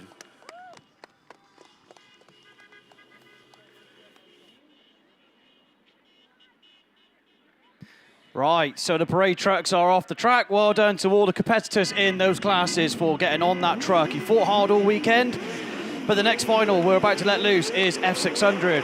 So, Kerris Thomas, Terry Mumford, Joe Grasby, Bill John Morehouse, Tina Hilton, Helen Welsh, Elizabeth Cornwall, and Trish Daly, who came through the runoff. Here we go, the final is away. It's going to be TA56, who pulled out of Grid 1. She's your only unbeaten F600 in this one then, as Morehouse finds a gap up the inside, Grasby's a spinner, and hopefully can keep going. And as we go on the far side then, it's Sturton 101 who takes up the running end. Terry Mumford challenging for that second place in Forest 161, but it is still the Tyre 56 of Kerris Thomas. Like I say, your only unbeaten car is being beat at the minute by Sturton 101, who just goes a bit wide into the top corner then. You can hear Gareth pull to someone, but Mumford's going to come through into that second place, and Tyre 56 drops down to that third place. Mumford looks at the inside of a Morehouse Centre, challenge for the lead. As all this goes on then, the race leader, it just goes a bit wide there. Mumford's up the inside. Forest 161 takes up the running then. 101 from Tyre 56. Causeway 288 in the final trophy position. second. Heading off the home favourite, Joe Gradsby in Evesham, one who just overcooks it. Spins in front of her. The Leeward 333 machine as Hilton just about avoids her as well. But Gradsby gets it going so we can keep racing then. So Mumford it is. Coming through the grandstand turn for another time then. Tyre 56 still there in that second place. As Morehouse looks at problems and goes to the outside in 101. But then comes back.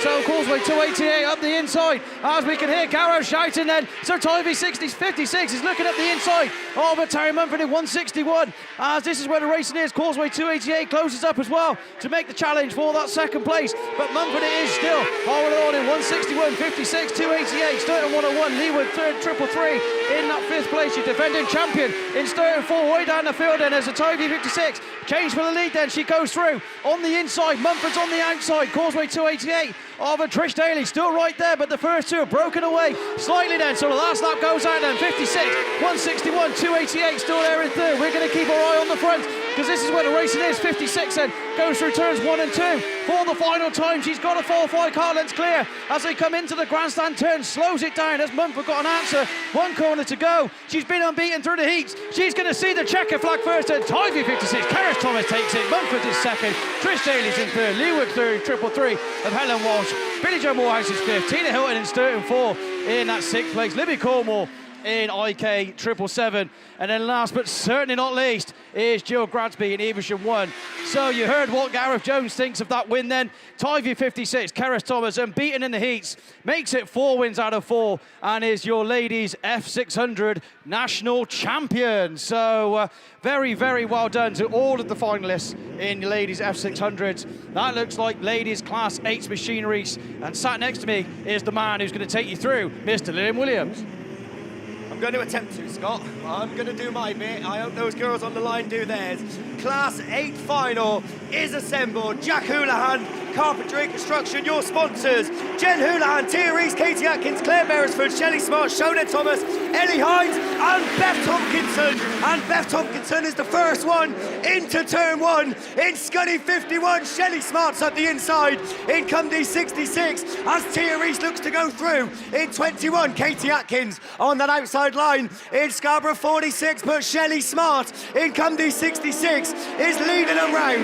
Beth Tompkinson, Tia Reese, Jen Houlihan up to third, up to second, no, up to fourth as she drops back as Tia fights back. Beth Tompkinson is up the inside in Scunny 51. Will the Tompkinson name stay on top in ladies class 8s this year? Come on, Beth, stay level-headed as you bring them round in 51. Shelley Smart, Tia Reese and Ellie Hines now is the one rounded off the trophies in Breednell 14. Tia is up to second in the PAC 21. Your 2022 champion, Jen Houlihan, is running 4th and rounding out the trophies as Ellie Hines is up to 3rd. Shelley Smart, Katie Atkins, Shona Thomas and Claire Beresford are the ones behind. But it's Beth Tompkinson that leads the way. Your 8th qualifier in Scunny 51 is showing them the way round into the grandstand turn. Tia Reese, though, ever so menacing in 2nd place in PAC 21. And Tia will push Beth the whole way round.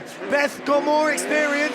Tia looks to have more pace as it stands. They go down the far side. We're going to keep our eye on these two with 1 more lap to go because it's yellow flag with the black cross. It's Beth Tompkinson from Tia Reese, from Ellie Hines and Jennifer rounding out the trophies and heading back to Southern Ireland with a 4th place pot as it stands. But down the far side, it's 51 in the beaming sunshine. The pink machine, is she going to do it? It stays with the Tompkinson name. Beth Tompkinson snatches victory. Tia Reese 2nd, Ellie Hines 3rd, Jen Houlihan will return to Waterford with a 4th place plot. Claire Beresford in a very strong 5th, and well done, Claire, for mixing it in with the best of them. Shelley Smart, your early race leader in Cumdy 66, was the next one across. Katie Atkins, not your final, but I'll tell you what, you've impressed many people on this field this weekend with your driving in Scarborough 46. And Shoned Thomas, another one with time on her side. Not the suitable conditions for Shoned, but to get into that final was an achievement in itself. But Tonky, Diane, where are you? Are you over the far side? Make some noise for your Class 8 National Champion 2025, Scunny 51, Beth Tompkinson.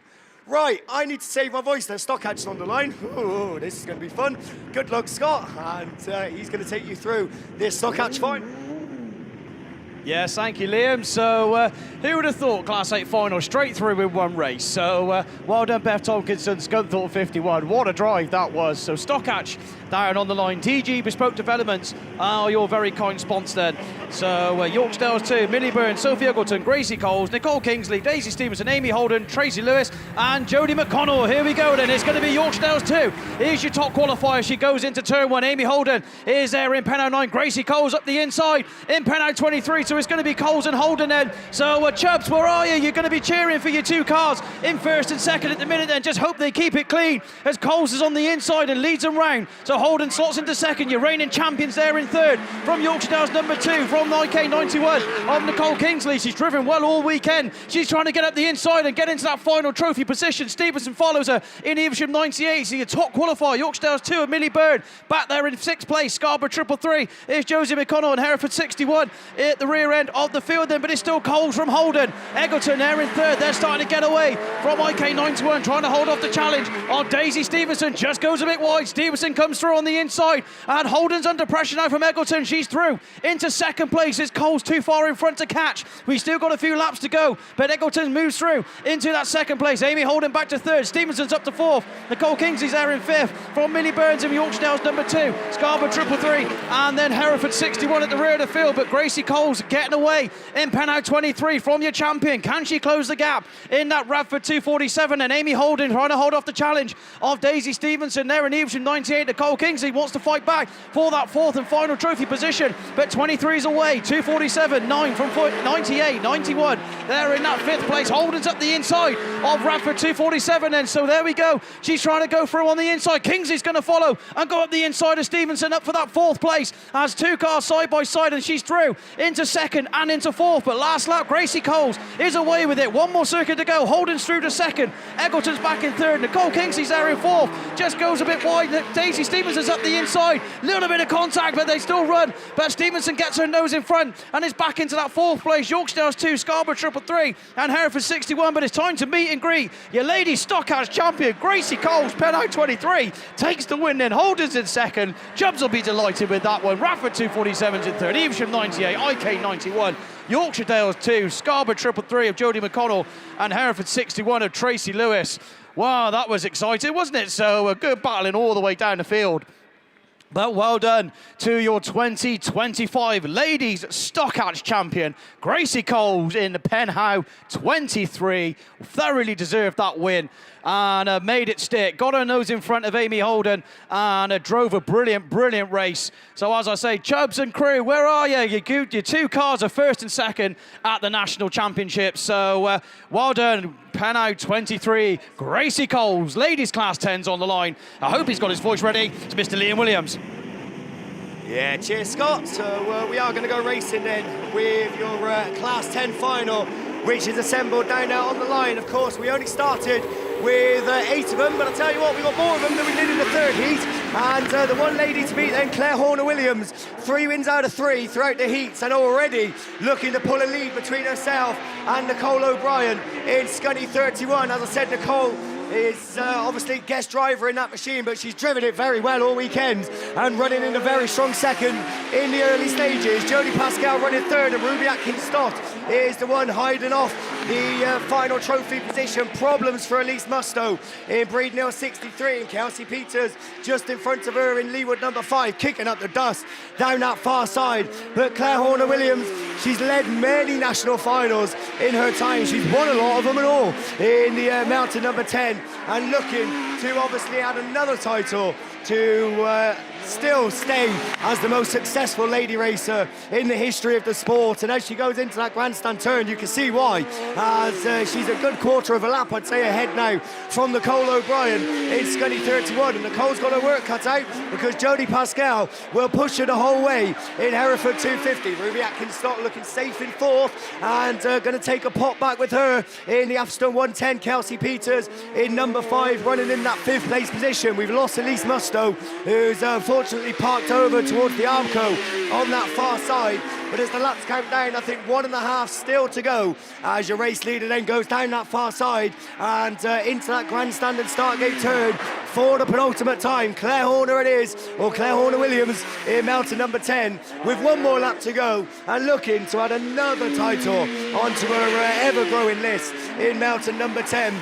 So, as I said, a massive lead now between herself and Nicole O'Brien, who looks safe in that second place position. But 3 wins out of 3 in the heats, a win in the final, 4 out of 4. Claire Horner-Williams adds a Class 10 title to her growing list. Nicole O'Brien, I tell you what, very well in second in Scunny 31. Jodie Pascal takes the bronze medal in Hereford 250, gives a wave as she goes past as well. Ruby Atkins-Stott will pick up the final trophy in Athelston 110. Kelsey Peters in Leewood number 5 is coming across in that 5th place position. As I said, problems for Elise Musto in Breednill 63, who unfortunately we did lose in the early stages in that race, but I'm sure she's okay. The marshals are running out there now, but problems for Elise in the 63 machine. But a big well done then, Claire Horner-Williams in mountain number 10. She's got it all to do again soon as well, because I think she's got Class 9 rerun to come out, so still a chance of her to be a double champ.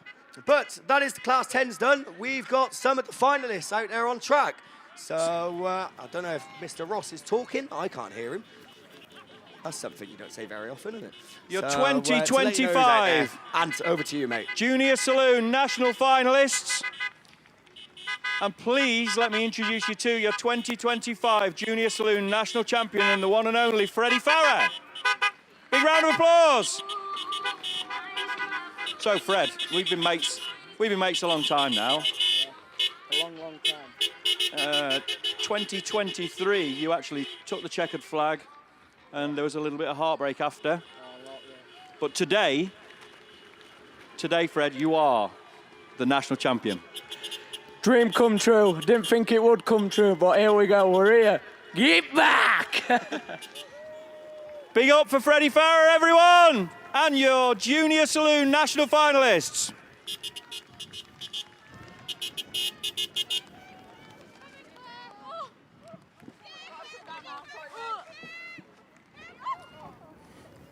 So, to everyone surrounding the track and everybody watching on the live stream at home, please allow me to introduce you to your Class 4 national finalists for 2025.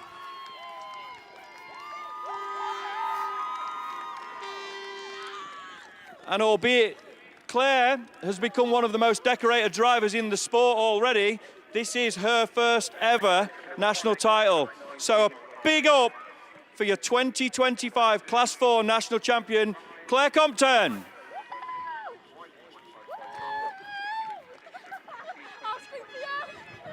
Right, Claire. You've already bagged a few titles here and there. Now, I'm always told, I've always led to believe, and I don't know much about grass tracking, but I'm always led to believe that the Nationals is the big one. So why don't you take this opportunity to tell the fans here today and the fans at home what it feels like to become national champion? I actually just can't believe it. It's been a long time coming, and especially how me and Ben have done it in the same year. It's amazing. Yeah, so obviously I had the privilege of speaking to Ben on the trophy truck last time. Now between you, you've done the double. Home-built kit always means a big thing. Home-built engine, all that lot. What's the plans? What do we do now? Ben, you can now retire if you want to. So, you've heard it here first, everyone. Ben's retiring, and Claire's taking over the full-time drive. So, as we head down the back straight, can we have one more big up for your 2025 Junior Saloon finalists and Junior Saloon winner, Freddie Farrer, your Class 4 national finalists, and your new Class 4 national champion, Claire Compton.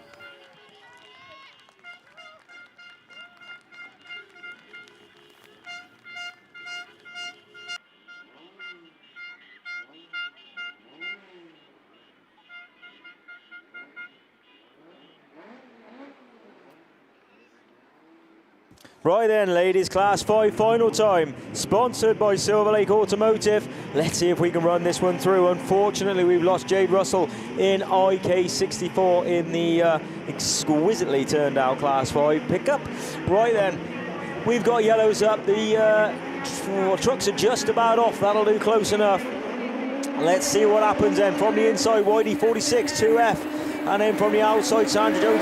She makes a cracking start. Oh, wow. That's going to be red flags, everybody, as we probably already know, because Sarah Chilvers has got no reverse gear. That one's going to stay there, and the gloves are off, and so to speak, and literally. Right then, ladies, didn't do me any favours there, did you? So we still go back for another rerun. On the start line is Class 2, which is Mr. Steve Langley, who's making his way up the stairs now. So, Steve, this will be, see if you can follow that, Steve. I did half a straight.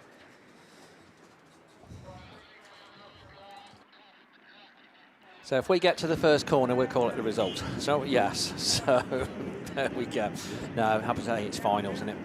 And it's the National Championships. So, yeah, we're running the Cannons Exterior Cleaning sponsored Class 2s. And, unfortunately, without Lara Jones in TA17. So, hopefully the other 7 are all down there. Your champion last year, of course, Jess Conway, in Scunthorpe 126. She missed out, I think, by 1 point on the making the final this year. So there's going to be, if not a new name, well, there'll be a new name from last year, but it may be somebody that's been on there before. But that's where we're at with that. So we should be having Jessica Farrer down there in York 2, Hannah Cheshire in Breeden Hill 12, Linda Thomas in PAC 91, Nicola Bettany in Radford 92, Jess Owen in North Wales 151, Gabby Smith in Scarborough 249, Alex Tinker in York 16. Don't forget, when racing finishes today, well, so when the finals are finished, there will be the Champion of Champions, which will see the top 12 or the 12 class champions going out there. Hopefully we'll see all 12 out there in the Champion of Champions race, and also the defending champion has the right to be out there in the Champion of Champions. So come on, commentators. Jess Conway in Scunthorpe 126. So Jess Conway in the Class 2 is your defending Champion of Champions. So she has a right to be out there, even though she hasn't made the final. Looking to the line, not sure whether we've got 7 down there or not. Once we've completed the Champion of Champions, then it will be trophy presentation time. Now, on the basis that it's the only reason I can think of why anybody would dump an Arctic trailer in the middle of a field, I'm presuming the trophy presentation is going to be at that Arctic trailer that is situated in the corner by the fairground. Any nods of approval from fellow yes, there we go. Right, here we go then. We're away then with the Class 2 rerun, and we are missing another car as well. Unfortunately, we will try and identify who that is, but it's Jess Owen that leads the field into North Wales 151. Jess Farrow on the inside in York 2. Then on the outside is the Radford 92 machine. I think it's Linda Thomas, unfortunately, is the other one that we're missing. Alongside Tyre 17, so bad luck on the South Wales League cars. Race leader though, it is North Wales 151, York 2, Nicola Bettany runs 3rd in Radford 92, Breeden Hill 12, Hannah Cheshire, Alex Tinker in 5th place. Nicola Bettany looks to make a move up into that 2nd place slot as she goes down the far side. Previous national champion, of course, Nicola in Radford 92. And you do feel that she's got very much the bit between her teeth, and Jess Owen in her sights in North Wales 151. Still at York 2, Jessica Farrer runs in that 3rd. Hannah Cheshire, then a bit of a gap back to Alex Tinker, and then a further gap back to Gabby Smith in the Scarborough 249. But things getting very tight at the head of affairs as Nicola Bettany in the Radford 92 car takes up the run-in from North Wales 151, York 2 and Breeden Hill 12. So it is the MAP car going down that far side, and now she's got her bonnet in front, looking to pull away a little bit from the North Wales machine of Jess Owen in 151. Then the gap increasing a little bit back to Jessica Farrow in York 2, running in that 3rd, but having to battle hard to hold on to that 3rd place under strong challenge from Hannah Cheshire in the Breeden Hill 12. It does look that those could well be your 4 trophy winning positions, because the yellow flag with the black cross is already coming out. So on to the final circuit. It is Radford 92, Nicola Bettany, North Wales 151 in second place, York 2 and Breedenhill 12. That's the 1, 2, 3, 4. Then Alex Tinker in York 16 and Gabby Smith in Scarborough 249. But all eyes to the grandstand bend in this Cannons Exterior Cleaning Sponsor Class 2 final. Your Class 2 national champion, it is Nicola Bettany in Radford 92, in North Wales 151, Jessica Farrer in York 2, Hannah Cheshire in Breedenhill 12. That's your top 4. Alex Tinker in York 16 and Scarborough 249 is Gabby Smith. But well done, unofficially, of course. But your Class 2 national champion is Radford 92, Nicola Bettany. Those were Class 2s. This is Gareth and Class 7s. Thanks, Steve. So we're going to try again. So I've got my 2 finals still to go. So we're going to go for the second attempt of the Cobb House Class 7 final and see who your 2025 national champion will be. And I do see a gap on the grid, and I think that is Mel Gallagher that is missing in the Leeward 7 machine. So we should have Rhiannon Smith, Shamel Grasby, Julie Hawthorne-Thurdio, Abby Shields, Michaela Dance, Becky Shaw and Alice Bevans, and we're already looking on the wind-up then. So yellow flags around the circuit. Can we get it finished this time, ladies? The bungee's up, we're off then, and who's going to make the break? It looks like it's Rhiannon Smith and Julie Hawthorne-Thurdio and Shamel Grasby. They go 3 abreast into that corner, and Julie Hawthorne-Thurdio just gets spat out a little bit, but Shamel Grasby is away and gone a little bit in the Spalding 31 from the South Somerset 36 of Rhiannon Smith. That's your first 2. Alice Bevan, in the PAC 53. She's just holding off her sister and Michaela Dance in Tyre 30. Becky Shaw's there in BC 66. Julie Hawthorne-Thurdio's got a lot to do to retain that title. And Abby Shields then is languishing at the back in Sturton 74, but it's down the back straight and into the grandstand turn. And they're all still quite close, really, but it is still Spalding 31 from South Somerset 36, PAC 53. Radford now 176 up into that final trophy position, but there's still laps to go for this to unfold as Tyre 30 wants that last pot down the back straight then. Michaela Dance and Julie Hawthorne-Thurdio side by side into the grandstand turn. But it is Julie Hawthorne-Thurdio who's got it a little bit sideways but manages to hold it on and keep that 4th place. But it's another lap completed for your top 3, as they are the ones that are away and gone from the rest that's battling as Michaela Dance is up the inside again. But it is so the Tyre 30 got that final position as Abby Shields also goes up a position in the Sturton 74. But it is still Shamel Grasby then in the Spalding 31. She's controlling this race, holding off Rhiannon Smith in South Somerset 36 and Alice Bevans, your last qualifier. She won that runoff and she's looking like she's going to go home with a trophy. And it's going to do one better than Michaela, her sister behind her, in the Tyre 30. But it is then the yellow flag with the black cross for Shamel Grasby. She's got one more circuit to go in the Spalding 31 machine. Rhiannon Smith still there in second in South Somerset 36. Alice Bevans in PAC 53 and Michaela Dance complete your top 4 and your trophy positions. But it is then going to be Shamel Grasby in Spalding 31 who's going to be your 2025 Class 7 champion. Rhiannon Smith takes second in South Somerset 36. Alice Bevans takes third in PAC 53. Michaela Dance then, final trophy position in 4th in Tyre 30. Julie Hawthorne-Thurdio, the outgoing champion then in Radford 176. Abby Shields is next in 6th in Sturton 74. And Becky Shaw there in 7th in BC 66. But just put your hands together again then for your 2025 Cobb House Class 7 national champion, Spalding 31, Shamel Grasby. So looking to the line, I think it's ladies Class 1, another attempt, so it's back over to Steve Langley. Thank you very much, Gareth. So yeah, this is Go 2 at the ATD Dyno and Rolling Road Services sponsored Class 1s, running unfortunately without Jess Conway in Scunthorpe 25, your top qualifier. So that leaves Sarah Trott in Athelston 3, Sarah Meehan in West Waterford 134. Faye Stevenson in North Shropshire 89, Larry Hour-Davis in Tybee 2, Lauren Kirk in Scunthorpe 701, Nia Jones in TA 352, and Missy Fowler in North Shropshire 2. So yeah, those are the 7 cars that we're expecting, and it is Trotty, Sarah Trott in Athelston 3 that takes the field down the far side for the first time. We got problems on that top bend for, I think it's the Lauren Kirk Scunthorpe 701 machine, but we're carrying on motoring. Your defending champion, Tyre 2, she's back in 6th place at the minute, so she's got plenty to do.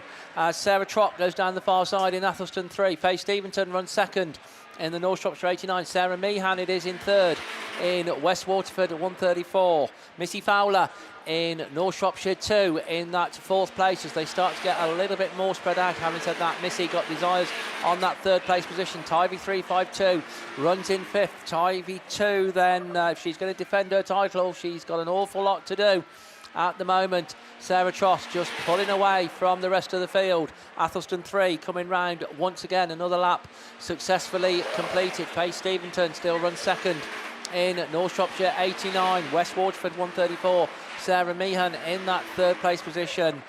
Missy Fowler in North Shropshire 2, so no change in the race order at the moment. Missy certainly within striking distance of the 3rd place position. That's about the closest battle at the minute as Sarah Trott completes another one of the 6 laps. Athelston 3, North Shropshire 89, West Waterford 134, North Shropshire 2, Tyre 352 and Tyre 2, they all go through. And it's going to be, I think, yellow flag with the black cross next time we see our race leader in front of us here in commentary. And indeed it is. One circuit then of the John Wilkin Raceway stands between Sarah Trott and the ATD Dyno and Rolling Road Services Class 1 title. So the other cars then coming round to start their last lap. But it is Sarah Trott, Athelston 3, into the grandstand bend for the final time.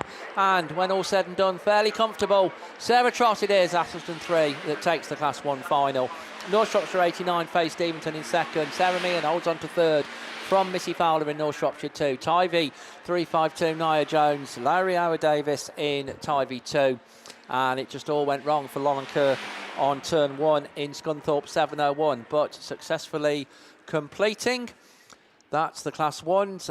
We've got junior F600s down there on the line, so it is going to be back over to Gareth. Thanks, Steve. So back on then with the BB Gem Air Junior F600 final, and we do unfortunately lose Owen Bradford, your top point scorer, the BC 16, but so we should have Corey Mumford, Igo Evans, Denver Whitehouse, James McCann, Kelsey May Wade, Charlie Curtis and Alicia Jarvis, and we're already away and gone. So who's it going to be? And it looks like it's Denver Whitehouse again that makes that great start from the outside. Corey Mumford goes with her, but also side is Igo Evans up the inside then. So Tyre 6 is your race leader down the back straight then.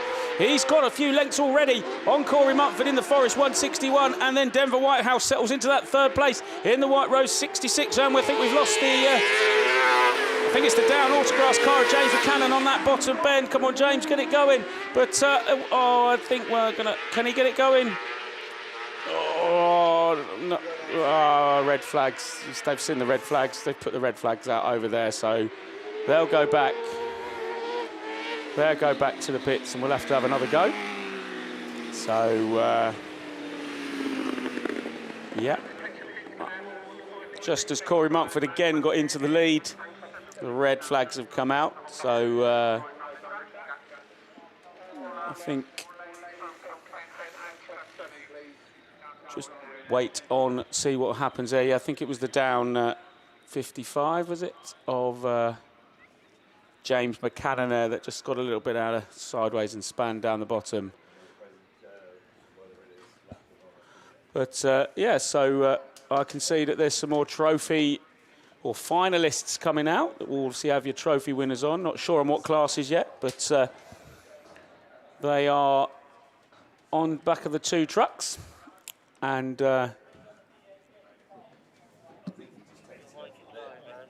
they're, yeah. So I think what I'm going to do is I'm going to hand you over to Anthony Ross, who's on the back of the truck.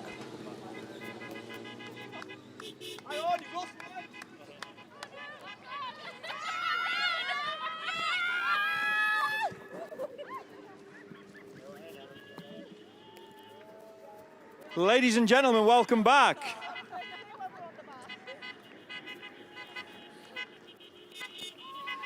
And at a risk of repeating myself,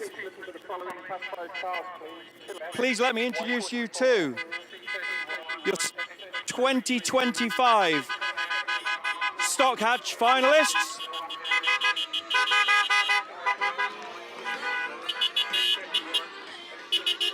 And let me introduce you to your new 2025 Stock Hatch national champion and a first-time winner, Gracie Coles. How are you feeling? I don't really know. I don't really have any words. Still, a bit shaky. The Nationals is the big one. You can win on any stage, but the Nationals is the big one. I always like to go to how people feel right now. It's going to feel a bit more real later, but right now, tell not just the fans here, the people at home watching. Absolutely amazing. I mean, after last year's final, I went into the final with 3 wins, and then I had a black flag. So this year it was kind of make or break. All I wanted to do was just go out there and win, but I had the attitude of what will be, will be. And here I am. And what will be is you are the 2025 national champion, Gracie Coles, everyone!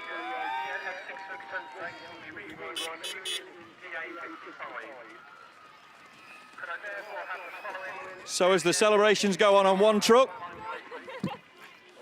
we'll jump ship and join the other one because I actually got on the wrong one. Now, for everyone here and everyone at home listening, please let me introduce you to the 2025 F600 national finalists.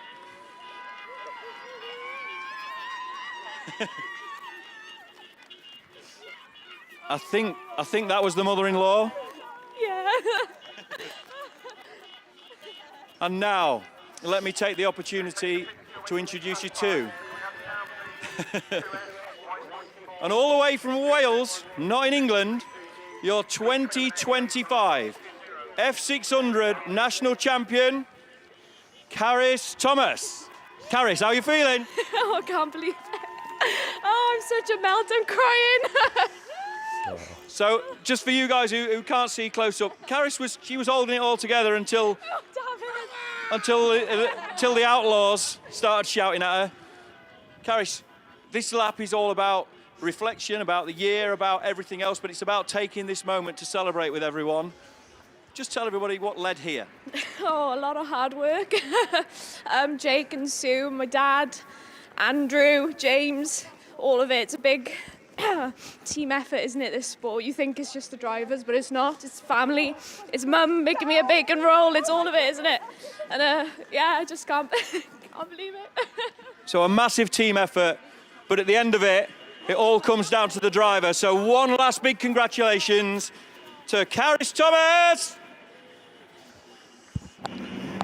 Right, thanks very much, Anthony. Well done, girls. Fantastic. So we have got the Class 9 final on the line and off the line very, very quickly. You know who's in it, but we'll watch them as they come out from Alton 62.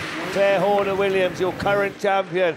Just seen her take a win in the Class 10, and she's out there now looking absolutely mighty fine in the Class 9. ML Grice Transport, the very kind sponsors of Class 9 this weekend, so a huge thank you to them. In second place, 2075, then Sharon Barker. Sharon hasn't had the best of weekends, but hasn't run that strongly, and running there in that fourth place, as she just loses a place as they go over there on the far side to Molly Richardson. But Claire Horner-Williams is away and gone. Scunny 75, Nicola Jesse, she's holding off the challenge of Molly Richardson, and then Sharon Barker in the 26 machine. Yorkshire Dales 154, Charlene Hankey just tucked in behind her. The battle really is for the other trophy positions. Horner-Williams away and gone. Behind Yorkshire Dales 154, it's in Victor Kent 196, Robin Heisted, and then Evesham 27, Stacey Herbert it is that's bringing up the rear. But look at the lead that Claire Horner-Williams has pulled off the chasing pack. Absolutely in a class of her own. from Scunny 75 is no answer for Nicola Jesse. She's the best of the rest, that's for sure, though, as they go over there on the far side. But Molly Richardson's making up ground for that second place spot.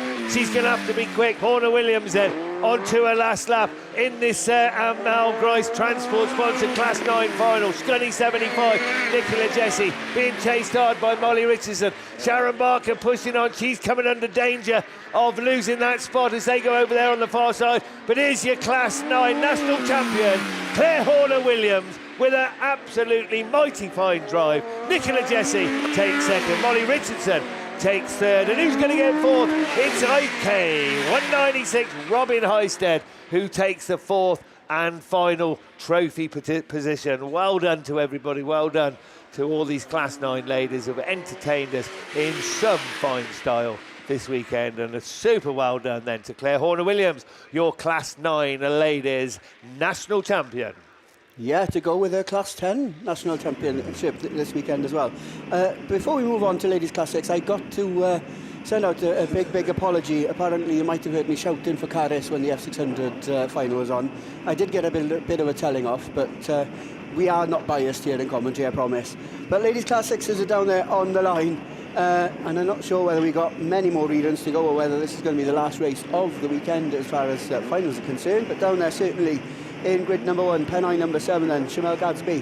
We've just seen her take the Class 7 national title. She's down there in grid 1 next to Jan Hushka, next to Chloe Hampson, Sophie Lewis, Ellie Bailey, Chelsea Jones, Victoria Tilson, Maggie Tilson rather, and Hannah Thomas. They're the 8 that leave the line and head into turn 1 for the first time. And Jan Hushka then pops out of turn 2, leads the way down that far straight for the first time. Pennine number 2 goes with her. Chloe Hampson then leads the chase into the start gate turn for the first time, but it's the 220 machine that takes up the running then, and already got about 10-12 car clear of Chloe Hampson in that second spot. Ellie Bailey is not going to make any mark on the field out there on that wide line in Scunthorpe 33. That's allowed Sophie Lewis in TA 36 to move through up into that 4th spot, but the race very much on now. Nothing really to split these first 5 is there, and 4th and 5th get too close for comfort as Sophie Lewis gets knocked out by Ellie Bailey in Scunthorpe 33, maintaining those positions, and in trying too hard she's lost out that 5th position. Hannah Thomas looking up the inside for that 4th spot between herself and Sophie Lewis, but we've got a new race leader because it's Chloe Hampson in Pennine number 2 that takes up the running then with a few laps to go from Hushka, from Gadsby, as the first 3 now begin to break away from the chasing pack. Lewis just about holding on to 4th, but on that note, Hannah Thomas is through in Scarborough number 16 to take the last trophy position as they go into the grandstand turn. 2 more laps to go. Oh, there's contact, and they all sort themselves out. No real change in position if Chloe can get that race leadership back, but she's going on with a puncher on that rear passenger side wheel. But Hushka really taking herself out of the second place as they go in once again to the grandstand turn for the penultimate time, and it's Hampson that's just got sideways because of that puncher. Can she control it? She can. 1 more lap to go. Can she hold on? Oh, she's taken herself out there due to that puncher, due to the contact on the previous couple of laps. But your new race leader, Pennine number 7 and Shamel Gadsby, goes down that far straight for the final time as they go into the start gate turn. It's another double champion this weekend because exiting the grandstand turn for the final time, Shamel Gadsby, Pennine number 7, takes the win from Sophie Lewis. Hannah Thomas and Ellie Bailey finish in 3rd and 4th ahead of Leanne Hushka, Chloe Hampson, Maddie Tilson is in the S96, and Chelsea Jones then the final finisher in PAC number 70. They're the ladies that make their way back into the pits following that Class 6 final. But again, congratulations to your new Class 6 national champion to follow up her Class 7 title, Shamel Gadsby in Pennine number 7.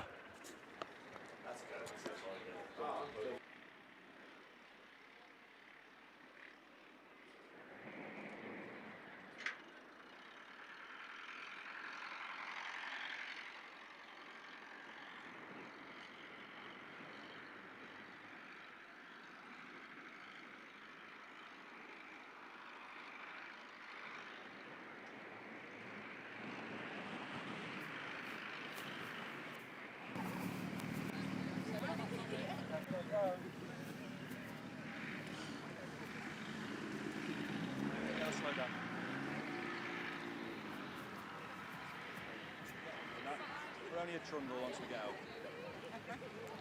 So just then, as we've got a little bit of a lull in racing with a couple of races to go, I think possibly before the Champion of Champions, then we've been told that the trucks making their way onto the circuit contain the finalists from classes 8 and 10. To everyone out there in spectator land and to everyone watching at home on the live stream, we thank you for staying with us and we thank you for staying tuned. And here we go again. So can I get a massive cheer, a massive clap, a massive show of appreciation for your 2025 Class 8 national finalists?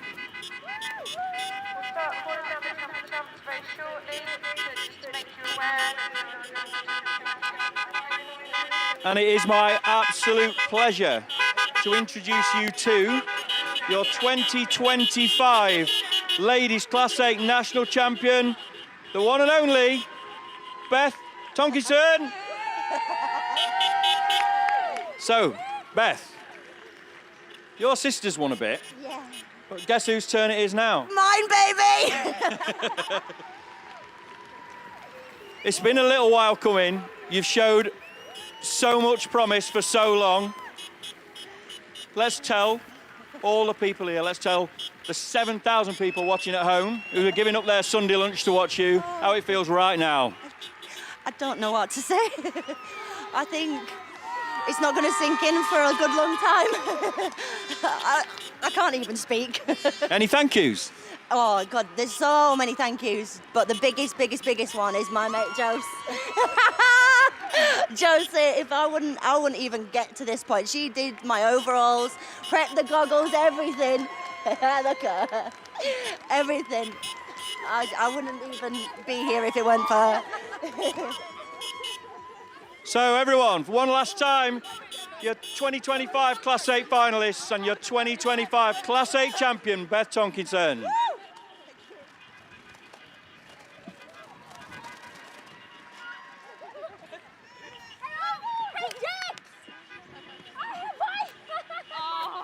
And as we change trucks and we step up just a few cc's, now it's my privilege to introduce you to your Class 10 national finalists for 2025. So a big cheer. Thank you, whoever threw that.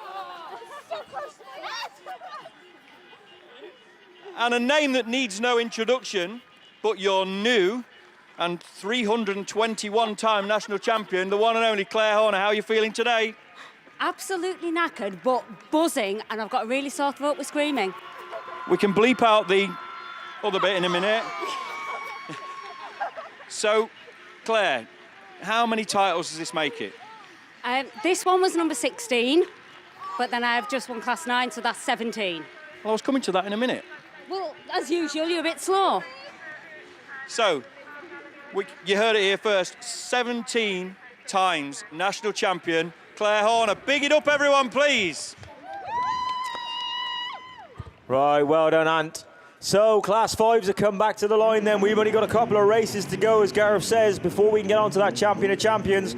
5 to 5, not bad, is it? Let's be honest, after yesterday's downpour and delays. But, ladies Class 5, you've got to get us through this time. We've got two exclusions. Sarah Chilvers in YD46 and IK64. Jade Russell. Michelle Ellis is still there in amongst it. Your reigning national champion for another couple of minutes. If she doesn't hold it, at least. Kat Cox, 2F. Nicola Jessie, Y44, coming from the outside. C31, Sandra Jones. Michelle Ellis, S33D. B27H, Lynn Olsen.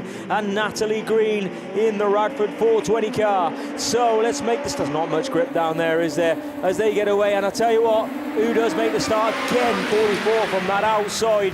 Gets a little love tap on the way in from the Olsen machine. But I tell you what, Y44, she's led the last couple of runs. She's doing it again. But Michelle Ellis is a lot. But they're a lot harder this time in second place, shall we say then. And who's that trying to come through the inside of Kat Cox is Sandra Jones. Kat's going to switch her, try and go back at the inside, but Y44, S33D, C31, 2FB, 27H and off 420, ringing up the rear. Natalie Green down the back straight to go. Michelle's just stripped out wide, but I tell you what, so did Sandra Jones, so it hasn't cost her anything there. But Y44, I'm going to say stretching away, but she's just got enough in hand at the moment. The old Lotus Power working lovely in Y44. 33, 31, 2F.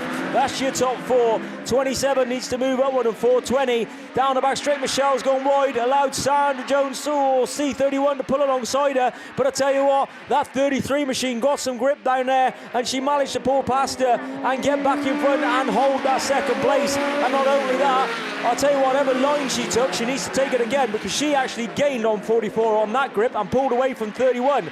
There is now half distance between first and third, with Michelle sat smack in the centre in S33D. We're another lap down, and Michelle's trying again. She's getting up to close to Y44, the Nicola Jesse machine, as they go down that back straight. Then I'll get it right. Oh, she's right on her case now. Down the back straight then, 44. I reckon this is going to be last lap flag this time. So Nicola Jesse is going to jump on them brakes and just tuck it in and watch her line. Y44 then, from S33D, C31 Sandra Jones, 2F Cat Cox, B27H and R420. Round the top corner we go for the final time. Michelle's left the gap and allowed Sandra Jones through in C31, and it's going to be Y44 last corner for the final time. Your 2025 Class 5 National Champion, Y44 Nicola Jesse, C31 in second, S33D Michelle Ellis, then Cat Cox in 2F, B27H and R420. And ladies, well done, you didn't disappoint. Another fantastic final from you, Class 5 ladies. And Michelle Ellis, you had a really good reign as national champion, and Nicola Groyce will take up the mantle and run with that. Right then, that's Class 5 done and dusted for me. Well done to you girls and girls out there. And now we're on to Junior F600, and that's back over to Gareth. Thanks, Graham. Yeah, so the last final of the weekend then. So hopefully we can get it done this time. Third time lucky, as they say. And we've lost again. We've lost Owen Bradford, as we did in from the first attempt in BC16, and James McCammon in the down Autograss 55. But we're already understarted order. The bungee's already up, and we're away and gone. Who's it going to be again? It's Corey Mumford, but it's Denver Whitehouse again. She should go drag racing, because in that White Rose 66, she is so fast, but she's just gone a little bit wide. But it's the Typhy 6 again that's gone into the lead of Igo Evans. He's then got in front of Corey Mumford then in the Forest 161. So is he going to hold on to it this time, though? Because just as Corey got through into the lead last time, we had a red flag. So let's just see. As Igo learnt from that previous effort, he's gone a little bit wide. Corey won't be asked twice, as there, and he's gone through. In there'll be Forest 161 then, so new race leader. These two are stretching away from Denver Whitehouse, who's there in third, and the Atherstone 552 of Charlie Curtis then. So that's your top four. Scunthorpe 35 of Kelsey May Wade, and then Alicia Jarvis in the Scarborough 34 there. Down a little bit there in sixth, as we've done a change for that third place then. Charlie Curtis has gone up into that third place. So it's still Corey Mumford though, but he can't back off as Igo Evans is on his tail in the Typhy 6. They're looking up the inside, and it's nose to tail, these two. This is some great racing from these youngsters, 14 to 16, as they're having a battle for first and second, but we're also having a battle for third and fourth then between Charlie Curtis and Denver Whitehouse in the White Rose 66. But it's another lap completed then, and then you cannot put anything between these two. If Corey makes a mistake, Igo's going to be through as they go down the back straight for another time. And they go round the grandstand turn then, so Corey's just slowing it up. Oh, Igo's just gone up the back, but let's carry on. That doesn't matter, he's just letting Corey know that he's there, and it's the last lap flag then. So one more circuit to go for these two. Igo is trying everything for that first place, as Charlie Curtis is still there in third, and Denver Whitehouse still there in that last trophy position. But into the last bend then, oh, and Igo's just got a last-ditch attempt, but didn't quite make it. So your 2025 BB Gem National Champion, Corey Mumford in Forest 161. Igo Evans, a great second place there in Typhy 6. Charlie Curtis in third in Atherstone 552. Denver Whitehouse in White Rose 66 in that last trophy position in fourth. Fifth place goes to Scunthorpe 35 of Kelsey May Wade. And then Alicia Jarvis, just to make that last qualifier, Alicia, I know you had a black flag yesterday in race one, so do you know what you've done yourself? proud this weekend to take that final position and to get 6th there at the Nationals. That's still something to be proud of. But once again, your BB Gem Junior F600 2025 National Champion, Forest 161, Corey Mumford.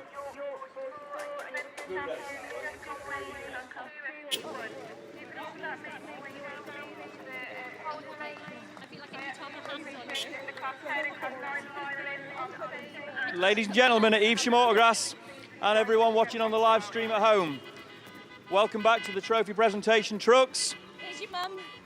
And please allow me to introduce you to your Class 7 2025 national finalists. And it is an absolute pleasure to introduce you to your Class 7 2025. How does that sound? Class 7 ladies national champion, Shamel Gadsby. How are you feeling? I don't know. Speechless, I think. Yeah. So anyone you'd like to thank? Anybody you'd like to thank? Everybody. Ben, my mum and dad, Chris Pope, everybody. I've just seen a very, very emotional version of Mum and Dad. Oh, yeah. My dad's really emotional. When I come off the track, I saw him just stood there crying. I was like, oh, yeah. And that's what it's all about, everyone. Let's remember, this is a family sport. So when Mum and Dad are fully invested into this programme. So everyone, for one last time, your 2025 Class 7 finalists and your national champion, Shamel Gadsby.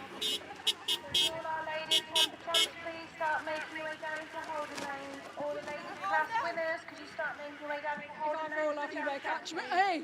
Oh my God! So from the hustle and bustle of the Class 7 and the big CCs and the super saloons, we've now moved down onto a more sedate truck until it comes to the driving, where accuracy is key, precision is key, smooth driving is key.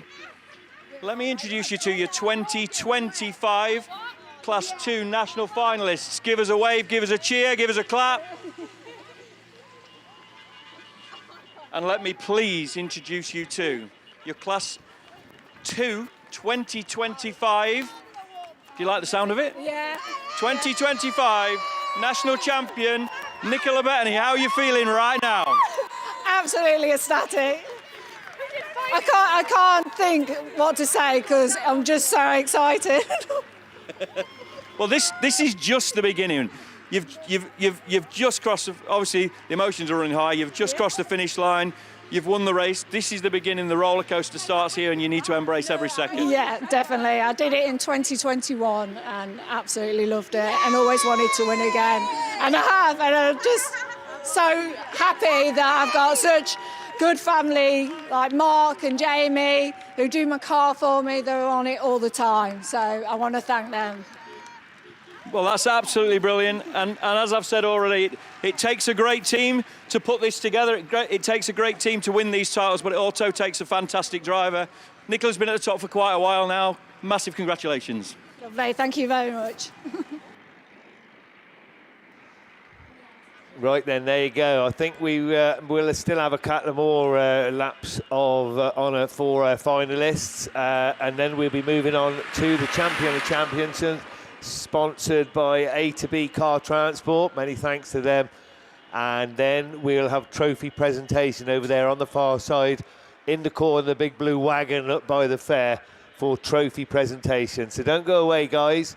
Champion of Champions to come. As I said, I believe we have another lap of honour for some more finalists before we go on to the Champion of Champions, and then trophy presentation will take place straight after racing over there in the corner towards the fair.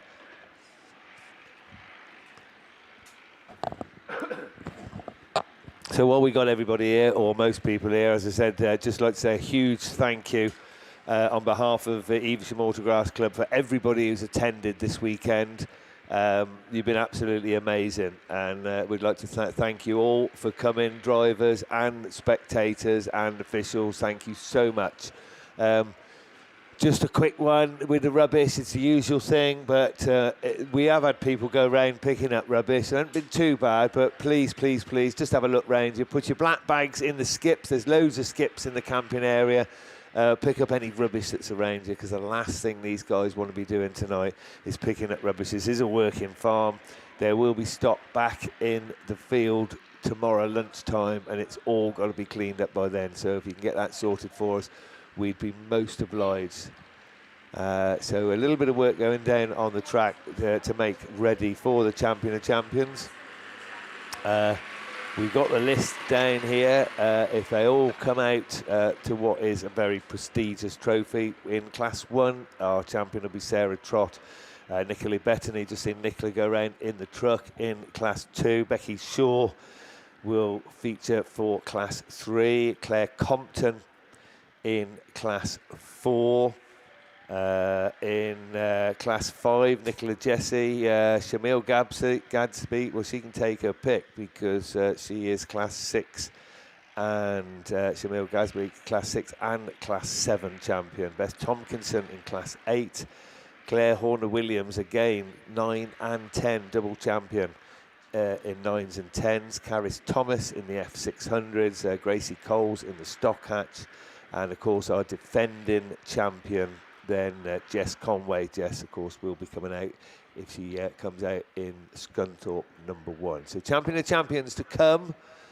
As I said, I do believe we've got another track presentation or lap of honour to come round before the Champion of Champions. So we'll have a little bit of downtime, and then do make your way over to the presentation over there, as I said, in that big blue truck, on the back of that big blue truck towards the fair. So I'll shush for a little while and just wait. As I said, we'll wait for those other presentations. Then I'll shut up for a little while now and let you get on with it just for a short while.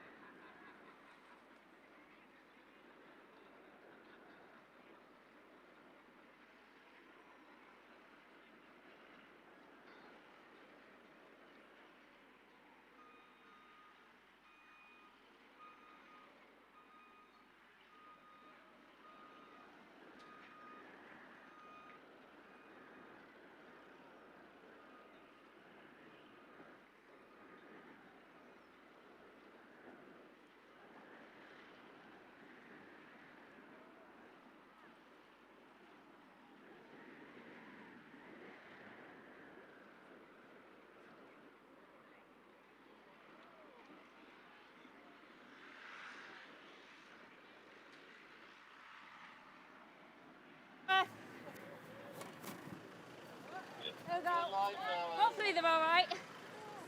Don't worry.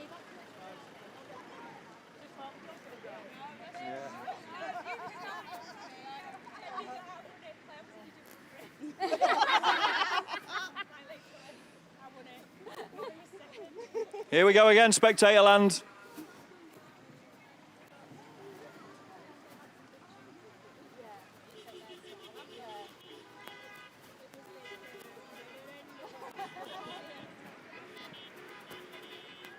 Can we please now get a massive hands together, a massive show of support, a massive cheer, a massive round of appreciation. And please let me introduce you to your Class 9 national finalists for 2025 and your newly crowned 16 and 17 times national champion, the one and only Claire Horner. Thank you very much, Ant. It's a pleasure. So, today we've managed to do the double. You've jumped ship from the Class 8 for this weekend and gone from your normal sort of 8 and 9 setup to 9 and 10. What was the brainchild behind that? Mainly Julian Heath trying to sell his Class 10, and he can't drive it, so he asked me to. So, yeah, so if Julian's owned it, we'll know it's well and truly crash tested, and now we know it's fast. Exactly, that was the idea, and it worked. So everyone, your Class 9 finalists for 2025 and your Class 9 national champion, Claire Horner.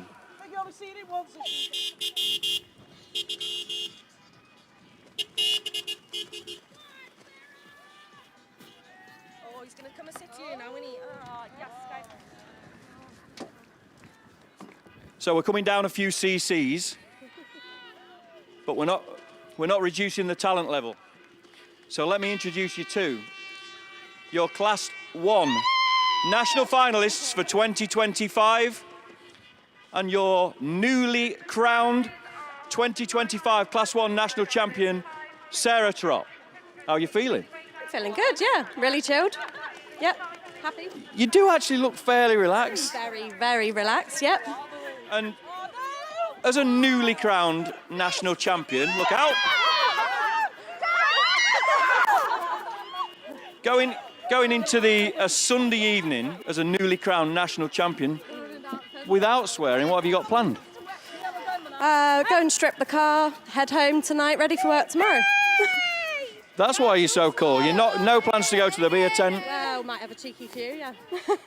and a takeaway on the way home? Yeah, that sounds a plan. Yep. So everyone, one last time. And we've only got one more class to go after this. So please keep the excitement levels high. One last time for your Class 1 2025 national finalists and your newly crowned champion, Sarah Trott.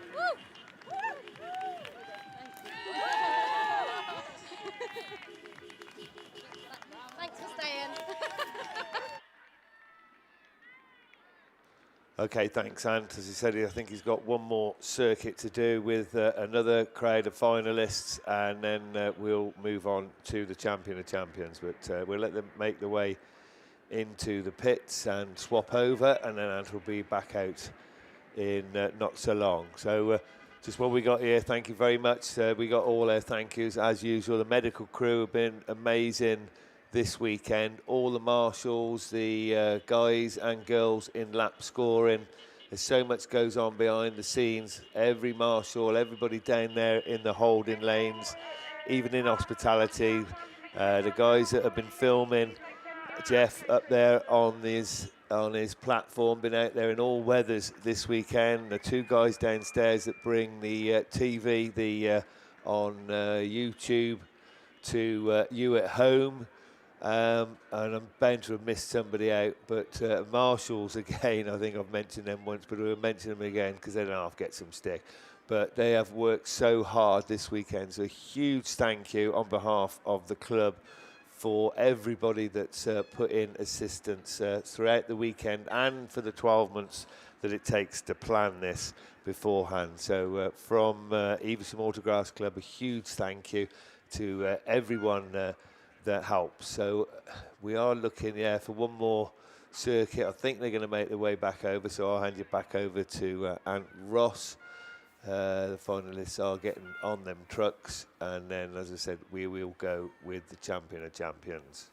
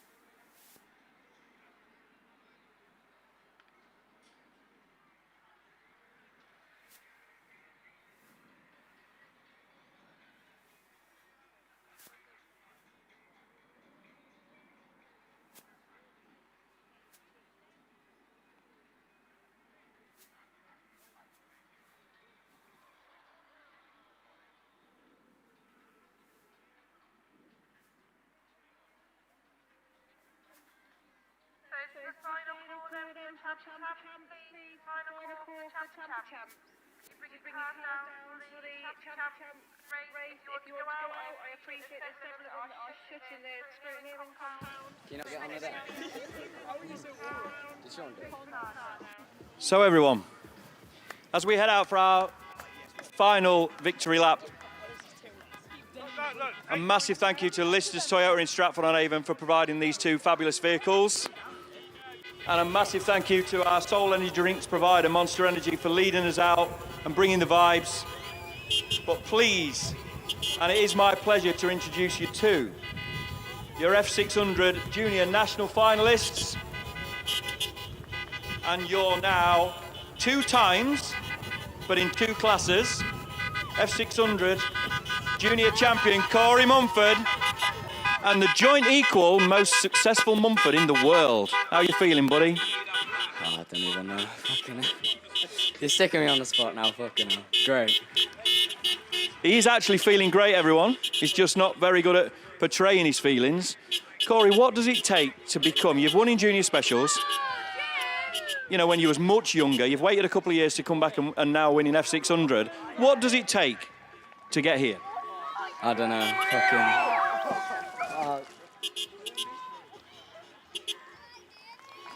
Oh, I'm freezing now. Obviously, I know there's a lot of preparation goes into this. Is there anybody that puts a little effort into your success? Dad, Mum, everybody, the whole family does it all. And sharing the car with Nana Mumford, that must be pretty cool as well. Oh yeah, it's a shame she's she's faster than me. But... Well, today, my friends, you are a 2 times national champion, and a massive congratulations. Everyone, your F600 finalists and your new national champion, Corey Mumford.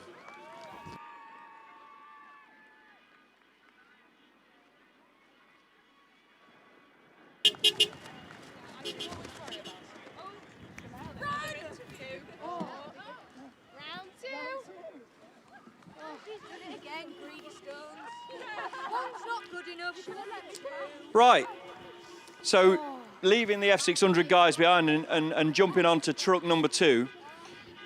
As I've said previously, we've gone up a few cc's, but we've also moved the drive line. The drive line's gone back from the back to the front, and I'm sat with a familiar face. I feel like I know her. So please, let me introduce you to, and let me get a big up first. Everyone in the crowd, big it up. Let me introduce you to your Class 6 2025 national finalists and your newly crowned, and as it was just suggested to me, showing Ben up, your newly crowned 2025 Class 6 national champion, Shamel Gasby. 2 times champion in one day. How's that feel? Surreal. Yeah, I can't believe it. It's like a dream.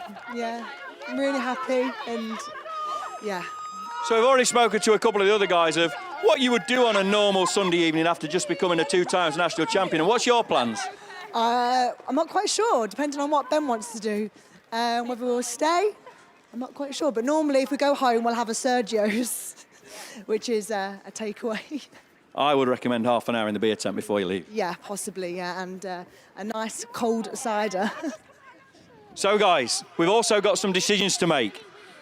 I'm sat with Shamel, a 2 times champion. Today, unprecedented, we've also crowned Claire Horner a 2 times champion. The Champion of Champions race is coming up, and it's going to be 2 cars short. So while I've got Shamel here with me, have you made your choice for the Champ of Champs? Yeah, I'm going in the 7. That's my comfort zone and my car, so I'll stick to the 7. Well, best of luck. Thank you very much. So guys, as we leave you this time, we'll only have one more interview today. So please stay around. Let's get this Champion Champs underway. And we will be speaking live to the guys at the end. Thank you.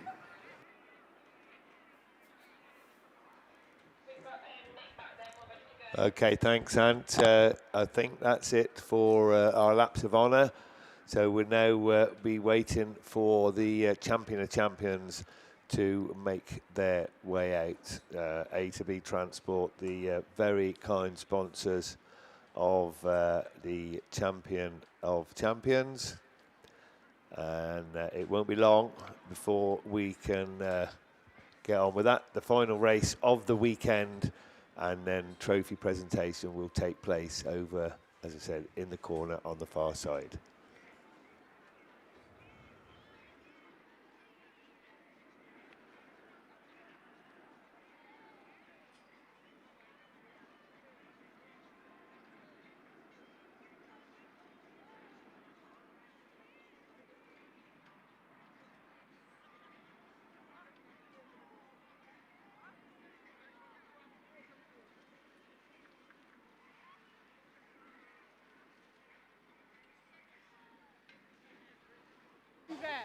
On the monster truck. Sorry, guys, a very slight miscalculation on my part. We have one more presentation before the big race. We all in? Rose? Send it to us all. I'll put it on Facebook, we'll get it. So as our pristinely prepared Lister's Toyota truck heads out for one final time, led out by our sole energy drinks provider, Monster Energy. Please, everyone still here watching, and all you 7,000 people watching the live stream at home, it is again my pleasure to introduce you to your 2025 Class 5 national finalists. Keep that round of applause coming. Keep those cheers coming.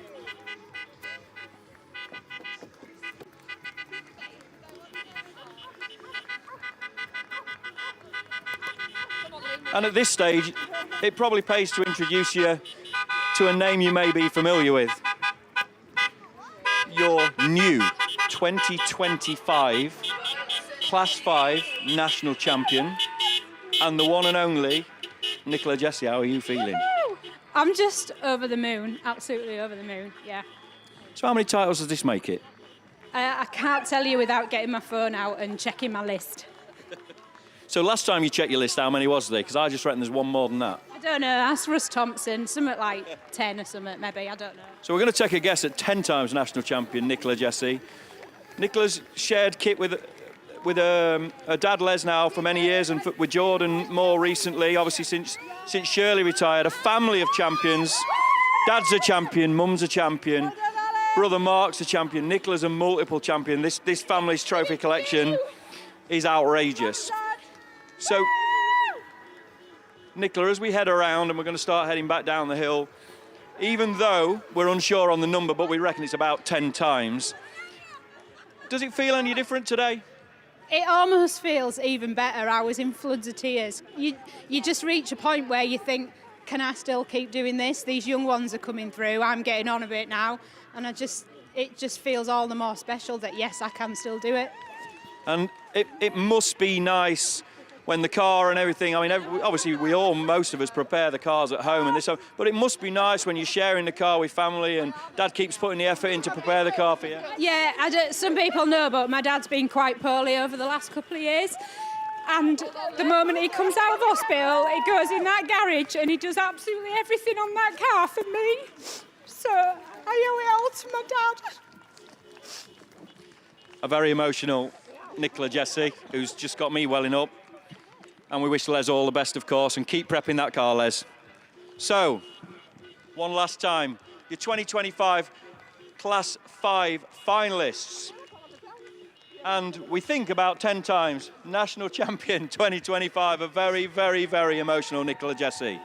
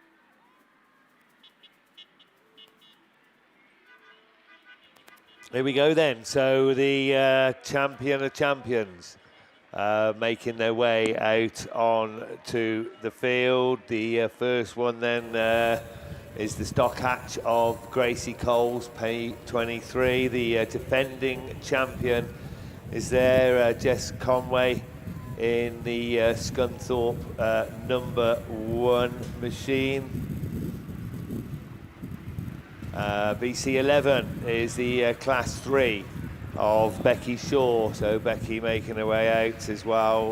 Class 2, Nicola Bettany is the class 2 champion, and she also makes her way on to the field.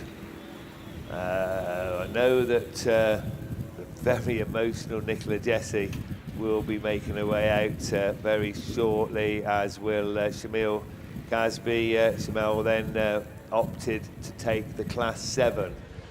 The Typhy machine there, the Typhy 56, the F600 of Caris Thomas, will also make an appearance now. So already we've got a great lineup of champions. And the next special to feature in this one is the Scunny 51 Beth Tompkinson, then the Class 8 champion.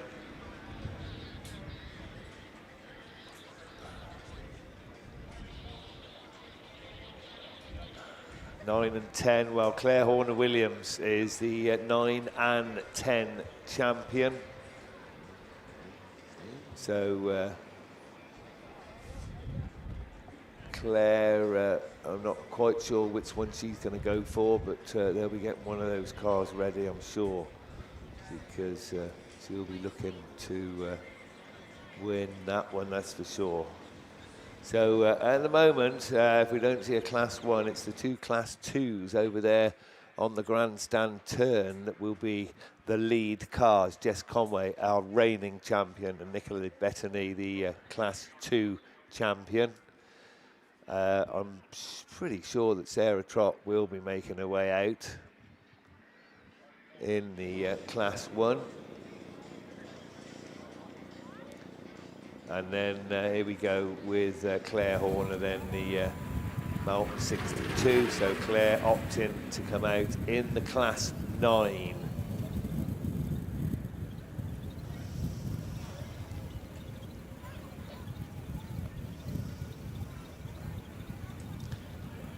So as I said earlier, A to B Car Transport, huge thank you to them and all our sponsors that have paid sponsorship this weekend to assist the club and to get their names mentioned, and we do thank you very, very much. We're still going to wait for a few, I think, looking at the body language of the marshals.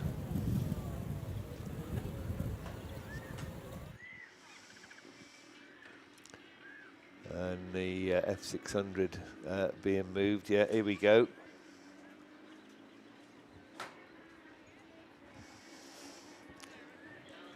So Samuel Gadsby coming out then in the Class 7, Spalding 31. And then Sarah Trott's just made her way out in the Class 1, then in Atherstone number 3.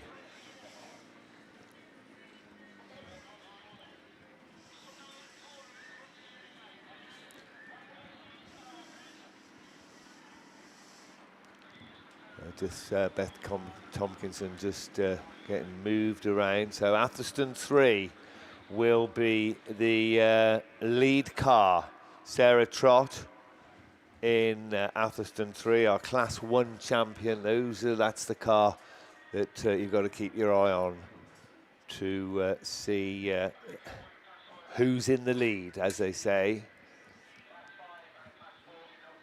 So we're still looking for Class 4 and Class 5.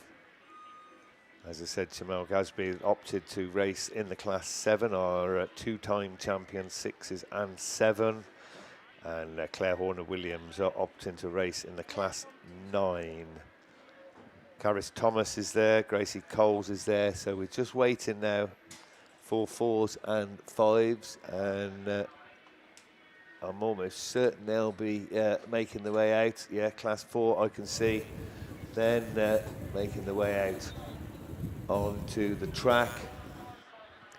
And Class 5 will be with us very, very shortly. So the race will be started from the green tractor in the middle of the track, in the middle of all the national flags there. One presumes with the Union Jack.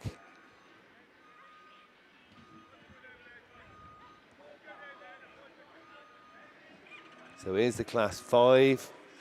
Class 4's in place over there on the far side.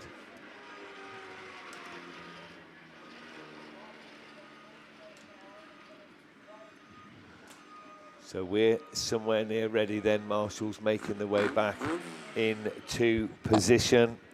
And we're getting somewhere near ready then for the 2025 A to B Car Transport sponsored Champion of Champions. It will be started, as I said, from the top of the green tractor in the middle of the field. So everybody, I think, is ready. Marshall's just checking that everyone's ready and ready to go. And Class 4's just moving into position over there. Bit of discussion going on. So I'm not sure if that Class 4 is in quite the right place. But as I said, then the car to keep your eye on is the Class 1 of Sarah Trott. Athelston, number 3 in front of commentary. It will be the lead car as Jordan makes his way onto the top of the tractor, holds the Union Jack aloft, and we're racing then on the A to B Car Transport sponsored 2025 Champion of Champions. So already the Class 2 of Nicola Bettany getting away from Jess Conway in Scunthorpe 1, and then P23 it is Gracie Coles in the stock hatch there in that 4th place. But Sarah Trott, I believe we're racing for 10 laps, but we'll wait and see. We've done 1 as Athelston 3 takes them over there on the far side. Nicola Bettany making up ground. The stock hatch now moving up a place and getting by the Class 2. That car is quick, as they all are. And Nicola Bettany also making up ground on the Class 1. So we've got Class 1, 2, stock hatch, Class 2, Class 2, back up the inside. And then York 44 of Nicola Jesse making up a lot of ground as well over there on the far side. But it's still Sarah Trott that's bringing them into the top turn for the 3rd time of asking. And over there on the far side, the little Mountain 62 of Claire Horner-Williams also making up ground now. A lot of ground on that last lap in the special, and Sarah Trott's pulled wide and allowed Nicola Bettany to go through. She knows with that stagger that she's not going to win this race. So Radford 92, Nicola Bettany it is that takes it up now from Sarah Trott, who's actually keeping with her as they go into the grandstand turn once again. But it is the stock hatch of the Radford 92, the Class 2 from Class 1, from Class 2, from Stockhatch, and then the Class 5, Class 4, the Typhy machine as well of F600s, also making up a lot of ground over there on the far side. But Spalding 31, Shamil Gadsby in the 7 has come through. Oh, we've got red flags because we've got a spinner on the top turn, so that's a shame. And they'll have to go and do it all over again. Disappointment then for, I think that's Beth Tompkinson in the Class 8 that's gone round.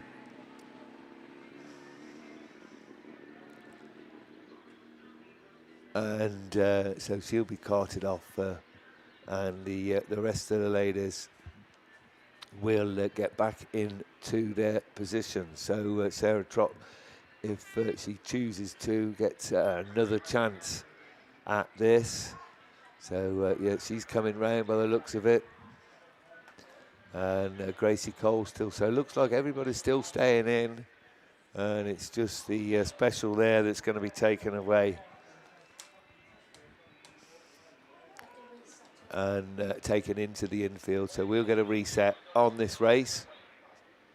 The final race of the weekend, as I said, and then trophy presentation will take over there in the far corner. The blue truck parked up by the fair is all ready for trophy presentation. So Beth Tompkinson then goes out into the infield and into the middle of the track, and we're going to reset on this A to B Car Transport sponsored 2025 Champion of Champions.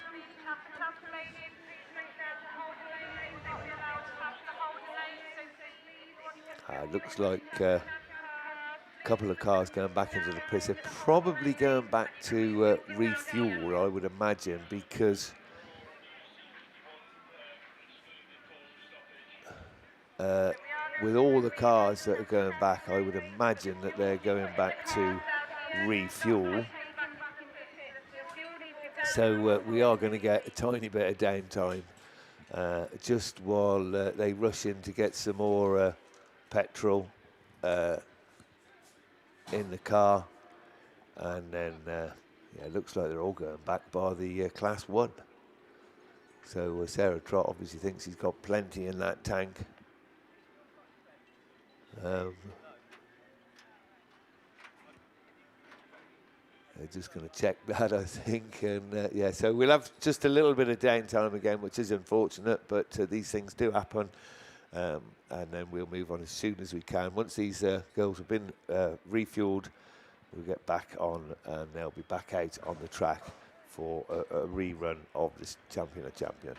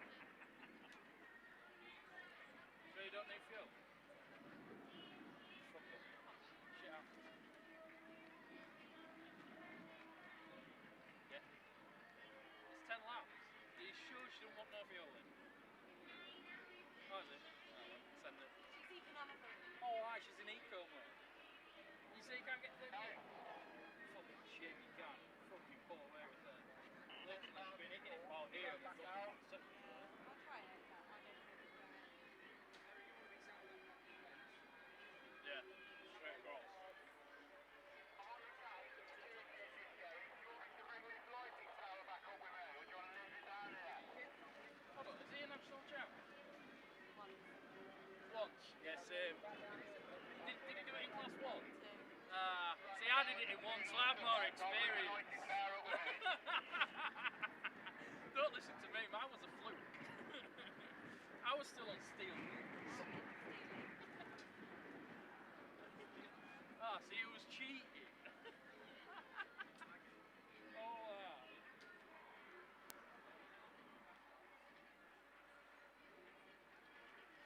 thought you were going to do it as well. Just keep it tight, she can't run around. It won't go around that corner. Drop it in second gear. Right, must select it, must be tight. Stick in second gear.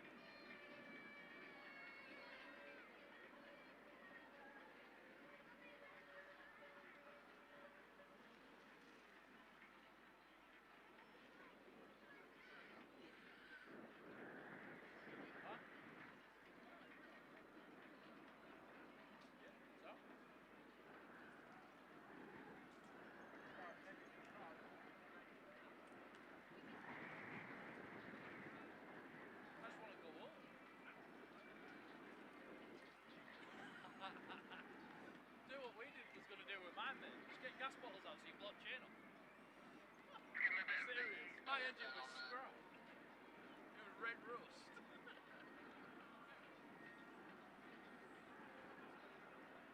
Literally, straight through chain with grinder. That's what we was going to do. It was Nick Taylor who stopped us. We had to strip it properly. I was like, no. You got to strip the seat.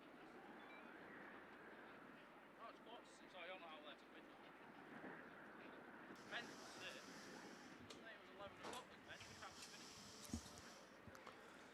You're cool. No, right, so looks like the cars now making their way back to the field after refueling, and of course they've probably got a fair old way to go now as the pits spread right out all over the place. Sarah Trott then, she's obviously got plenty of fuel on board of Sarah, and in the Athelston 3 machine she's just sat there. I'm not going anywhere. She said I'm going to have another go now and try and move on. The Class 2's already making their way out, so I am presuming that all these cars, bar the Class 8, will be making their way back on to the field.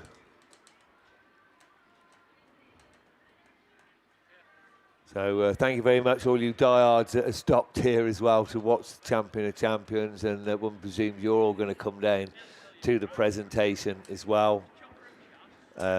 So well done to you guys. I know everybody wants to get off home, but it's not that late. It's only 6:15. So a huge thank you. You spectators have been amazing all weekend. And great to see you still here to watch this Champion of Champions. So we've got 1, 2, 3, 4 cars out there. We are going to get some more, I'm sure.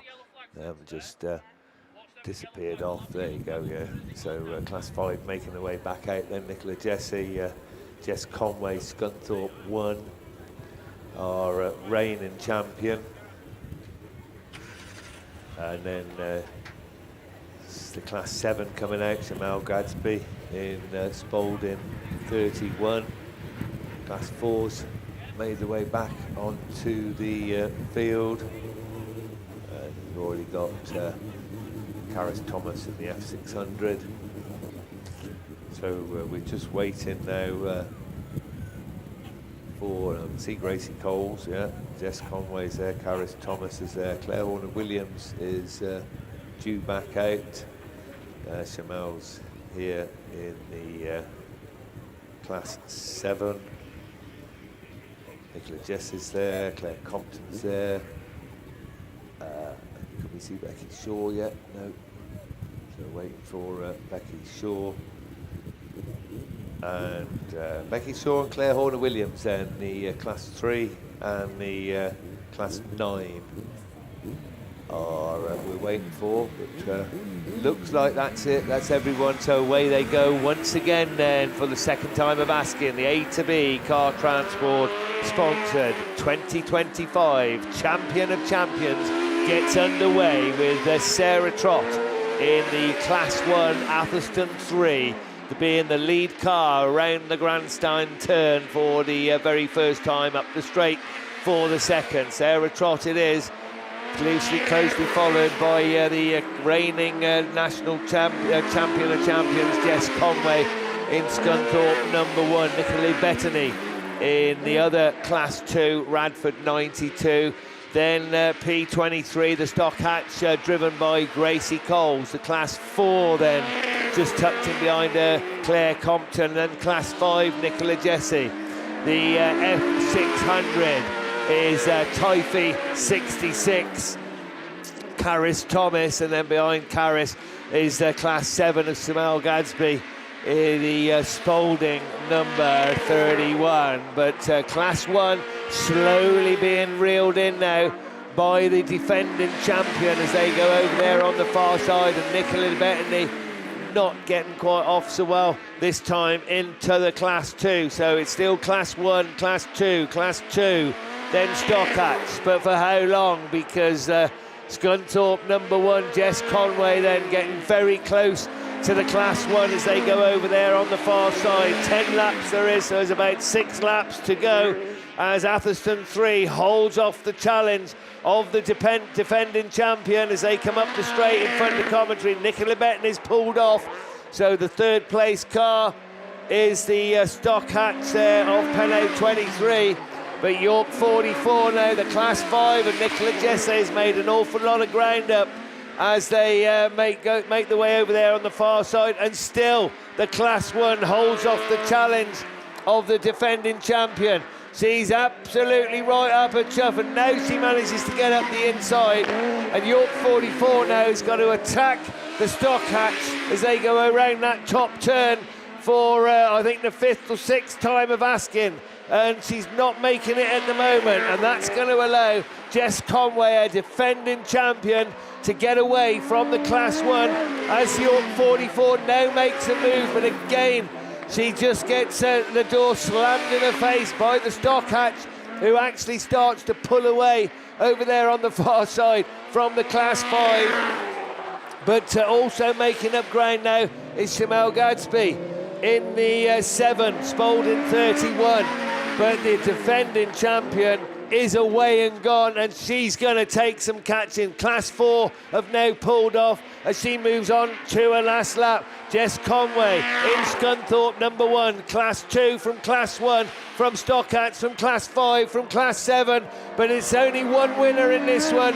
The defending champion brings herself around the bottom turn, around the grandstand turn, for the final time, the A to B Car Transport 2025 Champion of Champions, Jess Conway, Scunthorpe, number 1. A brave drive from Sarah Trott, from Penno 23, from York 44, Spalding 31. Well done to all those ladies, but it is Jess Conway defends her championship. She is the 2025 Champion of Champions. Well, that was good. She'll get interviewed, I think, over there on the far side. We've got trophy presentation. Make your way down to the wagon in the corner. Thank you so much, everybody, for attending. If you're not coming to trophy presentation, please do if you possibly can.